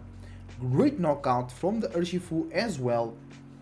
Very well played. MJK showing dominance. The Urshifu is level 10 already, getting the level 11. Super ahead. Zacian as well. Level 11, by the way.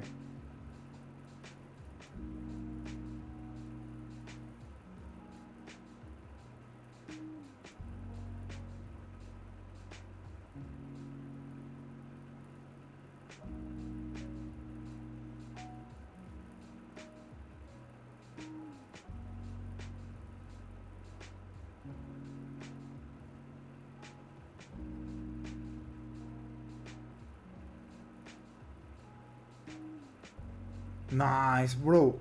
MJK is dominating a little bit here. We have to be honest.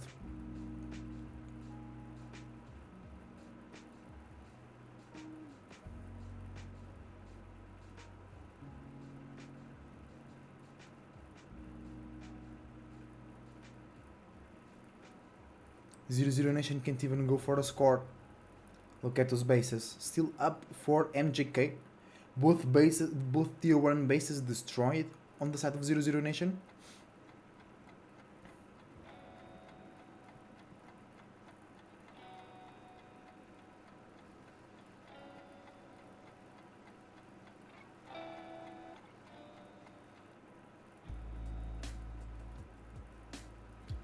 0 Nation did got the first objective, or the first bottom objective.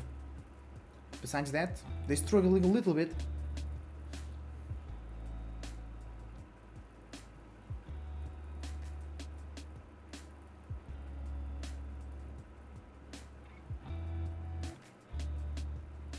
Gardy testing the birds with Blastoise.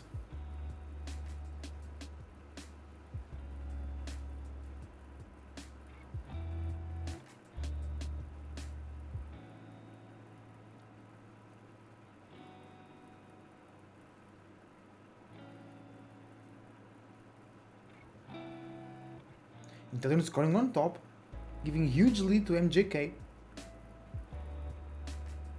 Again, I think the Eldegoss pick is not that great. These games have been too bursty. Yeah, huge team wipe there. Oh, they secure the Reggie, but they all go down, giving a lot of experience to MJK, right?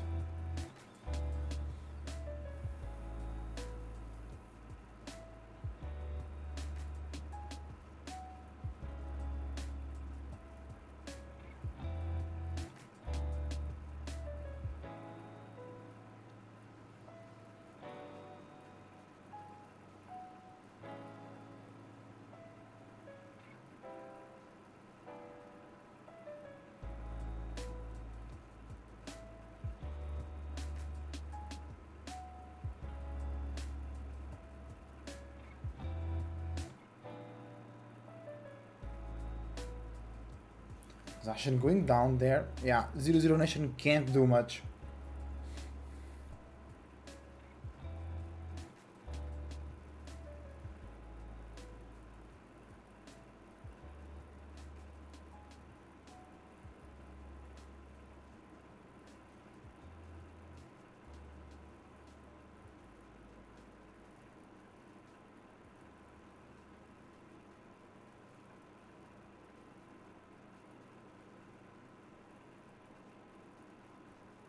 Okay, huge secure here by MJK. Getting that Reggie Lucky to go walk. Oh, it's going to the main base of 0 Nation. Good guard unite to get 2 knockouts there. No, they got 2 knockouts. I think Leafeon was already knocked out though. But they used 2 of their unites on Ninetales and Gardevoir. Intellion is there in the bush. Huge damage and they got the Gardevoir. Good Slowbro unite on the Urshifu, but they survive with Oblisi there. And Intellion is cleaning everybody. Leafeon comes in, Slowbro goes down, and Slowbro goes down. Yeah, 0 Nation is out of the tournament. Hold on, they can still secure Rayquaza some way somehow.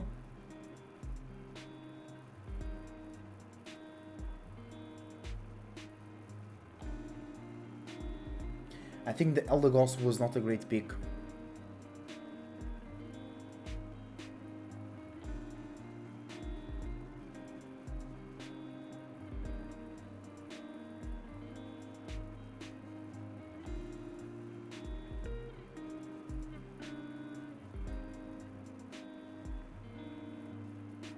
Okay, another chance for 0 Nation here. A huge lead for sure. Damn. Good guard unite. Blastoise unite though. Huge damage. Not enough. Ninetales goes down. Gardy starts to do the Rayquaza. Eeeeee, that hurts. MJK with a great plan, great strat. Even if 0 Nation, like, it's not enough. It's not enough, right?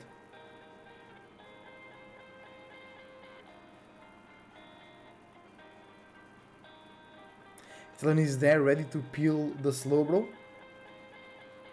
Yeah. Huge chunks of damage, bro.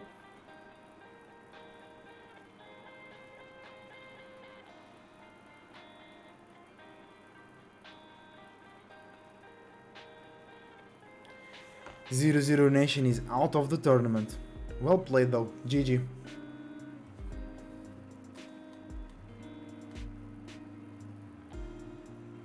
MJK had the great strat.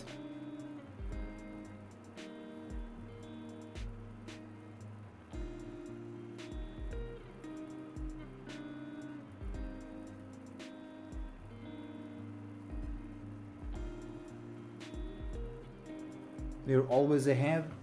They've built a huge score lead. They scored during Rayquaza comfortably.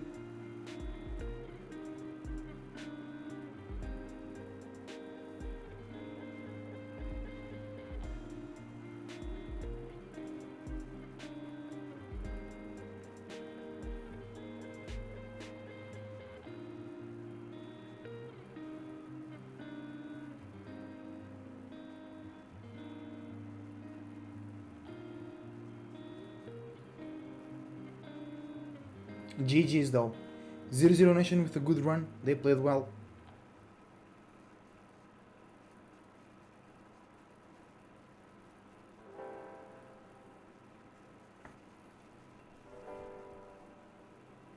Play the game in 0-0 Nation. LinkTrees is something else, my friend. Good night. Woo! That was a game. I call that a game. That was a game. That was That's true. absolutely a game right there. As 0-0 Nation, obviously devastated. They've made it so far in this tournament. They've played so incredibly well, but they just ran into one of the best to do it. MJK from Japan, moving forward here in our losers bracket, and now moving on to our top 4. There are only 4 teams left in this competition, and 2 of them are here from Japan. Taking a moment to absorb the moment is MJK, as a very wistful 0-0 Nation is slowly getting up from their spot on that main stage. I mean, 0-0 Nation, we talk about that Gardevoir Fairy Singularity. When you're that far behind, you need to take any opportunity you had. And that was it, Spriggles. That was the moment. That was perfect. Wolf identified it and told the team to go. And I can't believe this. A Selgor. Yeah. Stunning out Fob, so the Zacian couldn't close on LinkTrees. I mean, that is going to be the stuff of nightmares for the 0-0 Nation team, and letting them wonder, what if? Well, there was also a huge moment, I don't know if you saw it, but for whatever reason, we saw the Unite move explode from the Alolan Ninetales, but it was nowhere near catching LinkTrees on the side of MJK. I don't know if they didn't have their eject button or they just weren't able to make something work in that moment. They thought they were a lot closer than they were, but unfortunately for 0-0 Nation, they just could not catch them in this moment. What a game by both of these amazing teams. The last ditch team for Brazil falls today, and MJK, representing their home country here, moves on, and you can see that score graph. MJK firmly in control of this game. There was a glimmer of hope for 0-0 Nation, but quickly dashed by who else? LinkTrees. Yeah, MJK just played a phenomenal game here. I mean, this is a flawless game of Pokemon Unite. You're even able to let your opponents take Rayquaza, but you know you can still take the victory right here. And if we look across the board, I mean, take a look at that Neri with 100,000 damage. LinkTrees, 87,000. Of course, some impressive numbers here as well from 0-0 Nation, but it really was a lot of these moments the LinkTrees show. Let's take a look at what happened here in Game 2. MJK really at this time in the game in control, and firmly so. Yeah, firmly in control throughout, honestly, all of this match up until the final moment where it was teetering back in the favor of 0-0 Nation. This was MJK playing exactly how they want here on the world stage. Scoring at will, putting pressure on these goal zones, just continuing to push 0-0 Nation around here. You can see at this point in the match, up 217 to 57. They peel off Inteleon here to score more points in the top path, putting them up even further right now, 57-86, as more points are raining in here for MJK. And this score lead is something they were looking to foster. They were also looking to make sure that they took this Regieleki here in the top path and send it towards that central goal zone of 0-0 Nation. Once that was on the way, they couldn't put all of their focus on this fight, because if they walk away, they're in trouble. There we go. That's the Fairy Singularity there, jumping through, and then Lucapo, of course, leveraging that into the tail end of the game. Another Fairy Singularity that really gave them an opportunity here. Lucapo getting KO'd quickly, but they couldn't pivot fast enough on top of the Rayquaza here, and really just running out of time. Of course, that lead at that time was gargantuan, so there was still a ton of work to do, but breaking that Slowbro shield was really the last nail in the coffin. Absolutely. Even if they get those points in, just the lead that MJK had was so intense that they were able to take that match. Expertly played match of Pokemon Unite from MJK. They are moving forward here in our losers bracket. Lucapo, the MVP. Color me shocked. I'm shocked. No surprises there. We'll get a co-MVP to that of Selgor as well.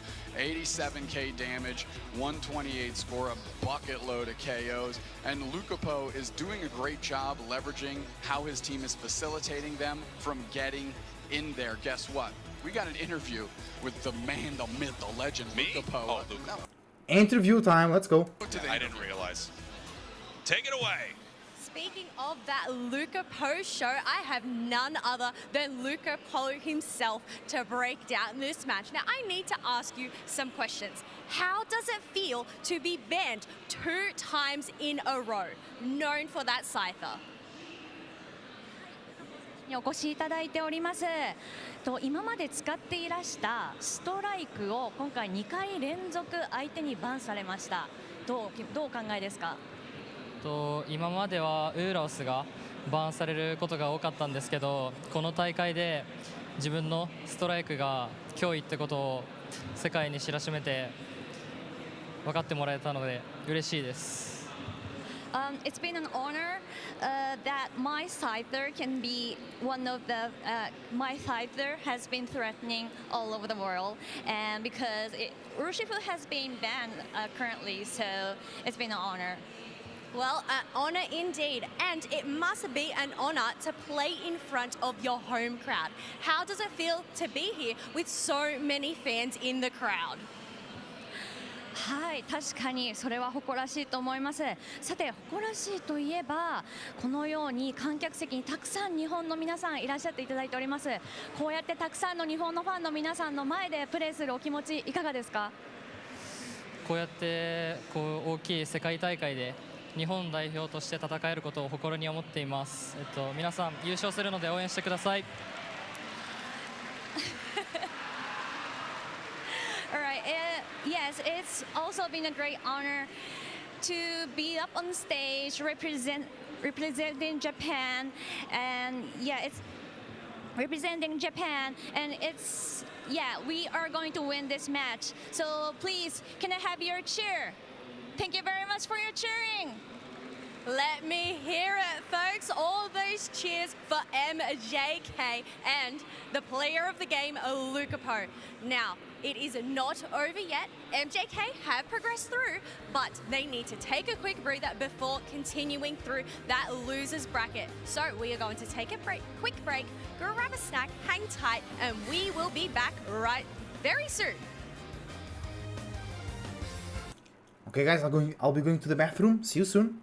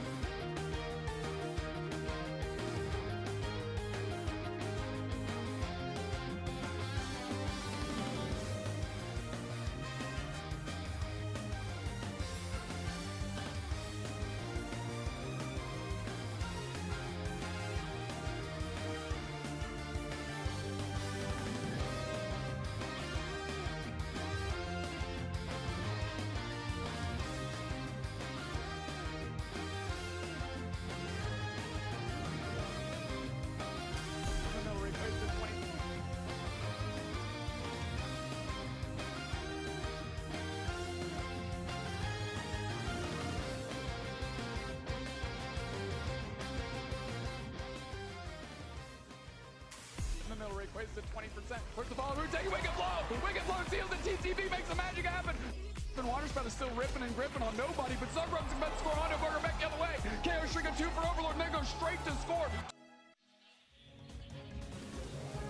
Welcome back, everybody, to Yokohama, Japan for the Pokemon Unite. We are back, guys, and we're gonna have a great match now. It's gonna be Luminosity versus Oyasumi Makuro.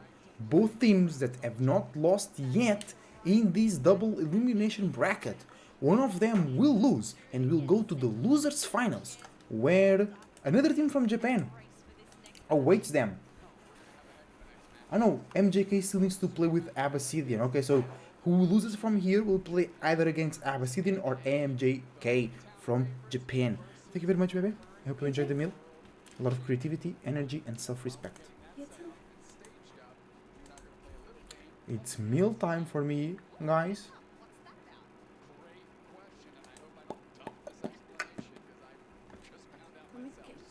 Eh?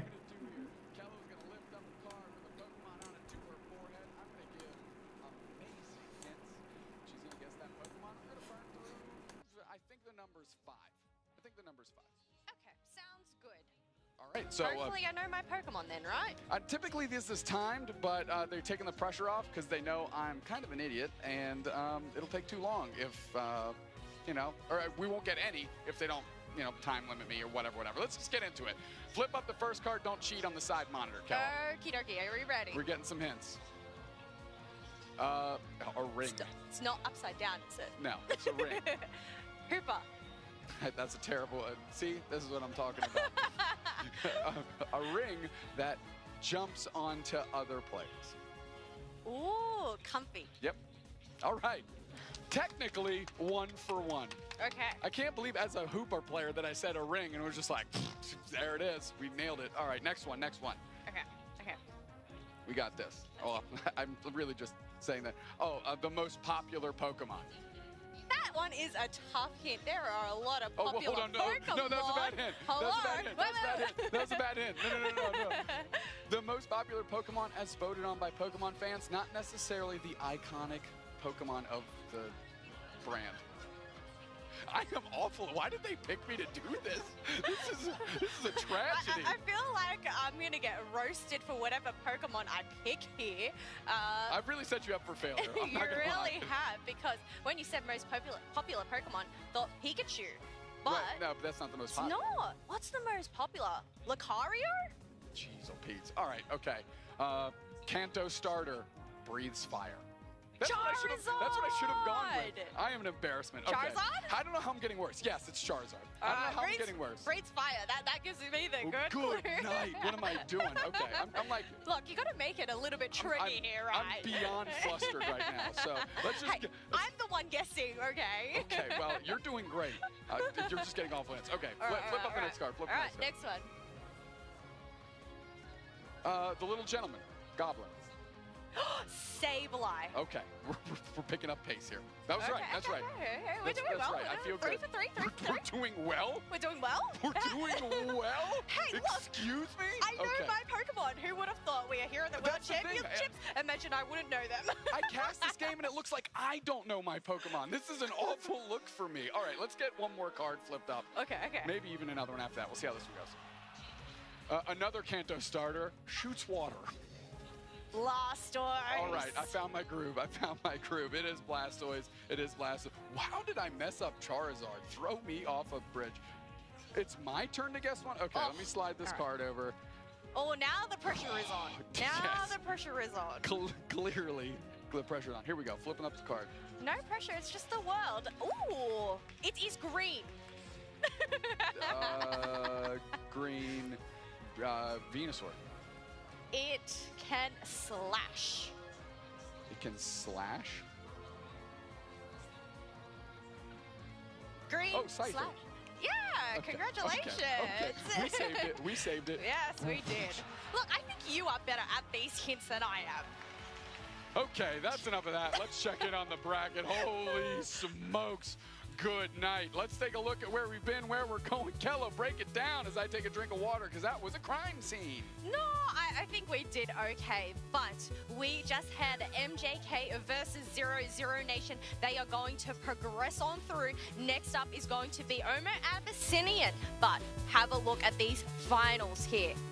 We have Oyasumi Makaro versus Luminosity. So we'll have to see how that goes, but I don't know. This next match, what do you think? It's going to be an absolute barn burner. Oyasumi Makaro has faced so many headwinds today, and they have overcome all of them. LG, on the other hand, have been dominant. Return to rare form of UCS Season 1 World Championships last year, and they're looking to keep that train rolling. We're looking at these two teams here. You've seen them before. You're going to see them again. Mame, P, Sui, Yume, and Tunji is who we got lined up on Oyasumi Makaro. And obviously being on that home turf as well, having that Japan crew cheer them on. I mean, the thing is, there's still two Japanese teams left, but only the one NA team. Correct. And that Japan team, those Japan teams are looking to send NA packing and keep these trophies on home turf. On that note, Oyasumi Makaro, we're taking a look right here. Their regional placement was 4th. A bit of a shock, kind of, that rippled across the globe as we were getting that result. And honestly stymied, because Oyasumi Makaro looks like such a strong team, had a bit of a misstep in regionals, but have rallied back big on the world stage.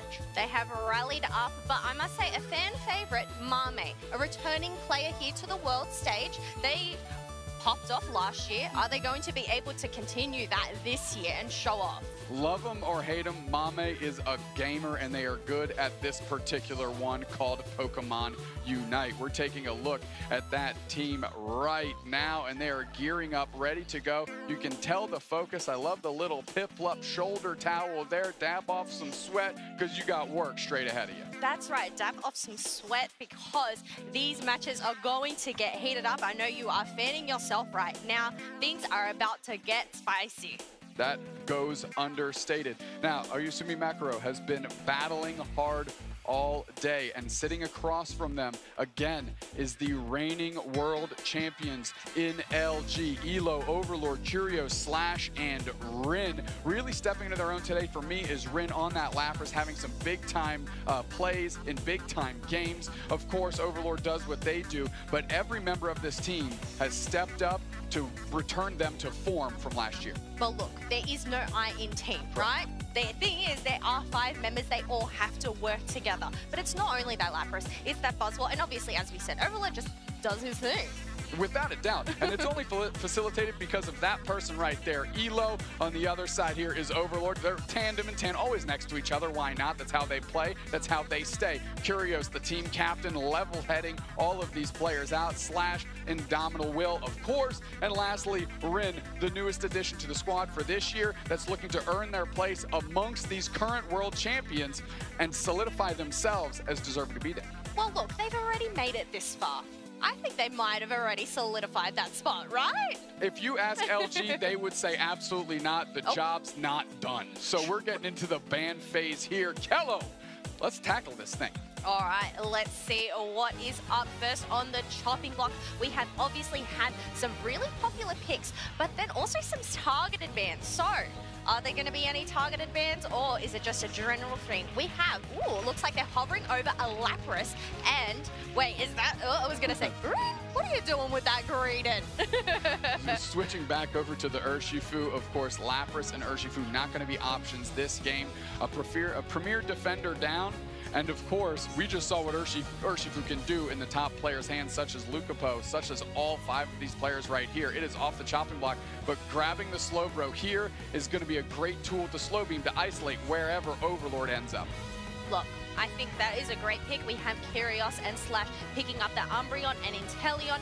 I know these 2 Pokemon, once again, really popular picks, really at the top of that metagame. Without a doubt. We've seen Inteleon look great all day long. Leafeon as well. Mame locking that in. Yumi on the Blissey, which is a Slash favorite as well. And that's one of the best support tools that they'd like to put into the pocket of Overlord. Quickly snatching up a Zacian though, and Hoopa's elo is stuff of legend. They won the World Championships on this Pokemon specifically. They haven't stopped playing it since then, which means they've only gotten better. No, it is such a great Pokemon to have on your side. We've talked about its kit, its healing, its maneuverability to go from that top to the bottom, but we need to see what these last two picks are going to be for Oyasumi Makaro. Espeon definitely a surprise here. They believe it's going to have the tools it needs to combat wherever, again, Overlord ends up, because I'm not sure we found that Pokemon quite yet. Is that Wigglytuff going to be locked in? No shot. We got the Overlord on the Venusaur. Of course, PE locking in the Zoroark. That's going to be a formidable opponent as well, but we are 40 seconds away from these Titans knuckling up and squaring off. Look, we've seen Overlord on this Venusaur before. It's just a matter of this team sticking together and being that wrecking ball. But the thing is, they don't have the Blissey on their side this time round, so they don't get that instant healing from that Egg Bomb. We'll have to see, as you said, Stuff of Legends, Elo. We have Rin on the Zacian, another legendary here. But you know what? I think Oyasumi Makaro, they're also looking pretty feisty. I mean, Overlord with that loadout, they're going Venusaur for sure. Zacian is going to be playing the front line, and they're going to be pot-shotting damage from a distance. But we need to get the casters in here because we got a game underway. Oyasumi Makaro, Luminosity, Chef, Zoinks, take it away.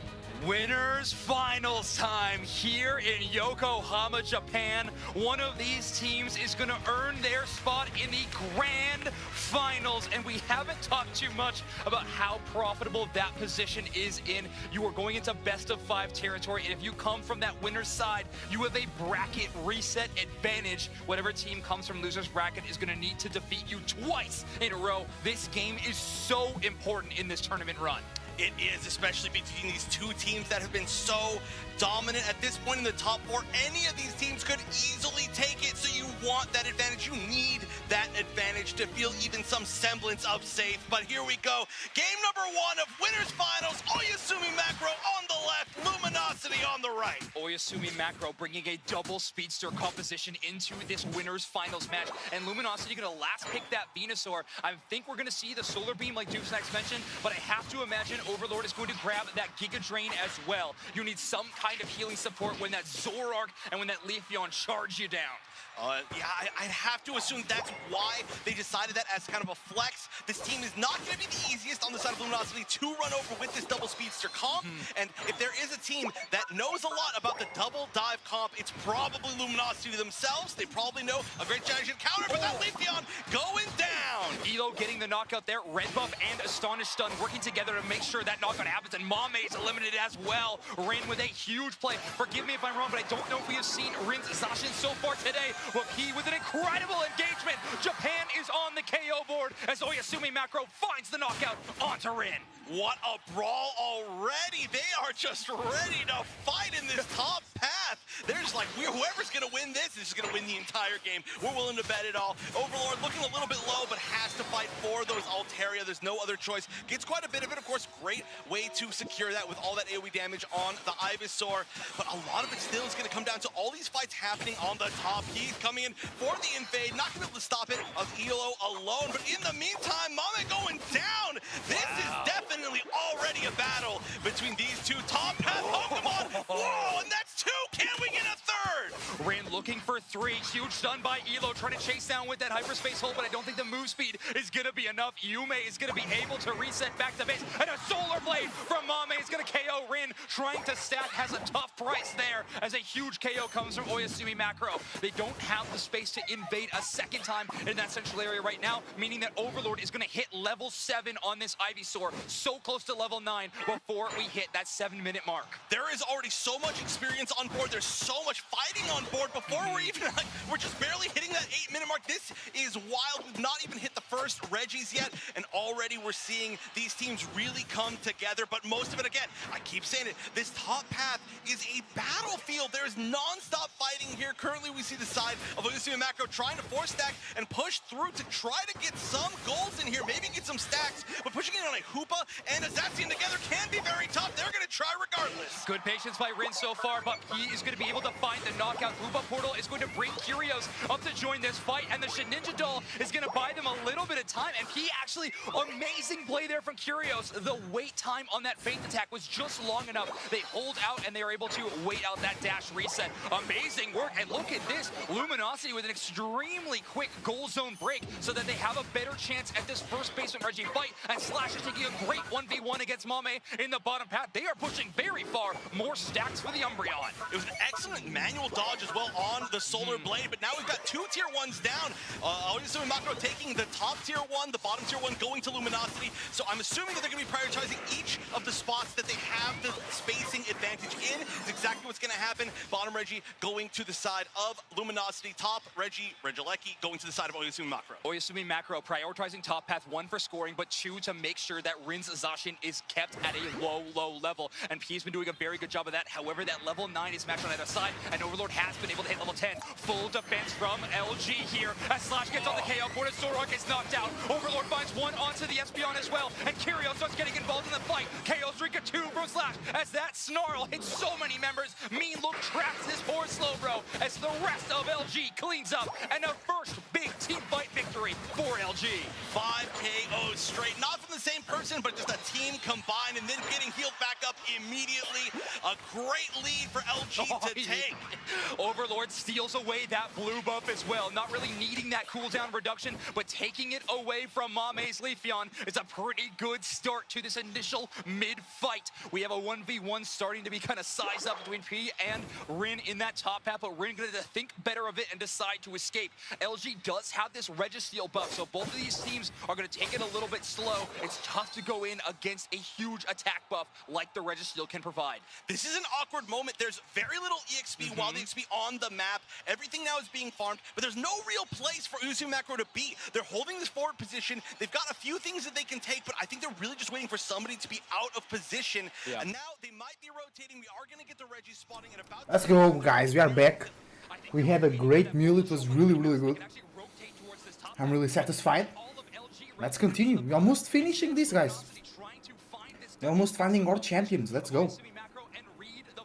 But instead, Japan is going to be rotating down to the bottom path. The last hope of the West in Luminosity Gaming is making that rotation, and Elo's Hoopa is in position to use that Unite move and a big score push from LG into the top path. Oh, nice. It looks like they're going to... Oh, the Hoopa Unite's actually coming out. But in the meantime, there's going to be Rin taking most of the center area. It looks like we're going to get 1-for-1 in the... Nice. Huge battle. Overlord's burn and anger hits so many members, and Elo's Hyperspace Fury is a huge shutdown onto Oyasumi Makro. And I think with this team fight win, we can truly say the momentum has swung in the favor of Luminosity Gaming. Oyasumi's Makro's lead in that early game. Great play from Luminosity, bro. Top of the Venusaur seems to be non-existent at this point as LG is online. They are doing such an amazing job. They've got a ton of experience as well on their side. All that center experience just going to Rin in the meantime. Regieleki going uncontested by both teams, but they used that Hoopa Unite so extremely well, deciding whether or not they decide to flex down. They did decide to flex down. This is going to be a huge outnumber. Still going to manage to get out of there, but Rin still just waiting in the tall grass to take him out. Wow. Ooh, he survives though. Zacian survives. The Slowbro to hold them in place for just a moment. Amazing work there as Rin tries to hold this goal zone defense up. Caught by yet another telekinesis, but this time only the Espeon is there for the damage buildup, and that's not going to be enough. Mame and P are going to be scoring in that top path right now, but Kyrios actually takes 1. Amazing work there as Kyrios defends that goal zone thanks to a very quick rotation from Elo's Hoopa. And look at this. We actually are seeing Overlord, despite not really being the one that looked like they're popping off, at 14 already at the above 3 minutes. Whoa, yeah. Bro. Venusaur at level 14 before 3 minutes. Wow. Incredible. Later, but that's just going to push a little bit more space as they fight towards these final 2 minutes. Yeah, if you're looking for big Overlord pop-off moments, watch out for when that verdant anger pressure comes in with that Unite move from Venusaur. Every single time they have been hitting multiple targets, and since they are running the energy amplifier in their item loadout, the next Solar Beam after that Unite move is dealing considerable more damage. That combination has been devastating so far. Slash Yeah, again, that's true. escaping from a 1v4 situation, not from a 1v5 though, as Oyasumi Macro is going to shut down that escape route. Now there is the option, well, I gotta say Rin is at a very dangerous position. There is an option for either of these teams to go for this basement Reggie. Not a lot of time, they kind of would have had to be there already. It looks like they're all gonna be focusing. Yeah, no Reggie bottom. F that. I love this positioning from Rin actually on this Asian, playing from behind, because it's going to be up to Luminosity to do some early poke damage, and then trust Rin to be a sweeper, who with an early knockup from Curios onto Mame. Mame's got a 15-second respawn timer. LG with a huge advantage towards his Rayquaza, and Rin now has eyes on PE. PE and Rin, they were just switched sides. They were both in the top again, but waiting to flank. Oh, and there we go with telekinesis. He's not Great Solar Beam from the Venusaur there. I love that strategy. It didn't really actually mean that much yet, but it still could come into play. Most of the members of Luminosity are sitting right next to Ray. A lot of the fight happening above. Oh, Zacian runs away. Woo, that was close. All these unites are still up. The big engagement has not yet happened. Yeah, Oyasumi Macro able to buy enough time for Mame to come back. Nice, good defense. Good defense. Uh-oh.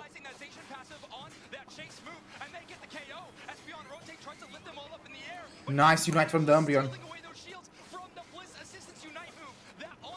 Yeah, great Unite from the Umbreon. Steals the shields from the Bliss Unite. Beautiful.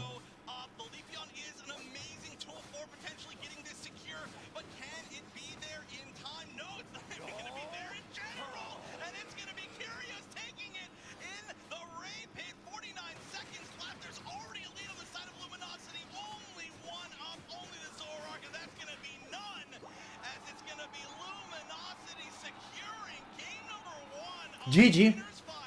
Not without my heart beating out of my chest, Wonder Chef. That was so incredibly close. There were definitely chances for a Rayquaza steal from Oyasumi Macro, but Luminosity Gaming holding on in a clutch moment. Overlord trusting in their damage numbers with a big Unite move. Yeah, Overlord trusting their damage numbers. And then Curios, the captain, securing the Rayquaza, and now Luminosity in winners finals is going to go up 1-0. This team is very familiar with this situation. They remember what it feels like to be champions. They want to see it again. You get to see them in the cameras right there. Overlord just laughing like, Dá-se chamar? Espera. love to see it. What a beautiful repeat. The Luminosity fans out in strength. The Japanese fans as well for Oyasumi Macro. I've never heard the crowd this loud, but now what I want to hear is our analysts, Kelsaurus and Macaroni Doob Snacks, that was an insane match. Luminosity, they are looking clean. Tá a precisar desse fuel. There's so much to say. Tá a começar a suar. O meu blood começou a bombar. Let's go, here we are. Luminosity, great game, bro. Dominating. Oyasumi Macro, they need to change something. They need to resolve some issues. Dessert time. Well, they're going to switch up next up in that big fan base, but first we need to crunch these numbers. Have a look. We Not a lot of damage in general, right? Dishing out 64k damage. It's a little hot. Rene on the Zacian there and Curios as well, securing them. Aspen with a lot of damage too. Yeah, absolutely. One thing I want to note though, yes, LG won the game, but something that you have to give credit Oyasumi Macro for, this is the lowest damage number we've seen out of Overlord all weekend, 64k. Spreading the love across Curios and Rin, who we'll see exactly how Oyasumi Macro pulled that off, and of course how LG pulled off the win. This is why I said there is no iron team, okay? You've got to spread it out across the board.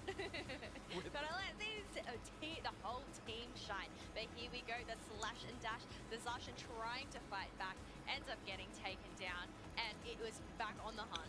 Yeah, but really a great start by Osumi Macro. We saw that KO streak of 2 from the Slowpoke early on. A nice little follow-up there from the Zoroark as well.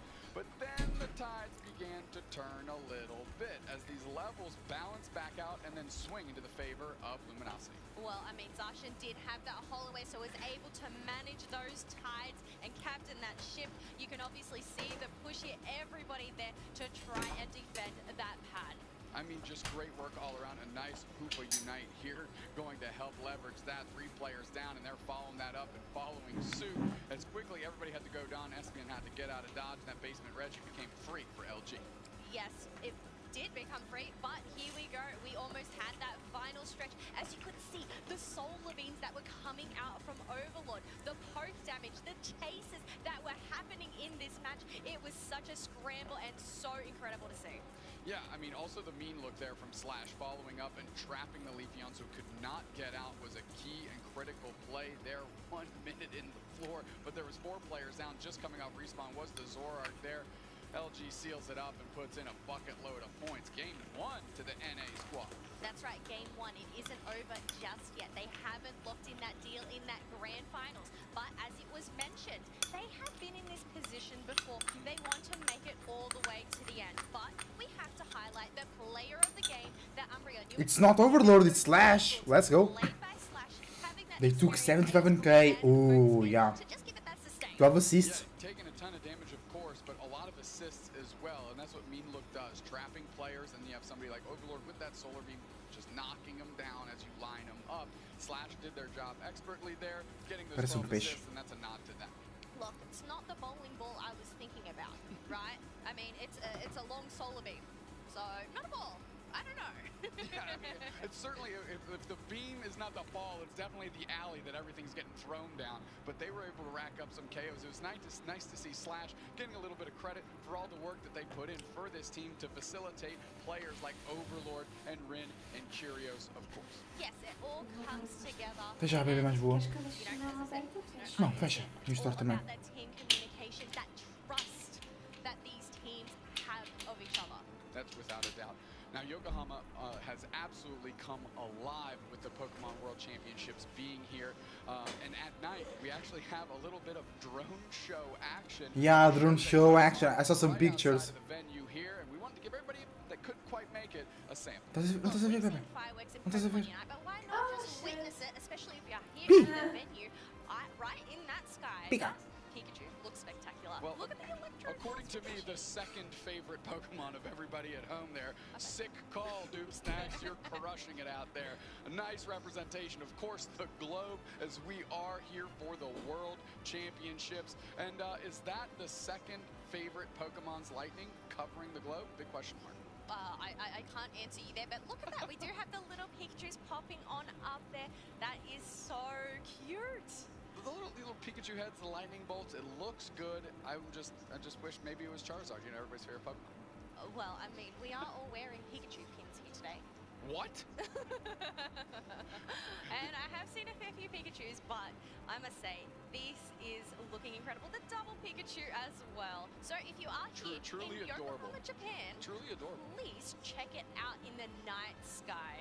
These are, again, this is a drone show, so all drones being put up. I mean, obviously, I don't know how that works. I'm not a scientist, but it looks great. And it's here for our entertainment and our enjoyment. I mean, we've seen the Ferris wheel outside of the venue get lit up with a bunch of Pokemon-themed things. Of course, there's the manhole lids that were painted differently to represent different scenes across the city as well. Everything, like we mentioned, has come alive for the World Championships here in Yokohama. They have decked this place out. It looks spectacular, not only in the stadium, but out in the streets as well.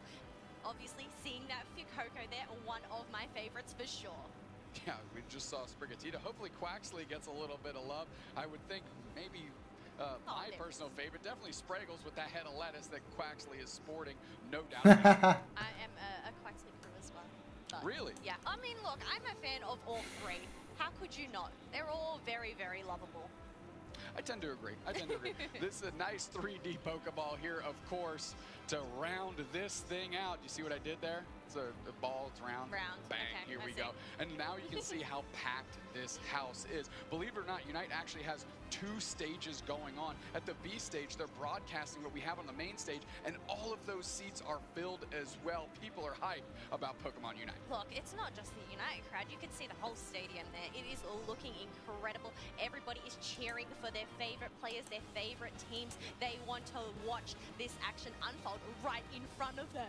Yeah, and 2 favorite teams that we've got are right here playing against each other. LG with the backing of NA, and Oyasumi Makaro battling on their home turf with the backing of Japan. LG up a game, banning the Urshifu, Oyasumi Makaro taking away Overlord Zora. Well, it makes sense. They do play a very mean Zoroark, but we do have Renee Let's go. picking up the Lapras first pick. Not an unusual thing, or no surprises here. Not an unusual thing at all, but as we mentioned before, Rin really leveling up their game on that Lapras specifically this weekend, and especially today. Look, speaking about level up, we have one level up picking up that Umbreon, and they have picked up that Zacian away from Luminosity. It almost felt like LG's pick of Zacian in the first game was just to make sure that Oyasumi Makaro would not have it. And of course, when they had the opportunity, they snatched it up right away. But also gone is Elo's Hoopa. And That's true, they Leon take as well. So Hoopa these away are going from to be these final picks. They are going to be Luminosity. so crucial for this team composition.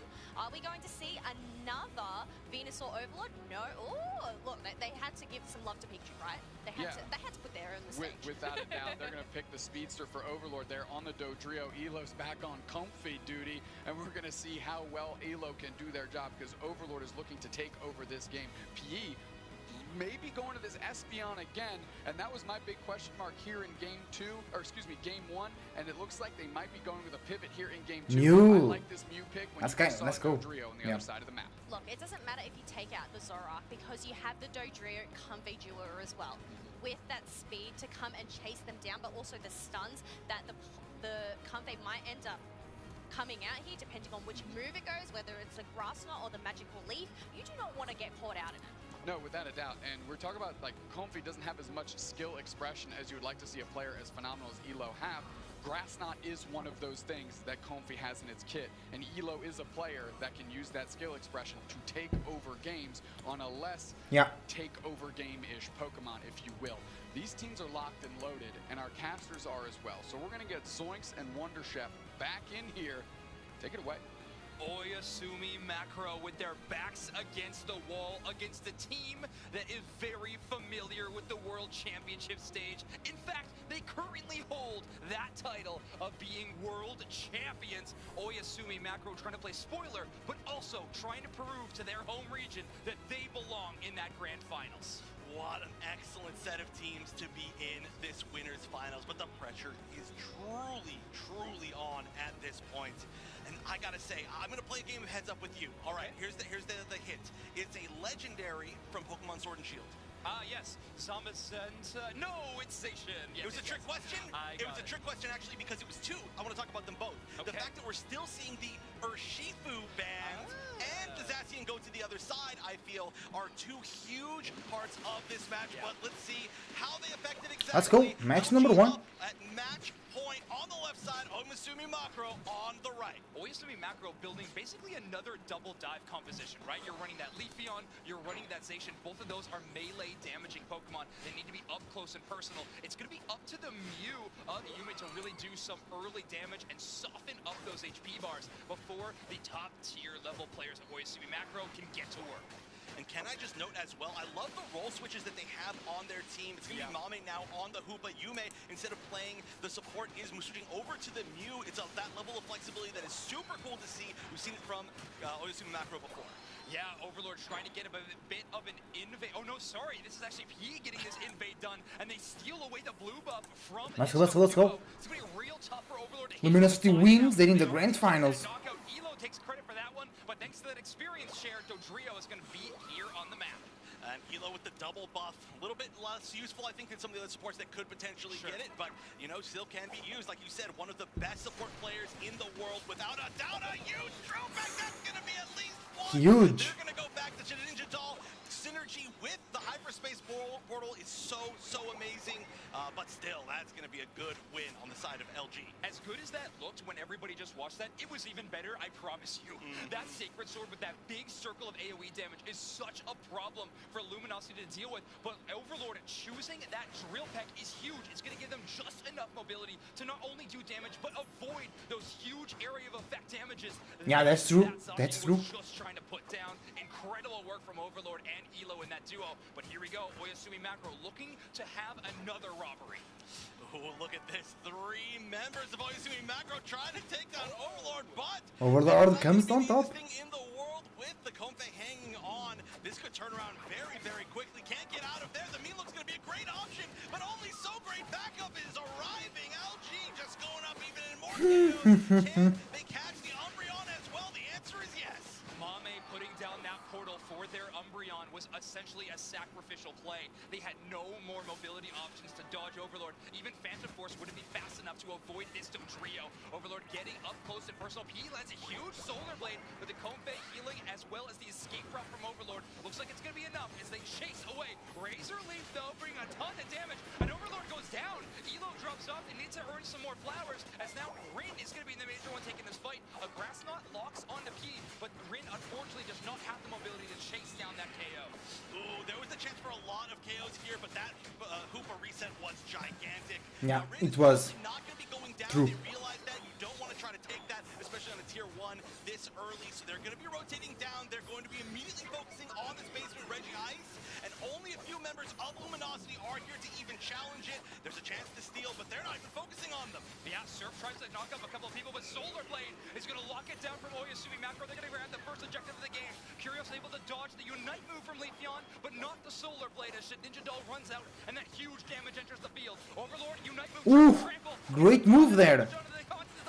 But it's not enough, as P turns the tide of this to match right now, and Elo and Overlord are down.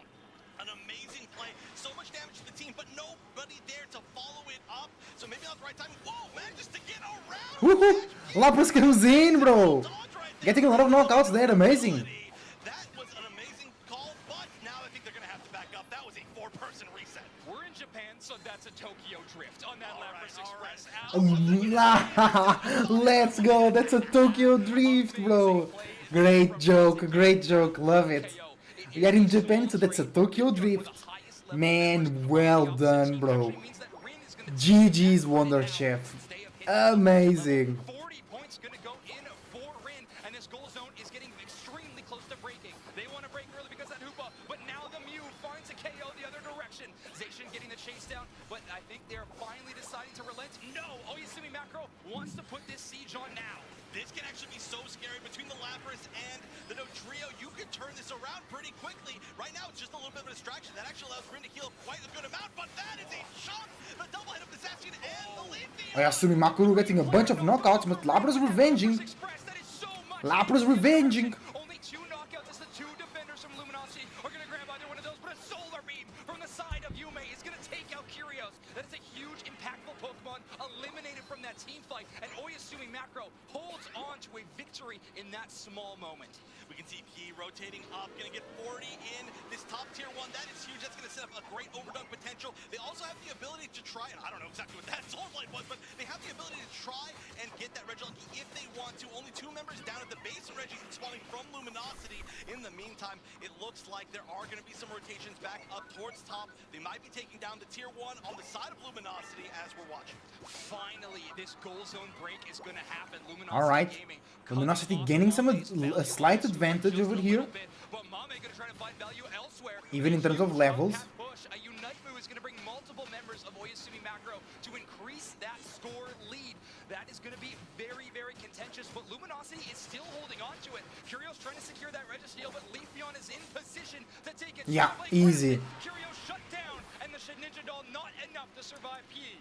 Curios has really been on the receiving end of that Leafeon's damage a lot this game, and look at this, things are starting to turn back in the favor of Oyasumi Macro. It seemed like they were Overlord in a tough spot. finding all the picks, Overlord included. They are running as a group, they are not getting picked off. However, Luminosity is holding on to the score lead, and that's going to be very important. Yeah, it's not very big, the score lead though. On the B was on the Hoopa decided to completely forego Rayquaza and just unite everybody towards their home base, counter score. We call that one a Yamada, and it looked like one of the best ones we'd seen so far. And in this game, what I have been watching is this player right here, Level Up on this Umbreon, has had Overlord's number in this mid-game. Mean look after mean look, and Overlord has been caught out and just put in too much danger.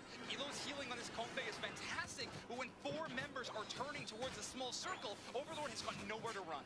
That's true. I mean, that's just a classic counter. Whoa, going in a circle saying, I don't know if I want to do that, actually. Maybe let's go the other direction, make a U-turn. Just kidding. Picking up my friend before we come and hang out. And that's going to be a pretty angry friend, I think, bringing along Overlord on the meantime on the bottom side.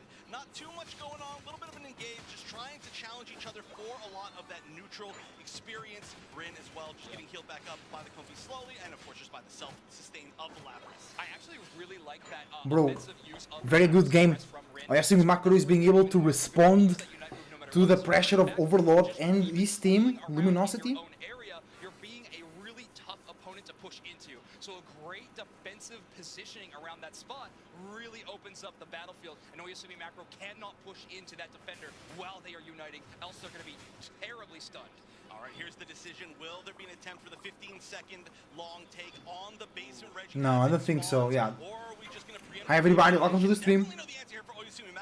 They're behind, they need points, but as far as experience goes, they are ahead, they are leading, they have been winning most of these fights. It doesn't look like anybody's going for any objective, but Yeah, 3 level 13s on Ayasumi Macro side. Up until that point, either team had much intel about where the vision was, either direction. Amnesia going to shrug off that boosted auto attack from Yume on to Slash. They're going to be doing all right, again, defending that goal zone. Both Elo and Rin are hanging out around this top path. They know that the Leafeon wants to score, and Leafeon is going to move undetected towards that tier number 1, as our team fight still has yet to pop off around our Leafeon can score on top. That is huge. Zacian goes down, huge. Great Umbreon Unite, by the way. Sloppy Unite by Umbreon.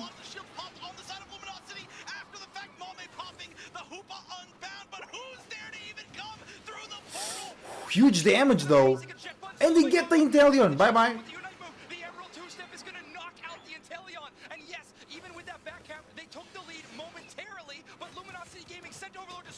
Yeah, true. Bro, this is so intense. Let's go. Ooh!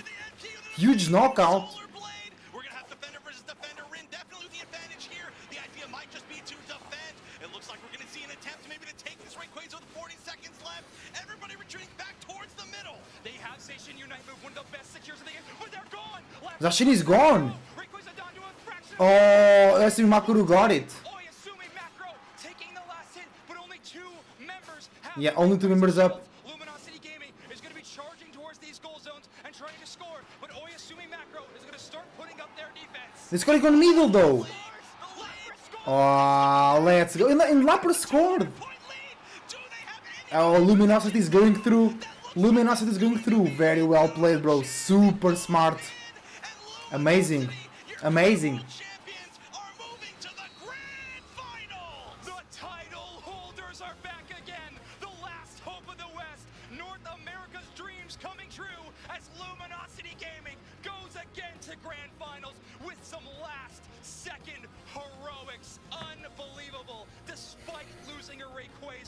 They are going to be going and winning this match 2-0 against a team the caliber of Oyasumi Macro. Setting themselves up in the best position you could possibly be in. What an amazing end of that game. Amazing. I always say, you know, the real test of how strong a team is or a player is not how they play when they're ahead, but how they play when things don't turn out the way that they want to. And the immediate speed at which they shifted to score in a difficult situation after they lost that Rayquaza and win the game was a sign of how strong Luminosity is as a team. Oyasumi Macro keeping pace that entire time, though. Pui with that back score, that back cap, actually tying up or getting the lead for a short moment, but then Overlord winning that 1v1 and scoring in the bottom path to shake things up yet again. I mean, it all came down to a final fight, and there they are, Luminosity Gaming in a brand new form. We all recognize this team. Yeah, Luminosity is going strong, bro. Powerful they have been in the past, but I'm talking about the present. This team is unreal. They are playing so well. It looked a little bit shaky as the tournament started, but they have over time just looked better and better. Even in this set, I want to bring up the fact that they switched to two completely different comps. Absolutely. From game 1 to game 2. Yeah. And that has been something that infamously over the course of this season, Luminosity has had somewhat of a shaky history with. And we've talked about a lot of heroics in that match specifically, but I think the biggest moment was Rin's Lapras in game number 2. So many moments. No, I genuinely think there was Lapras Unite to Lapras Unite that was impactful with those final moments around Rayquaza where they were able to secure the knockout onto the Zacian. That target priority is so unbelievably big brain, I cannot describe it. Such a good job from Luminosity, and yes, they're a new addition to this roster, but oh my word, have they earned their place up there. We talk about the caster curse, but this wasn't, I mean, literally, but you can't say it's caster curse because it was them having the same idea that you knew. You were literally saying that Zacian Unite is what can take this Rayquaza, and then boom, the Unite. Yeah, that's true. They take down Sui, and that is that. Unbelievable. I mean, it's basic math, and I'm glad these teams have went to elementary school because it is such a solid showing from these teams. I gotta watch this one again. I know we're doing just one highlight package production. If we could watch this 4 or 5 times, I'd be very happy. No, they'll do it. Don't tell them to do that. I said we need to watch this at 10% speed, and they legitimately did it, which thank you very much. But this was such an amazing set. This also set Great game, bro. From literally like minute 1 to minute 10 of every single game. P's Leafeon, by the way, is something that they are going to have to watch out for in losers bracket. Yes. Their Urshifu has been schmoovin' all weekend long. I don't think I've had the chance to see their amazing Leafeon play as much as I would have desired, because this game, their Leafeon was getting knockout after knockout. I don't think they ever lost a 1v1. It's true, and they had some amazingly aimed Leaf Blades as well. That's the thing about Leafeon, and it's very skill intensive. If you miss that, you are just doing nothing. But I also have to say, there's so much to talk about the set. Like, can we have an extra hour, please? But the fact that LG, infamously one of the strongest teams in the world at using Urshifu, banned Urshifu both games. I gotta say, you called that they should do that before the match. Everybody out there, you should know already, Zoinks is a genius. But they did that. It worked so well for them. Thank you. Sorry, I'm blushing. It's really hard to talk when I'm blushing. This was when Wonder Chef is complimenting me like that. But this was Oyasumi Macro's hope, though. If you're watching this highlight reel right now, the Umbreon was looking real good in that mid-game from that point on. But this call-out, oh my word, I mean, it happened twice. The Zacian target priority happened twice in this match. Umbreon unites before the Slowbro Unite move, and they get that shields after. Luminosity Gaming just playing picture-perfect macro in Pokemon Unite. I mean, they are true masters of this game. Yeah, it's Luminosity Macro after this. Correct. No, absolutely. That was a great pick, by the way. That was almost the game-winning pick. I just gotta say, that went it was that close to be the other direction. Primarily because of that, you can watch it right here. Your moment. These final moments, Mew with the Unite move to try to get that Solar Beam, but and they are the one to secure it. However, Zacian going down here means that only 2 members received those Rayquaza shields, and with Luminosity having that slight lead, they were in good position. The crowd popping off, LG popping off, and now they have a winner's bracket advantage in Grand Finals. And our player of the game, maybe honestly the player of the set, honestly, looking at both games, Rin on the Lapras. Of course, this Lapras, we just went over so much of why it was important. I also want to just point out how impressive that Zacian was. The way that they ran away with that in that top path really dictated the entire pace of the first game. Rin has had to be anything and everything for this roster from time to time, right? They are that hyper flex. Overlord gets to pick their carry of choice, but Rin really needs to fill into that slot. And there you go. Bro, great game. Let's go, LG. Super well played. Currently the sub for the roster, congratulating the team on what was an amazing winners finals. One of my favorite matches that we've had so far today. Yes, I seriously feel like we could break that down for like an hour. Absolutely. Like without a doubt. I think it's just a huge credit to how amazing North America and Japan are as regions. Whereas Japan does have 2 teams here in the top 8, and North America not quite, but only having 1. But hey, they're in grand finals. Let's take a look at that bracket that we've had so far today.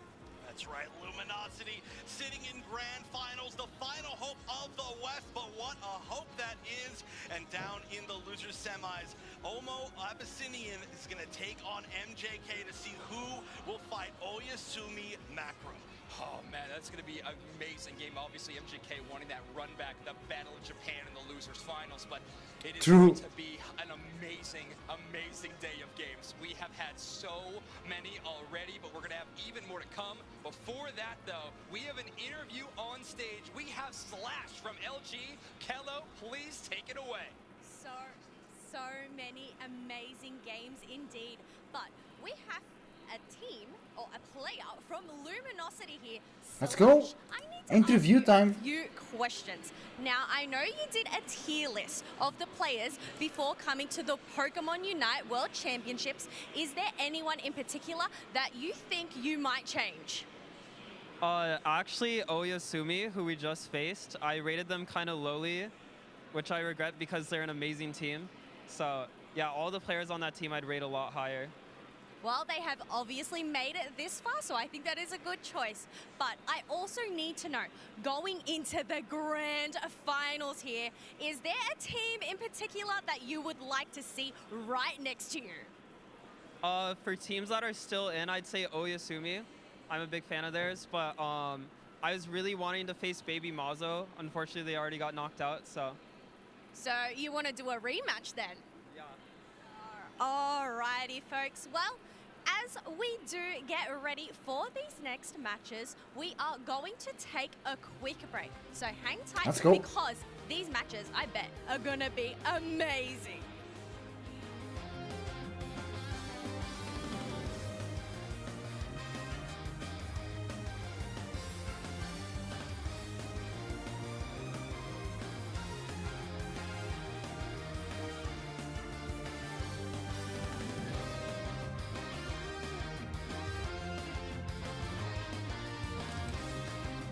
Alright, it's a pause time for them. Let's wait as well. Ay, ay, ay. 8 minutes. Alright.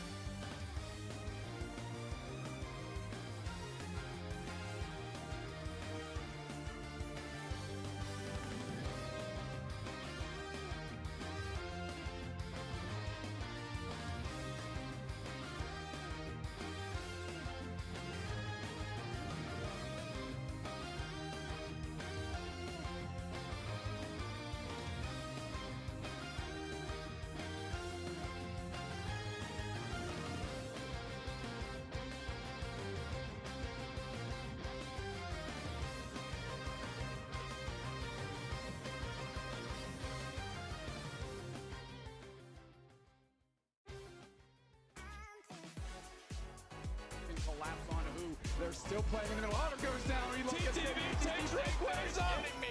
Ender hops up. Ender tries to score. But points still going. 64 points going for TTV. TTV wins it. Welcome back to the Pokemon Unite World Championships live here in Yokohama, Japan. I am Spreggles, your resident content cowboy. Yeehaw to you and yours. I'm joined by the one and only Zoinks up here in the booth as we get ready for an insane game in our losers bracket. Obviously, you can see that the stands are full. People are pumped. We are getting ready to see the top 4 in Unite compete, Zoinks. And in an Hi, elimination everybody. match as well. We got it back. Let's go, let's go. Abyssinian versus Eng-Pt, a team from Japan that has looked incredible on every stage that we have provided for them. This tournament has honestly been so fun, Spreggles, in terms of Unite competition. We got to add a little bit of extra fun as well. We are going to get our chance at heads up, actually, and I'm pretty excited. We got a fun few twists for you. We're going to start out pretty standard. I'm going to raise a Pokemon up to my forehead, and I'm going to have to guess what Pokemon it is. Everybody, this is what this Pokemon is. Okay, Zoinks has it above his head. I am allowed to tell him any clue. Beam. I'm going to say Venusaur. Boom! That is how good we are. Could have been Mew. Could have, yeah, anyways. Yeah, I guess it could have been Mew. I didn't even think about that. All right. My turn to give a clue. Okay. Okay. I will say Metronome. Clefable. Correct. Well what done. Am I, some sort of genius at Pokemon Unite? Everyone was just cheering for you. Did you hear that? That was really cool. Thanks, guys. Thank you so much, everybody in the crowd. All right. Thank you for the cheers. Our next round is going to be only one-word clues. Okay. Icicle. Glaceon? You better believe it's Glaceon. Come on. Again, could have been Mamoswine, so we're really making this one tough. Okay. All right. One word clue. Duck. Cram, baby. Yeah. Cowboy Cram. All right, fantastic. We're now, too good at this game, actually. I'm realizing we're too good at this game. Kanashi can't even believe how good we are at this game. We're good. Well, we're too good. We got to make it a little bit harder. Now, in round number 3, the clue. You're welcome. The clue giver. Stop already, guys. We're going to round 3. This crowd's insane for this game. They are loving it. The clue giver is going to have to act out the Pokemon. They are loving it. Let's go. Oh no! What a what? Umbreon. Yeah. That's a mean look look for you, ladies and gentlemen. That's true. And I figured it out on the fly right there. Could have done some foul play, but I don't know how I would have done that. Yeah. Spreggles is so nice too. It's really hard for him to accomplish that. Well done, Spreggles. All right, you are going to need to act this one out for me here, Zoinks.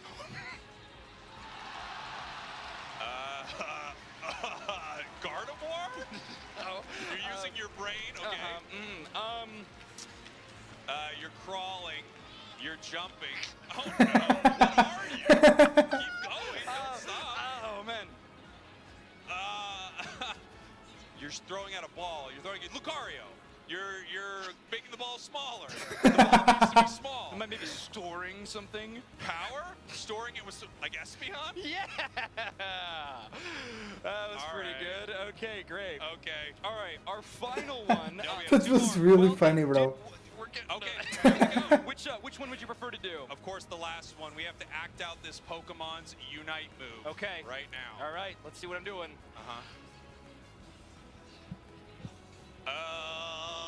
Do it again.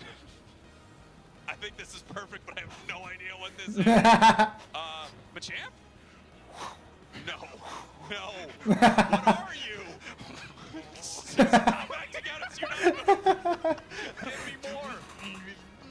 This isn't real. What is this? Greninja. Yes. All right, I think that one about wraps that up. Unless you want to try acting out that one. All right. Wow. Wow. We have a game of Pokemon Unite, by the way. Please do Greninjas Unite one more time. All right. Also, before we get into the game, we did want to talk about one more thing. We are going to be talking about the welcome kit that these players receive before attending the World Championships. Of course, every competitor here. Bro, that was so funny, man. We want to reward them handsomely. We really got to check out this video. Alright, show me the video, bro.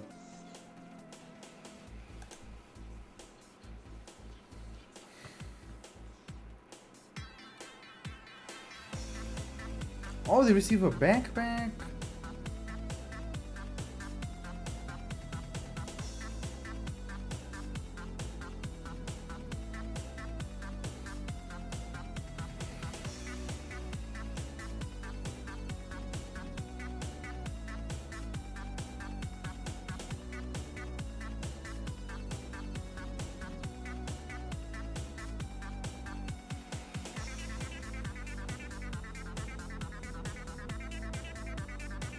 What a great song, by the way.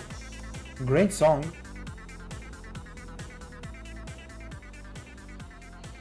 Backpacks, ramen bowls, play mats. I mean, these competitors have it pretty good.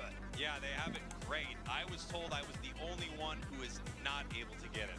I felt weird to be singled out, but they explained it's because they didn't like my attitude. I think we can all empathize with that one a little bit. Yeah. Let's take a look at our top 8 bracket that has been happening so far today. Obviously, we started this event with 28 teams, and now we are down to just 4 remaining. We're going to be sending one home rather quickly. Yeah, you could see earlier in our quarterfinals, Oyasumi Makaro taking down Peru, moving to the semifinals, taking down MJK, and finally meeting their match, at least for now, against North America's Luminosity. Luminosity dispatching Orangutan and Omo Abyssinian 2-0 all of their games headed to this grand finals. And now we are in our losers bracket. And of course, all of these games are do or go home. The team that does not win gets eliminated from the World Championships. Real tough spot to be in. I mean, the pressure has never Let's been go. greater. I want to see that match, Well, bro. not for nothing, that Bring it in. Bring it on, brother. Everybody, welcome to the stream, by the way. Hope you guys are enjoying. Bro, I really enjoy Zonk's trying to guess Espion and Greninja, man. Or he making the gestures. It was so funny, bro. Every single one of them have proven themselves to be star players. Without superstar performances across the board, I think you notice Lukapo so much. They are just such an in-your-face player. In fact, being target banned in the draft mode so that they can't play Scyther, which is a very, very bizarre Pokemon to get banned out for because they're bringing out their Urshifu, and I don't know what their Scyther must be doing because their Urshifu is one of the scariest things I've seen in Unite. I've had the chance to witness the Scyther on B stage and on main stage a couple of times, but against Team MYS in the group stage, it was ridiculous. I mean, we had Lukapo 1v5ing in that game. It was absolutely ridiculous, but the competition is so fierce here that we're going to be going up against APAC East's last representative, Omo Abyssinian, here to bring up that region. That's right, the first place team from their region, and they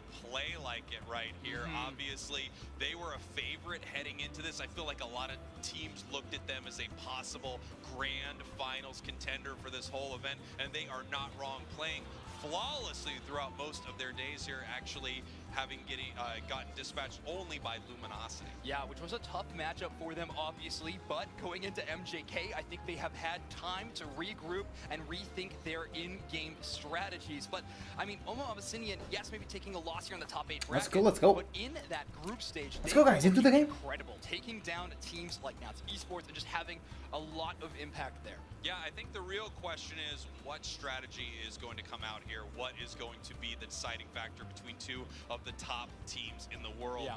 We are getting down to the nitty-gritty at this point, Zoinks. We're talking about the top 4 teams in the world of Pokemon Unite, not counting my team, that didn't play because we knew it would be too easy.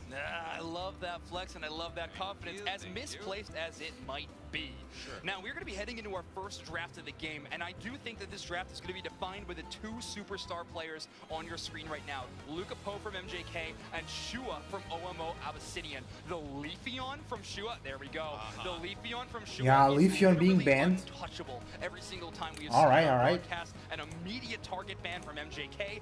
That seems very well thought out. Now, And Lapras being banned too. I like that. I do not think you can first pick Scyther, but I have been wrong before. I don't even know if they want to bring that Pokemon out into this match with how good their Urshifu has been doing. And they first picked Zacian, a Pokemon that we've seen dominate. I did not know how much play it was going to get here at Worlds, and the answer is a ton.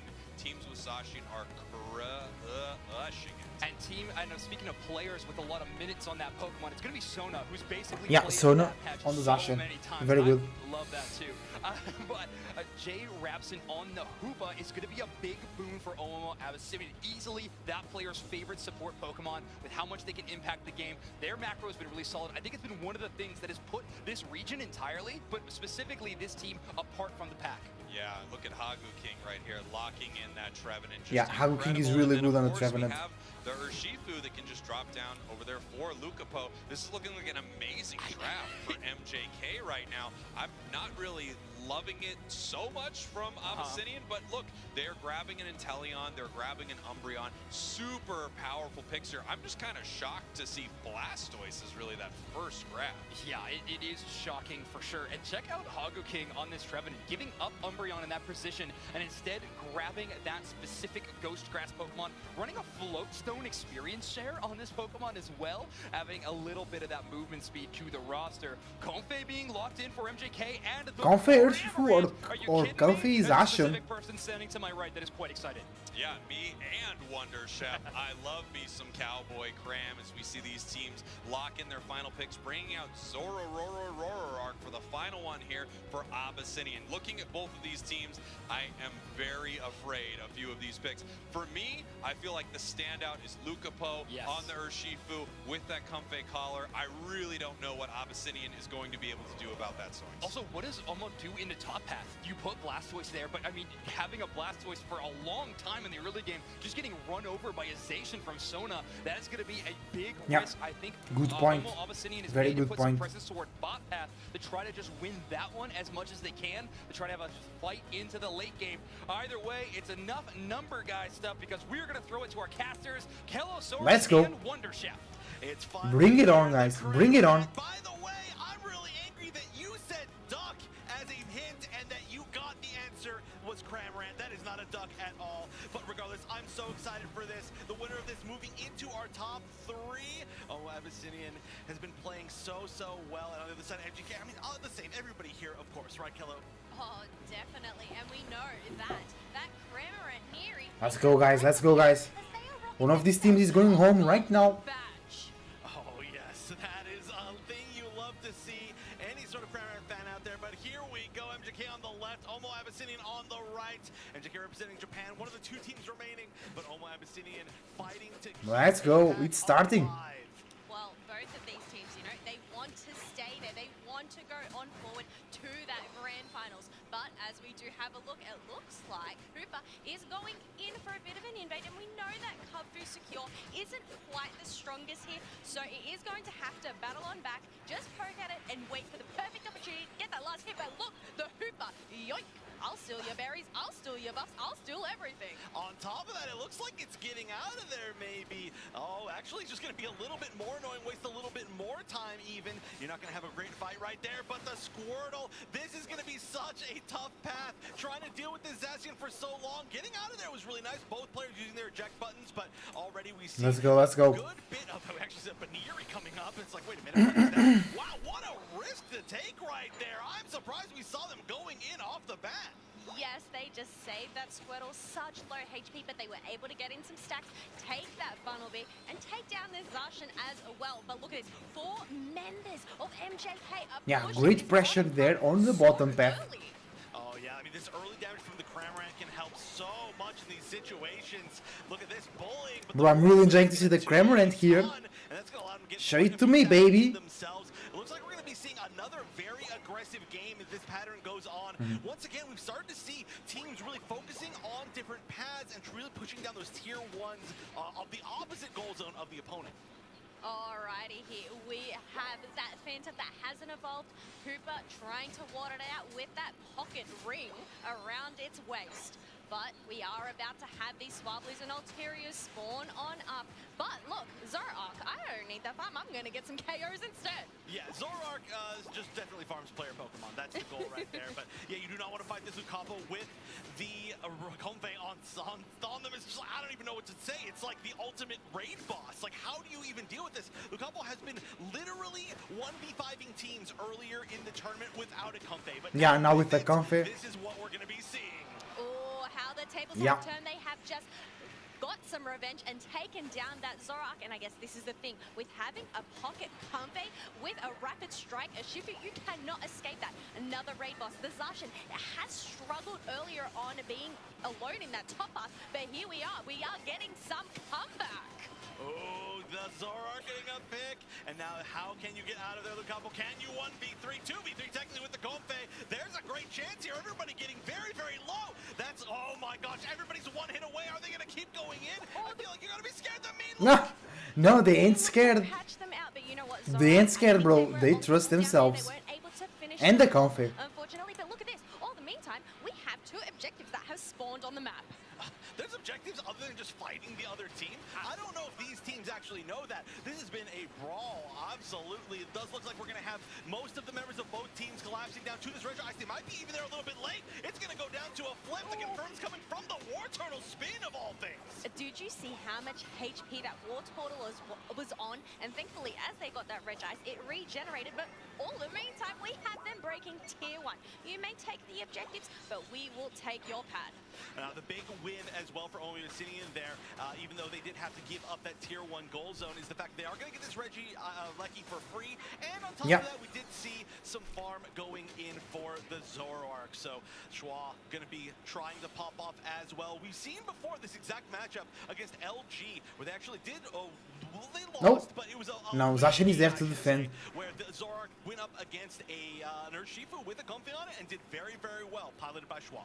Oh, look at this Inteleon just hiding away, going into invisible, making sure to make use of those walls, and then that way it can get that maximum crit damage. But we do have those Swabblers and Alterios going on down. They're not looking for an engage here, as there is an Umbreon with a mean look, and you do not want to get caught out. Yeah, currently a menace as is Urshifu as of right now. No, I feel like earlier on they really shut it down, but look at this. Down in the bottom path, we do have Shua dunking in at 31 points. Trevenant wasn't able to ward it off, but they have gone back to base for some full HP, and I reckon they might end up going for an engage here. But look at this, Miva waiting in the tall grass for the perfect opportunity.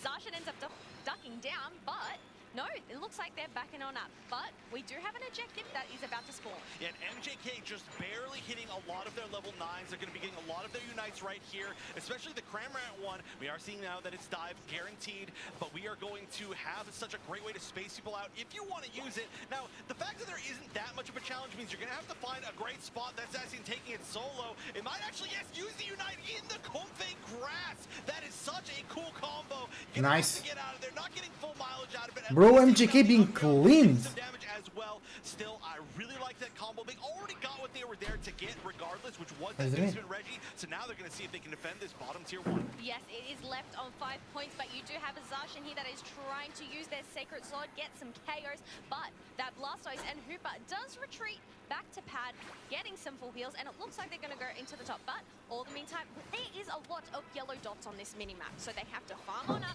make sure to get that experience, get those Unite moves back before the next big engage. Yeah, they've been fighting so much. I think it's a moment to kind of slow this down. We can even take it a little bit slower and look at what the levels are. Just slightly, I would say, in the advantage of Omo Abyssinian, but looking very even.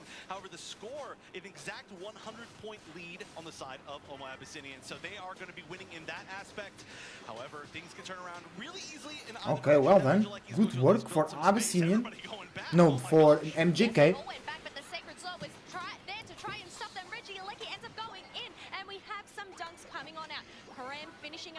breaking it up, and now we have MJK with a little bit more space of the map on the map. Ooh, and that was something like a 45-point overdone, 44. I actually couldn't see exactly Blastoise how many were in that tier goes one. down. That's huge. A great pick, though, on the Blastoise. It looks like they might be using that pick to try and take some forward positioning, to try and get some scoring, but no. 3 members of Oma Abyssinian are going to be down. At that tier 2, yeah, you're not going to be able to push that. They know that. At the very minimum, though, they are giving themselves some spacing for this basement Reggie. As I say that, though, the Zacian goes back. Well, interestingly enough, we obviously have this basement Reggie, but there's 2 minutes and 30 seconds left on the clock. Are they going to have enough shred to bring it down, or are they just going to try and defend it? It looks like they are prioritizing those wild Pokemon on the sides, trying to get those levels up. As you said, it is pretty neck and neck, but I think Oma Abyssinian, they've kind of slightly fallen behind now.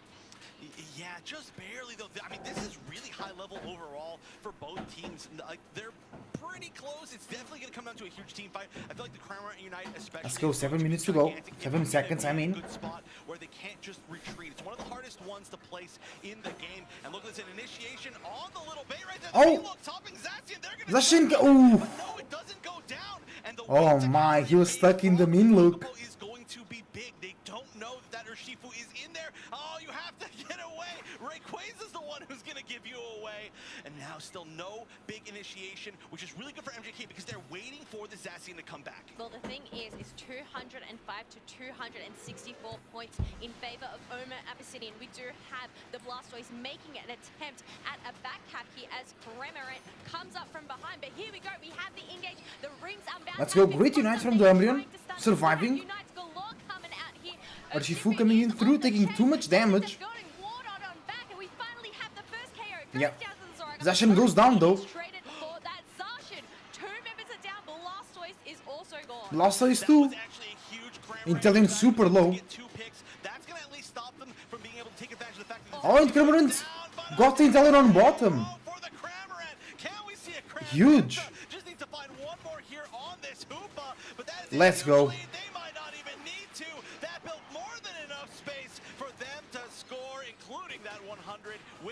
Cramorant played really well there, guys.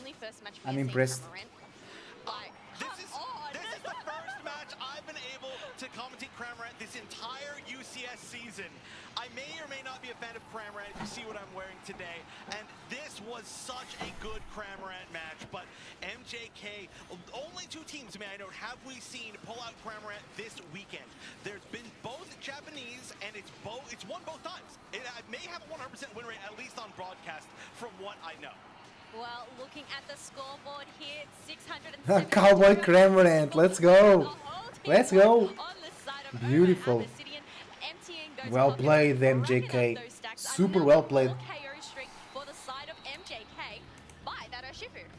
Yeah, that is honestly just a beautiful thing to see. I truly, of course, am a fan of Cramorant, but I just love how that team came together. The combo of being able to create grass through the Comfey Unite and then being able to unite from it is one of the coolest things that I have honestly seen as far as the combo with Cramorant. Yes, it was a beautiful match there, but we have to look at these stats, right? I mean, Lucapo, they actually shined on that Did you saw them trying to guess the Pokemon?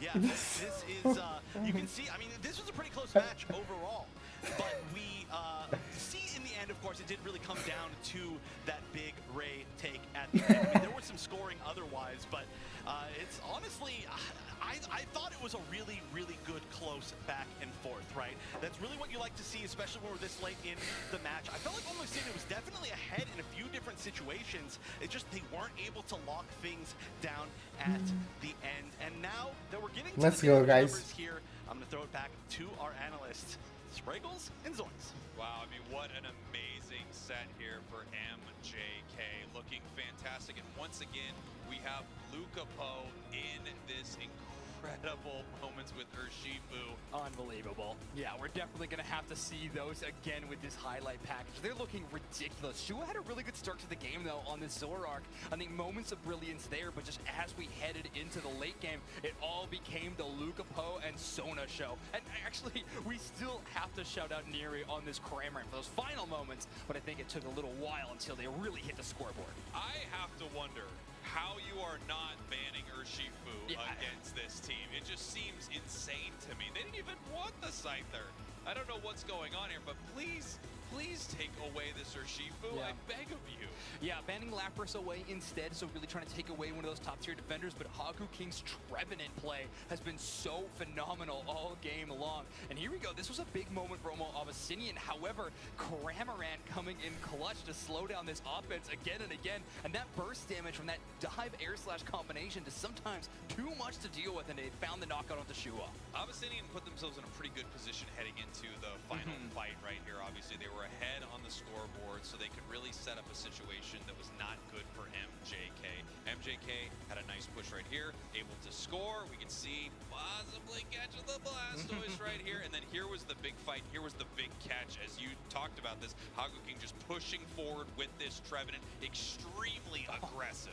And even their presence around the initial just reset portal there, it meant that no one from Omo Abyssinian could really play around it. And so it was just a great shutdown play, even just by positioning. And then we got to talk about this Cram from Neri, getting a KO streak of 4 in that final fight. Hooba having a chance to steal away the Rayquaza, but not given, as we had that final last hit from LinkTrees on the Urshifu. Yeah, just incredible stuff right there. Obviously, you have this amazing zoning from the Trevenant, and the enemy team, they obviously want to run in, get to Rayquaza. They don't want it taken away from them. And then the second they do, they're running into a Cram Unite move. Yeah. So you're either completely pushed out or you're inside trying to stop them, and you simply can't. Amazing plays here from MJK as they are looking to head into our losers finals here if they can take one more game. And it's a tough Pokemon to really say, don't come into my backline, right? Trevenant's so tanky, but also having a lot of self-sustain options in terms of healing. So even that early poke damage from Inteleon isn't enough to dissuade an amazing defender player like Hagu King from getting some good positioning despite that damage. So MJK playing around their composition exceptionally well. And I mean, they got some power picks. They got Sonization. They got LinkTrees, Urshifu. So a lot of things fell their way in drafts. And I do think that that is going to be a big thing for game number 2. As we look forward to game number 2, obviously Omo Abyssinian is not out of this thing. Let's take a closer look at this team. Let's go Abyssinian. We're Omo Abyssinian. We're from the Philippines. And we're here to give it our all and hopefully win the World Championship. Yung team na gusto namin na makalaban sa Worlds is yung RQ at UMIS dahil lagi namin silang nakakalaban sa script at rank game. I'm looking forward to the other teams to see their skills and to win against them and get some prize money. If I get the prize money, I will buy some skincares. Skincare brother. Okay. We're feeling very confident that we can win the championship. We've been practicing and, of course, honing our skills and facing the other teams here in scrimmages. Overall, our synergy right now, it's looking pretty good. I'm nervous on the stage when playing because of the crowd and the pressure, but I'm confident to my skills. In winning game, I can do it perfectly. Shout out to my family and to my friends. Thank you. Shout out to my mother and to Omo fans. We are here. I would like to shout out my family, of course, my mom and dad and all my siblings. And I'd like to shout out all my friends in Discord who I play Pokemon with all the time. I would like to shout out my family, especially for my mother. They are very supportive, and also shout out to our manager and also our coach.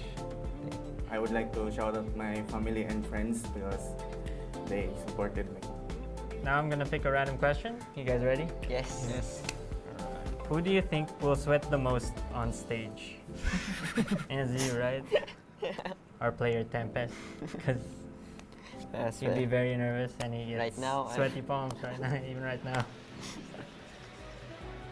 If this team had any nerve, it's hard to believe that those are still in place. Omo Abyssinian here in a top 4 position in the World Championships, and now they have a chance to move on farther in this top 8 bracket. They are in against match point, where MJK holds that advantage. Omo Abyssinian needs to come away with this win if they want to keep their dreams of champions alive. Here we go, heading into our draft. We have our ban phase right now. It looks like Omo Abyssinian banning out the Inteleon Lapras from the side of MJK. The question is, what is that first pick then from the side of Omo Abyssinian? A lot of teams grabbing Lapras if it's available. Obviously, it has been a power Pokemon all weekend. These are two huge choices right here that a lot of teams like to pick up. So let's see what they're able to take. Perhaps a counter pick against something that MJK wants to bring into this match. All right. It's draft time. Let's go. I told you Jay Rabson really likes this pick, so they're going to show a lot of priority to it even in the draft. However, this is giving MJK a whole lot of options, and MJK going to take a first pick of the Blastoise and probably grabbing this Zacian as well. So MJK understanding that Omo Abyssinian really likes this pick in particular, and they are going to actually choose that counter draft strategy. The counter pick of the counter pick of the counter pick is my pick, as we have Umbreon being locked in, possibly two big-time defenders here, which, I mean, the Trevenant was so incredibly mean. Absolutely. On the side of MJK.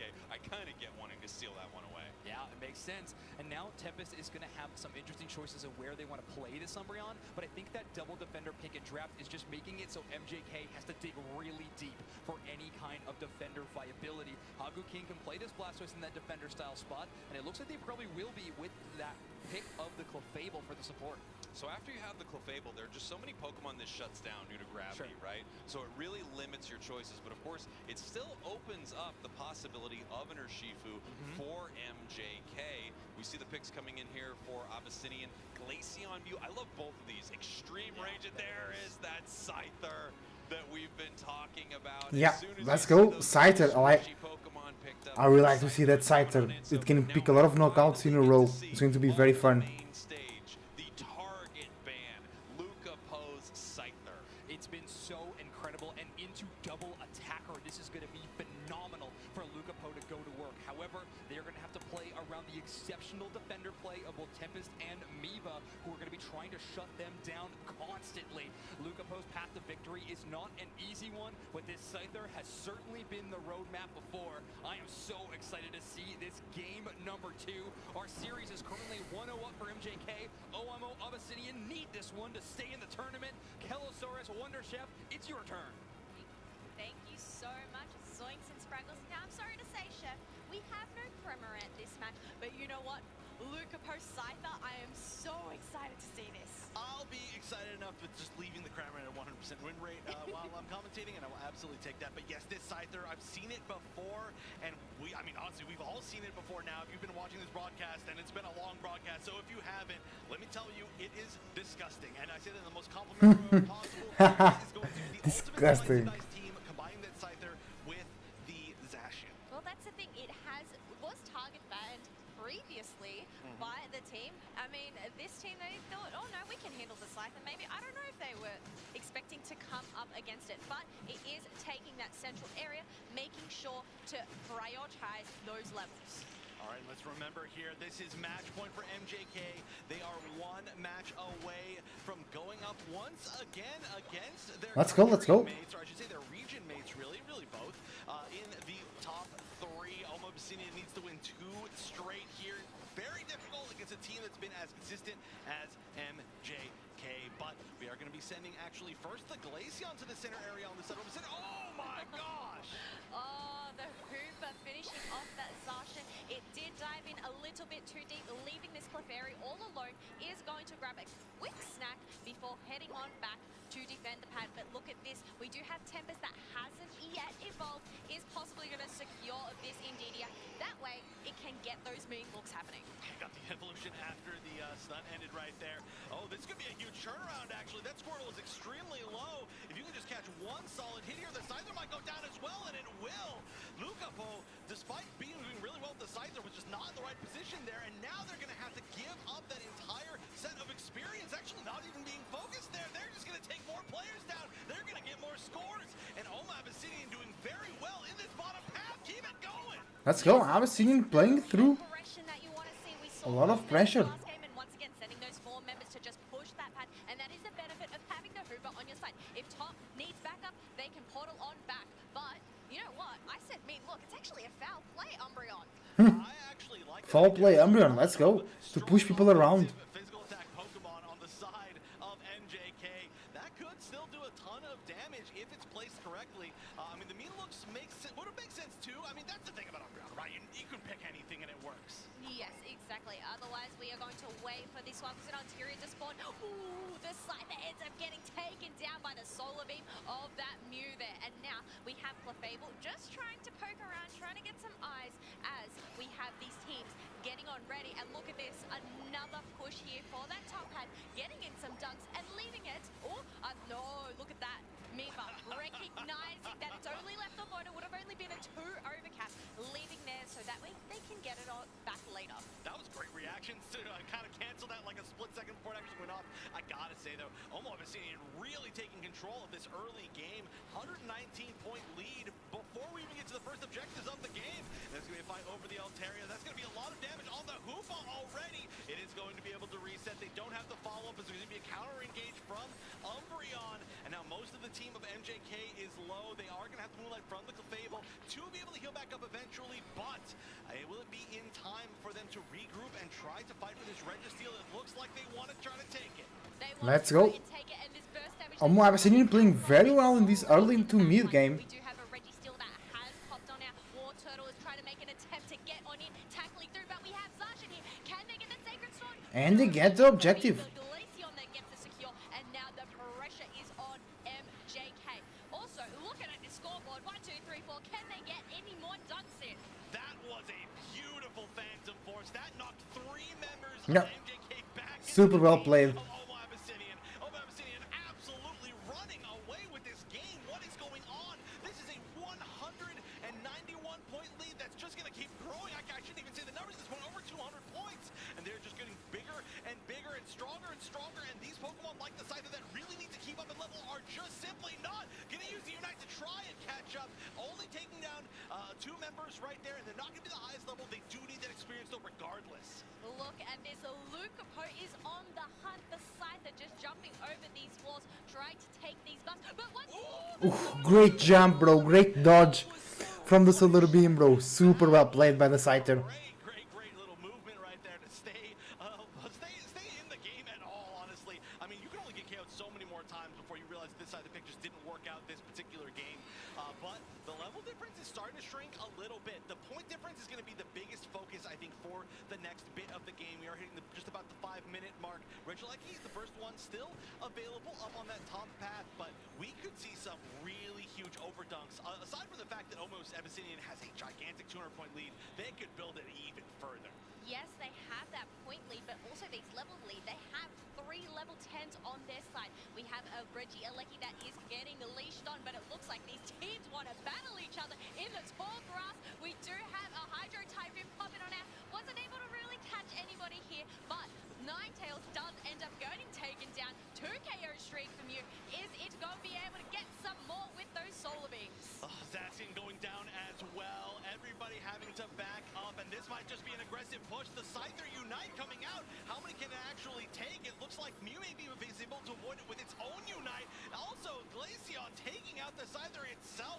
Everything is going wrong for MJK. Yeah, MJK is not being able to push through. They need to stay on parity as far as levels. They need the Zacian to be able to brawl. They need the Scyther to be able to brawl. And, you know, they're starting to catch up in levels, but they have just fallen so many times. They've given every bit of positioning and every bit of scoring to Omo Abyssinian. Well, the benefit is both of their tier 1 pads are gone, so they do have those siding deities for that comeback experience. But first, they have to take care of this Regieleki Trevenant hiding in the bush, seeing if it can possibly just distract this Zacian and push it away.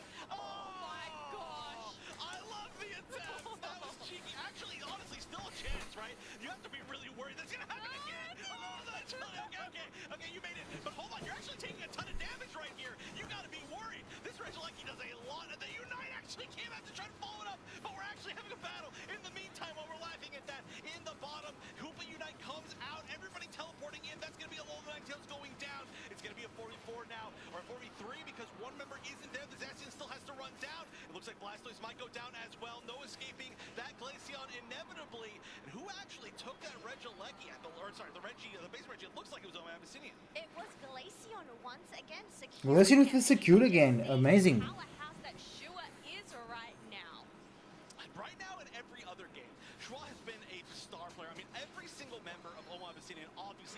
incredibly strong, but Schwa has been the one that gets to have a lot of the star moments, I think is what we get to say. Whether it be on a Speedster or a Glaceon, which is definitely a strange set of Pokemon to be kind of playing in general, but it's clearly working. Whatever it is about those... Scyther level 13, let's go. I guess, I don't know, there's two of them are evolutions, one of them's a Zoroark, I don't know. I got nothing. We got nothing. All right. As we are almost at the final stretch here, are they going to attempt one last push? Just trying to get some eyes, test those waters. But no, they are going to retreat on back because you know what? With almost only 30 seconds left to go, they do not want to risk it for the biscuit. If Abyssinian can take this Regieleki right on time, that is going to be huge because they are threatening the ability to just go and dunk in their backline. I mean, look how much of a lead they have. They've got over a 200-point lead. Yeah, through huge lead. MJK can't play. Even if you take Rayquaza, you may not actually win. And look, they're getting the Regieleki with 10 seconds to go. That is beautiful timing. Nobody's even there from MJK to be able to defend it. And on top of that, they've got to defend in the Ray Pit itself with a nice initiation. We're going to see the tree go in, but Oh, Trevenant almost goes down. Here we go. The final stretch is here. We have moves popping on left and right. Oh, Ninetales goes down. Coming out, taking down the A9 here. We have Clefable using their Clefable goes down. getting the close combat, but it ends up getting Everybody going down. JK are currently knocked out. Scyther is on a roll trying to get some KOs. They go down. But no, it ends up getting taken down as well, and Blastoise not too far to follow. And that should be enough. Alone now to Yeah. here. Oh, A9 does have its Unite. That could be the best chance to steal, but what a huge chunk of damage that Yeah. is not letting you get even. You tried it. The best thing MJK could not play here.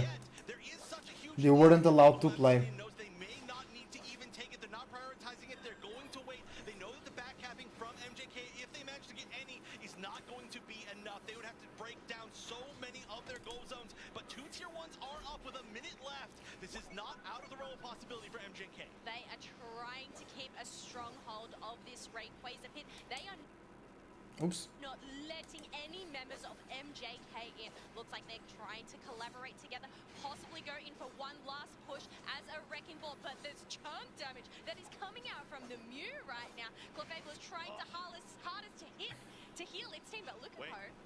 Sneaking in from behind with the flag. We have A9 ends up, no, Zacian ends up going down, and look at her. Nice, good knockout. Taking down Glaceon. Oh, this is their first big But it's tough. It's tough. Almost Abyssinian still has too many people around.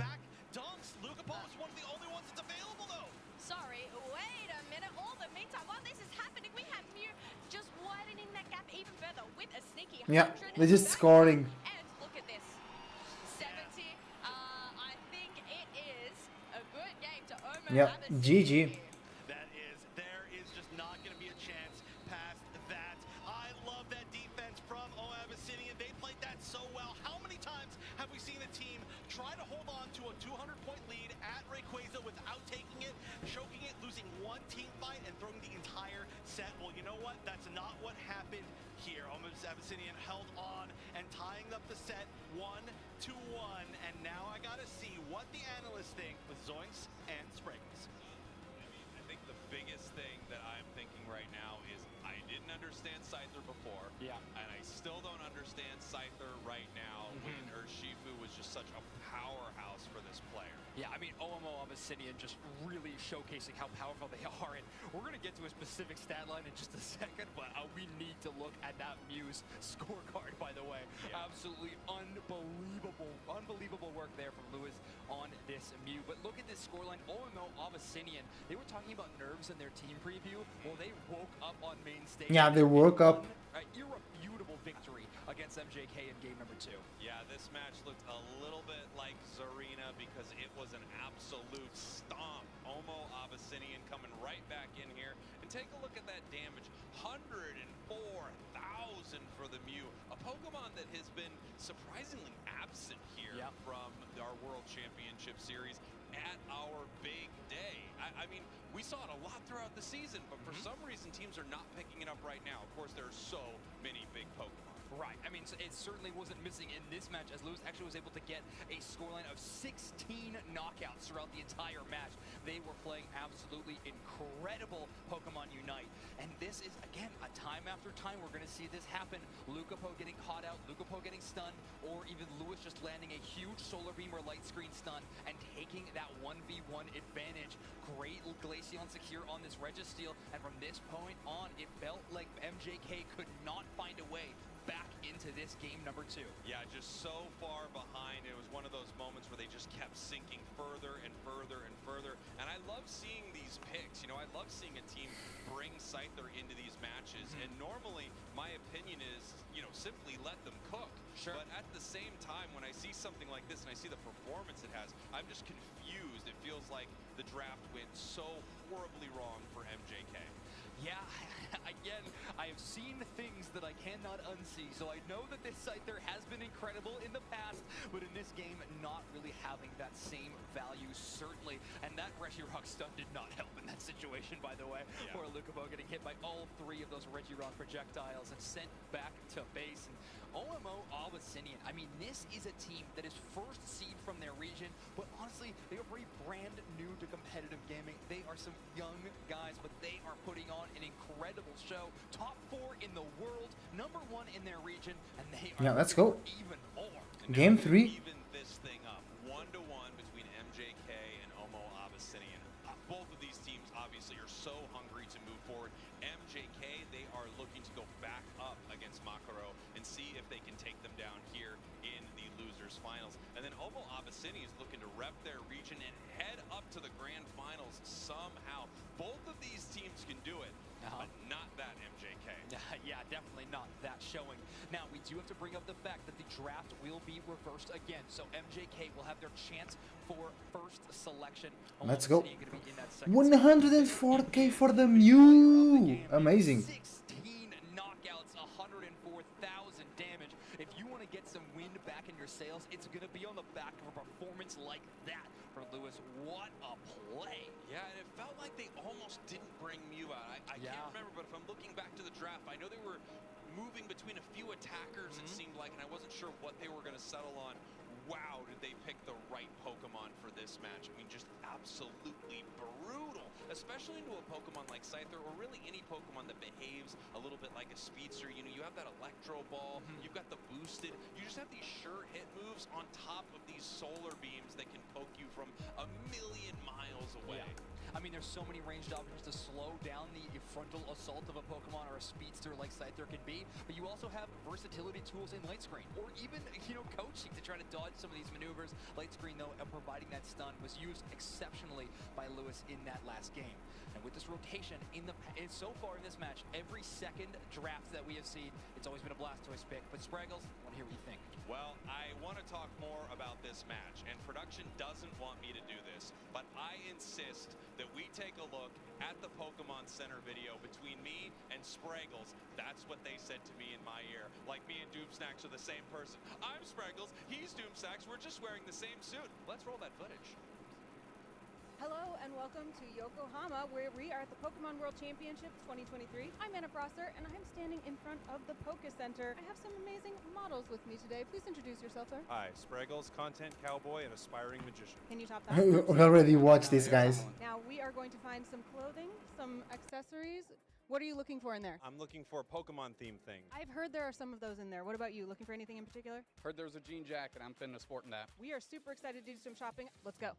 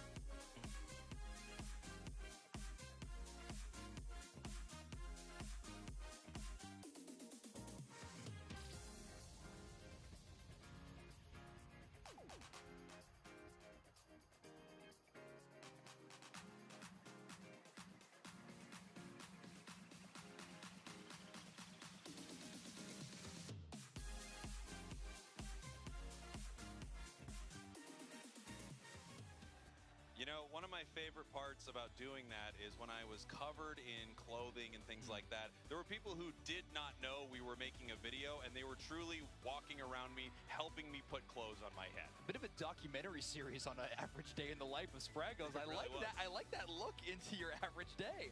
But what I'm more excited about, though, is going to be this game number 3 elimination match between MJK and OMO Abyssinian. This is to decide our top 3, and MJK are hovering that Leafeon ban. They do not want to see Shua on that Pokemon. This is a massive game right here. Lapras, Leafeon being banned out early. MJK getting this first pick. The question is, what are they going to want to grab? Is it going to be the Zacian? Do they want a defender? Let's see what they take out of the gate right here. Yeah, with so much priority given over towards the Zacian, it's going to be there yet again. Zacian locked in for Sona. Omo Abyssinian looking at that Trevenant, going to take that away from Haku King and grab the Hoopa in combination. Look, the fact of the matter is, Haku King on Trevenant is insanely scary. It's already a very spooky tree, but in the hands of Haku King, it is a thing of legend. However, you just gave Lucapo Urshifu. Yeah, no, I think they just have to sort of dust the cobwebs off, say, oh, I don't know what that whole Scyther thing was there for a minute. Let me get back to the Pokemon that's been dominating this entire time. However, Abyssinian says, I think we just might have found a secret weapon here, possibly bringing Mew into game number 3. Yeah, with a performance like that, Let's go, guys. Run it back. Mew going to be here for that game number 3. A reminder, OMO Abyssinian is now tied up in this match, but that second game was not close. OMO had a complete control of that. Yeah, that's true. That's true. Abyssinian was really in control of the match. Needs some kind of pocket support. We've seen Combe, we've seen Blissey in these scenarios. We've even seen Clefable, and currently Hinty is going to be locking into that Blissey. Blissey, obviously, Bliss Assist is just one of the most powerful save tools in the entire game. The ability to rocket across the map, knock people, up and do damage as you are going in at the same time. Liga. A massive shield and damage increase to an ally. It's just such an incredible way to support one of these powerful Pokemon. I'm really excited to see Haku King on this Snorlax here, because there were some other defenders that could come out. Of course, we could see a Slowbro, but they're bringing out Snorlax for the final game here for this best of 3 game. This is so important for these two teams. Someone is moving on. Someone has a chance to still make it to the grand finals, and the other's heading home. They have had incredible tournament runs so far, but that does not need to end here. OMO Abyssinian looking to make this comeback sweep. MJK wanting a rematch against Oyasumi Makaro. I am so excited. Casters, please take it away. One more match to decide who makes Let's go. it to top 3. The final chance for both of these teams, and they are bringing out some new stuff. I mean, I guess I should say a little bit more on the defender side. Definitely stuff they've played before, but they're going with some strategies that they've really liked this entire tournament. Going in with some strategies, that's the thing, there's only so much you can change here, but I absolutely love this Snorlax pick. I feel like we haven't seen enough Snorlax. I always want to see more I don't like the Snorlax peaks, bro. Make some star plays itself, and especially piloted by a player this strong. I expect we're going to see it, but here we go. Game number 3 of the losers semifinals to see who breaks into top 3. MJK on the left and OMO Abyssinian on the right. Yes, they do not want to go home just yet. They want to fight their way through, possibly through to the grand finals. But another fight that is happening right now is this Zacian that is trying to take down this Phantom as it is trying to get its stacks in. Ends up getting denied and has to Oh, my bad, guys. Can it make the great escape? Yes, it does. Let's go. It's pretty fast for a tree. They usually don't move all that So let me fast, check. but, that one in particular, I think it's using its roots very, very well. On the other side, a very far forward Eevee, not quite an Umbreon yet, really wants to get Okay, so after this, lower losers finals and then grands finals. Ooh, okay, we have some time. Okay. Absolutely devastating, but it isn't until that level 5 where it can switch up that move. So obviously opting for that Electro Burst. Mew has been gaining more value later today. Hiding in that tall grass, waiting for these Swablues and Altaria to spawn. But they are not going to put the pressure on yet, as we have Snorlax also coming on down. They actually didn't get that last hit. I feel like they should just turn around and get that one just like before anything else happens, but no, they're going to go for the aggression, and look at that, trying to get some more stacks maybe, but going in is the Urshifu.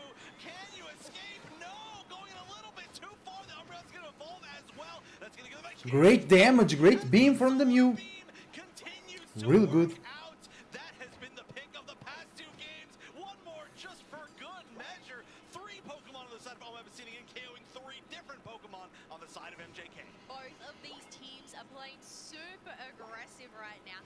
We have seen that pattern push that bottom half earlier on as those birds do spawn. But obviously it didn't favor Eng-Pt there. MJK were able, sorry, Eng-Pt were able to get 76 Okay. Yeah, that is, again, one of the ways that they really dominated that last game that we watched, game 2 of this set, was that they had a huge score lead, and they're already building it up 70-something points as far as they're even, like, before the first objectives, right? They're not even close to spawning, 7 and 40 seconds left. Now, there hasn't been quite as many attempts to go in from Sona like we saw in the last game. I felt like it was a big reason why we saw Team MGK fall far behind, so they're not really as far behind, but they've got to fight to keep up. They have got to fight, waiting for the right moment, though, as these birds do spawn. And I might say that Rapid Striker Shifu just soaked that up. Yeah, true. I actually didn't see any of them. I just saw a bunch of attacks on a row, but definitely going to be a fight here for this basement Reggie. We see the forward positioning. Now, I too really like the Snorlax in this position. Snorlax can be very, very good at blocking off a lot of these paths, splitting up these teams for these basement Reggie fights, but how will the initiative be made? One slam is going to hit, and actually Snorlax the one getting initiated on, going down first, trading for the Umbreon that's won a piece. Both members backing up, except for the Zacian. That's going to be Sona going down. Huge damage. A big advantage here for Eng-Pt, but they're The Mew is playing really, really well.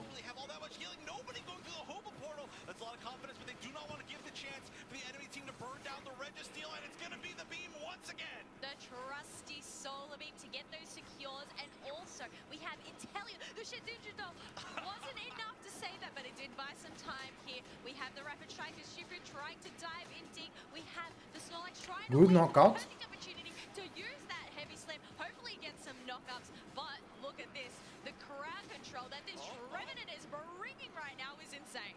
Lucapo not able to quite get the target that they want. They had to back up, and look at this. The reset from the side of Eng-Pt allows them to pick up the Intellion too. They are just winning so many of these early fights. Yeah. Like I said, they were not far behind on the side of MJK, but they're I'm really enjoying the Mew play. Also, we have seen the Glaceon making a good impact. A lot of damage, consistent, hitting their opponents. They don't need to point, they just need to select their target. It's just a matter of time of whether this Zashi's going to come in. No, they're going to favor these birds instead. And now, that Reggie Alecki, the secret 6 member for Eng-Pt.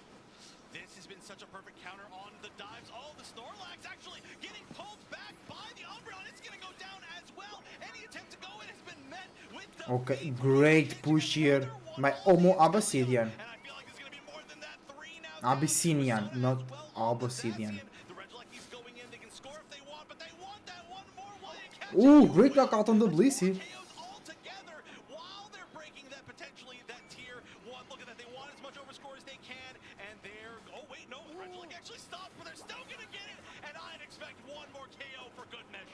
Let's go. When you can have the Glaceon just score in there, I was really worried they missed their opportunity there. But all this fighting is happening. We have another objective that is about to spawn in 10 seconds. I know, but it's just fight to fight to fight. But the thing is, MJK keeps initiating, and they keep not being able to follow it up. The damage from the back line is so good on almost Abyssinian side. When they try to jump in and then retreat, it's the Umbreon that just keeps catching them. And more importantly than anything else, every single time they attempt something, Mew just melts their Ooh, great Solar Beam. Great Solar Beam. Oh, they're scoring on top. Oh, Abyssinian scoring on top. Great Unite now. Yeah. And let's go. Mew gets the objective. Well done. Oh my gosh, Mew MVP for sure. There's still though, we see the attempts to try and get some picks from Mr. Shifu. Not able to catch this Umbreon. This Umbreon movement has been top tier. Absolutely dodging so many different, aimed moves, so many different initiation attempts, everything about it. This has been beautiful play from Tempest. It really is. They are showing no bounds right now. They have control of this map. 2 T1 pads are gone for MJK. They have this space to go on through. But you know what? We have a Reggie Alecki that is Yeah, Reggie Alecki coming in. top half. So we'll so heavy for the side of Oma Abyssinian, but the Urshifu, that's going to be Lukapo, of course, been a star player, is on par with the rest of the levels. However, every single time you attempt to get in, it's so difficult to get out. Finally, we're going to see one pick here. Soda taking down the Hoopa. Okay, good push for MJK. Well done. It was their first moment of dominance here on this match. This is the first sign of life from MJK. Yes, getting that point. Obviously, there is still a bit of a lead, 99 to 254 in favor of Oma Abyssinian. We almost have that Rayquaza spawning in about 40 seconds. Otherwise, we are going to go into that top path because Reggie Alecki is still there, being chipped away by this Glaceon. Yeah, and the level advantage being taken back, actually. Lukapo is going to be the first member of the entire game to get to level 13. So that is really huge. I'm not actually sure how they managed to do that. A really efficient method of farming and just distributing the right EXP to them. Yeah, level 13 Urshifu. Let's go. Starting to catch up, especially with that take from Oma Abyssinian. They've already got the lead. That's going to help them, especially that's pushing down to tier 2. What are they going to do? Just let it in, I guess, on the side of MJK as we get to the final stretch. Look, the thing is, they still have a rings unbound from the Hoover. So if anybody tries to capitalize on that back cap, but no, it looks like they are going to prioritize this fight right now. All right, the attempt to initiate is there. Umbreon's going to be able to initiate on the side of Oma Abyssinian. The Unite's coming out from Snorlax just to give some more of those shields. Nobody picked up quite yet, but that's going to be the Umbreon going down first. This might be a bad sign for Oma Abyssinian. They're trying to retreat, but they can't retreat that much with the damage on board for MJK. Looks like they might be picking up the Trevenant as well. No, it's going to stay up just barely. Zacian's the one that goes down. Instead, Hoop Unbound coming out to counter, but it's going to be Glaceon going down 3 to Let's go. Very well played from Abyssinian. The Glaceon picking a lot of knockouts, but they also go down. Oh, it's being done. It's kind of a flip, right? And no! They still got it, but Mew used the beam a bit too soon. But the Trevenant was really helping there. Very well played. Very well played.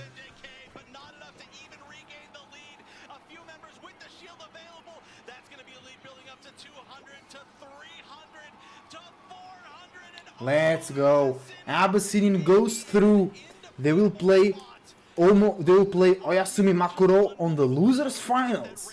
And then who wins out of those two teams will go to the grand final with Luminosity. Bro, Omo Abyssinian, they started the losers brackets very shaky, but these two matches against MJK were the best matches they had. Really, really good, guys. Really, really good.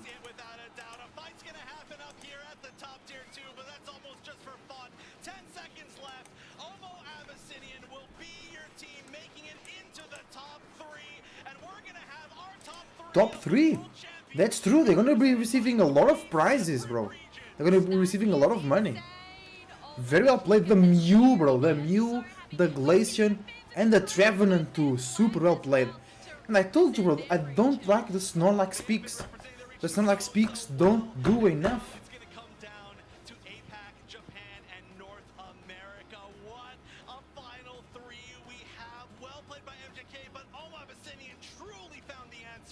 Bro, most of the front rows are always empty. People don't like to be in the front row. Yeah, the Trevenant.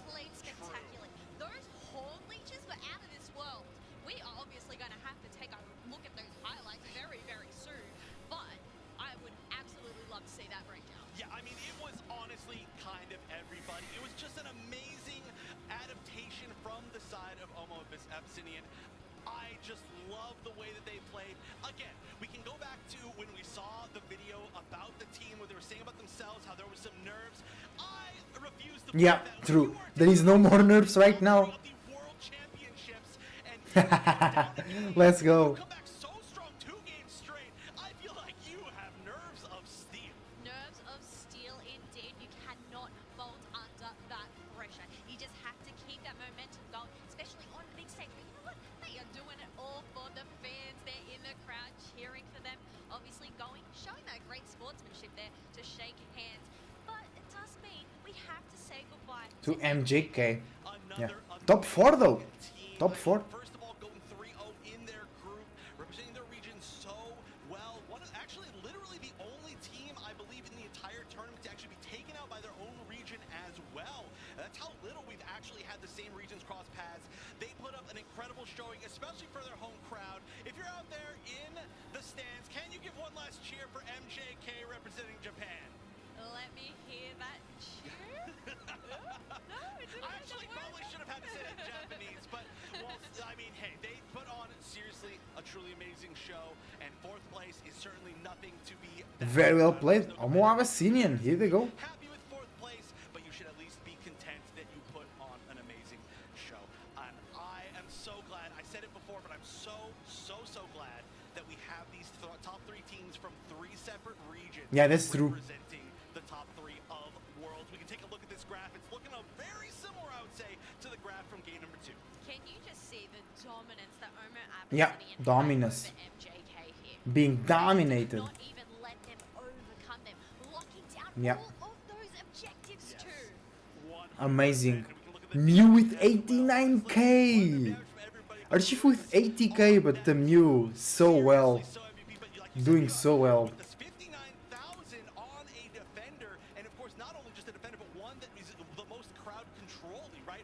It can push you in a spot that Mew gets more damage from. So just an excellent set of teamwork from the entire team. This comp that they kind of settled on within the 2nd and 3rd games was looking beautiful. Now was the Mew there the secret key? I mean, I think it's just teamwork. But we have to take a look at these highlights. Obviously, as we said, that early aggression, the push on that bottom half. But Omar Abyssinian, they were able to shut that down and turn the tables and get in some dunks. The objectives, as we said, it was the Mew or the Glaceon getting those secures. And once again, I feel like MJK's team comp, it's not like it's bad, it's just so based on being able to stay at least on level with the opponent early in the game, and that just didn't happen for the past 2 games. We saw the early game go so completely and so dominantly to Omo Abyssinian over and over again, well, I guess just 2 times in a row, that there was just never a chance for them to catch up. They were going into initiations that it looked like they had a chance to try to get some picks in, but then they were just giving up more EXP, whether it was the Urshifu, whether it was the Zacian, whether it was even this Snorlax that we know that's an amazing, Hog King, amazing defender player, but just they weren't able to get those big... Omo Abyssinian top 3 at least. For right now, right? At least. So many heals through its eggs. But obviously the Hooper portal, the ability to send multiple members back home for full HP regeneration and to back into these fights and take them on. Yeah, especially with this comp, the double defender comp, I gotta say again, Tempest on this Umbreon was unbelievable. A really key part also of why they were able to stop so many of these initiations. My bad, guys. It's already weird hours. This was a great choice to somewhat try and flip from MJK. They had to try something, especially if it was so low, but Yeah, here I was really a bit scared because the Mew shot the beam a bit too early. You had that Hooper locking it down, getting the secure, but as I said, Miva on the Trevenant, they really shined for me during that match. Yeah, honestly, just the entire team, right? There's no way that you can get into the top 3 of the World Championships without every member of your team shining. And hey, you know what? I think production agrees with you. Why don't you read the stats from Miva? Well, we can obviously see 59 damage on the Trevenant. This is a defender here, but on the meantime, we have it scoring 226 points as well. Yeah, a lot of scoring. 60k damage on the Trevenant, I like that. Taken from a defender is always a really good sign. Especially, again, like I said, a very control, heavily focused defender. So it just did everything that you needed to do. Mew did great. But let's take a look at the bracket. We can now see who our top 3 teams are. Losers finals will be Oyasui Makuro from Japan taking on Omo Abyssinian from APAC. That's the losers finals. Sitting in grand finals in winners, that winner side advantage. Kello, do you have any predictions for what could happen? I have told you, expect the unexpected here. But you know what? Luminosity, I hope you are taking down notes right now. All right, well, we do have an interview ready, so we'll see. Let's go, interview. Interview time. And I don't know what what's happening back there, but why don't you take it away and show me what's even happening on stage? You know, sometimes I just get scared at night, but it's just because I don't have a light on. Oh, hey, I am here with the incredible Luis from Omo Abyssinian, and what an incredible match they had as they are heading to our losers finals. First, I have to ask you, I mean, what do you plan to do against a team like Oyasumi Makoro? We're planning to do these strategies which is we can avoid our mistakes and play along with them. Amazing. And if you were to have Pokemon in the world become real and you could ride one, and this is an important question, ride it like a horse, what Pokemon would that be? Maybe Kyogre. Especially Kyogre was my favorite Pokemon when I was a child. And I feel like I'm being on Pokemon Emerald. I think that's a really great answer. We're going to send it back up to the booth. You know what? Actually, I think we're going to send it to break. Do you want to tell everyone that we'll be right back? Hello, everyone. We'll be right back. Oh! Nice! He got the skills. Okay, let's go for the pause 2, guys. See you soon.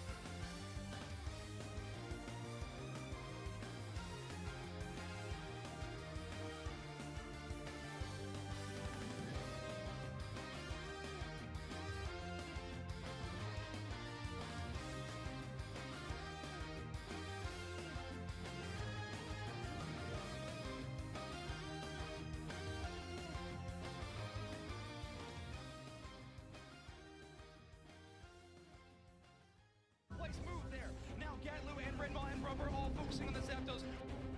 Just starting to come off of respawn now. IX Gaming needs to win another team fight and another one after that. But this time it's from Overlord. Steals it again! Undefeated!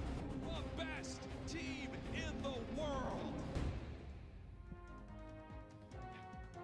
Hello everyone and welcome back to the Pokemon Unite World Championship Series. We are sitting on the brink of our losers finals here in Yokohama, Japan. And representing Japan is going to be Oyasumi Makaro squaring off against Omo Abyssinian.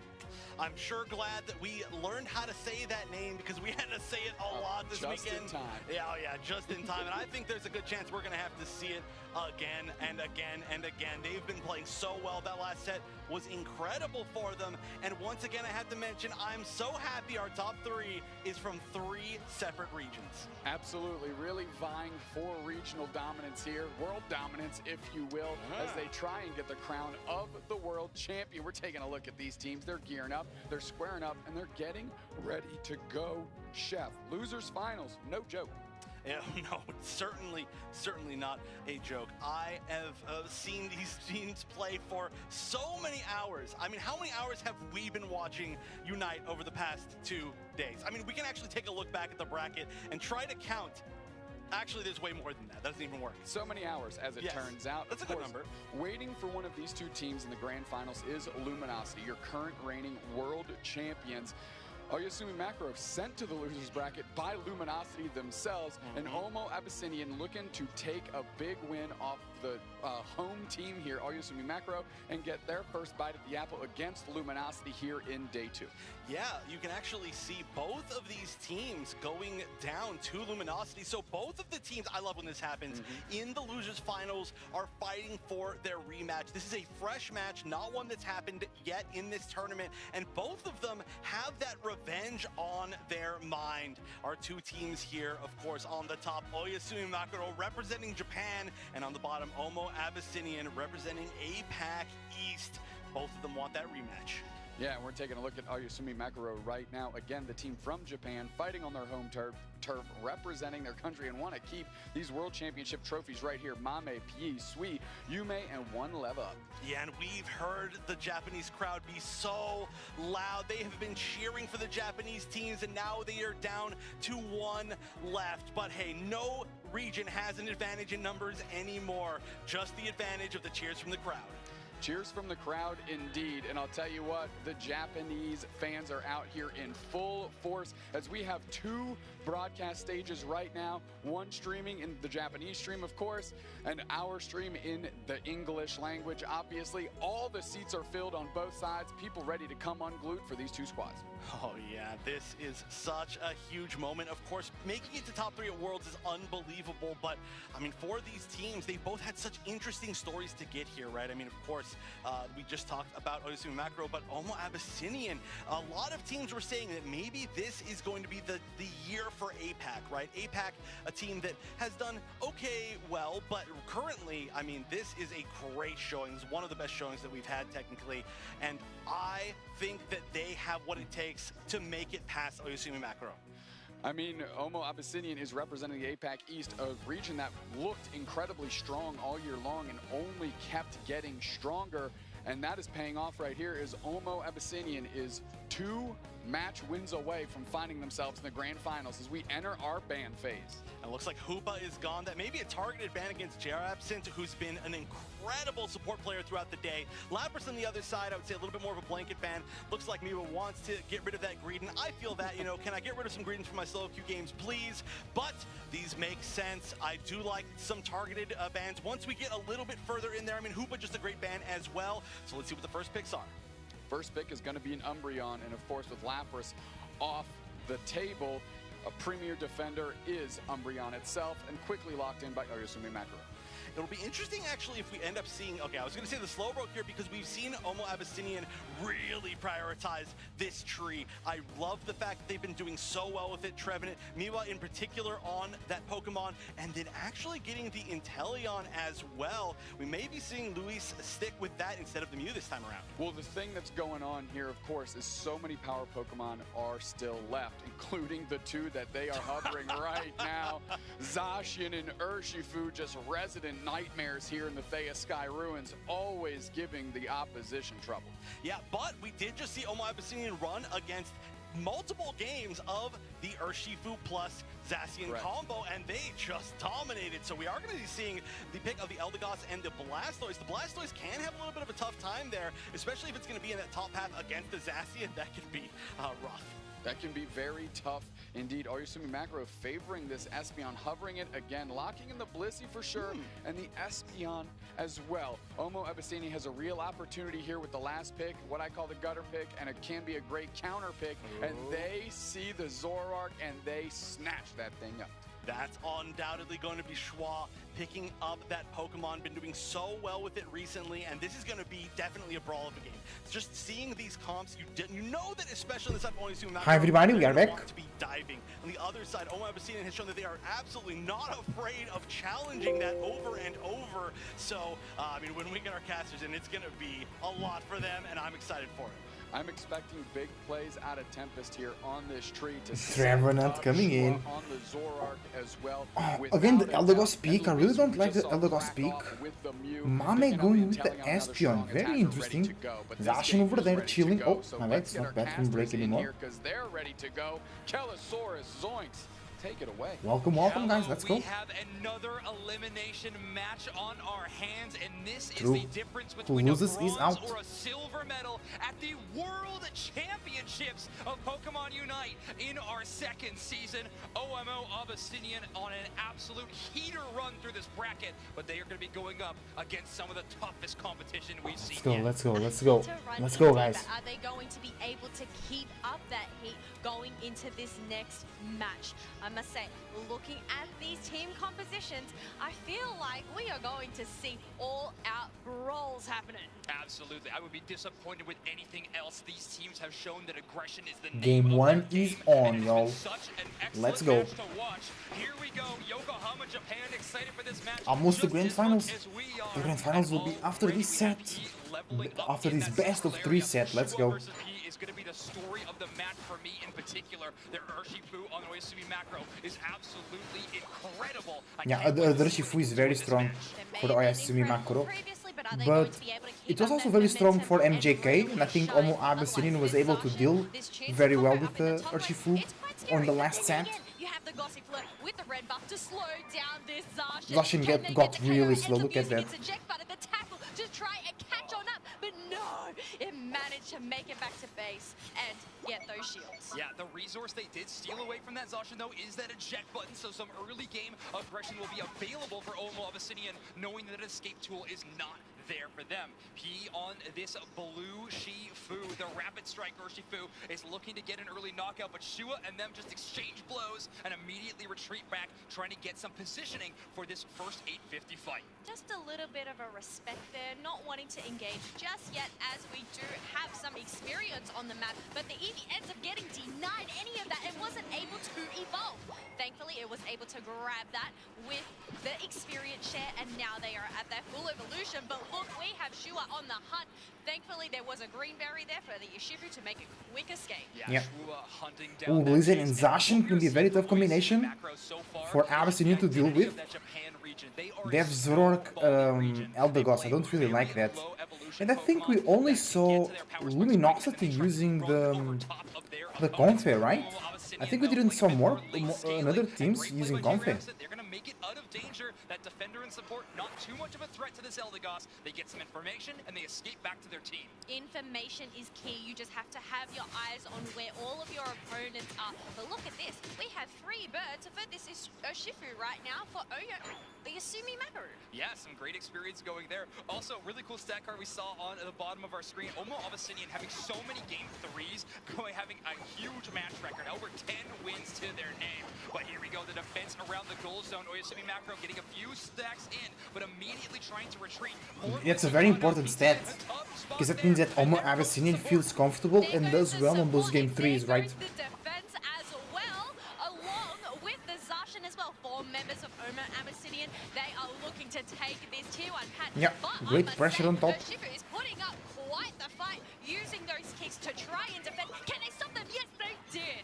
Yeah, great stop there. Great defense from Oyasumi Macro. The Blissey finally returning meant that he could fight a little bit more aggressively and finally have the HP to work with.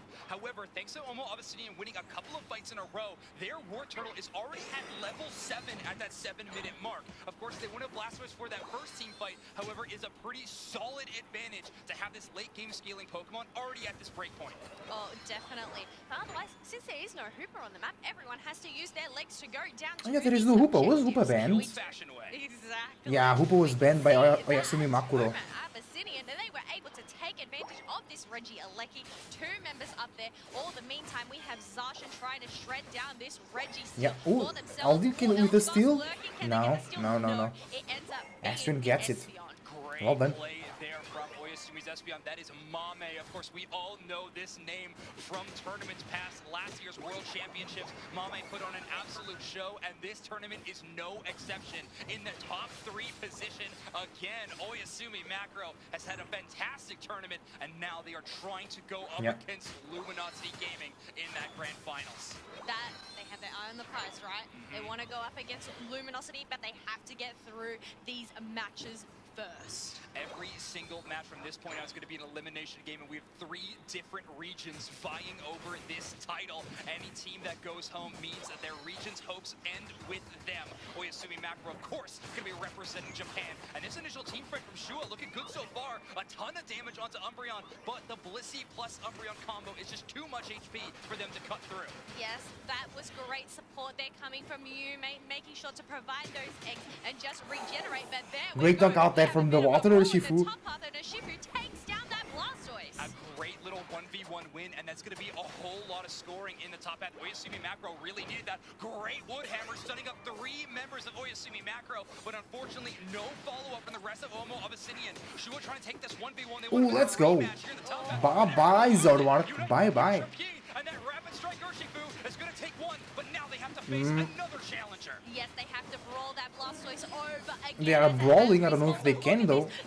Oh, they can. Just up here, ignoring that block zone, getting another KO. Sheesh. Blastoise, no revenge just yet. The crowd explodes for a KO from the side of Japan as a goal zone break from Oyasumi Macro happens, but Omo Abyssinian is turning this team fight in the bottom half into their favor, and Egg Bomb plus Station is not enough to chase down Oyasumi Macro playing. Let's go region bottom. Urshifu soloing the region top. Has all the space, and they have an initial KO to start this team fight. Yes, Blissey goes down. No healing for Oyasumi Makuro. if needed, you know what? It's not needed. It's they just shredded it up.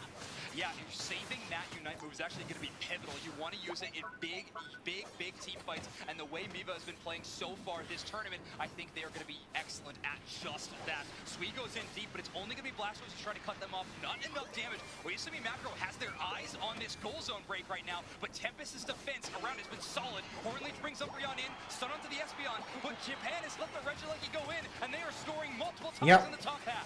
There is just a whole nother story happening in that top half between True. The top path belongs to Urshifu. Nothing else being done there. Just Urshifu chilling. Oh, 1 over dunk though. 1 over score only. But while those scores happen, Shua absolutely popping off here in the bottom half. We are going to have a 40-point overdunk from Omo Abyssinian, and that's going to give him the lead. But Kello, Yeah, the overdunks, the overscores.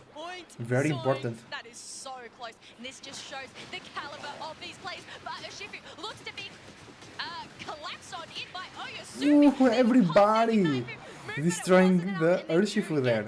Well played by Abyssinian. Yeah, a trade 1-for-1 in that scenario, but just look at the respawn timer on P. Over 20 seconds when they went down. Obviously having an amazing game, sitting at level 14 for them. The comeback experience of Omo Abyssinian is going to be looking pretty good right there, with maybe a bit of an overextension for Oyasumi Macro. However, look at this position. They find Tempest, Umbreon and Zacian chasing down that knockout, but Tempest finds a way to get out. Shua wants to capitalize on that damage, and Zacian goes down. Sui is out of this team fight, and a little engagement, Omo Abyssinian takes the victory in. They do take that victory. Regieleki is about to spawn. They are circling around. They are possibly looking to shred this and create a little bit more pressure leading into the final stretch. Yeah, they're going to get this one for absolutely free. Yeah, well played. That will apply a lot of pressure to Oyasumi Makuro. That is a level 15 we headed into this final fight. Yeah, level 15 Urshifu.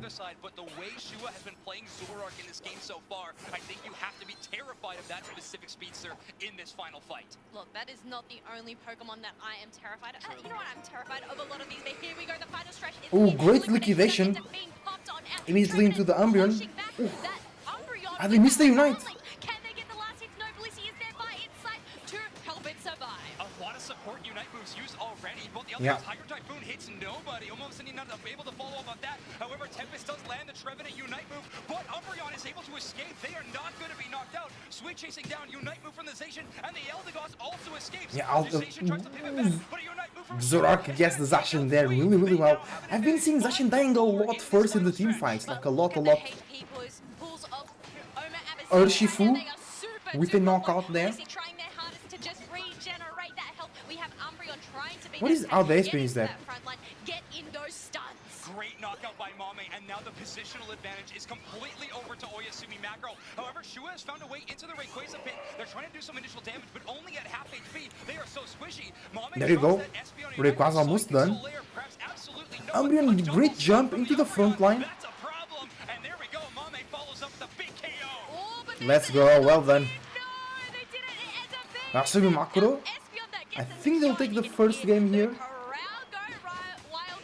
Yeah, everybody's down from Abyssinian.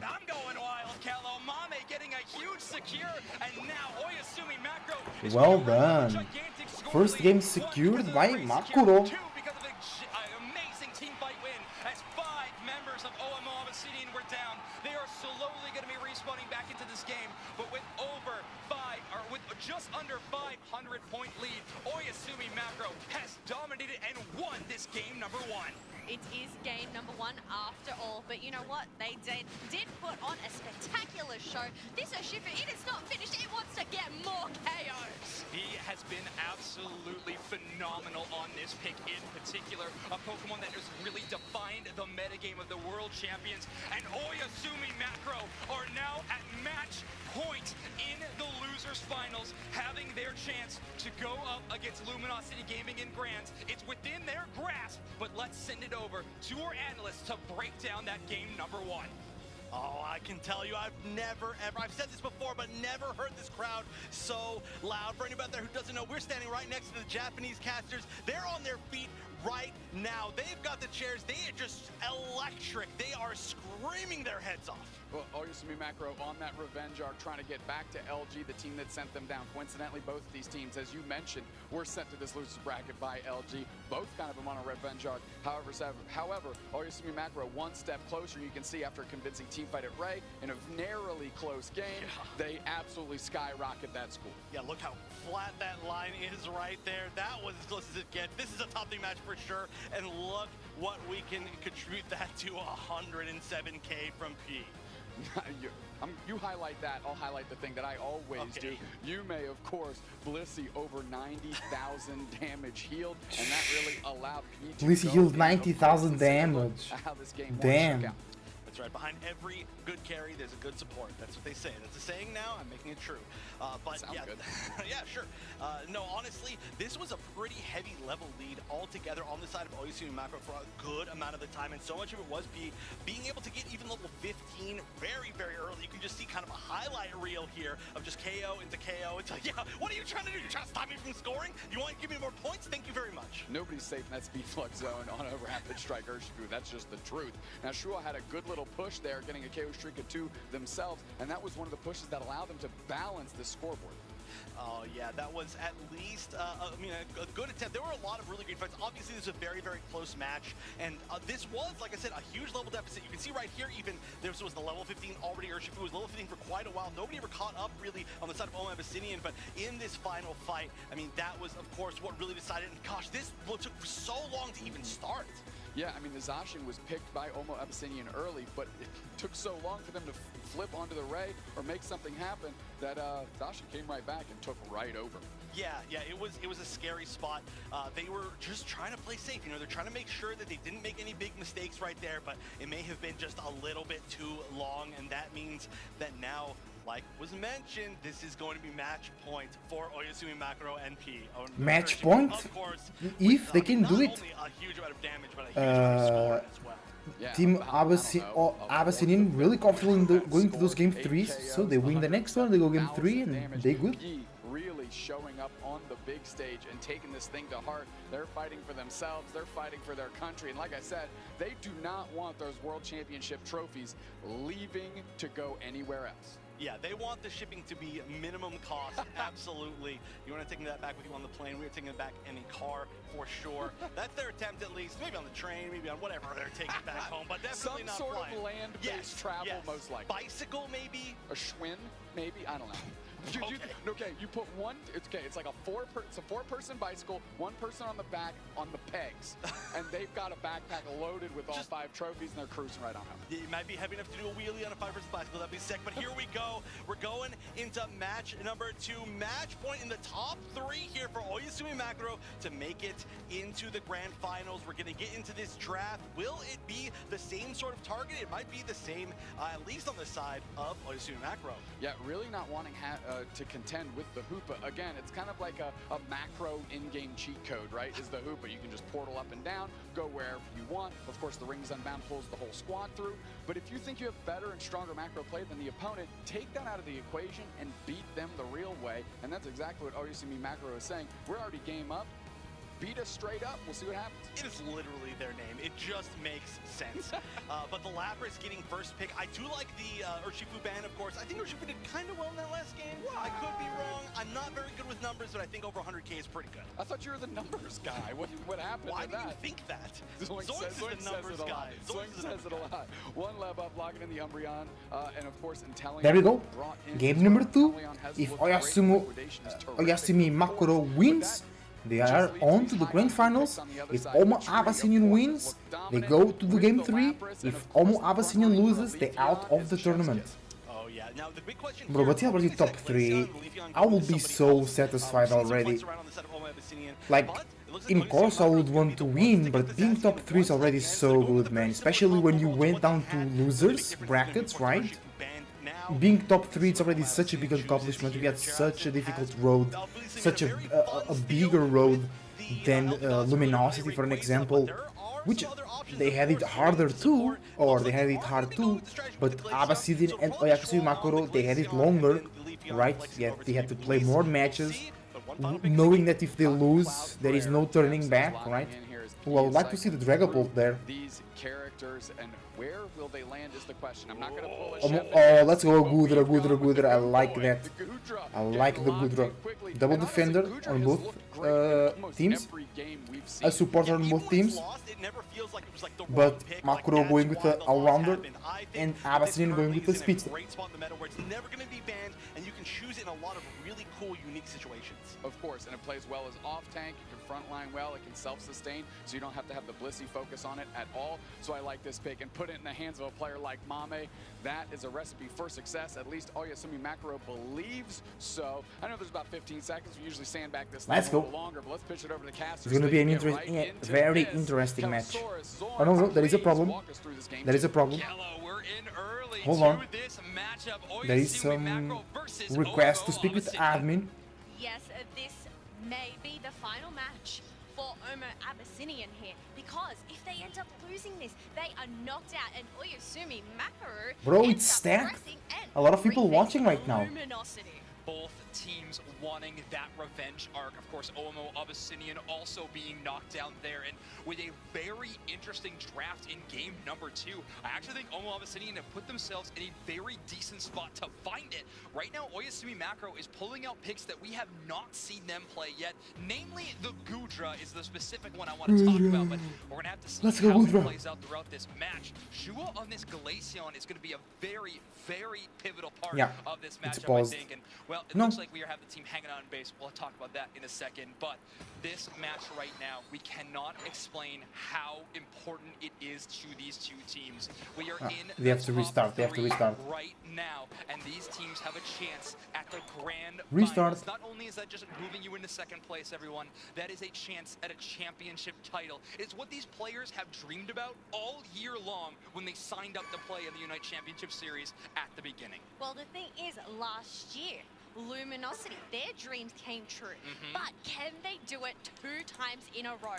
But it obviously all depends on this next match. Who is going to be their opponent? And obviously, I mean, top 3, that is looking pretty good. As you said, bronze, silver, medal, gold, but also the prizes that you end up getting from that 500K prize pool. Absolutely. Going for that $100,000 point is what all these teams are pushing for. And the storylines between these 3 teams have been so interesting, Kello.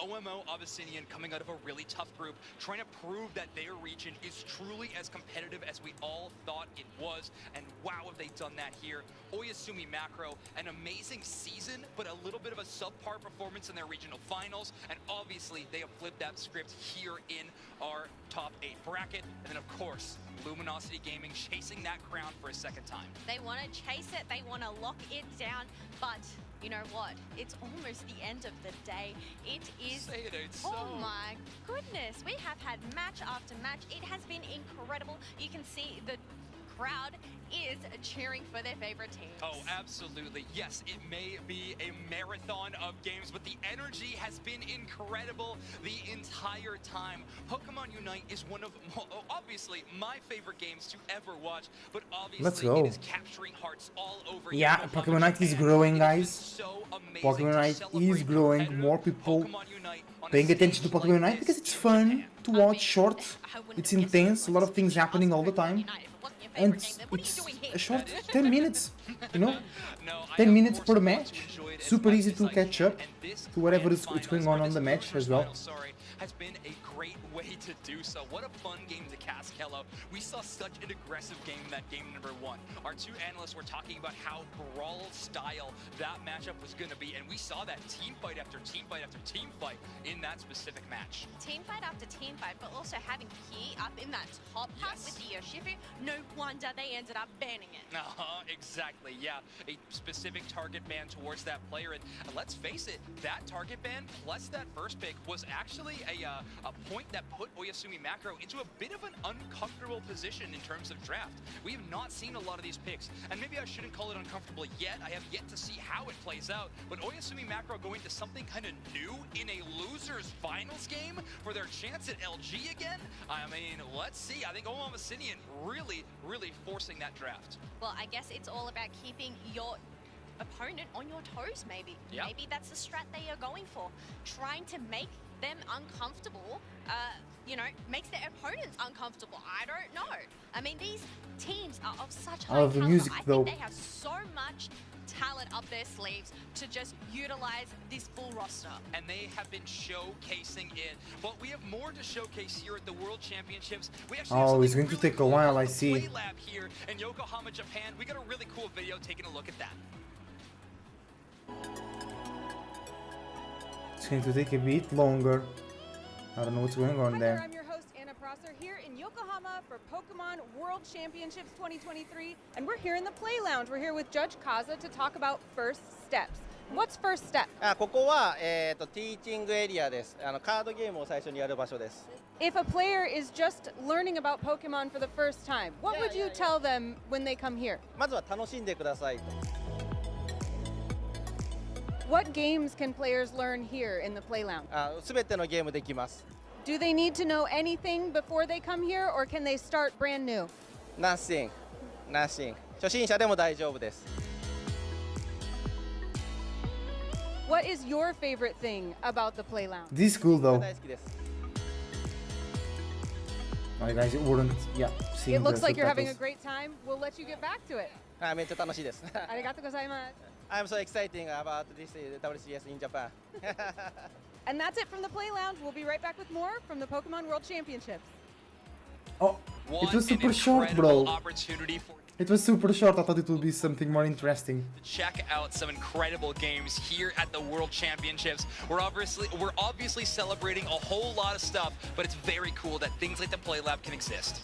Definitely. I think one of the highlights there is just to see the range of ages that we have for Pokemon, young and old. I mean, you know what? It's Pokemon. We grew up with this Zoinks. It's true. I mean, I remember back in the days of old, cracking open a brand new Pokemon game, but we're going to be jumping into a brand new game for game number 2. We will be remaking this lobby. However, the drafts will be identical. Obviously, there was no problem during the drafting phase, so when this game begins, we're going to be looking at the exact same team composition on both sides. But I guess this will also give these teams to readjust their builds and everything, making sure that everything is correct. But as we said, you know, same draft, the Urshifu and the Hoopa ban. I honestly wish I didn't tell the folks at home that, because I would Coming look back. absolutely like a genius if I just predicted everything. I think we're probably going to see an Umbreon pick here, maybe a Blissey. Ah, there it is. Wow, I'm really killing it up here. But yeah, of course, we're going to see these two compositions that were chosen in draft show up again on the main stage. This Lapras Trevenant, of course, and we're going to see a bit later, is joined by an Eldegoss in this composition, which both of those Pokemon, with any bit of damage reduction from Pollen Puff, are pretty terrifying threats to deal with. Defenders with that much damage reduction and HP? Oh my word, Kello. Oh my word indeed. But one thing I want to see is this Goodra. Alright, let's go back. It's the same picks, exactly, so they are restarting. Just to give it that little bit more sustain.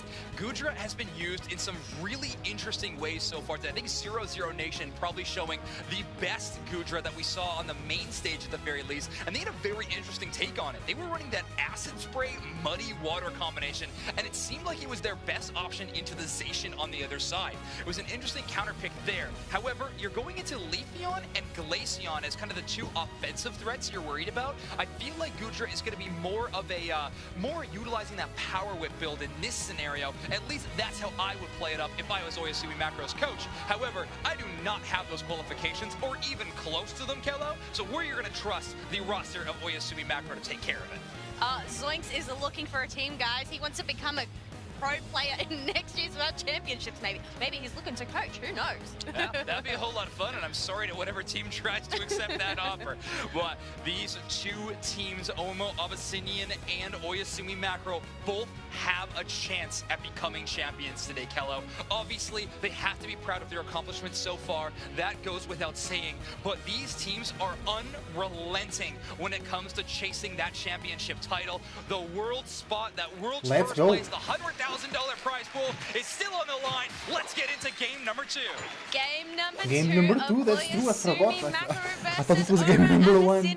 No, it's game number 2, let's It's go. going to be so fantastic on this Zacian this game around, where so many times before we have seen them on that Urshifu. Target banned by OMO Abyssinian. Is that going to be enough to slow down this star player? Look, it's still early days here. We need to make sure that we get their levels, get those stacks in. The Solar Blade of that Leafeon just being so deadly. Yeah, Lou's already hitting that Leafeon evolution, by the way. Things must have gone absurdly fantastic in those early pathing moments. Mame hitting level 4, getting into that tall grass for that passive. However, the Zacian chase down of the Lapras is going to be tough for Omo Abyssinian to deal with, but they're turning around on guys.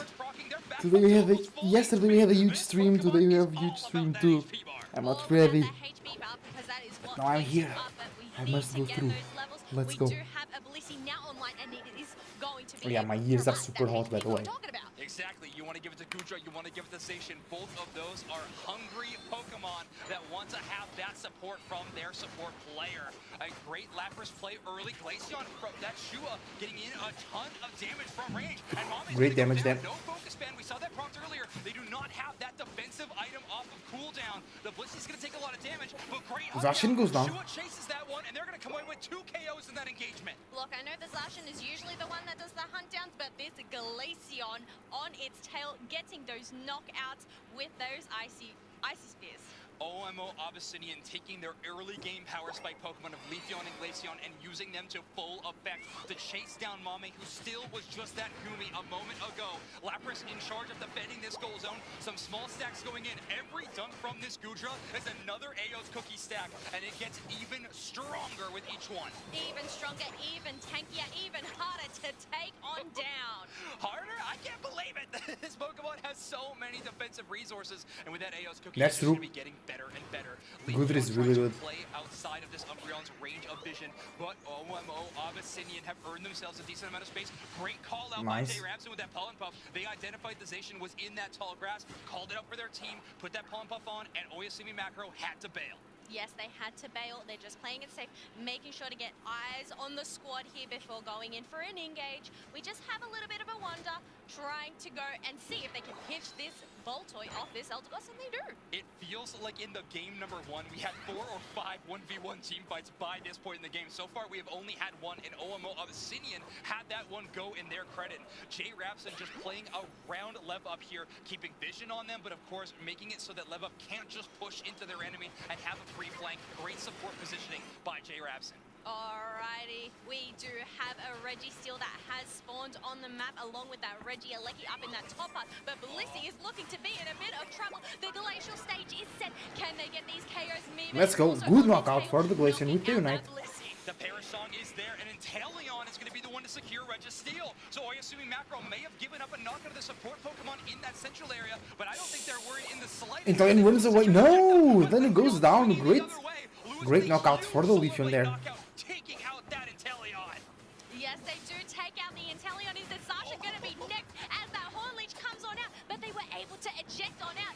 Maybe it ends up, no, it ends up being the Umbreon that gets taken down and, or grabbing some, no, yeah, they are going to grab some berries. But you know what, all the meantime, we have Leafeon getting in some dunks. Never count out OMO Abyssinian from a team fight when Tempest is still a part of that engagement. Ridiculous defense. Eldegoss needs to run away. And the Trevenant looking the same. They swing in a great Inteleon knockout, but Leafeon is there to trade. Lewis is now caught out in a little bit of danger. Liquidation does so much damage, but the Eldegoss is going to be there for support. But there we go. A huge play by Miva in the top path to earn a KO and more Lapras stacks on the top path. OMO Yeah, Abyssinian with a Lapras getting super stacked. Let's go. There's just so much happening in this match. There is so much at stake right now. We have Oyasumi Macro up on 1.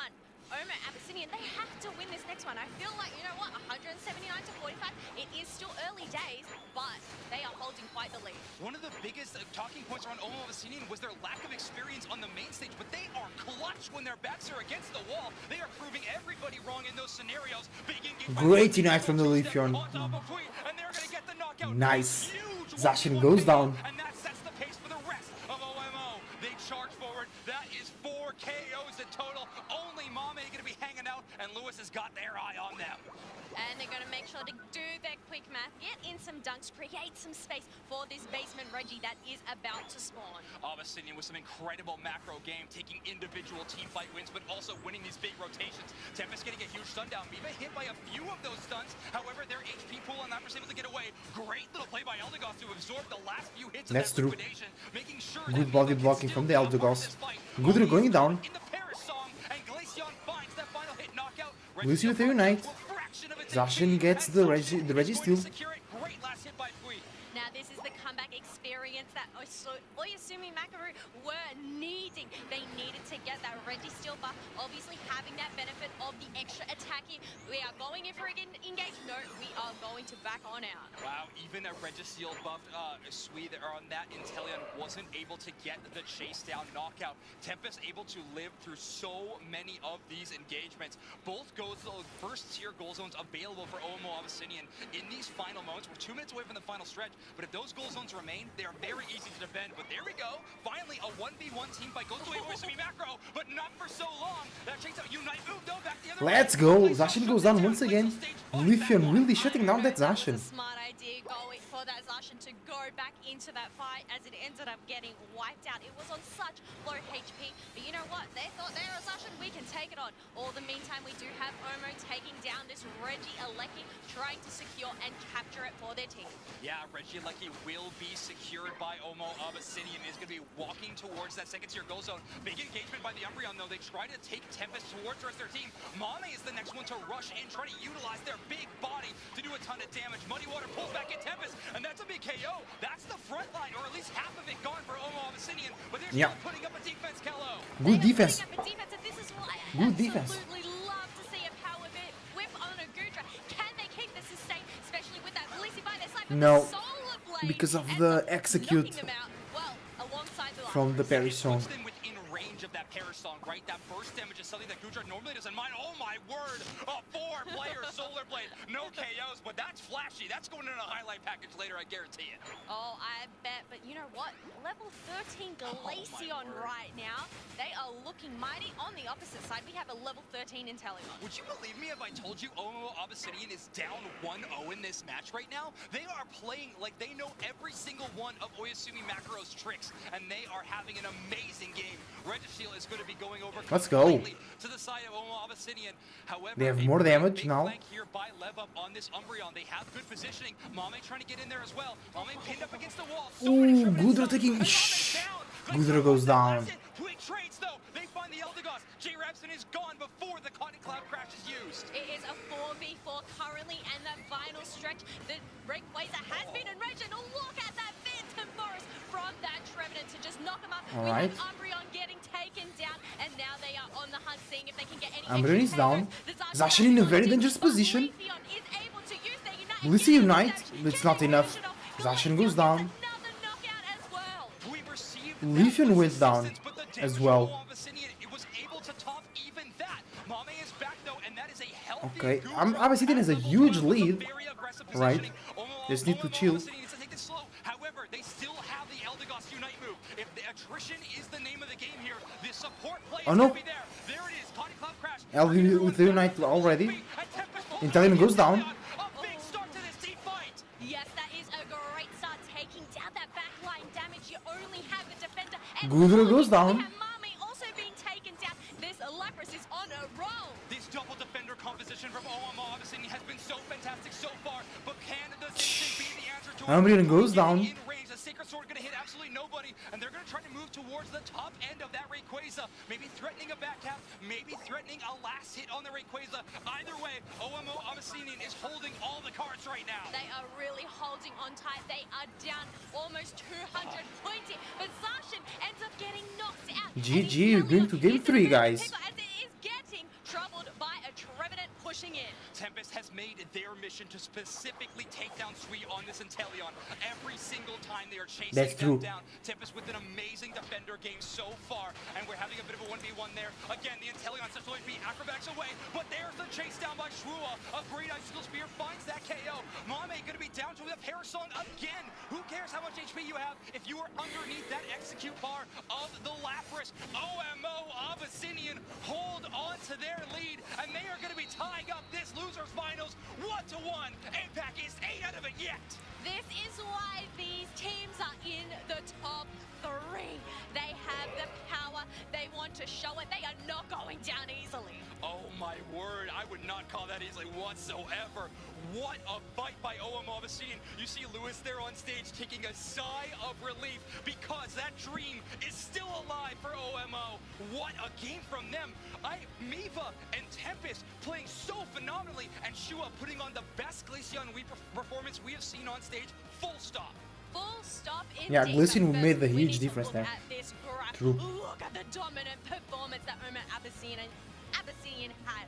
And with no Hoopa on their team either, right? That has been J Rapson's bread and butter, which has given them a huge macro advantage in so many of these matches. But having that score lead despite not having that is a massive. And there we go. Take a look at the damage numbers. 87k, bro. Lapras with 100k. For this, that's annoying. Right here, but Yume, obviously they were by their side. 93 recovery.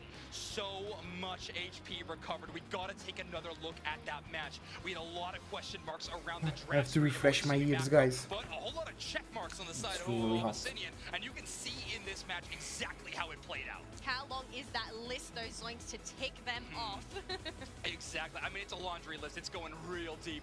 OMO Obsidian. Honestly, we were talking about how they were winning teamfight after teamfight. I don't know if we talked enough about how OMO was also winning 1v1 after 1v1. And I honestly think that is been kind of the definition of the metagame that we have seen, where so many split pushes are defined by these 2v2 engagements, these 1v1 engagements, and OMO Abyssinian looking absolutely clean on the day. Early Leafeon play, so strong. So strong, especially in this Ray pit right now. They were able to put up the defenses, but also protect both of those tier 1 paths. Yes, exactly. GG. And again, That's without before that game Hoopa, 3. the quick defense not available for them, OESUMI Macro just could not find an angle for the comeback, and a lot of that is because this player of the game, Miva's Lapras, absolutely unreal. Not only 6-digit damage, but 78,000 damage taken. This Pokemon was up, and it was ready to fight. That Perish song is stuff of nightmares. You do not want to come across it, especially when you are at such low HP. Just being able to finish them off, but you know what? Game 3, Zoinks. Here we Oyasumi Makaru versus Oma Abyssinian. Here we go. Only one of these teams will keep their championship dreams alive. The other will go home in that 3rd place spot. Oyasumi Macro going to be banning away the Umbreon. OMO Abyssinian, they know better. They are banning away that Urshifu. Look, the first game that they obviously had, they do not want to come across it again. But interestingly enough, this does leave it open for Lapras to be picked on up first pick. Yeah, Oyasumi Macro finally having their chance to grab this amazing defender Pokemon. There it is, locked in for the side of Oyasumi Macro. OMO Abyssinian, though, obviously going to grab this Trevenant. Tempest has been absolutely unstoppable on this pick in particular. And Hoopa grabbed again. J Rapson back on that comfort pick. Look, if it's not banned, you're going to take it and lock it in. But I must say, Tempest on the Trevenant, though, they have been spectacular. But on the other side, we can see Mami hovering over that Inteleon and picking up that Blissey as well. Wow, okay, so this is going to be an extremely powerful bottom path no matter what. When you have access to Sobble and Drizzle's Water Gun, it's an amazing secure tool. They are going to have a fantastic showing there. However, Lewis is bringing the Leafeon back to the fight into that bottom path. That was such an electric one to watch. You know what? Another electric pick is this Glaceon. Shua has really shined on through, but this does leave these last 2 picks on the side of Oyasumi Makaru. We do have Blastoise and, I believe, yes it is, a Zacian once again. It's going to be a Zacian. Oyasumi Macro really throwing all of their strategy towards a final team fight. Lapras Unite, Bliss Unite, Blastoise, Hydro Typhoon. So many of these keys could be the success they need in a final stretch scenario. OMO Abyssinian going to grab another defender, so going to stick to this double defender strategy that they have been playing so far. I really like it. Not having the Lapras, though, is going to be tough for Miva to deal with. They're going to be locking in that Slowbro, though. We'll have to see if they can pop off the same way as they did in that game 2. Well, it's all going to come down to that Slowbro. Who is it going to target? Is it going to target the Zacian? Is it going to target the Inteleon? It all depends on the positioning and whether they can pull it off. But look at this, we do have a bit of a switch up. We actually have Tempest on the Slowbro this time. Oh no, they've switched it back again. They're just trying to trick me. Hit me on our toes. Lots of tricks coming out of OMO Abyssinian. Let's hope they saved a few up their sleeve for this game number 3. We are in elimination time in our losers finals. 2nd place or a chance, or 3rd place or a chance at a championship. Right now, these 2 teams are loading in, and I cannot wait for this match to start, Kello. Oh, I bet Oyasumi Makaru, they want to go up against the grand finalist, Luminosity. But will Oma Abyssinian, will they get their chance? I mean, they are going to be wanting to have their chance, of course, but just as much as Oyasumi Macro. OMO Abyssinian, they are playing for the heart of their region. But if I'm going to talk about a team playing for their region, it's Oyasumi Macro. We're playing in front of a home crowd here in Yokohama, Japan. This crowd is full of supporters for this Japanese Game 3 is region. on. Game 3 is on. Who goes to the grand finals? Let's see. It's here. It's right now.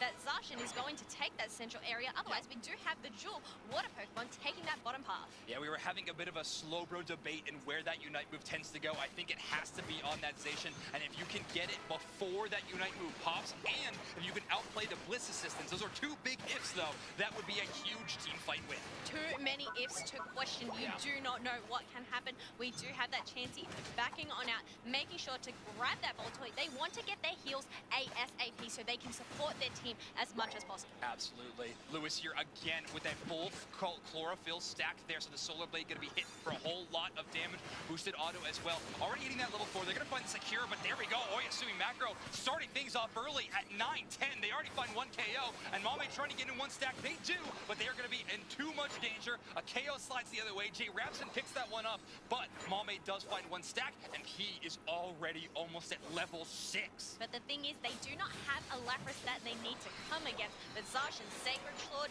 to just wipe it on out. Yeah. GG's, let's go. Didn't even have a chance to take any of that experience. And that's why you aggressively push. Make sure that Zacian gets to that breakpoint level and I gets don't- access to that incredible move. They're using the same. No, there is an Upa there that wasn't there. First engagement goes to them. OMO Obsidian looking to try to even the score.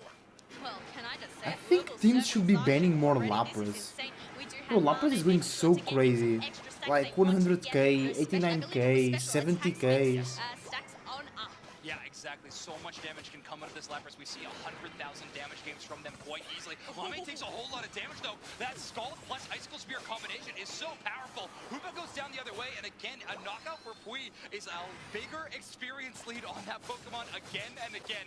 This Pokemon is easily going to be at that level 8 mark. They just find it, and they have a minute to get to their Unite move before the first baseman, Reggie. But the question is, are they going to be able to find enough experience on their map, or are they just going to take these brawls out? But no, is it going to get caught on out? No, it does end up using that agility to back on, down, and try and escape. Oh my gosh, the eject button, and Good dodge from the Zacian there. to finish it off, but that was a great attempt. Aggressive play, trying to punish the greediness of Pui there, who's trying to get in stack to earn that level 9 that we just mentioned. That's a last hit secure for them. Easily a Unite move going to be online for Zacian here in a moment. Oh, so close to that level 9.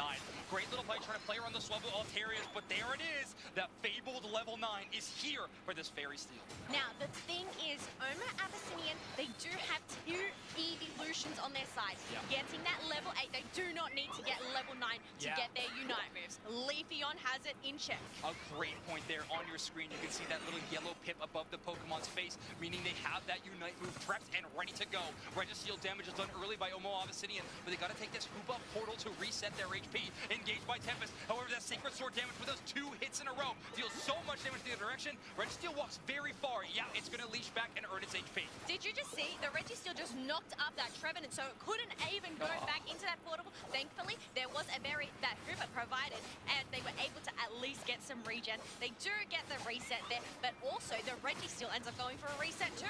Yeah, Registeel doing a lot of work on this team fight, but Emerald two-step going to find that first knockout. War Turtle is down. OMO Obsidian strikes first, but Mame strikes back in the top path, by the way. Going to get more stacks up there. Registeel brought down to about half HP. Tempest trying to shut down this Zacian. They find them, they Horn Leech, they Woodhammer, but now Shua needs to try to get a strike, but it's the Solar Blade that finds it. Nice.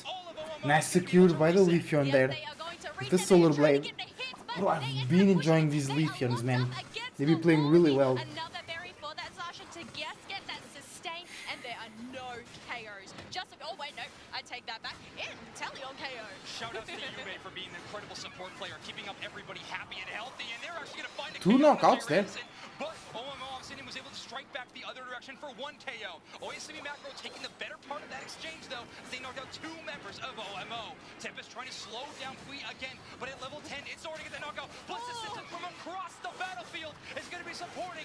Great play from this Japanese squad. Slow beam monetization, though. No Blitz assistance to protect, and that means the Solar Blade can find the KO. Yes, it was such a great Blitz assistance. Unfortunately, against 4 members of Oma Abyssinian, it was not enough to sustain that Zacian. Yume really wanted 2 of those. If they could utilize both, obviously that team fight sliding the other way, but great macro decisions from OM Obsidian. Takes 1 fight, they lose a little, but they leverage it back for a big swing, knowing that Unite move is off. Amazing play from Miva on this Slowbro. I think for the first time we've seen them recently on this Pokemon, and they are proving that they are masters of it. They are masters indeed, because they have a 50.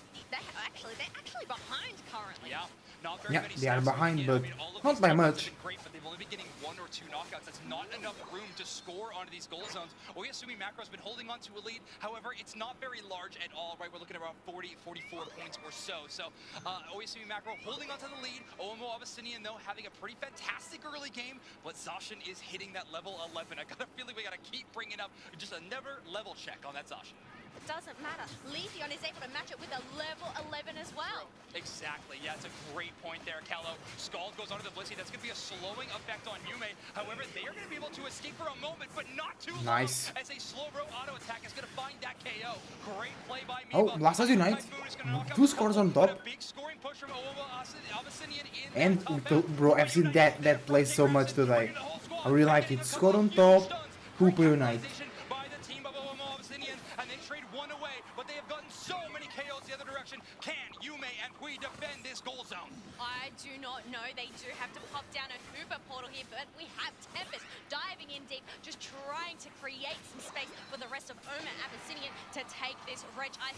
But we do have the Blissey trying to take them on, but no chance against that slope. Yeah, I mean, both supporting Pokemon trying to earn time. Oh, Scald almost securing that Reggie, but Zacian is going to be able to grab it. Oyasumi Macro earns themselves a basement Reggie, and that scoreline is going to be currently tied 1-1 for both of these teams. And again, neither team able to break 100 points yet. All of these fights have been great, but nothing enough to leverage a push towards a goal zone. This is why these teams are in the top 3 right now. True. They're playing really well, bro. Really, really well. Level for level, point for point, it is actually so close right now. Power rankings are out the window. Storylines are out the window. What matters right now is what happens in these final 3 minutes. Bro, it's 50 seconds until 2 minutes, and it's those 2 minutes that will separate the top 2 from the top 3 team in the world. Let's go. Play by Shua, this Icicle Spear proving to be such a powerful goal zone defensive tool. Look, they are champions of their region, but can they be the champions of the world? They obviously have to overcome this first stepping stone here. We have Reggie Alecki that has spawned on up, but it looks like they're going to prioritize all of these wild Pokemons that are here to make sure to get those levels, get the Unite moves on hand, because Hooper is still missing theirs. This matchup has been the slow and steady one, but you're right, they're going to need to take a little bit longer to find those Unite moves. Tempest can't play their normal aggressive strategy they were hoping for. It's time for Rayquaza, guys. He's super important for both these teams. Oyasumi Makuro from Japan, Omo Abyssinian from Asian Pacific East. Looking for those knockouts. Let's go. But positioning might not be the key. We have seen that table being flipped And then, over. after the knockouts, the Rayquaza secured. Teams being attracted. Slowbro taking huge damage from the liquidation. Glacian all charged up. Leafeon trying to score but not able. But such little score throughout the whole game. Not even 100 points for either teams.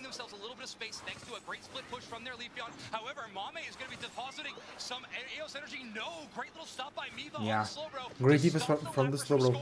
This is where that map awareness is key. Having eyes on your opponents, knowing where they are and when to stop them. Great Leopards Unite, great eject through the wall. Coming on in, it is trying to get that stun, and now the Good Blastoise Unite, it doesn't do a lot of damage though. It knocks out multiple targets, and Tempest is looking for one specific one to pull that Horn Leech away. Miba is brought down to a whole lot of low HP, but great little surf. Yeah. Caught in that one, but Slowbro Unite. Let's go! Blissey Unite to save the Zacian, and Lapras is scoring on top. Is turning their attention towards the Rayquaza. Hui is here, but they are at such low HP. They are at such low HP, but thankfully they do have a Hooper. Mama is coming here as the Lapras. Oh, only Trevenant. There, I don't know where the Leafeon is. Leafeon is down. Whoop is there too. They can do something. And they got it! Abyssinian gets it, but they can score, right? They can score. Nice. And Glacier will score too. I think Abyssinian wins.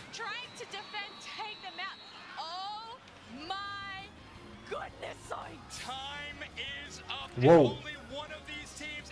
Ah, let's go. Yeah, it's them. Let's go.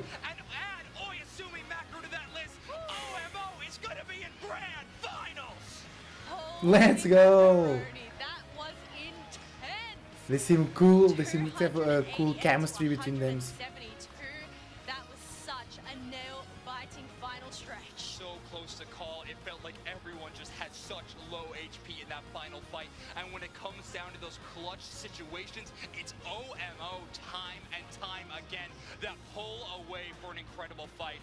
Oyasumi Macro will be going home in that third place position, and you can see on stage, obviously, the emotions are running high, but we have to give this team their flowers. An incredible run, dealing with a lot in that top 8 bracket, having such an incredible Bro, day here. GG's. Ending in third place is Bro, something that these, needs I to be was telling you, they respected. started the loser brackets very shaky, but they were getting stronger and stronger, and it's their ability to, like, in the most fucked up moments to come through. Right, they lose like 2 people on that way fight, and then get it anyway. Insane. There was just so much to break down. Yeah, that final fight, I think, is one that we will look back on in just months from now to review again and again. OMO Abyssinian, this team from APAC East, proving to everyone that this region needs to be put on the map. This team in particular have that championship material, and with a victory here on main stage against Oyasumi Macro, well, what an incredible way to do it. We are going to be jumping into a review of that last minute of the game. Show us. Because I gotta see it again. Look, there's no time to breathe here, Zoinks. We need to look at this. There was obviously just so much happening, so messy, trying to take down that Rayquaza, but there were just so many fights happening. Yeah, this match was defined by little 1v1 engagements. I believe the Leafeon kicks things off with a KO onto the Inteleon at some point here. You can see Lewis just really playing around the bottom side of this Rayquaza pit. Jay Rapson with an aggressive Hoopa Unite move, getting a couple of stuns, makes things a little bit dangerous, and there it is, that 1v1 win from Lewis, and they're able to escape all the way back up to the top path. I think they're even able to back half of the situation. No, they actually retreat towards the team fight. Yeah, but you can see that Lapras going in and getting that back half. You had Oyasumi Macro that were in the lead. Yeah, it's been so incredible to watch this team fight yet again. What a match from OMO Obsidian, and look at these final moments. Mame getting a KO streak of 2 there for a second. Oyasumi Macro saw it happening. The knock up there, but the final hit goes towards It was the Glaceon that got, yeah, it was the Glaceon, yeah. and you made to see who can secure that one, and the Glaceon comes out on top. APAC East comes out on top. They did come out on top, but it isn't the very top just yet, as they still have those grand finals. But you know what? I think these teams, they need... Bro, look at them. Awesome. Awesome, let's go. In a moment, I mean, obviously, rest will be given eventually. Let's go, caralho. That's awesome. They need to rally back quickly because they have a salty run back opportunity against Luminosity Gaming here very soon. It is going to be a grand finals that is Yeah, I think it was Luminosity that threw them to the losers brackets, no? Let me check. No, it was 0-0 Nation. No, yeah, it was Luminosity. That brought, yeah. Let's have a look at the championship bracket right now. We have OMO Abyssinian. They are having such a great run through. Yeah, we can see it now on the stream, right? Knocked down by Luminosity, so they are going to be able to They have lost 2-0 to Luminosity. They lost 1 game to 0-0 Nation. They didn't lose against Aikjil, but they seem a bit shaky there. Then they lose 1 to MJK, and then they lose 1 to Oyasumi Macro. Just one best of 5, but 2 in a row to defeat Luminosity and become your world championships. OMO Abyssinian is going to be put into a very tough spot, but if I've learned anything, it's that I count on them in those situations. That's true, bro. To make it happen again. That's true. And again. They come out of the hard spots, bro. I don't know how. Or they just do it. There's something that we need to present here. The lucky number reveal that we have all been waiting for. Get your numbers ready. Are you a winner here? It is 84156. All right, I see nobody popping out from the crowd, so maybe no one knowing their specific lucky number quite yet, but make sure everyone you check in a game of Pokemon Unite. Okay, doesn't really matter, right? Doesn't really matter, that's lucky, the lucky number. Coming up very soon is the grand finals. I cannot wait right No after interview? this. No interview?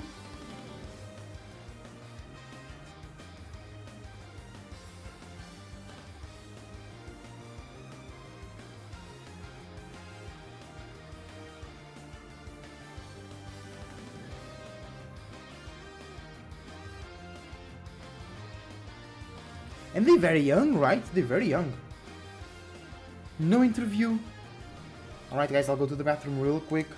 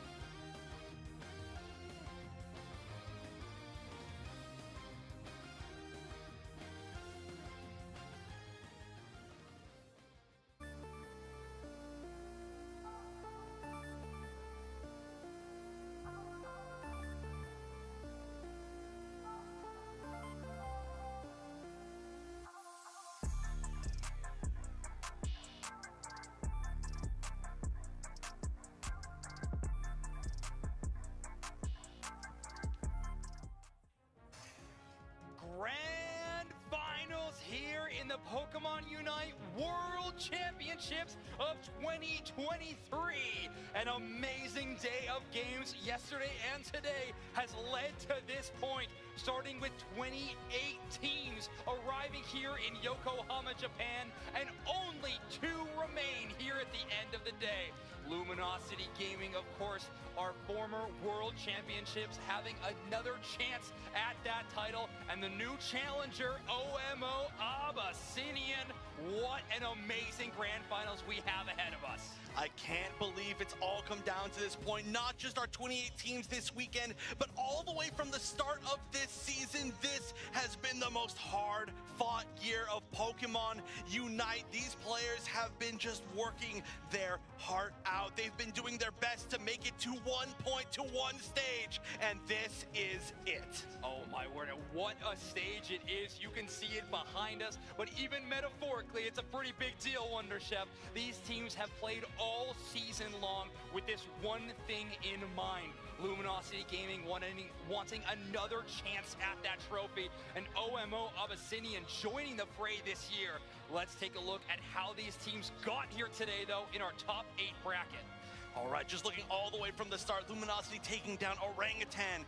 Omo Abyssinian themselves, this is going to be a rematch. And then Oyasumi Makuro in the winners finals. This is going to put them up ahead in the grand finals. On the bottom side, Omo Abyssinian, after getting knocked down, had to defeat so many other strong teams. We can see Akjil, we can see MJK, and then finally Oyasumi Makuro after, of course, taking out 00 Nation at the start of the day. What a path it's been for them. I mean, an incredible day playing for that championship title, but of course also playing for our $500,000 prize pool. We can actually see what these teams have earned so far. Oyasumi Makuro, who we just saw depart, earning $65,000 for their team. And now this is going to be a difference of $25,000 between first and second place.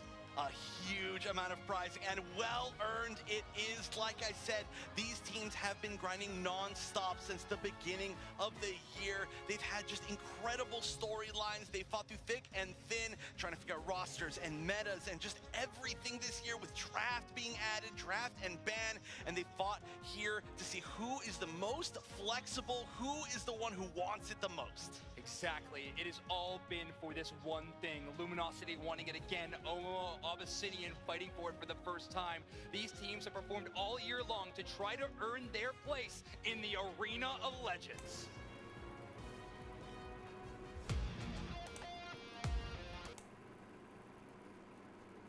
Hi guys, here we are.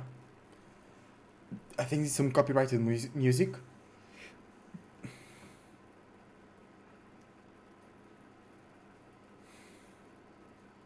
Let's go, grand finals, guys.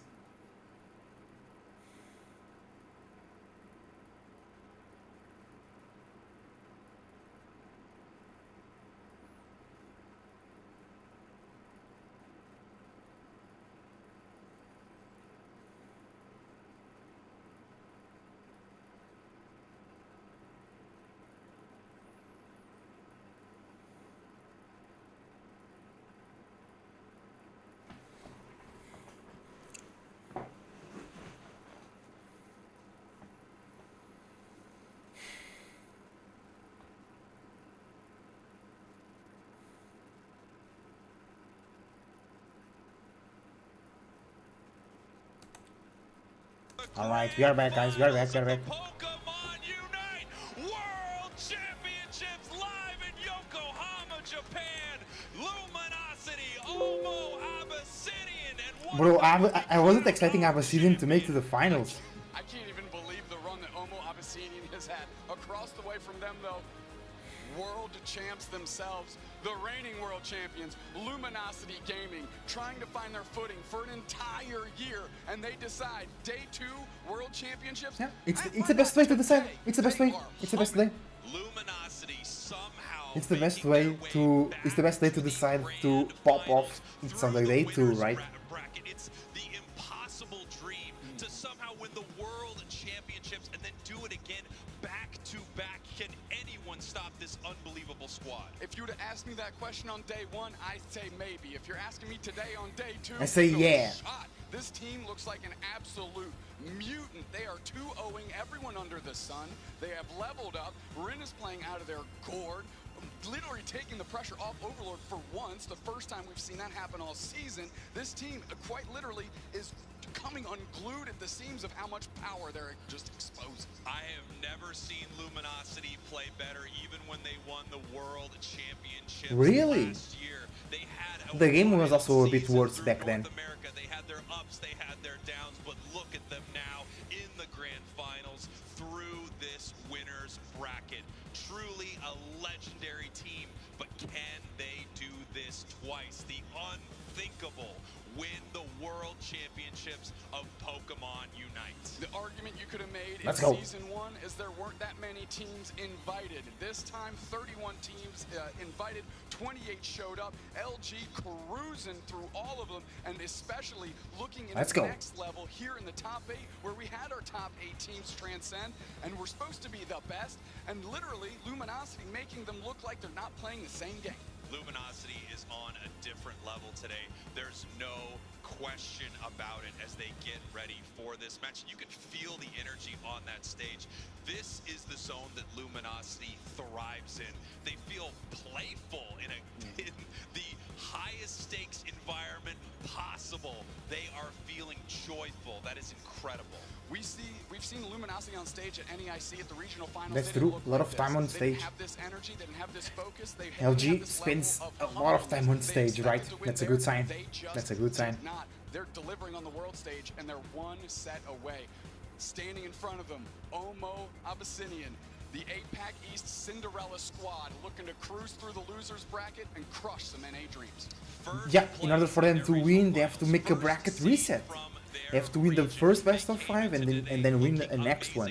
And they have dispatched every single team in front of them as they clawed their way through that losers bracket, taking down the incredible Oyasumi Makaro in that last match. Just amazing stuff. You know, they talked about earlier how they were nervous to be on this stage, how this is a new experience for them. Luminosity has been through this before. Well, this team hasn't, but they look like seasoned pros. If anyone is going to take down Luminosity, it's Omo Abyssinian. To say they're on a heater right now is an understatement. The best thing, if you're an NA fan, is that Omo Abyssinian just sent every Japanese fan into your camp because they dispatched both teams that were in the top 4. They absolutely eviscerated. Step them down.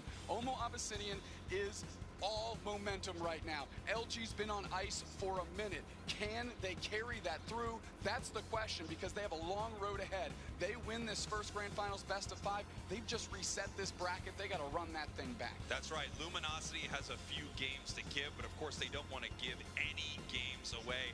Bro, you see the front seats in any station, in any stage are not... They're empty. Earlier this morning, but right now they look insane. Dupe Snacks, I don't know if you know this, but I'm a bit of a psychic. I thought you were a magician. Well, I'm a bit of a magician and I'm a bit of a psychic. I'm a bit of both, okay? You can do both in this world, and I actually had a pretty good feeling how this was all going to go. Why don't you take a look? 2 days earlier, okay. And so we find ourselves here, this pivotal moment. The World Championships of Pokémon Unite in Yokohama, Japan. And this is it, what all of these regions have been battling for. The grand finals are upon us. What team is going to make it? I can feel a disturbance in the air, the Eos energy flowing through me. Closer, I can see something here. Closer, closer, closer. Okay, too close, that's on me. I said closer too many times. Yes, I can see it much more clearly now. Speak to me, Thea, sky ruins with your magic. Whoosh, whoosh, sounds. Yes, I can see it. 2 teams battling it out. Team Luminosity and Team Omo Abyssinian. What are they battling for? A beautiful trophy. A tiny Pikachu trophy. Luminosity, your current world champions, are moving to the grand final. Omo Abyssinian will be your team, making it into the top 3. That is insane. What the hell, bro? This is the grand finals between Team Luminosity and Team Omo Abyssinia. Incredible. This will be a match for the ages. I hope you're ready, because this is the grand finals of the Pokémon Unite World Championships. A magical prediction from Spraggles is going to lead us into draft That of was our funny. game number 1 of our grand finals for season 2, Luminosity Gaming versus OMO Abyssinian. I can't believe we're finally here in the I think it will be a 3-0. I think Luminosity will win 3-0. on top. It looks like it's going to be the Hoopa Band on the side of Luminosity. Hoopa Band, interesting. Looks like maybe Jarabson's getting a little bit target banned there, but on the other side, the Lapras. This is the second Lapras time band, these okay. two teams have played against each other, so a bit of knowledge going into this specific team fight. Let's go. Hoopa band away, Lapras band away, so Rin not going to Umbreon. have access to that super powered defender Pokemon. Oh, and that has been so successful already, but we've Umbreon also coming in. seen some other options from Red. Ooh, Many Trevor Leafeon so good for Abyssinian, that's true. a highly valued over the weekend defender, the Trevenant. I mean, this is so cool because I think Luminosity Gaming and OMO Abyssinian's path to the grand finals have been very similar in terms of draft. Picking some comfort picks, even though they're strong, but kind of avoiding some of these more meta picks sometimes and relying on those comfort spots. And Yeah, it's the best way to do it. Look amazing. Tempest with the Trevenant, Overlord on that Zoroark. Ooh, Overlord on the Zoroark, ay. Love to see it. One of my big questions is what Schwa going to be picking up eventually. Will it be the Glaceon once again? And yeah, we're just going to a lot of Comfy. things that all these teams have been going for. Nothing's really been stopped from them getting it. And one of those picks that I mentioned earlier that Rin's been great on is that Zacian. Oh my word, with that Kombe pocket as well. Now, one thing All right. Abyssinian had last time they ran this competition was the Great draft for Luminosity. Choosing that Clefable instead. Hopefully some big gravities will help slow down the Overlord onslaught, but I don't know if anything is going to be stopping that player in this position right now. And great call out, Wonder Glaceon. is the Glaceon. It is a Glaceon. And I do have to mention, Omo Abyssinian has fought now, I believe, 4 wins of their last 4 wins against Zacian with some other diving partner. Yeah, great meta call there by this team. Obviously, they have found some kind of answer, but will that answer work against a team like Luminosity? The way they are playing right now, LG with winner's bracket advantage. They, of course, are familiar with this position from last year and a draft to look like it. Oh, yes, they are. This is their chance. They just need to win 3 games. Abyssinian has to reset the bracket as well. But, of course, like I said, nobody can truly know who will win until they do. But I want to hear the predictions of who else but Spraggles and Doop Snacks. Here we are. It's grand finals. Grand finals. Tens of thousands of you watching at home. Here they go. To the thousands of you here in Yokohama. Are you ready? Spraggles, they are gassed up to the gills. Like I said, we got 2 stages. Every seat in the house is full. Everybody's eyes on Unite. You know why we're on Saturday? Because if they're on Sunday, we make every other game look a little subpar. Unite delivering on every level, no question. These teams, no exception. They're squaring up.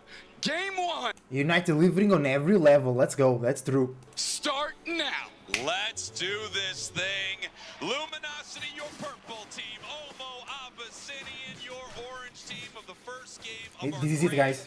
This is it. Pokémon Unite World Championships. Hundreds of teams from around the world competing, and it all comes down to this. North America versus Asia Pacific East. Luminosity, the former champions looking to regain their crown.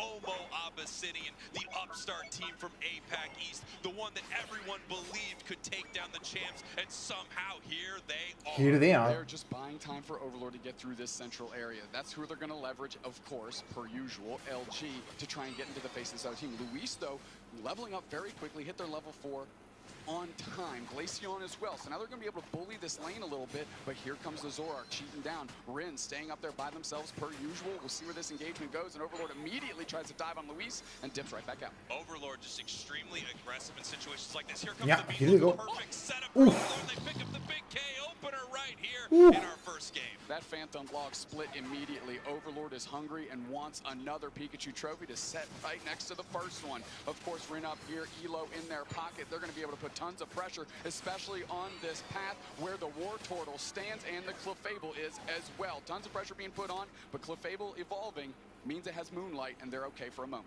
Clefable and War Turtle evolving right there was actually huge for Omo Abyssinian. Also, we just did not have enough Eos energy on the side of that Zacian for it to move in and make a big fight happen. You can see multiple members of Abyssinian actually hanging out in their own central area just so that they can make sure that Overlord doesn't come in to try to pick up a big KO. And here they go, diving forward, trying to take out a KO on War Turtle. Overlord overextending a little bit. Yeah, they're going out though. Overlord with Rin, of course, and the Comfy just hanging out, trying to get from one player to the other to see if they can make any magic happen. Not quite in the cards this time. Omo Abyssinian doing a great job of pushing Luminosity back. Luminosity loves to a little bit. Pushing a bit. Not too much. Omo Abyssinian doing a great job picking up a big K. Umbreon goes down. K opener to Omo Abyssinian in this one. They get a good one on Slash, as you mentioned. That's a good start for them. That's a confidence builder. You were talking about that's momentum. true. You want to keep that Morale in the positive direction. They've certainly done that now on the scoreboard and getting the first KO. Here we go. Overlord sitting in this top path, now running back down towards this central area, looking to see if there's any experience they can take away. All the fighting, both of these teams just kind of left these Altaria and Swablu. Yeah, that's true. They just left it. This up, make their way back up to this top path and see if they can get level 9 before this first big objective. The top and bottom Reggie spawn on the map here in 10 yeah, seconds. Zorak level 8. In 10 seconds, Leafin with Unite. getting more points in, of course, and Miba just trying to hold it down, but they know if they get too far in front of Overlord with Elo right there, they're going to go down, so they stay at a safe distance. Slash is sussing out this basement Reggie, and they're seeing where they can go. Ooh, here they go. Checking the bushes with that wood Slash alone there. Leafin doing a lot of damage. Rena comes in with the Zacian. They're going to look for the other team. That's enough to force them off the Reggie Rock, and now all of a sudden Rin has positional advantage. And it looks like, I mean, Luminosity's just in a great position to take this right here. It was almost like Oh, Omo well Abyssinian done. didn't want this fight. Rena got it. Maybe we're afraid of Luminosity right there, but they do pick up a big KO, sending it the other way after a really, really nice secure by Luminosity, almost uncontested. Yeah, and that means that they've kept up with the level race here. Now Overlord's taking Great Unite. move. They're going to go down. But they go down. But they take the Leafeon. Tons of pressure. Omo Abyssinian's feeling it. Kyrios gets one back the other way on Luis Comfy. Unite comes out, but that doesn't matter. Kyrios goes down. Now Elo has to defend this goal zone. Finally, Slash shows up. They can hop on for a ride. Yeah, good but there's defense. still 3 players there. Is the Tempest going to peel out and get out of there? That's the question. Yes, they decide to play it safe, and Omo Abyssinian's looking good. Beautiful, beautiful play there Good from push. Omo Abyssinian. You know, they gave up that objective pretty hard, but then they moved back in and pick up this massive KO on Zoroark. And then almost every other member of Luminosity starts to fall afterwards. Reggie Alecki up here in the top path, already at half, being ripped apart by Luminosity. Here comes the big secure attempt, and they are able to take that down. Nice KO by Overlord on Luis there to let that thing run in. If it hits, they have a good chance for an overcap. Nice pressure by Overlord. Let's so go. they can't keep that Great score here on top. and now they're going to get a big overtime. They want more points, I believe. In the position. Yeah, they're looking for some more Eos energy No, right here. they want more don't points. break this goal without it. Yeah. Otherwise, they'd rather keep it up, keep more experience between these two goals That's rather true. than giving a lot of it over to Omo Abyssinian right here. Ooh. They're just looking for some points, but Great. they're needing some Unite. Great Unite from the Blastoise there. Picks up another big double KO. It takes 3 players on Omo Abyssinian to use their Unite moves, but they cashed him in on the right player. Overlord goes down, and now this goal zone is going to go They down. break Tons top of though, points rain in. giving 185 to 111. free Omo Abyssinian now has the level lead as well. DDs to Luminosity. They have the point lead, and as you talked about, they have the momentum moving into this match. It looks like Luminosity needs to get their heads back in this game. Feels like they're not giving any respect over to Omo Abyssinian, and they're counterpunching extremely well every time LG moves in. Without a doubt, nice little score there by Slash. Miva not interested in doing too much. Curios gets poached to the side of Omo Abyssinian. The Glaceon shows up just in time for that KO. Curios goes down. Now Rin is caught without a partner, and there's 3 players that are going to pivot. Look at Tempest's positioning. They're going to look to space out Overlord. Nice wood hammer to push them and bubble them out. Good Solar Blade. Zoroark is super low. Coffee Unite. They're going to keep pushing. Zoroark with 0 knockouts. Goes down there. They roll block and push them against the wall. Let's go. They got one though. But now they're trying to get KOs back. They got the Glaceon. Abyssinian playing very well against the Overlord there. They are basically single targeting Overlord. and Zoroark getting But shut it's down. This is the kind of only what they need team to do, that has been right? able to shut down Luminosity Zoroark all day. Without a doubt, and it started in a weird position where Tempest was able to poach Curios to their side of the map just in time for Shua to come in with the Glaceon and get that KO. Let's But go. Good now knockout from Rin picks Rine. up the Comfy, and they're putting the pressure on, but here's Ooh, Shua that's and tough, Luis that's to tough. receive them as they come across. Miva looking for the engage with Glaceon. Ooh, Here's their huge. as well. Nice little They go bait comes down. out. Hydro Typhoon chips it up, and poor Elo is left out to the wolves. Here comes Overlord trying to go for the save. Is there anybody going to hitch a ride? Curios has to dodge out. Glaceon runs back. Luis is charging up a Solar Blade. That doesn't hit its mark, and all of a sudden, we just had a big skirmish that kind of fizzled out. Just kidding. Overlord said, what about that fizzle out? I'm here. Omo Abyssinian is destroying at the top of this game. They are winning all these fights off of Luminosity. Scoreline very, very close. But it's not team fights. This is Rine overextending, and this is Overlord overextending looking for knockouts. This is not team fights. You know what I'm saying? This is Omo Abyssinian's game to lose. It really is. However, Luminosity is not playing the way we've watched them play all day today. I don't know if it's a strategy switch or a mentality switch, but they need to revert back to where they were. They need to flip that switch, get back to where they were, Spraggles, because this is not the same squad. That's a good point. If there's a switch, I would recommend that they start flipping it right now because they're in a lot of trouble here against Abyssinian. Moving on in, Overlord just not able to make any of their combos work. Obviously, Gravity from Clefable, a huge counter. He says, Let's go. Picking up a big KO in this central area. 25 seconds now until Rayquaza, and obviously so much matters here. This fight is so incredibly important as Slash is in a lot of trouble, and it looks like they just lost their focus span before this fight. Oh, that's Key, important. Prize for Omo Abyssinian. We're going to square up here. We got a Rayquaza in our final stretch in 5 seconds, Spraggles, and this thing is not an insurmountable lead. No, it's very, very close. No, it's super close, yeah. Someone can peel off and score, but more importantly, they're going to look to win this fight.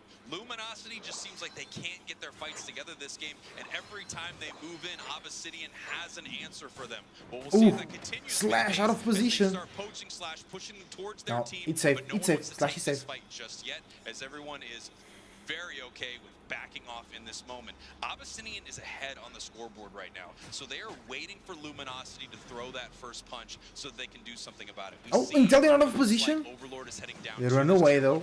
They save. Looking for a score. Good damage. Are going to get that, and that is going Oh, Overlord score 78. 1 minute 20 seconds They're being left. chased. Rayquaza is being hit right here, but no one is starting this fight. As here comes Overlord. Overlord from the back. They know, they know. Tempest is getting Oh, Slash is pushing too much, I believe. Ooh, that's risky. That's risky. The fly from the Clefable. They dodge. Great dodge from Overlord. Nobody goes down just yet, but it is a close battle indeed. Thanks. As we're moving Great gravity is there. Slash can't pursue. Overlord's kind of Oh, Lithium misses the Solar Blade. Oh, they scored more. Let's go. And they're scoring more. Oh, it's not enough. We have 40 seconds left in this one, and now they're trying to collapse on top of Overlord. Okay, nice dodge. Does not find his mark. Overlord's getting low. Can they gravity them down? They dart back in. That's a big KO. Shua.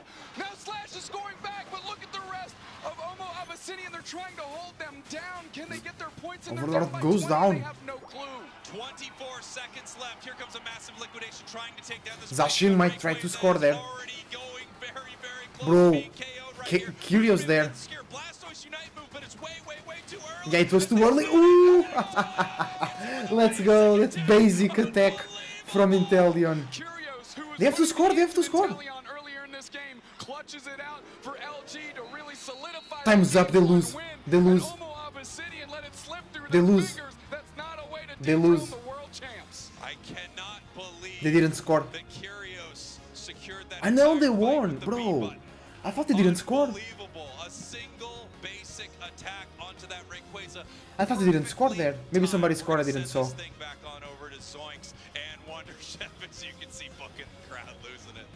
Send it over to Jungle Book actually, please, because yeah, the substitute player is popping off here for Luminosity Gaming.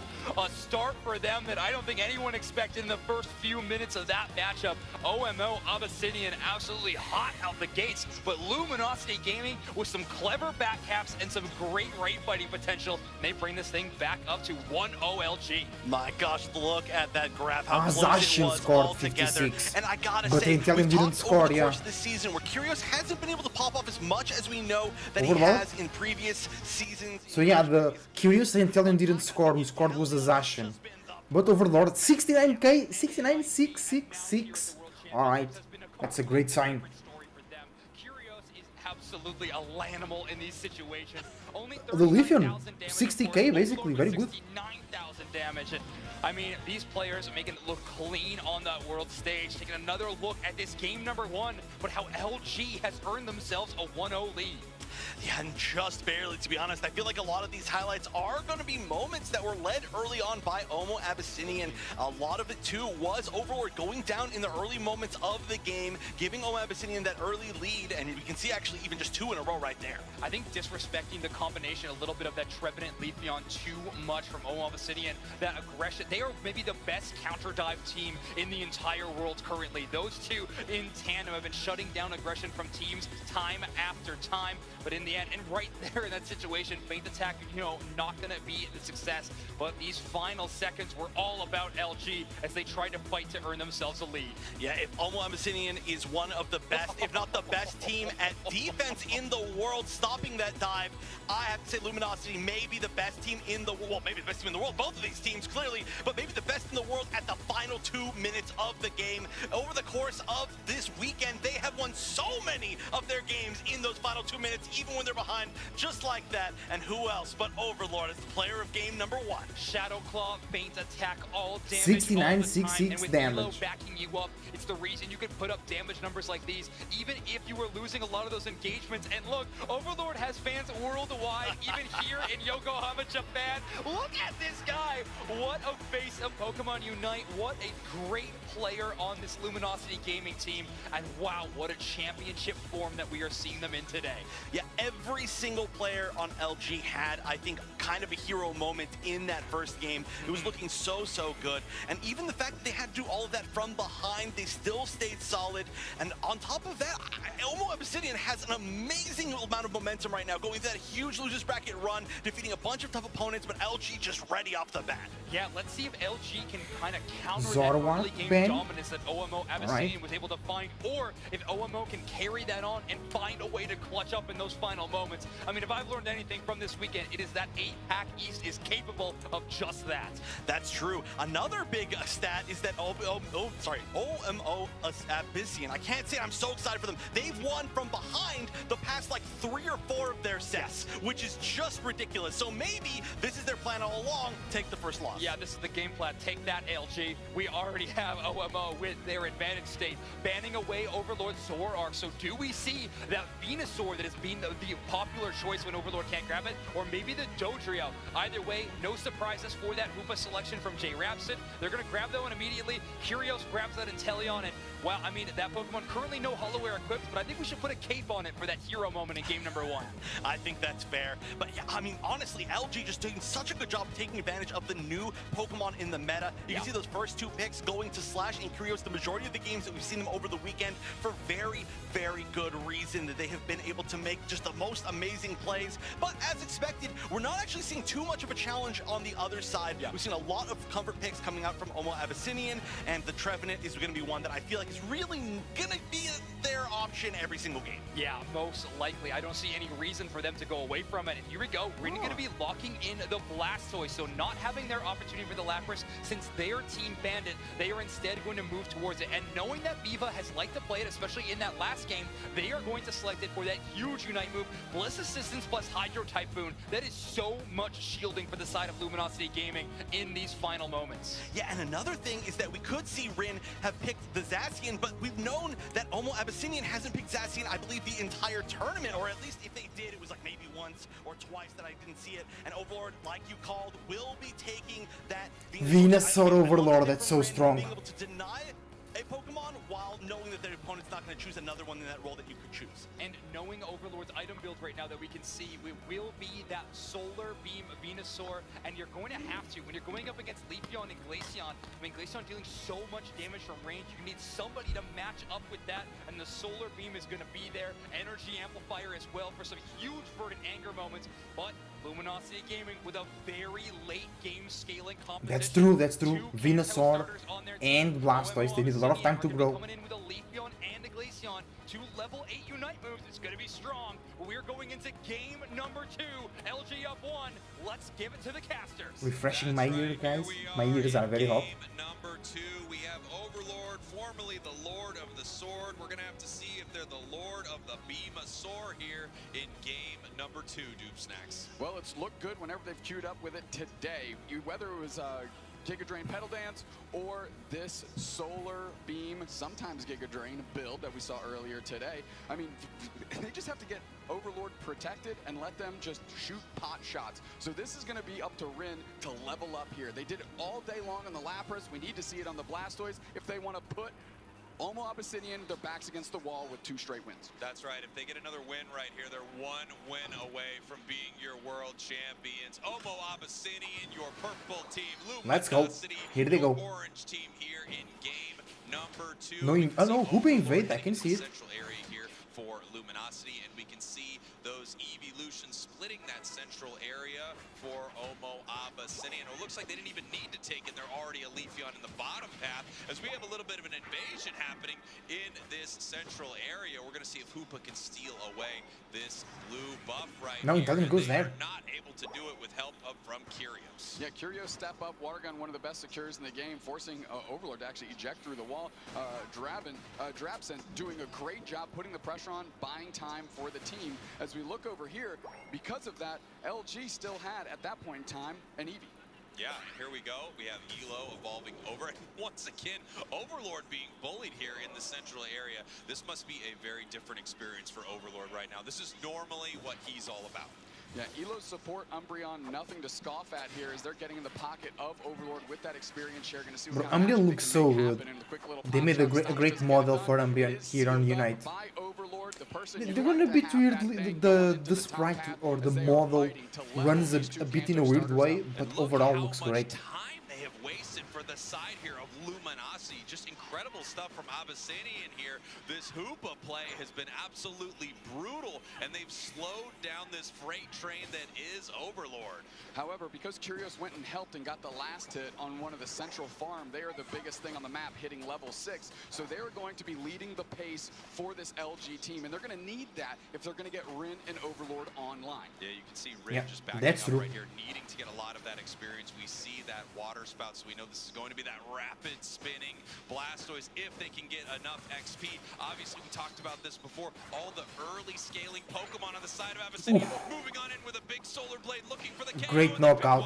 They pick one up, and Curious going down there is just bad news. I just said they were the biggest thing on Luminosity, and all that experience just went into the hands of Omo Abyssinian. That's a great pick for them as Elo's peeling back, just seeing if they need to babysit Overlord through that central area, as Omo Abyssinian is just sticking to their game plan, getting all their wild Pokemon on their side of the map. Yeah, we talked about this. I mean, a ton of early scaling Pokemon on the side of Omo Abyssinian. That's true. The latest evolution is level 5 for a Trevenant. However, you have multi-evolution Pokemon on the side of Luminosity, and it's going to be a little trickier for them to get the experience that they need to get online and be as impactful, as we do have that level 7 Ivysaur, so we have the Solar Beam in the top path. Omo Abyssinian moving around this map very, very well. Already have the positional advantage here for this basement. Reggie, Tempest taking their spot up front, looking to just Horn Leech the opponent away. Not too worried about the Blissey, forcing out the Shedinja doll though, but Curios is here shelling in damage. That's the person they want to space out. They're going to try and reset Tempest, but they can't quite make it back. Sealed up by Luis on the Leafeon, and they've been doing that all day long. Yeah, good damage. Good play.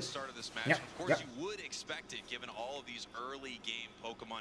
Meanwhile, while all this is happening, you can see Rin the Wartortle staying in the top path. You can see Overlord the Ivysaur staying in that central area. They need this experience right here, and they recognize that they are behind. They're not going to be able to compete for these objectives the way they would like to. They need to get their levels right now, as Omo Abyssinian is continuing to put the pressure onto Luminosity. This is their first opportunity to really do some damage, and the LG game is all about damage control. Okay, Venusaur Unite into Solar Beam. Ticked over to Venusaur, and they take out their grass-type counterpart as the beams are starting to fly, and now they're able to deal with this Regieleki very quickly. Overlord hitting level 9, just in time.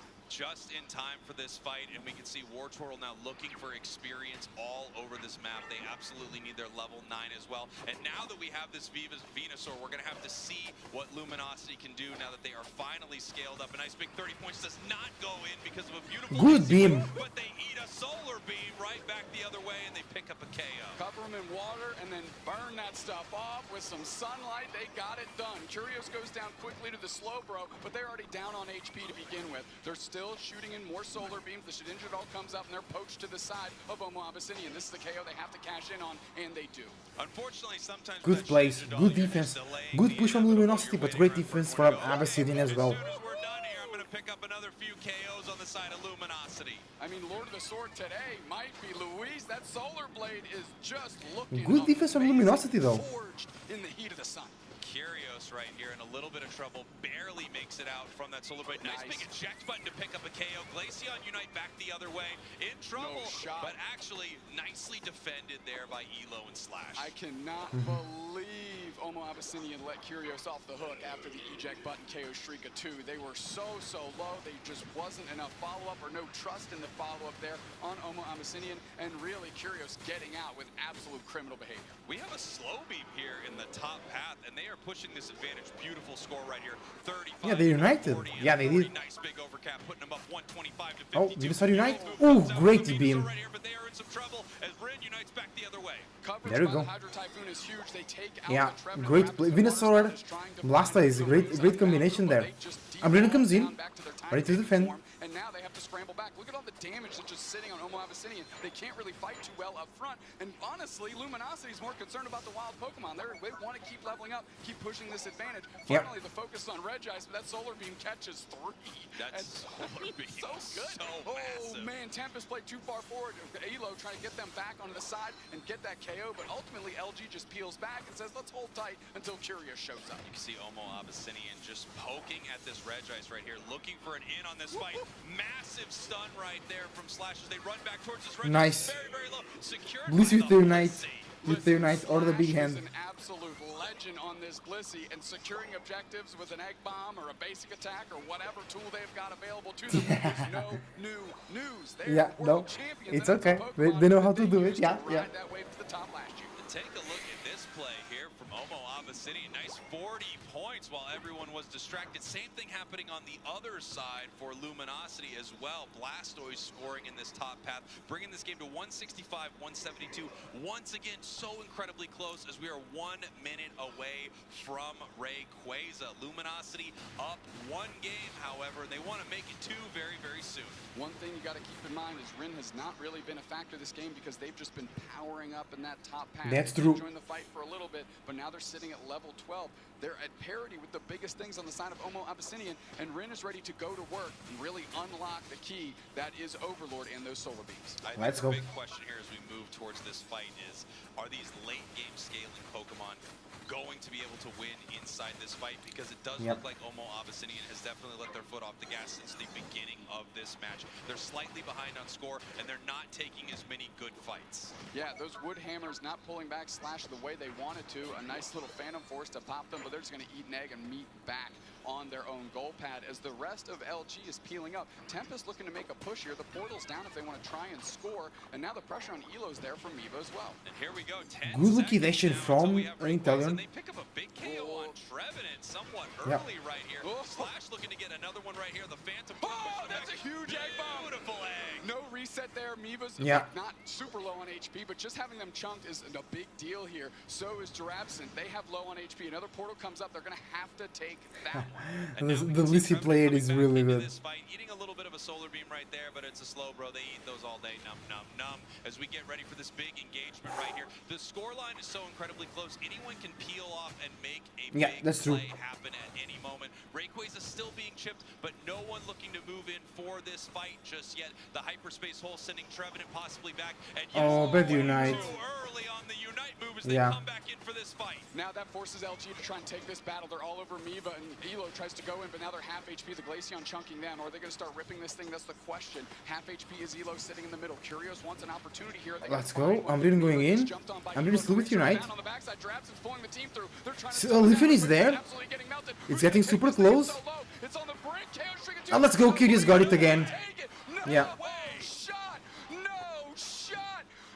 Ren stepped up. They said we don't need a I know it was we just Rin. need me, baby. I'm a turtle. We're getting it done on the Thea Sky Ruins. For a minute there, I was having deja I'm a vu. I was turtle. 100% convinced that was another Inteleon basic Me attack. too, me too. I really thought it was Italian basic attack. Sides right here, but Omo Abyssinian is down 246 to 372. They need to make something happen. They only have 34 seconds left as we pick up a massive double KO Hooper Unite. in this bottom path, and it looks like it's going to be too little, too late for Omo Abyssinian as Trevenant living on a sliver and goes home to the Pokemon Center. Rin is praising everything under the sun that they were able to secure that Rayquaza, because otherwise they'd be having Let's a go, real squad more. conversation about that Hydro Typhoon. But that is in the past now, and Luminosity takes themselves a game 2, and the world champions are 1 game away from a repeat performance. Let's go. Wow, what an incredible match right here. And you can see how excited they are up there on the main stage, taking some incredible fights near the end of this match, and it just seems like everything goes the way of Luminosity in these final moments. We're going to send this thing on over to Wonder Chef and Kello to break down game 2. With how strong they are in the final 2 minutes. Oh, Sneaky, come on the flip. With how strong they are, it's not a flip. It's not a flip. LG's It's not a flip. Because he was doing a flip, yeah. They are just in such control of everything around that Ray Pit. And joining me this time, I'm going to have Kello, but Zoinks gets ready. Look, I was lucky enough to witness that from the grandstands on the crowd. The crowd was amazing. All of the oohs, all of the ahs. But can I just say, Rin has been securing those objectives. Yeah, that is a big deal. That was a tough one, too. The aggression was so strong early Yeah, on. Obsidian is playing well, bro. The Obsidian is playing well. But the LG is showing more experience, you know, more focus. Yeah, it was always super close. It's been so close, no matter what, especially in points. And we are, I think, within 10 points of each other at a point here. And then Rayquaza.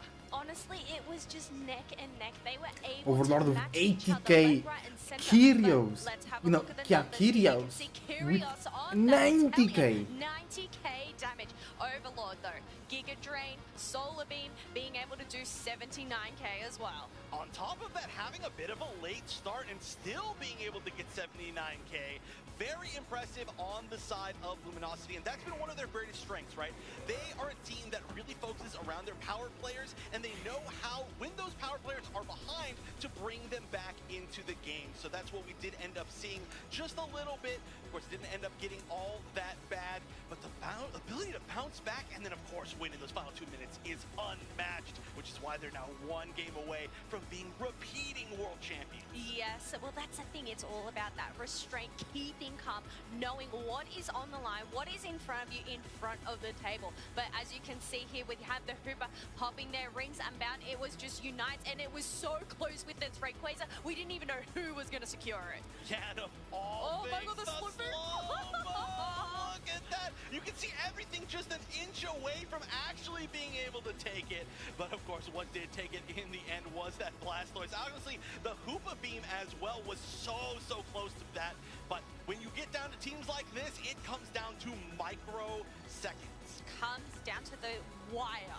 Yes. Like a needle through a thread. Wait, what is it? A needle in a haystack. I don't know what that a needle through a thread also very difficult, but Kyrios. I've been talking so much about how Kyrios on this Inteleon has been the perfect match, leading the 90k for the Kyrios, let's go. for game number 2 of Grand Finals, and this has been amazing. This is a mobile team. LG has been a mobile team. Kyrios, an amazing player on so many special attackers, but being able to keep up with that speed, being able to outplay as a star player on this new Inteleon has been just beautiful. It has been beautiful, but the thing is it enough of a threat to warrant a ban? Let's go.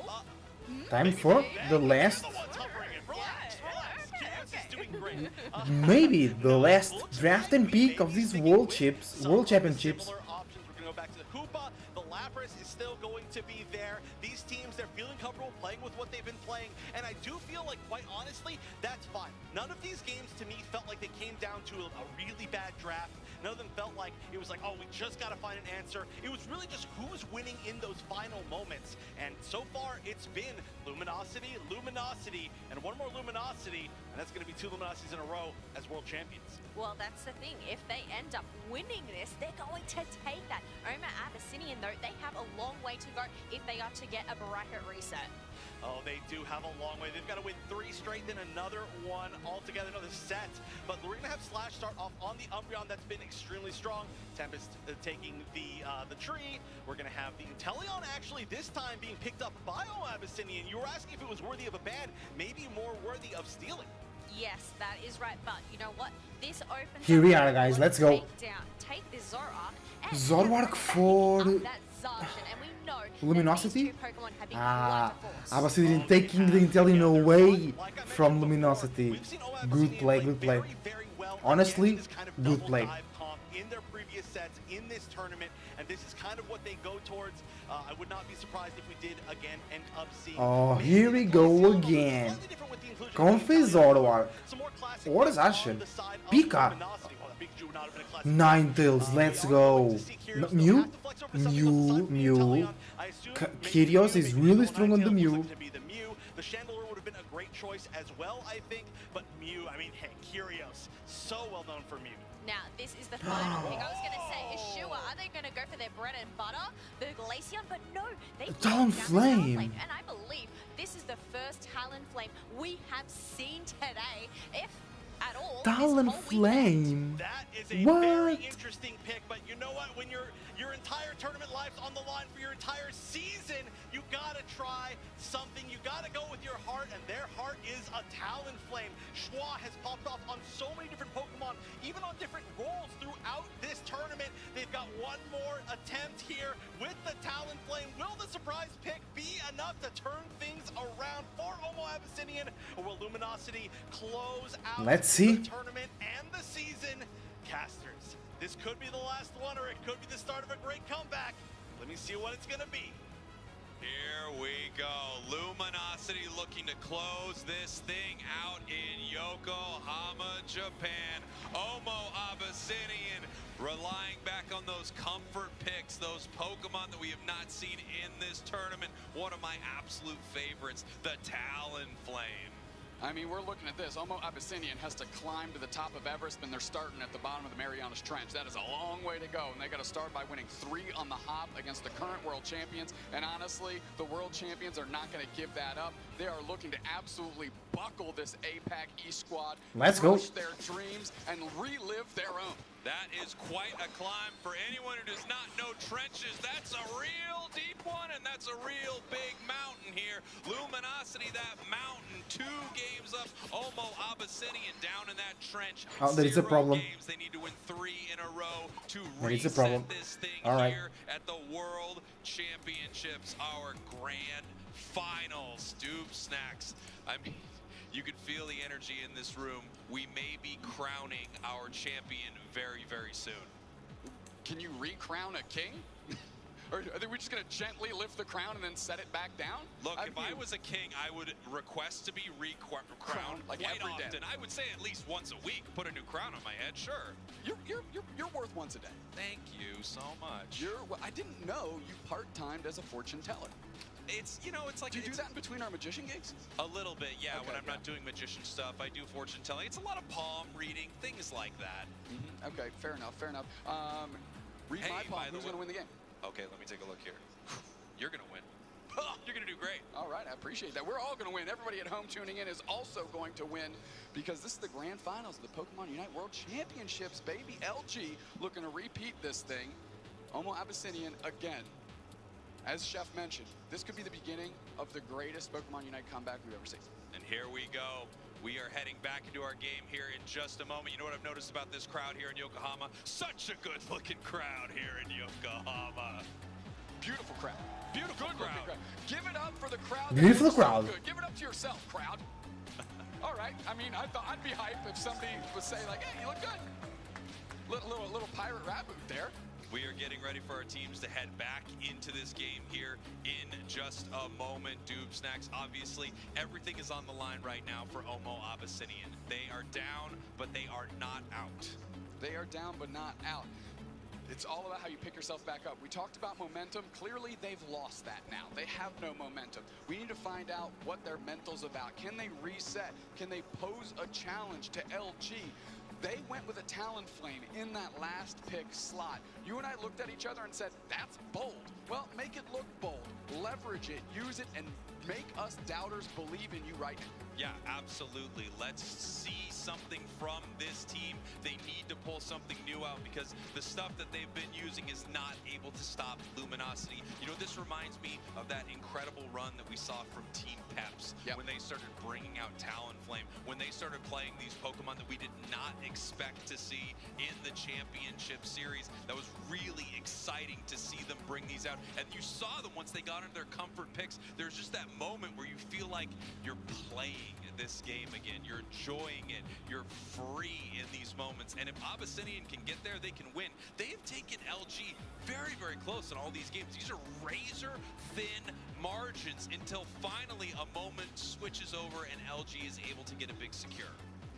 Were the two secures a basic auto attack and then a boosted auto attack out of LG? Are we actually going to see an actual move secure, an objective in this game 3? I think the way it's going to go, it's got to go basic attack, boosted auto attack, and then it has to some sort of passive, okay? Or maybe a Rocky Helm. I need to see a Rocky Helmet secure Rayquaza here in game number 3. All right, this just in. Every player Let's go. on both Coming teams back. forced to play at least 2 Rocky Helmets. I don't think that's unreasonable at all as we get our teams ready here, heading back into game number 3. We're taking a look, of course, the draft screen is going through. We've seen this before. The picks will remain the same as we're working our way into this game 3. Just want to make sure everything's above board. We'd hate to have something go sideways in the grand finals, the Pokemon Unite World Championships, of course. So let's just rebuild this thing. Let's do it right. Yeah, let's build it from the ground up, but the same. But yeah, the ground, but with better foundation, stronger structural integrity at the base, yes. but everything from the ground up, the same. The same. If the bones are good, the rest don't matter. I've heard that for sure. That sounds completely correct, my friend. It's true. It's a song. It's a song. You haven't heard that song. I'm not going to get into it with you about that song on broadcast because everyone knows what song I am talking about as we have our teams locked in here. Luminosity, 2 games up right now. Omo Abyssinian, they are living on a prayer, and that prayer is a Talonflame. I think that prayer is actually Trapson on their Eldegoss. They had that Cotton Crash holy maneuver before. Maybe they're Let's go. Let's go. Let's restart the match. Let's bow down to the support gods here. Let's get the Elder God into the mix and see if we can take ourselves an objective, win ourselves a game 3, and start ourselves on that road to a championship. Definitely interesting, by the way, to see Curios here on the Mew. You know, we saw Luis from Omo Abyssinian on Mew earlier, and it was some lights out Mew play. I'm surprised we haven't seen more of that here in our grand finals. Me too. I mean, Luis has just been gaming from bell to bell, but that Mew specifically in 2 consecutive games was absolutely dominant. They could not touch it.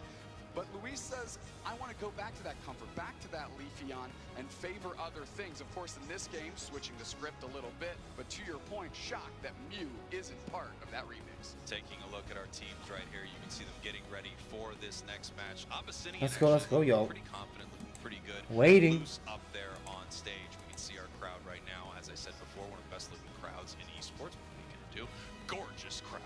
I believe in you, crowd. I say you are the best looking crowd in esports. I love you more. I'm better. Game 3. Let's go. And this could be our final game of the World Championships. That's right. Luminosity, your purple team, up 2 games. Omo Abyssinian, your orange team, down 2 games. They need to win 3 in a row to reset this thing against the world champions who are looking to take it for a 2nd year in a row.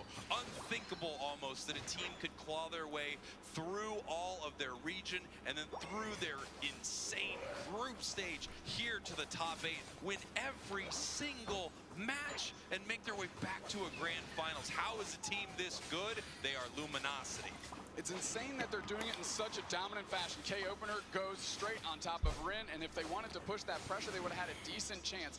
Coming in is the Talonflame, not able to engage on that. Let's go. This might be the last match, guys, of today, of the weekend for Pokemon Unite, right? They remember that from a couple games ago. They say, yeah, I think I remember exactly how this goes. I'm just going to go ahead and leave that goal zone to you guys. I really want to see Curious on the Mew performing well. Mew is my favorite Pokemon to play with on Pokemon Unite. And now all of a sudden Shua has to peel out, and poor Eldegoss is left helping nobody. Who you supporting? Nobody but your own lifeline here. KO streak of 2. Let's go, Zacian. Conversation. LG is cooking, my friend. LG is cooking. They are in this central area, and I don't think Omo Abyssinian wants any part of it, as they are just bullying this little Squirtle, my favorite Pokemon. How dare you, Overlord?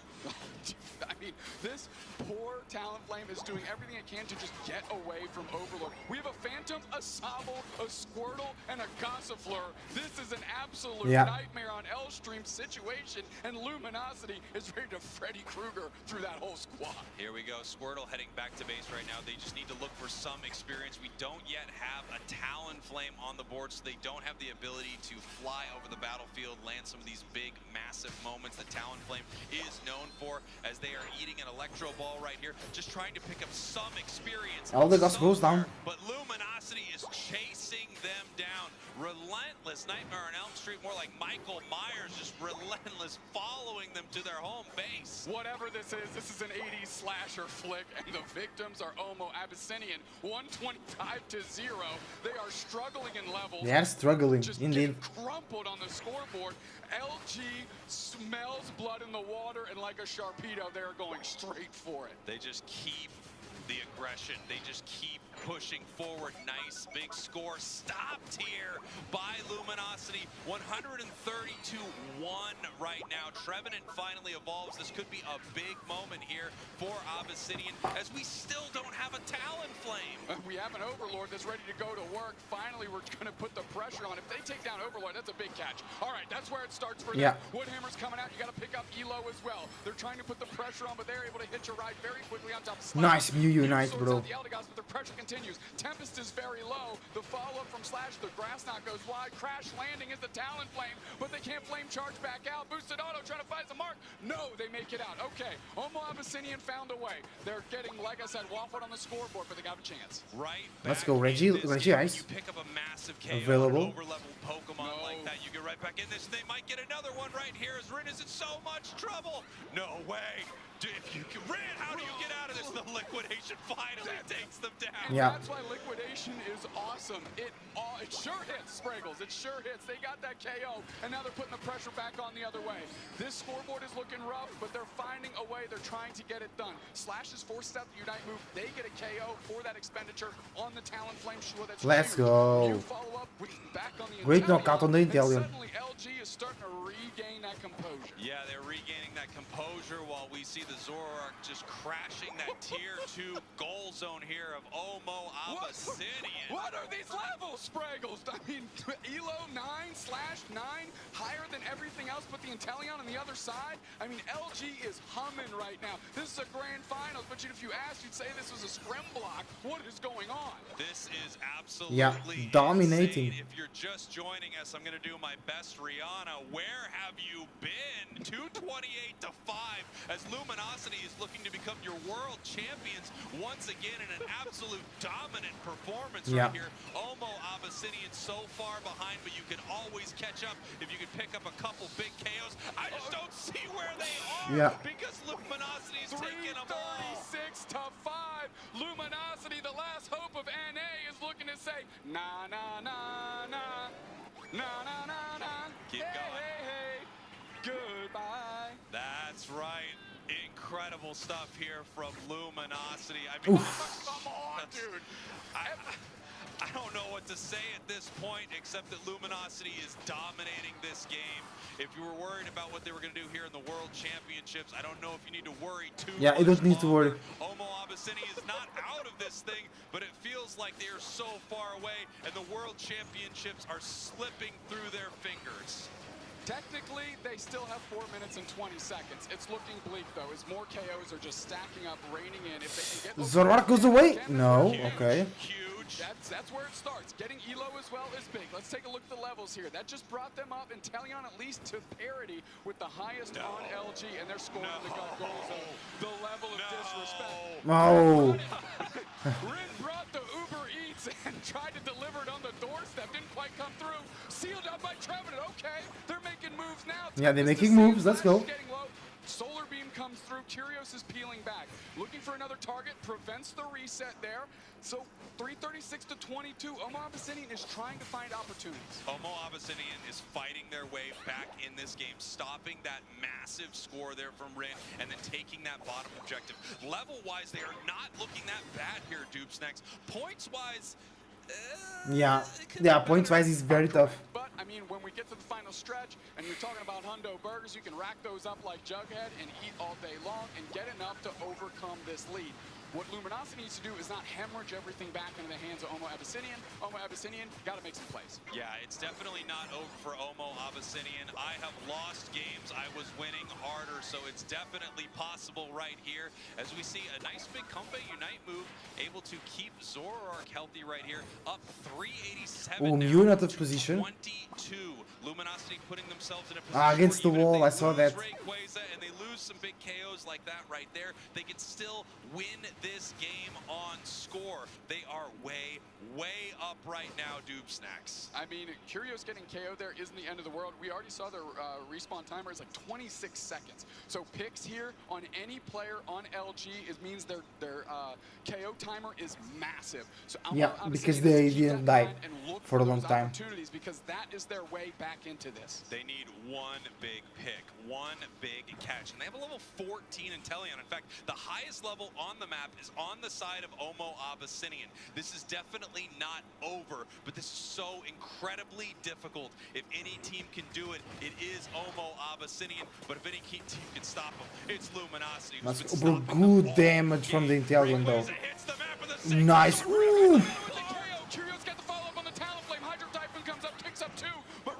Great knockouts. Oh, Zacian is down though.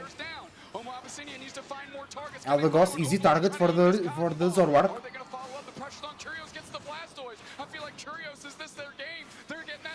Let's go. Another KO streak of 2. 3 players down for Omo Abyssinian, and Luminosity doesn't even have to touch this Rayquaza.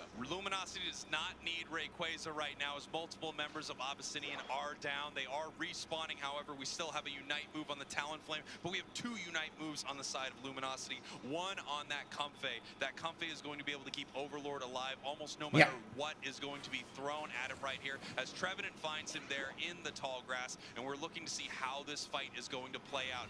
Omo Abyssinian is so far behind. They need to make a Hail Mary play. Pick up some massive KO. Yeah, that's a good KO. On the Mew. Overlord goes in though. Oof. Bad Unite there. LD goes down. Great stun. Oof. Oof. Ooh. That's GG. And you can't stop LG. That's an ace in Game 3 of the Pokemon Unite World Championship Grand Finals. Incredible as the points rain in on this main goal zone. Luminosity with a flawless performance here today, 2-0ing every single team on their way to the Grand Finals as they just put on an absolute clinic. One of the best performances I've seen in Pokemon Unite, and that was a statement. That was they score 6-6-3. Team in the world 2 years in a row. Let's go, LG. From North America, let's go. LG stands for let's go. You're not wrong there, Spraggles. LG said, making it back, we never left. Are you joking? LG has not looked like this team at all this year. They didn't look like it yesterday either. They woke up to say, oh yeah, we are the best. We are built different. That crown never left our head. And remember who's sitting on the throne. Look at this here, and you can feel it from this stage. An absolutely dominant performance from Luminosity. I love Curios so much. I just love the emotion, and of course they're feeling it right now because somehow they have done the impossible. Somehow they have won the Pokemon Unite World Championships for 2 years in a row. And let me tell you, year 2 was quite different here, Doopsnacks. Year 2 had their ups and downs. Year 2 was turbulent for Luminosity, but it wasn't today as they came back here and they did this in dramatic fashion. Ironically enough, the region that gave LG the most trouble all year long was on their home turf in NA. They played super well, bro. NA fell by the wayside, and LG said, "Oh, all of you are gone? Too easy. Let's get it back." Unbelievable stuff here from Luminosity. Super well played, bro. Clinical, on point, dominating, amazing plays. Great knockouts, great comebacks, great composure around. They were behind in some games against the Obsidian, but they maintained their composure around Rayquaza time. Yeah, that game was a championship performance. I mean, that's a nice little slope. I'm going to compare it to our background. That's a nice little Mount Fuji type crest there out of LG. And take a look there, that orange line, that might be the Marianas Trench. You might have been right there, Doopsnacks. If you could have gotten negative points, we might have gotten there. Let's take a look at these numbers. Overlord 88K matched by Curios, who came unglued in Game 3. Come on, let's go. Everybody stepped up this game, and it shows LG in true form. Incredible stuff from Luminosity right here as we take a look back at this last match. You know, this is a highlight reel, but I think you can just cut to any moment in this match and see a highlight reel from Luminosity. Yeah, when we have to give credit to Omo Abyssinian, they did take every opportunity they had. They got 2 good KOs on Overlord, tried to leverage those, but couldn't quite piece it all together. Of course, by that time as well, the score lead is so high that you're put back against the wall. You've got to try to make plays, and sometimes when you force plays, there's none to be found. And here we go. We just see points raining into this tier 2 goal zone, and it felt like this match was really over from the beginning. I don't know if Omo Abyssinian just realized they couldn't beat the champs, or if it took this match to really prove it to them right here, because this was just an absolute disaster for Abyssinian and such a championship performance from Luminosity. There is no team that wins harder than Luminosity wins. I mean, we said it, we saw it. They smelled blood in the water, and they knew this was their game to win, and they did not relent. Counter to everything else we've seen this year, when they've smelled blood in the water, they've overextended. But this time it was cold, calculated, pursuing their prey, delivering a win in a big-time fashion. You know, we talked a little earlier, Doopsnacks, about some teams being nervous and the big stage and what it does to you. Let me tell you what it does to Luminosity is it absolutely energizes them. It brings them to another level that we have never seen before. A more dominant performance somehow than last year. I don't know how it's possible.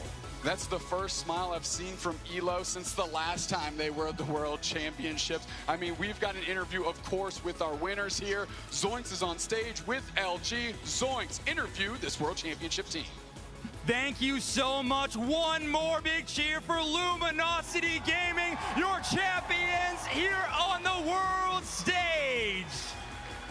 An amazing tournament from you, and obviously the story here is back-to-back world championships. This is almost unheard of in the world of esports, much less Pokemon Unite. Yeah, come back. Second title. Championship trophy 2 years in a row. I mean, yeah, it feels really great, and I don't know. Our team didn't have the cleanest season this year, but I think like all the hardships we went through just made us play better. And we really showed up today. I'm really proud of the whole team. Well, they proved it here today, I think. Overlord, you had 1 game dropped all tournament long, the first one, but after that, it was locked in. How did you turn that mentality around to a They just lost 1 game. Damn, that's tough. First set, we were definitely still nervous. You know, we hadn't played on the world stage in over a year, but, you know, as teammates, you know, we pick each other up. We make sure we're all playing as best we can. We're locked in, and after that, it was wraps. Curios, you just mentioned, or Elo just mentioned that this was a season full of ups and downs, but now you stand here on this stage, world champions. How much does that mean to you to win with this roster of 5 that has been through so much together?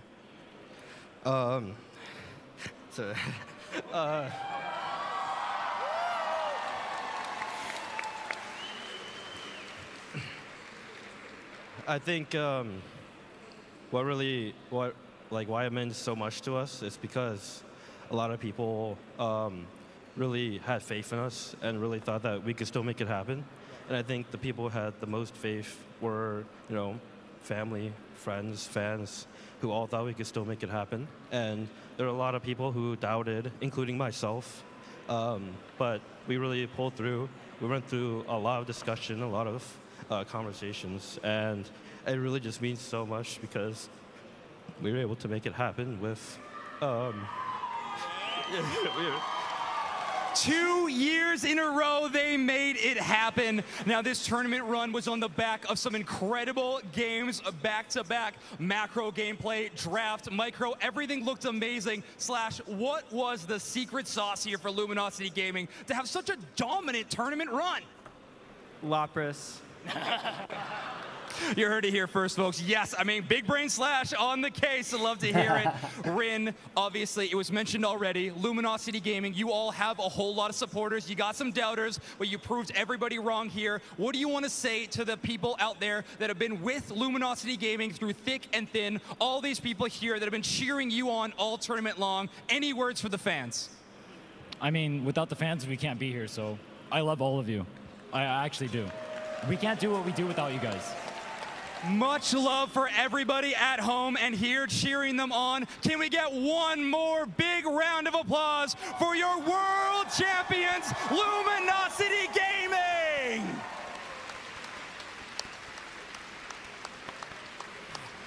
Amazing stuff from this team. Let's take it back to Spraggles and Doop Snacks. Wow. Curious got me crying about Pokemon Unite up here. Who doesn't cry about Pokemon Unite? Oh, I mean, I do all the time when I'm playing solo queue, but I'm talking about achieving something in Pokemon Unite. Unbelievable stuff here from Luminosity. Let's take a look at how we got here, how Luminosity got here to the World Championships, how they got to the grand finals as they walked through this bracket 2-0ing every single team, and then a finals 3-0, and there were so many amazing teams, Doop Snacks. All amazing teams that fought hard to get into this day two. Let's talk about Omo Abyssinian, of course, taking out 0-0 Nation, who dispatched Talibobo Believers, a lot of people's favorite to win this event. LG dispatches them in the semifinals, and they begin their run. Akjil then moving on to MJK, of course, Ayasumi Macro as well, 2-0, 2-1, 2-1. Meeting, unfortunately, LG, who is just on a different level and on a different plane today because they transcended at whatever they left behind yesterday into what they are today, and they got folded. LG takes this thing 3-0 in our grand finals. Of course, no reset necessary. And incredible stuff here from so many different regions. When you look at our top 8, we have almost 8 different regions right here. The only region, in fact, to bring 2 competitors here was Japan. And Japan was playing so amazingly well this weekend. Oyasumi Makaro and MJK. I don't know which you were a bigger fan of, Doop Snacks. I'm a huge MJK guy myself. I thought they were absolutely amazing. But Makaro was putting on quite a show, beating teams handily throughout this tournament. Yeah, of course, a couple stumbles on Oyasumi Makaro's side, a little bit of a couple hills to climb, if you will. They didn't just climb them, they absolutely leapt over them, landed far off into the distance, and crushing it. Of course, that leaves still our top 2 teams. Bro, Abyssinian will receive a great amount, 75k. If he gets just for them, it's great. That will be like 8, 6, no. How much per person? 75 divided by 5. I'm not sure about that.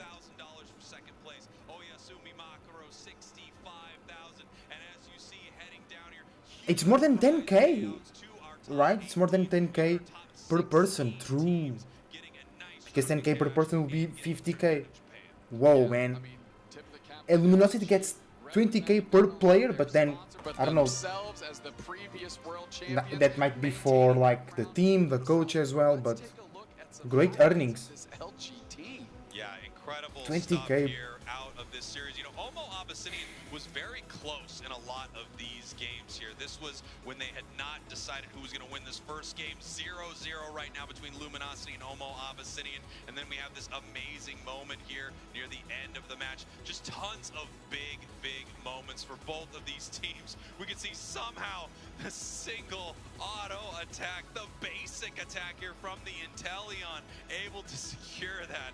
Just insane stuff from Gyarios. I mean, you can see actually all the players on Luminosity in that game were kind of sandbagging that Rayquaza and just waiting to press their buttons, and it obviously totally panned out. Here we had that awkward Hydro Typhoon out of Rin, and they put in their back of their mind, well, I better be a hero now, as the pressure's all of a sudden on and they're coming through, and boosted auto sealing that thing up for LG again. You never quit, you keep hitting Rayquaza, and that's You what keep Rin did. hitting. Look, he's just hoping That's that true. Hydro Typhoon is out of everybody's mind after they just became the world champs here.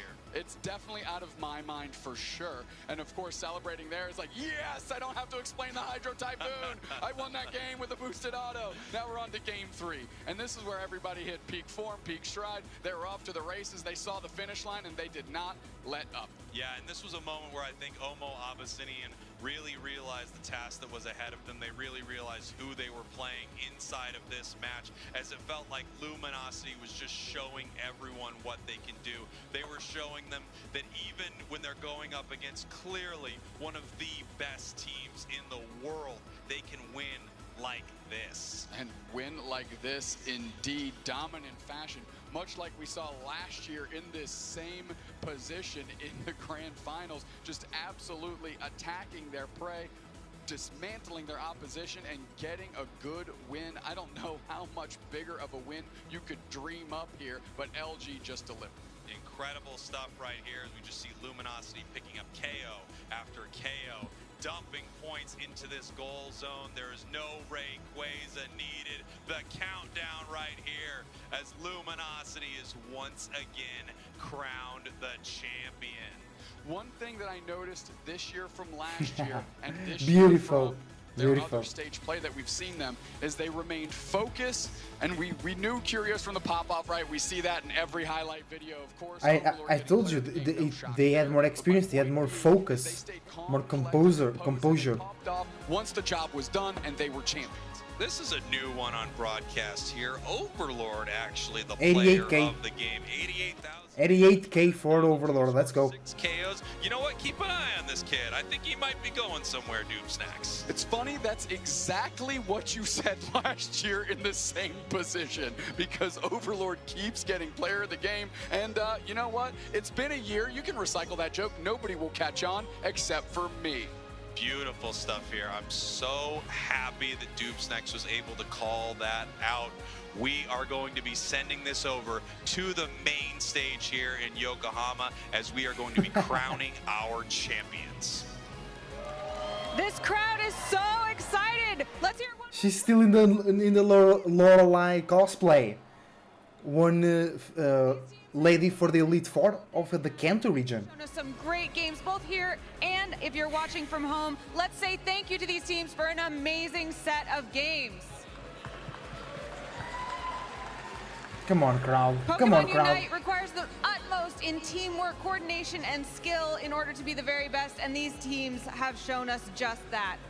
Now, it is time to officially crown them as our finalists and world champions of 2023. So, joining us to present the awards, please welcome Mr. Ishihara, President and CEO of the Pokemon Company.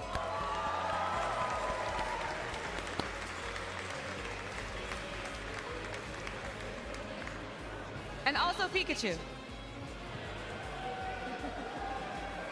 Welcome. Now, first, congratulations to our second place finalists, Omo Abyssinian with Luis.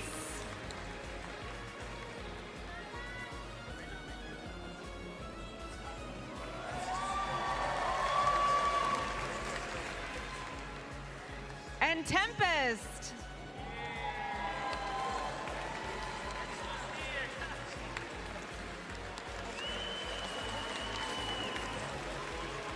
Shua. Well played. Well played. They played well, bro. They came really far. Right? They came really far. Let's go. Drabsent.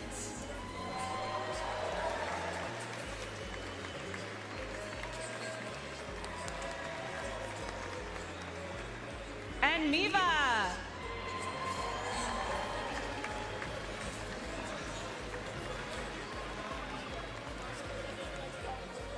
Once more for Oma Abyssinian.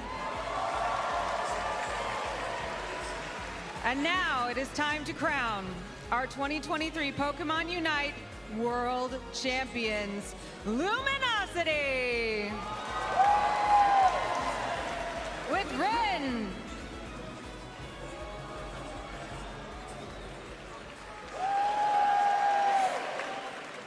Slash.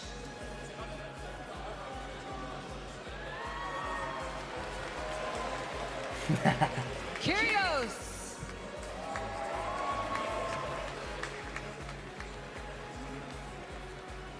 Overlord.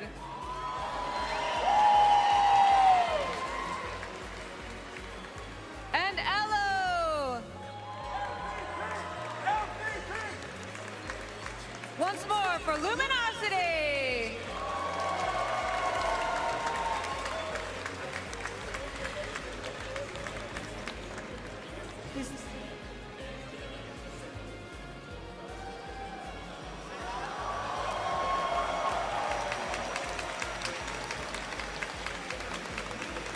GG. GG. Congratulations to both of our teams.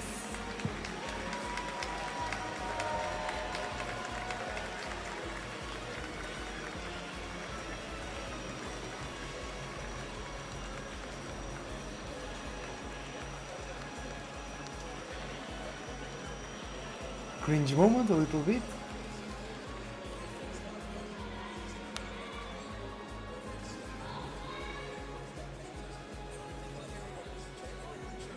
What an incredible season of Pokemon Unite this has been. I mean, just absolutely fantastic. I cannot believe we saw Luminosity win this whole thing again. Let's take a little look back at this season so far as it's ending. Yeah, it's done. Is it? It's done. Emotional look back. Let's tear up together. Let's take a look.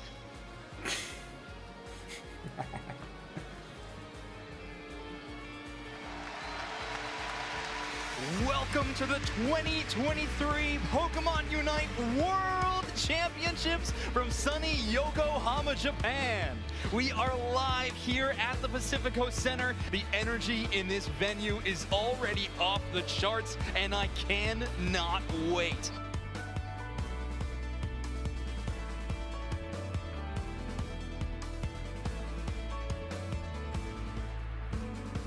First time in Japan, first time outside of Europe. The country is amazing, the venue is really huge, and especially all the incentives around Yokohama. There's Pokemon everywhere, cards hidden in the background. So it's so cool that they did all this stuff to, get immersed into the experience. It was a dream come true to come to Japan. And with the possibility to cheer here in Japan for Brazil is amazing. Pokemon はずっと大好きで、もうユナイトも家族でやってるので、どんどん人口増えてみんなに盛り上げられたらなと思います。もう日本チームファイター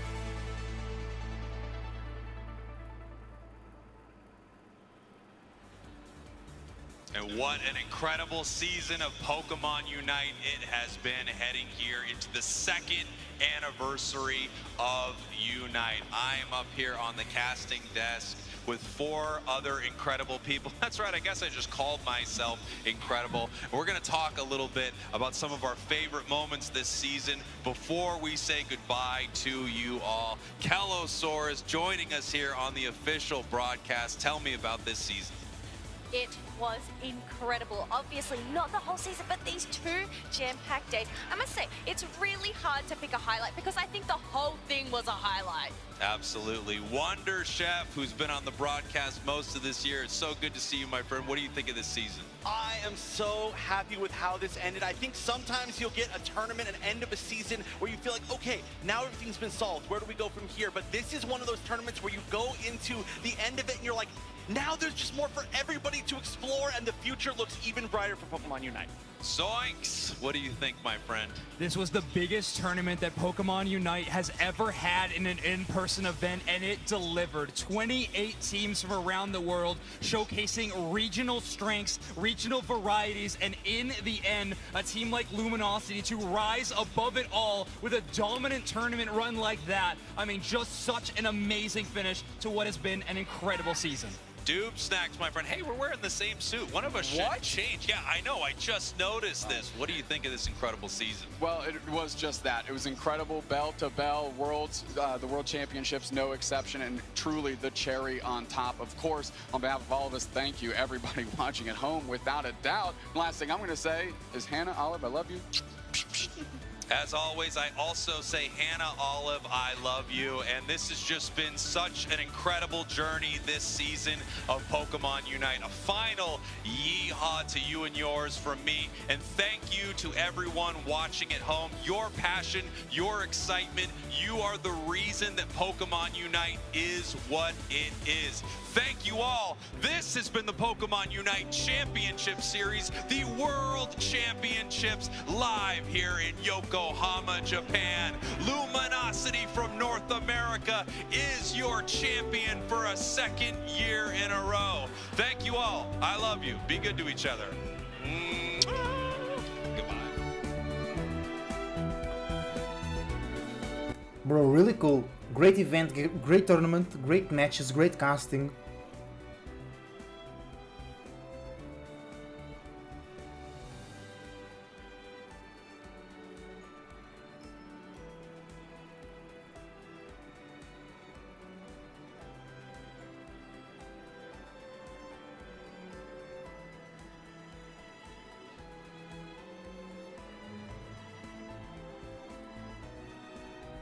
Everybody leaving, everybody sad. Don't show that, bro. World champion.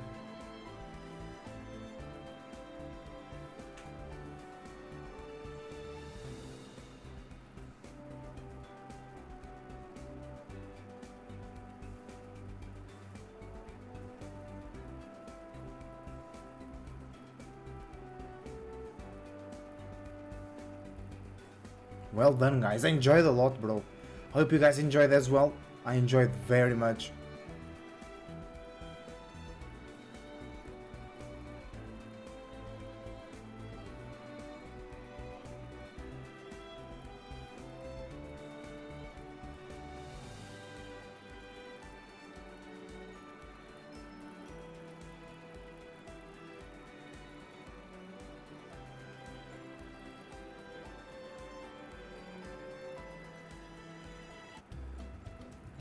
GG's, guys.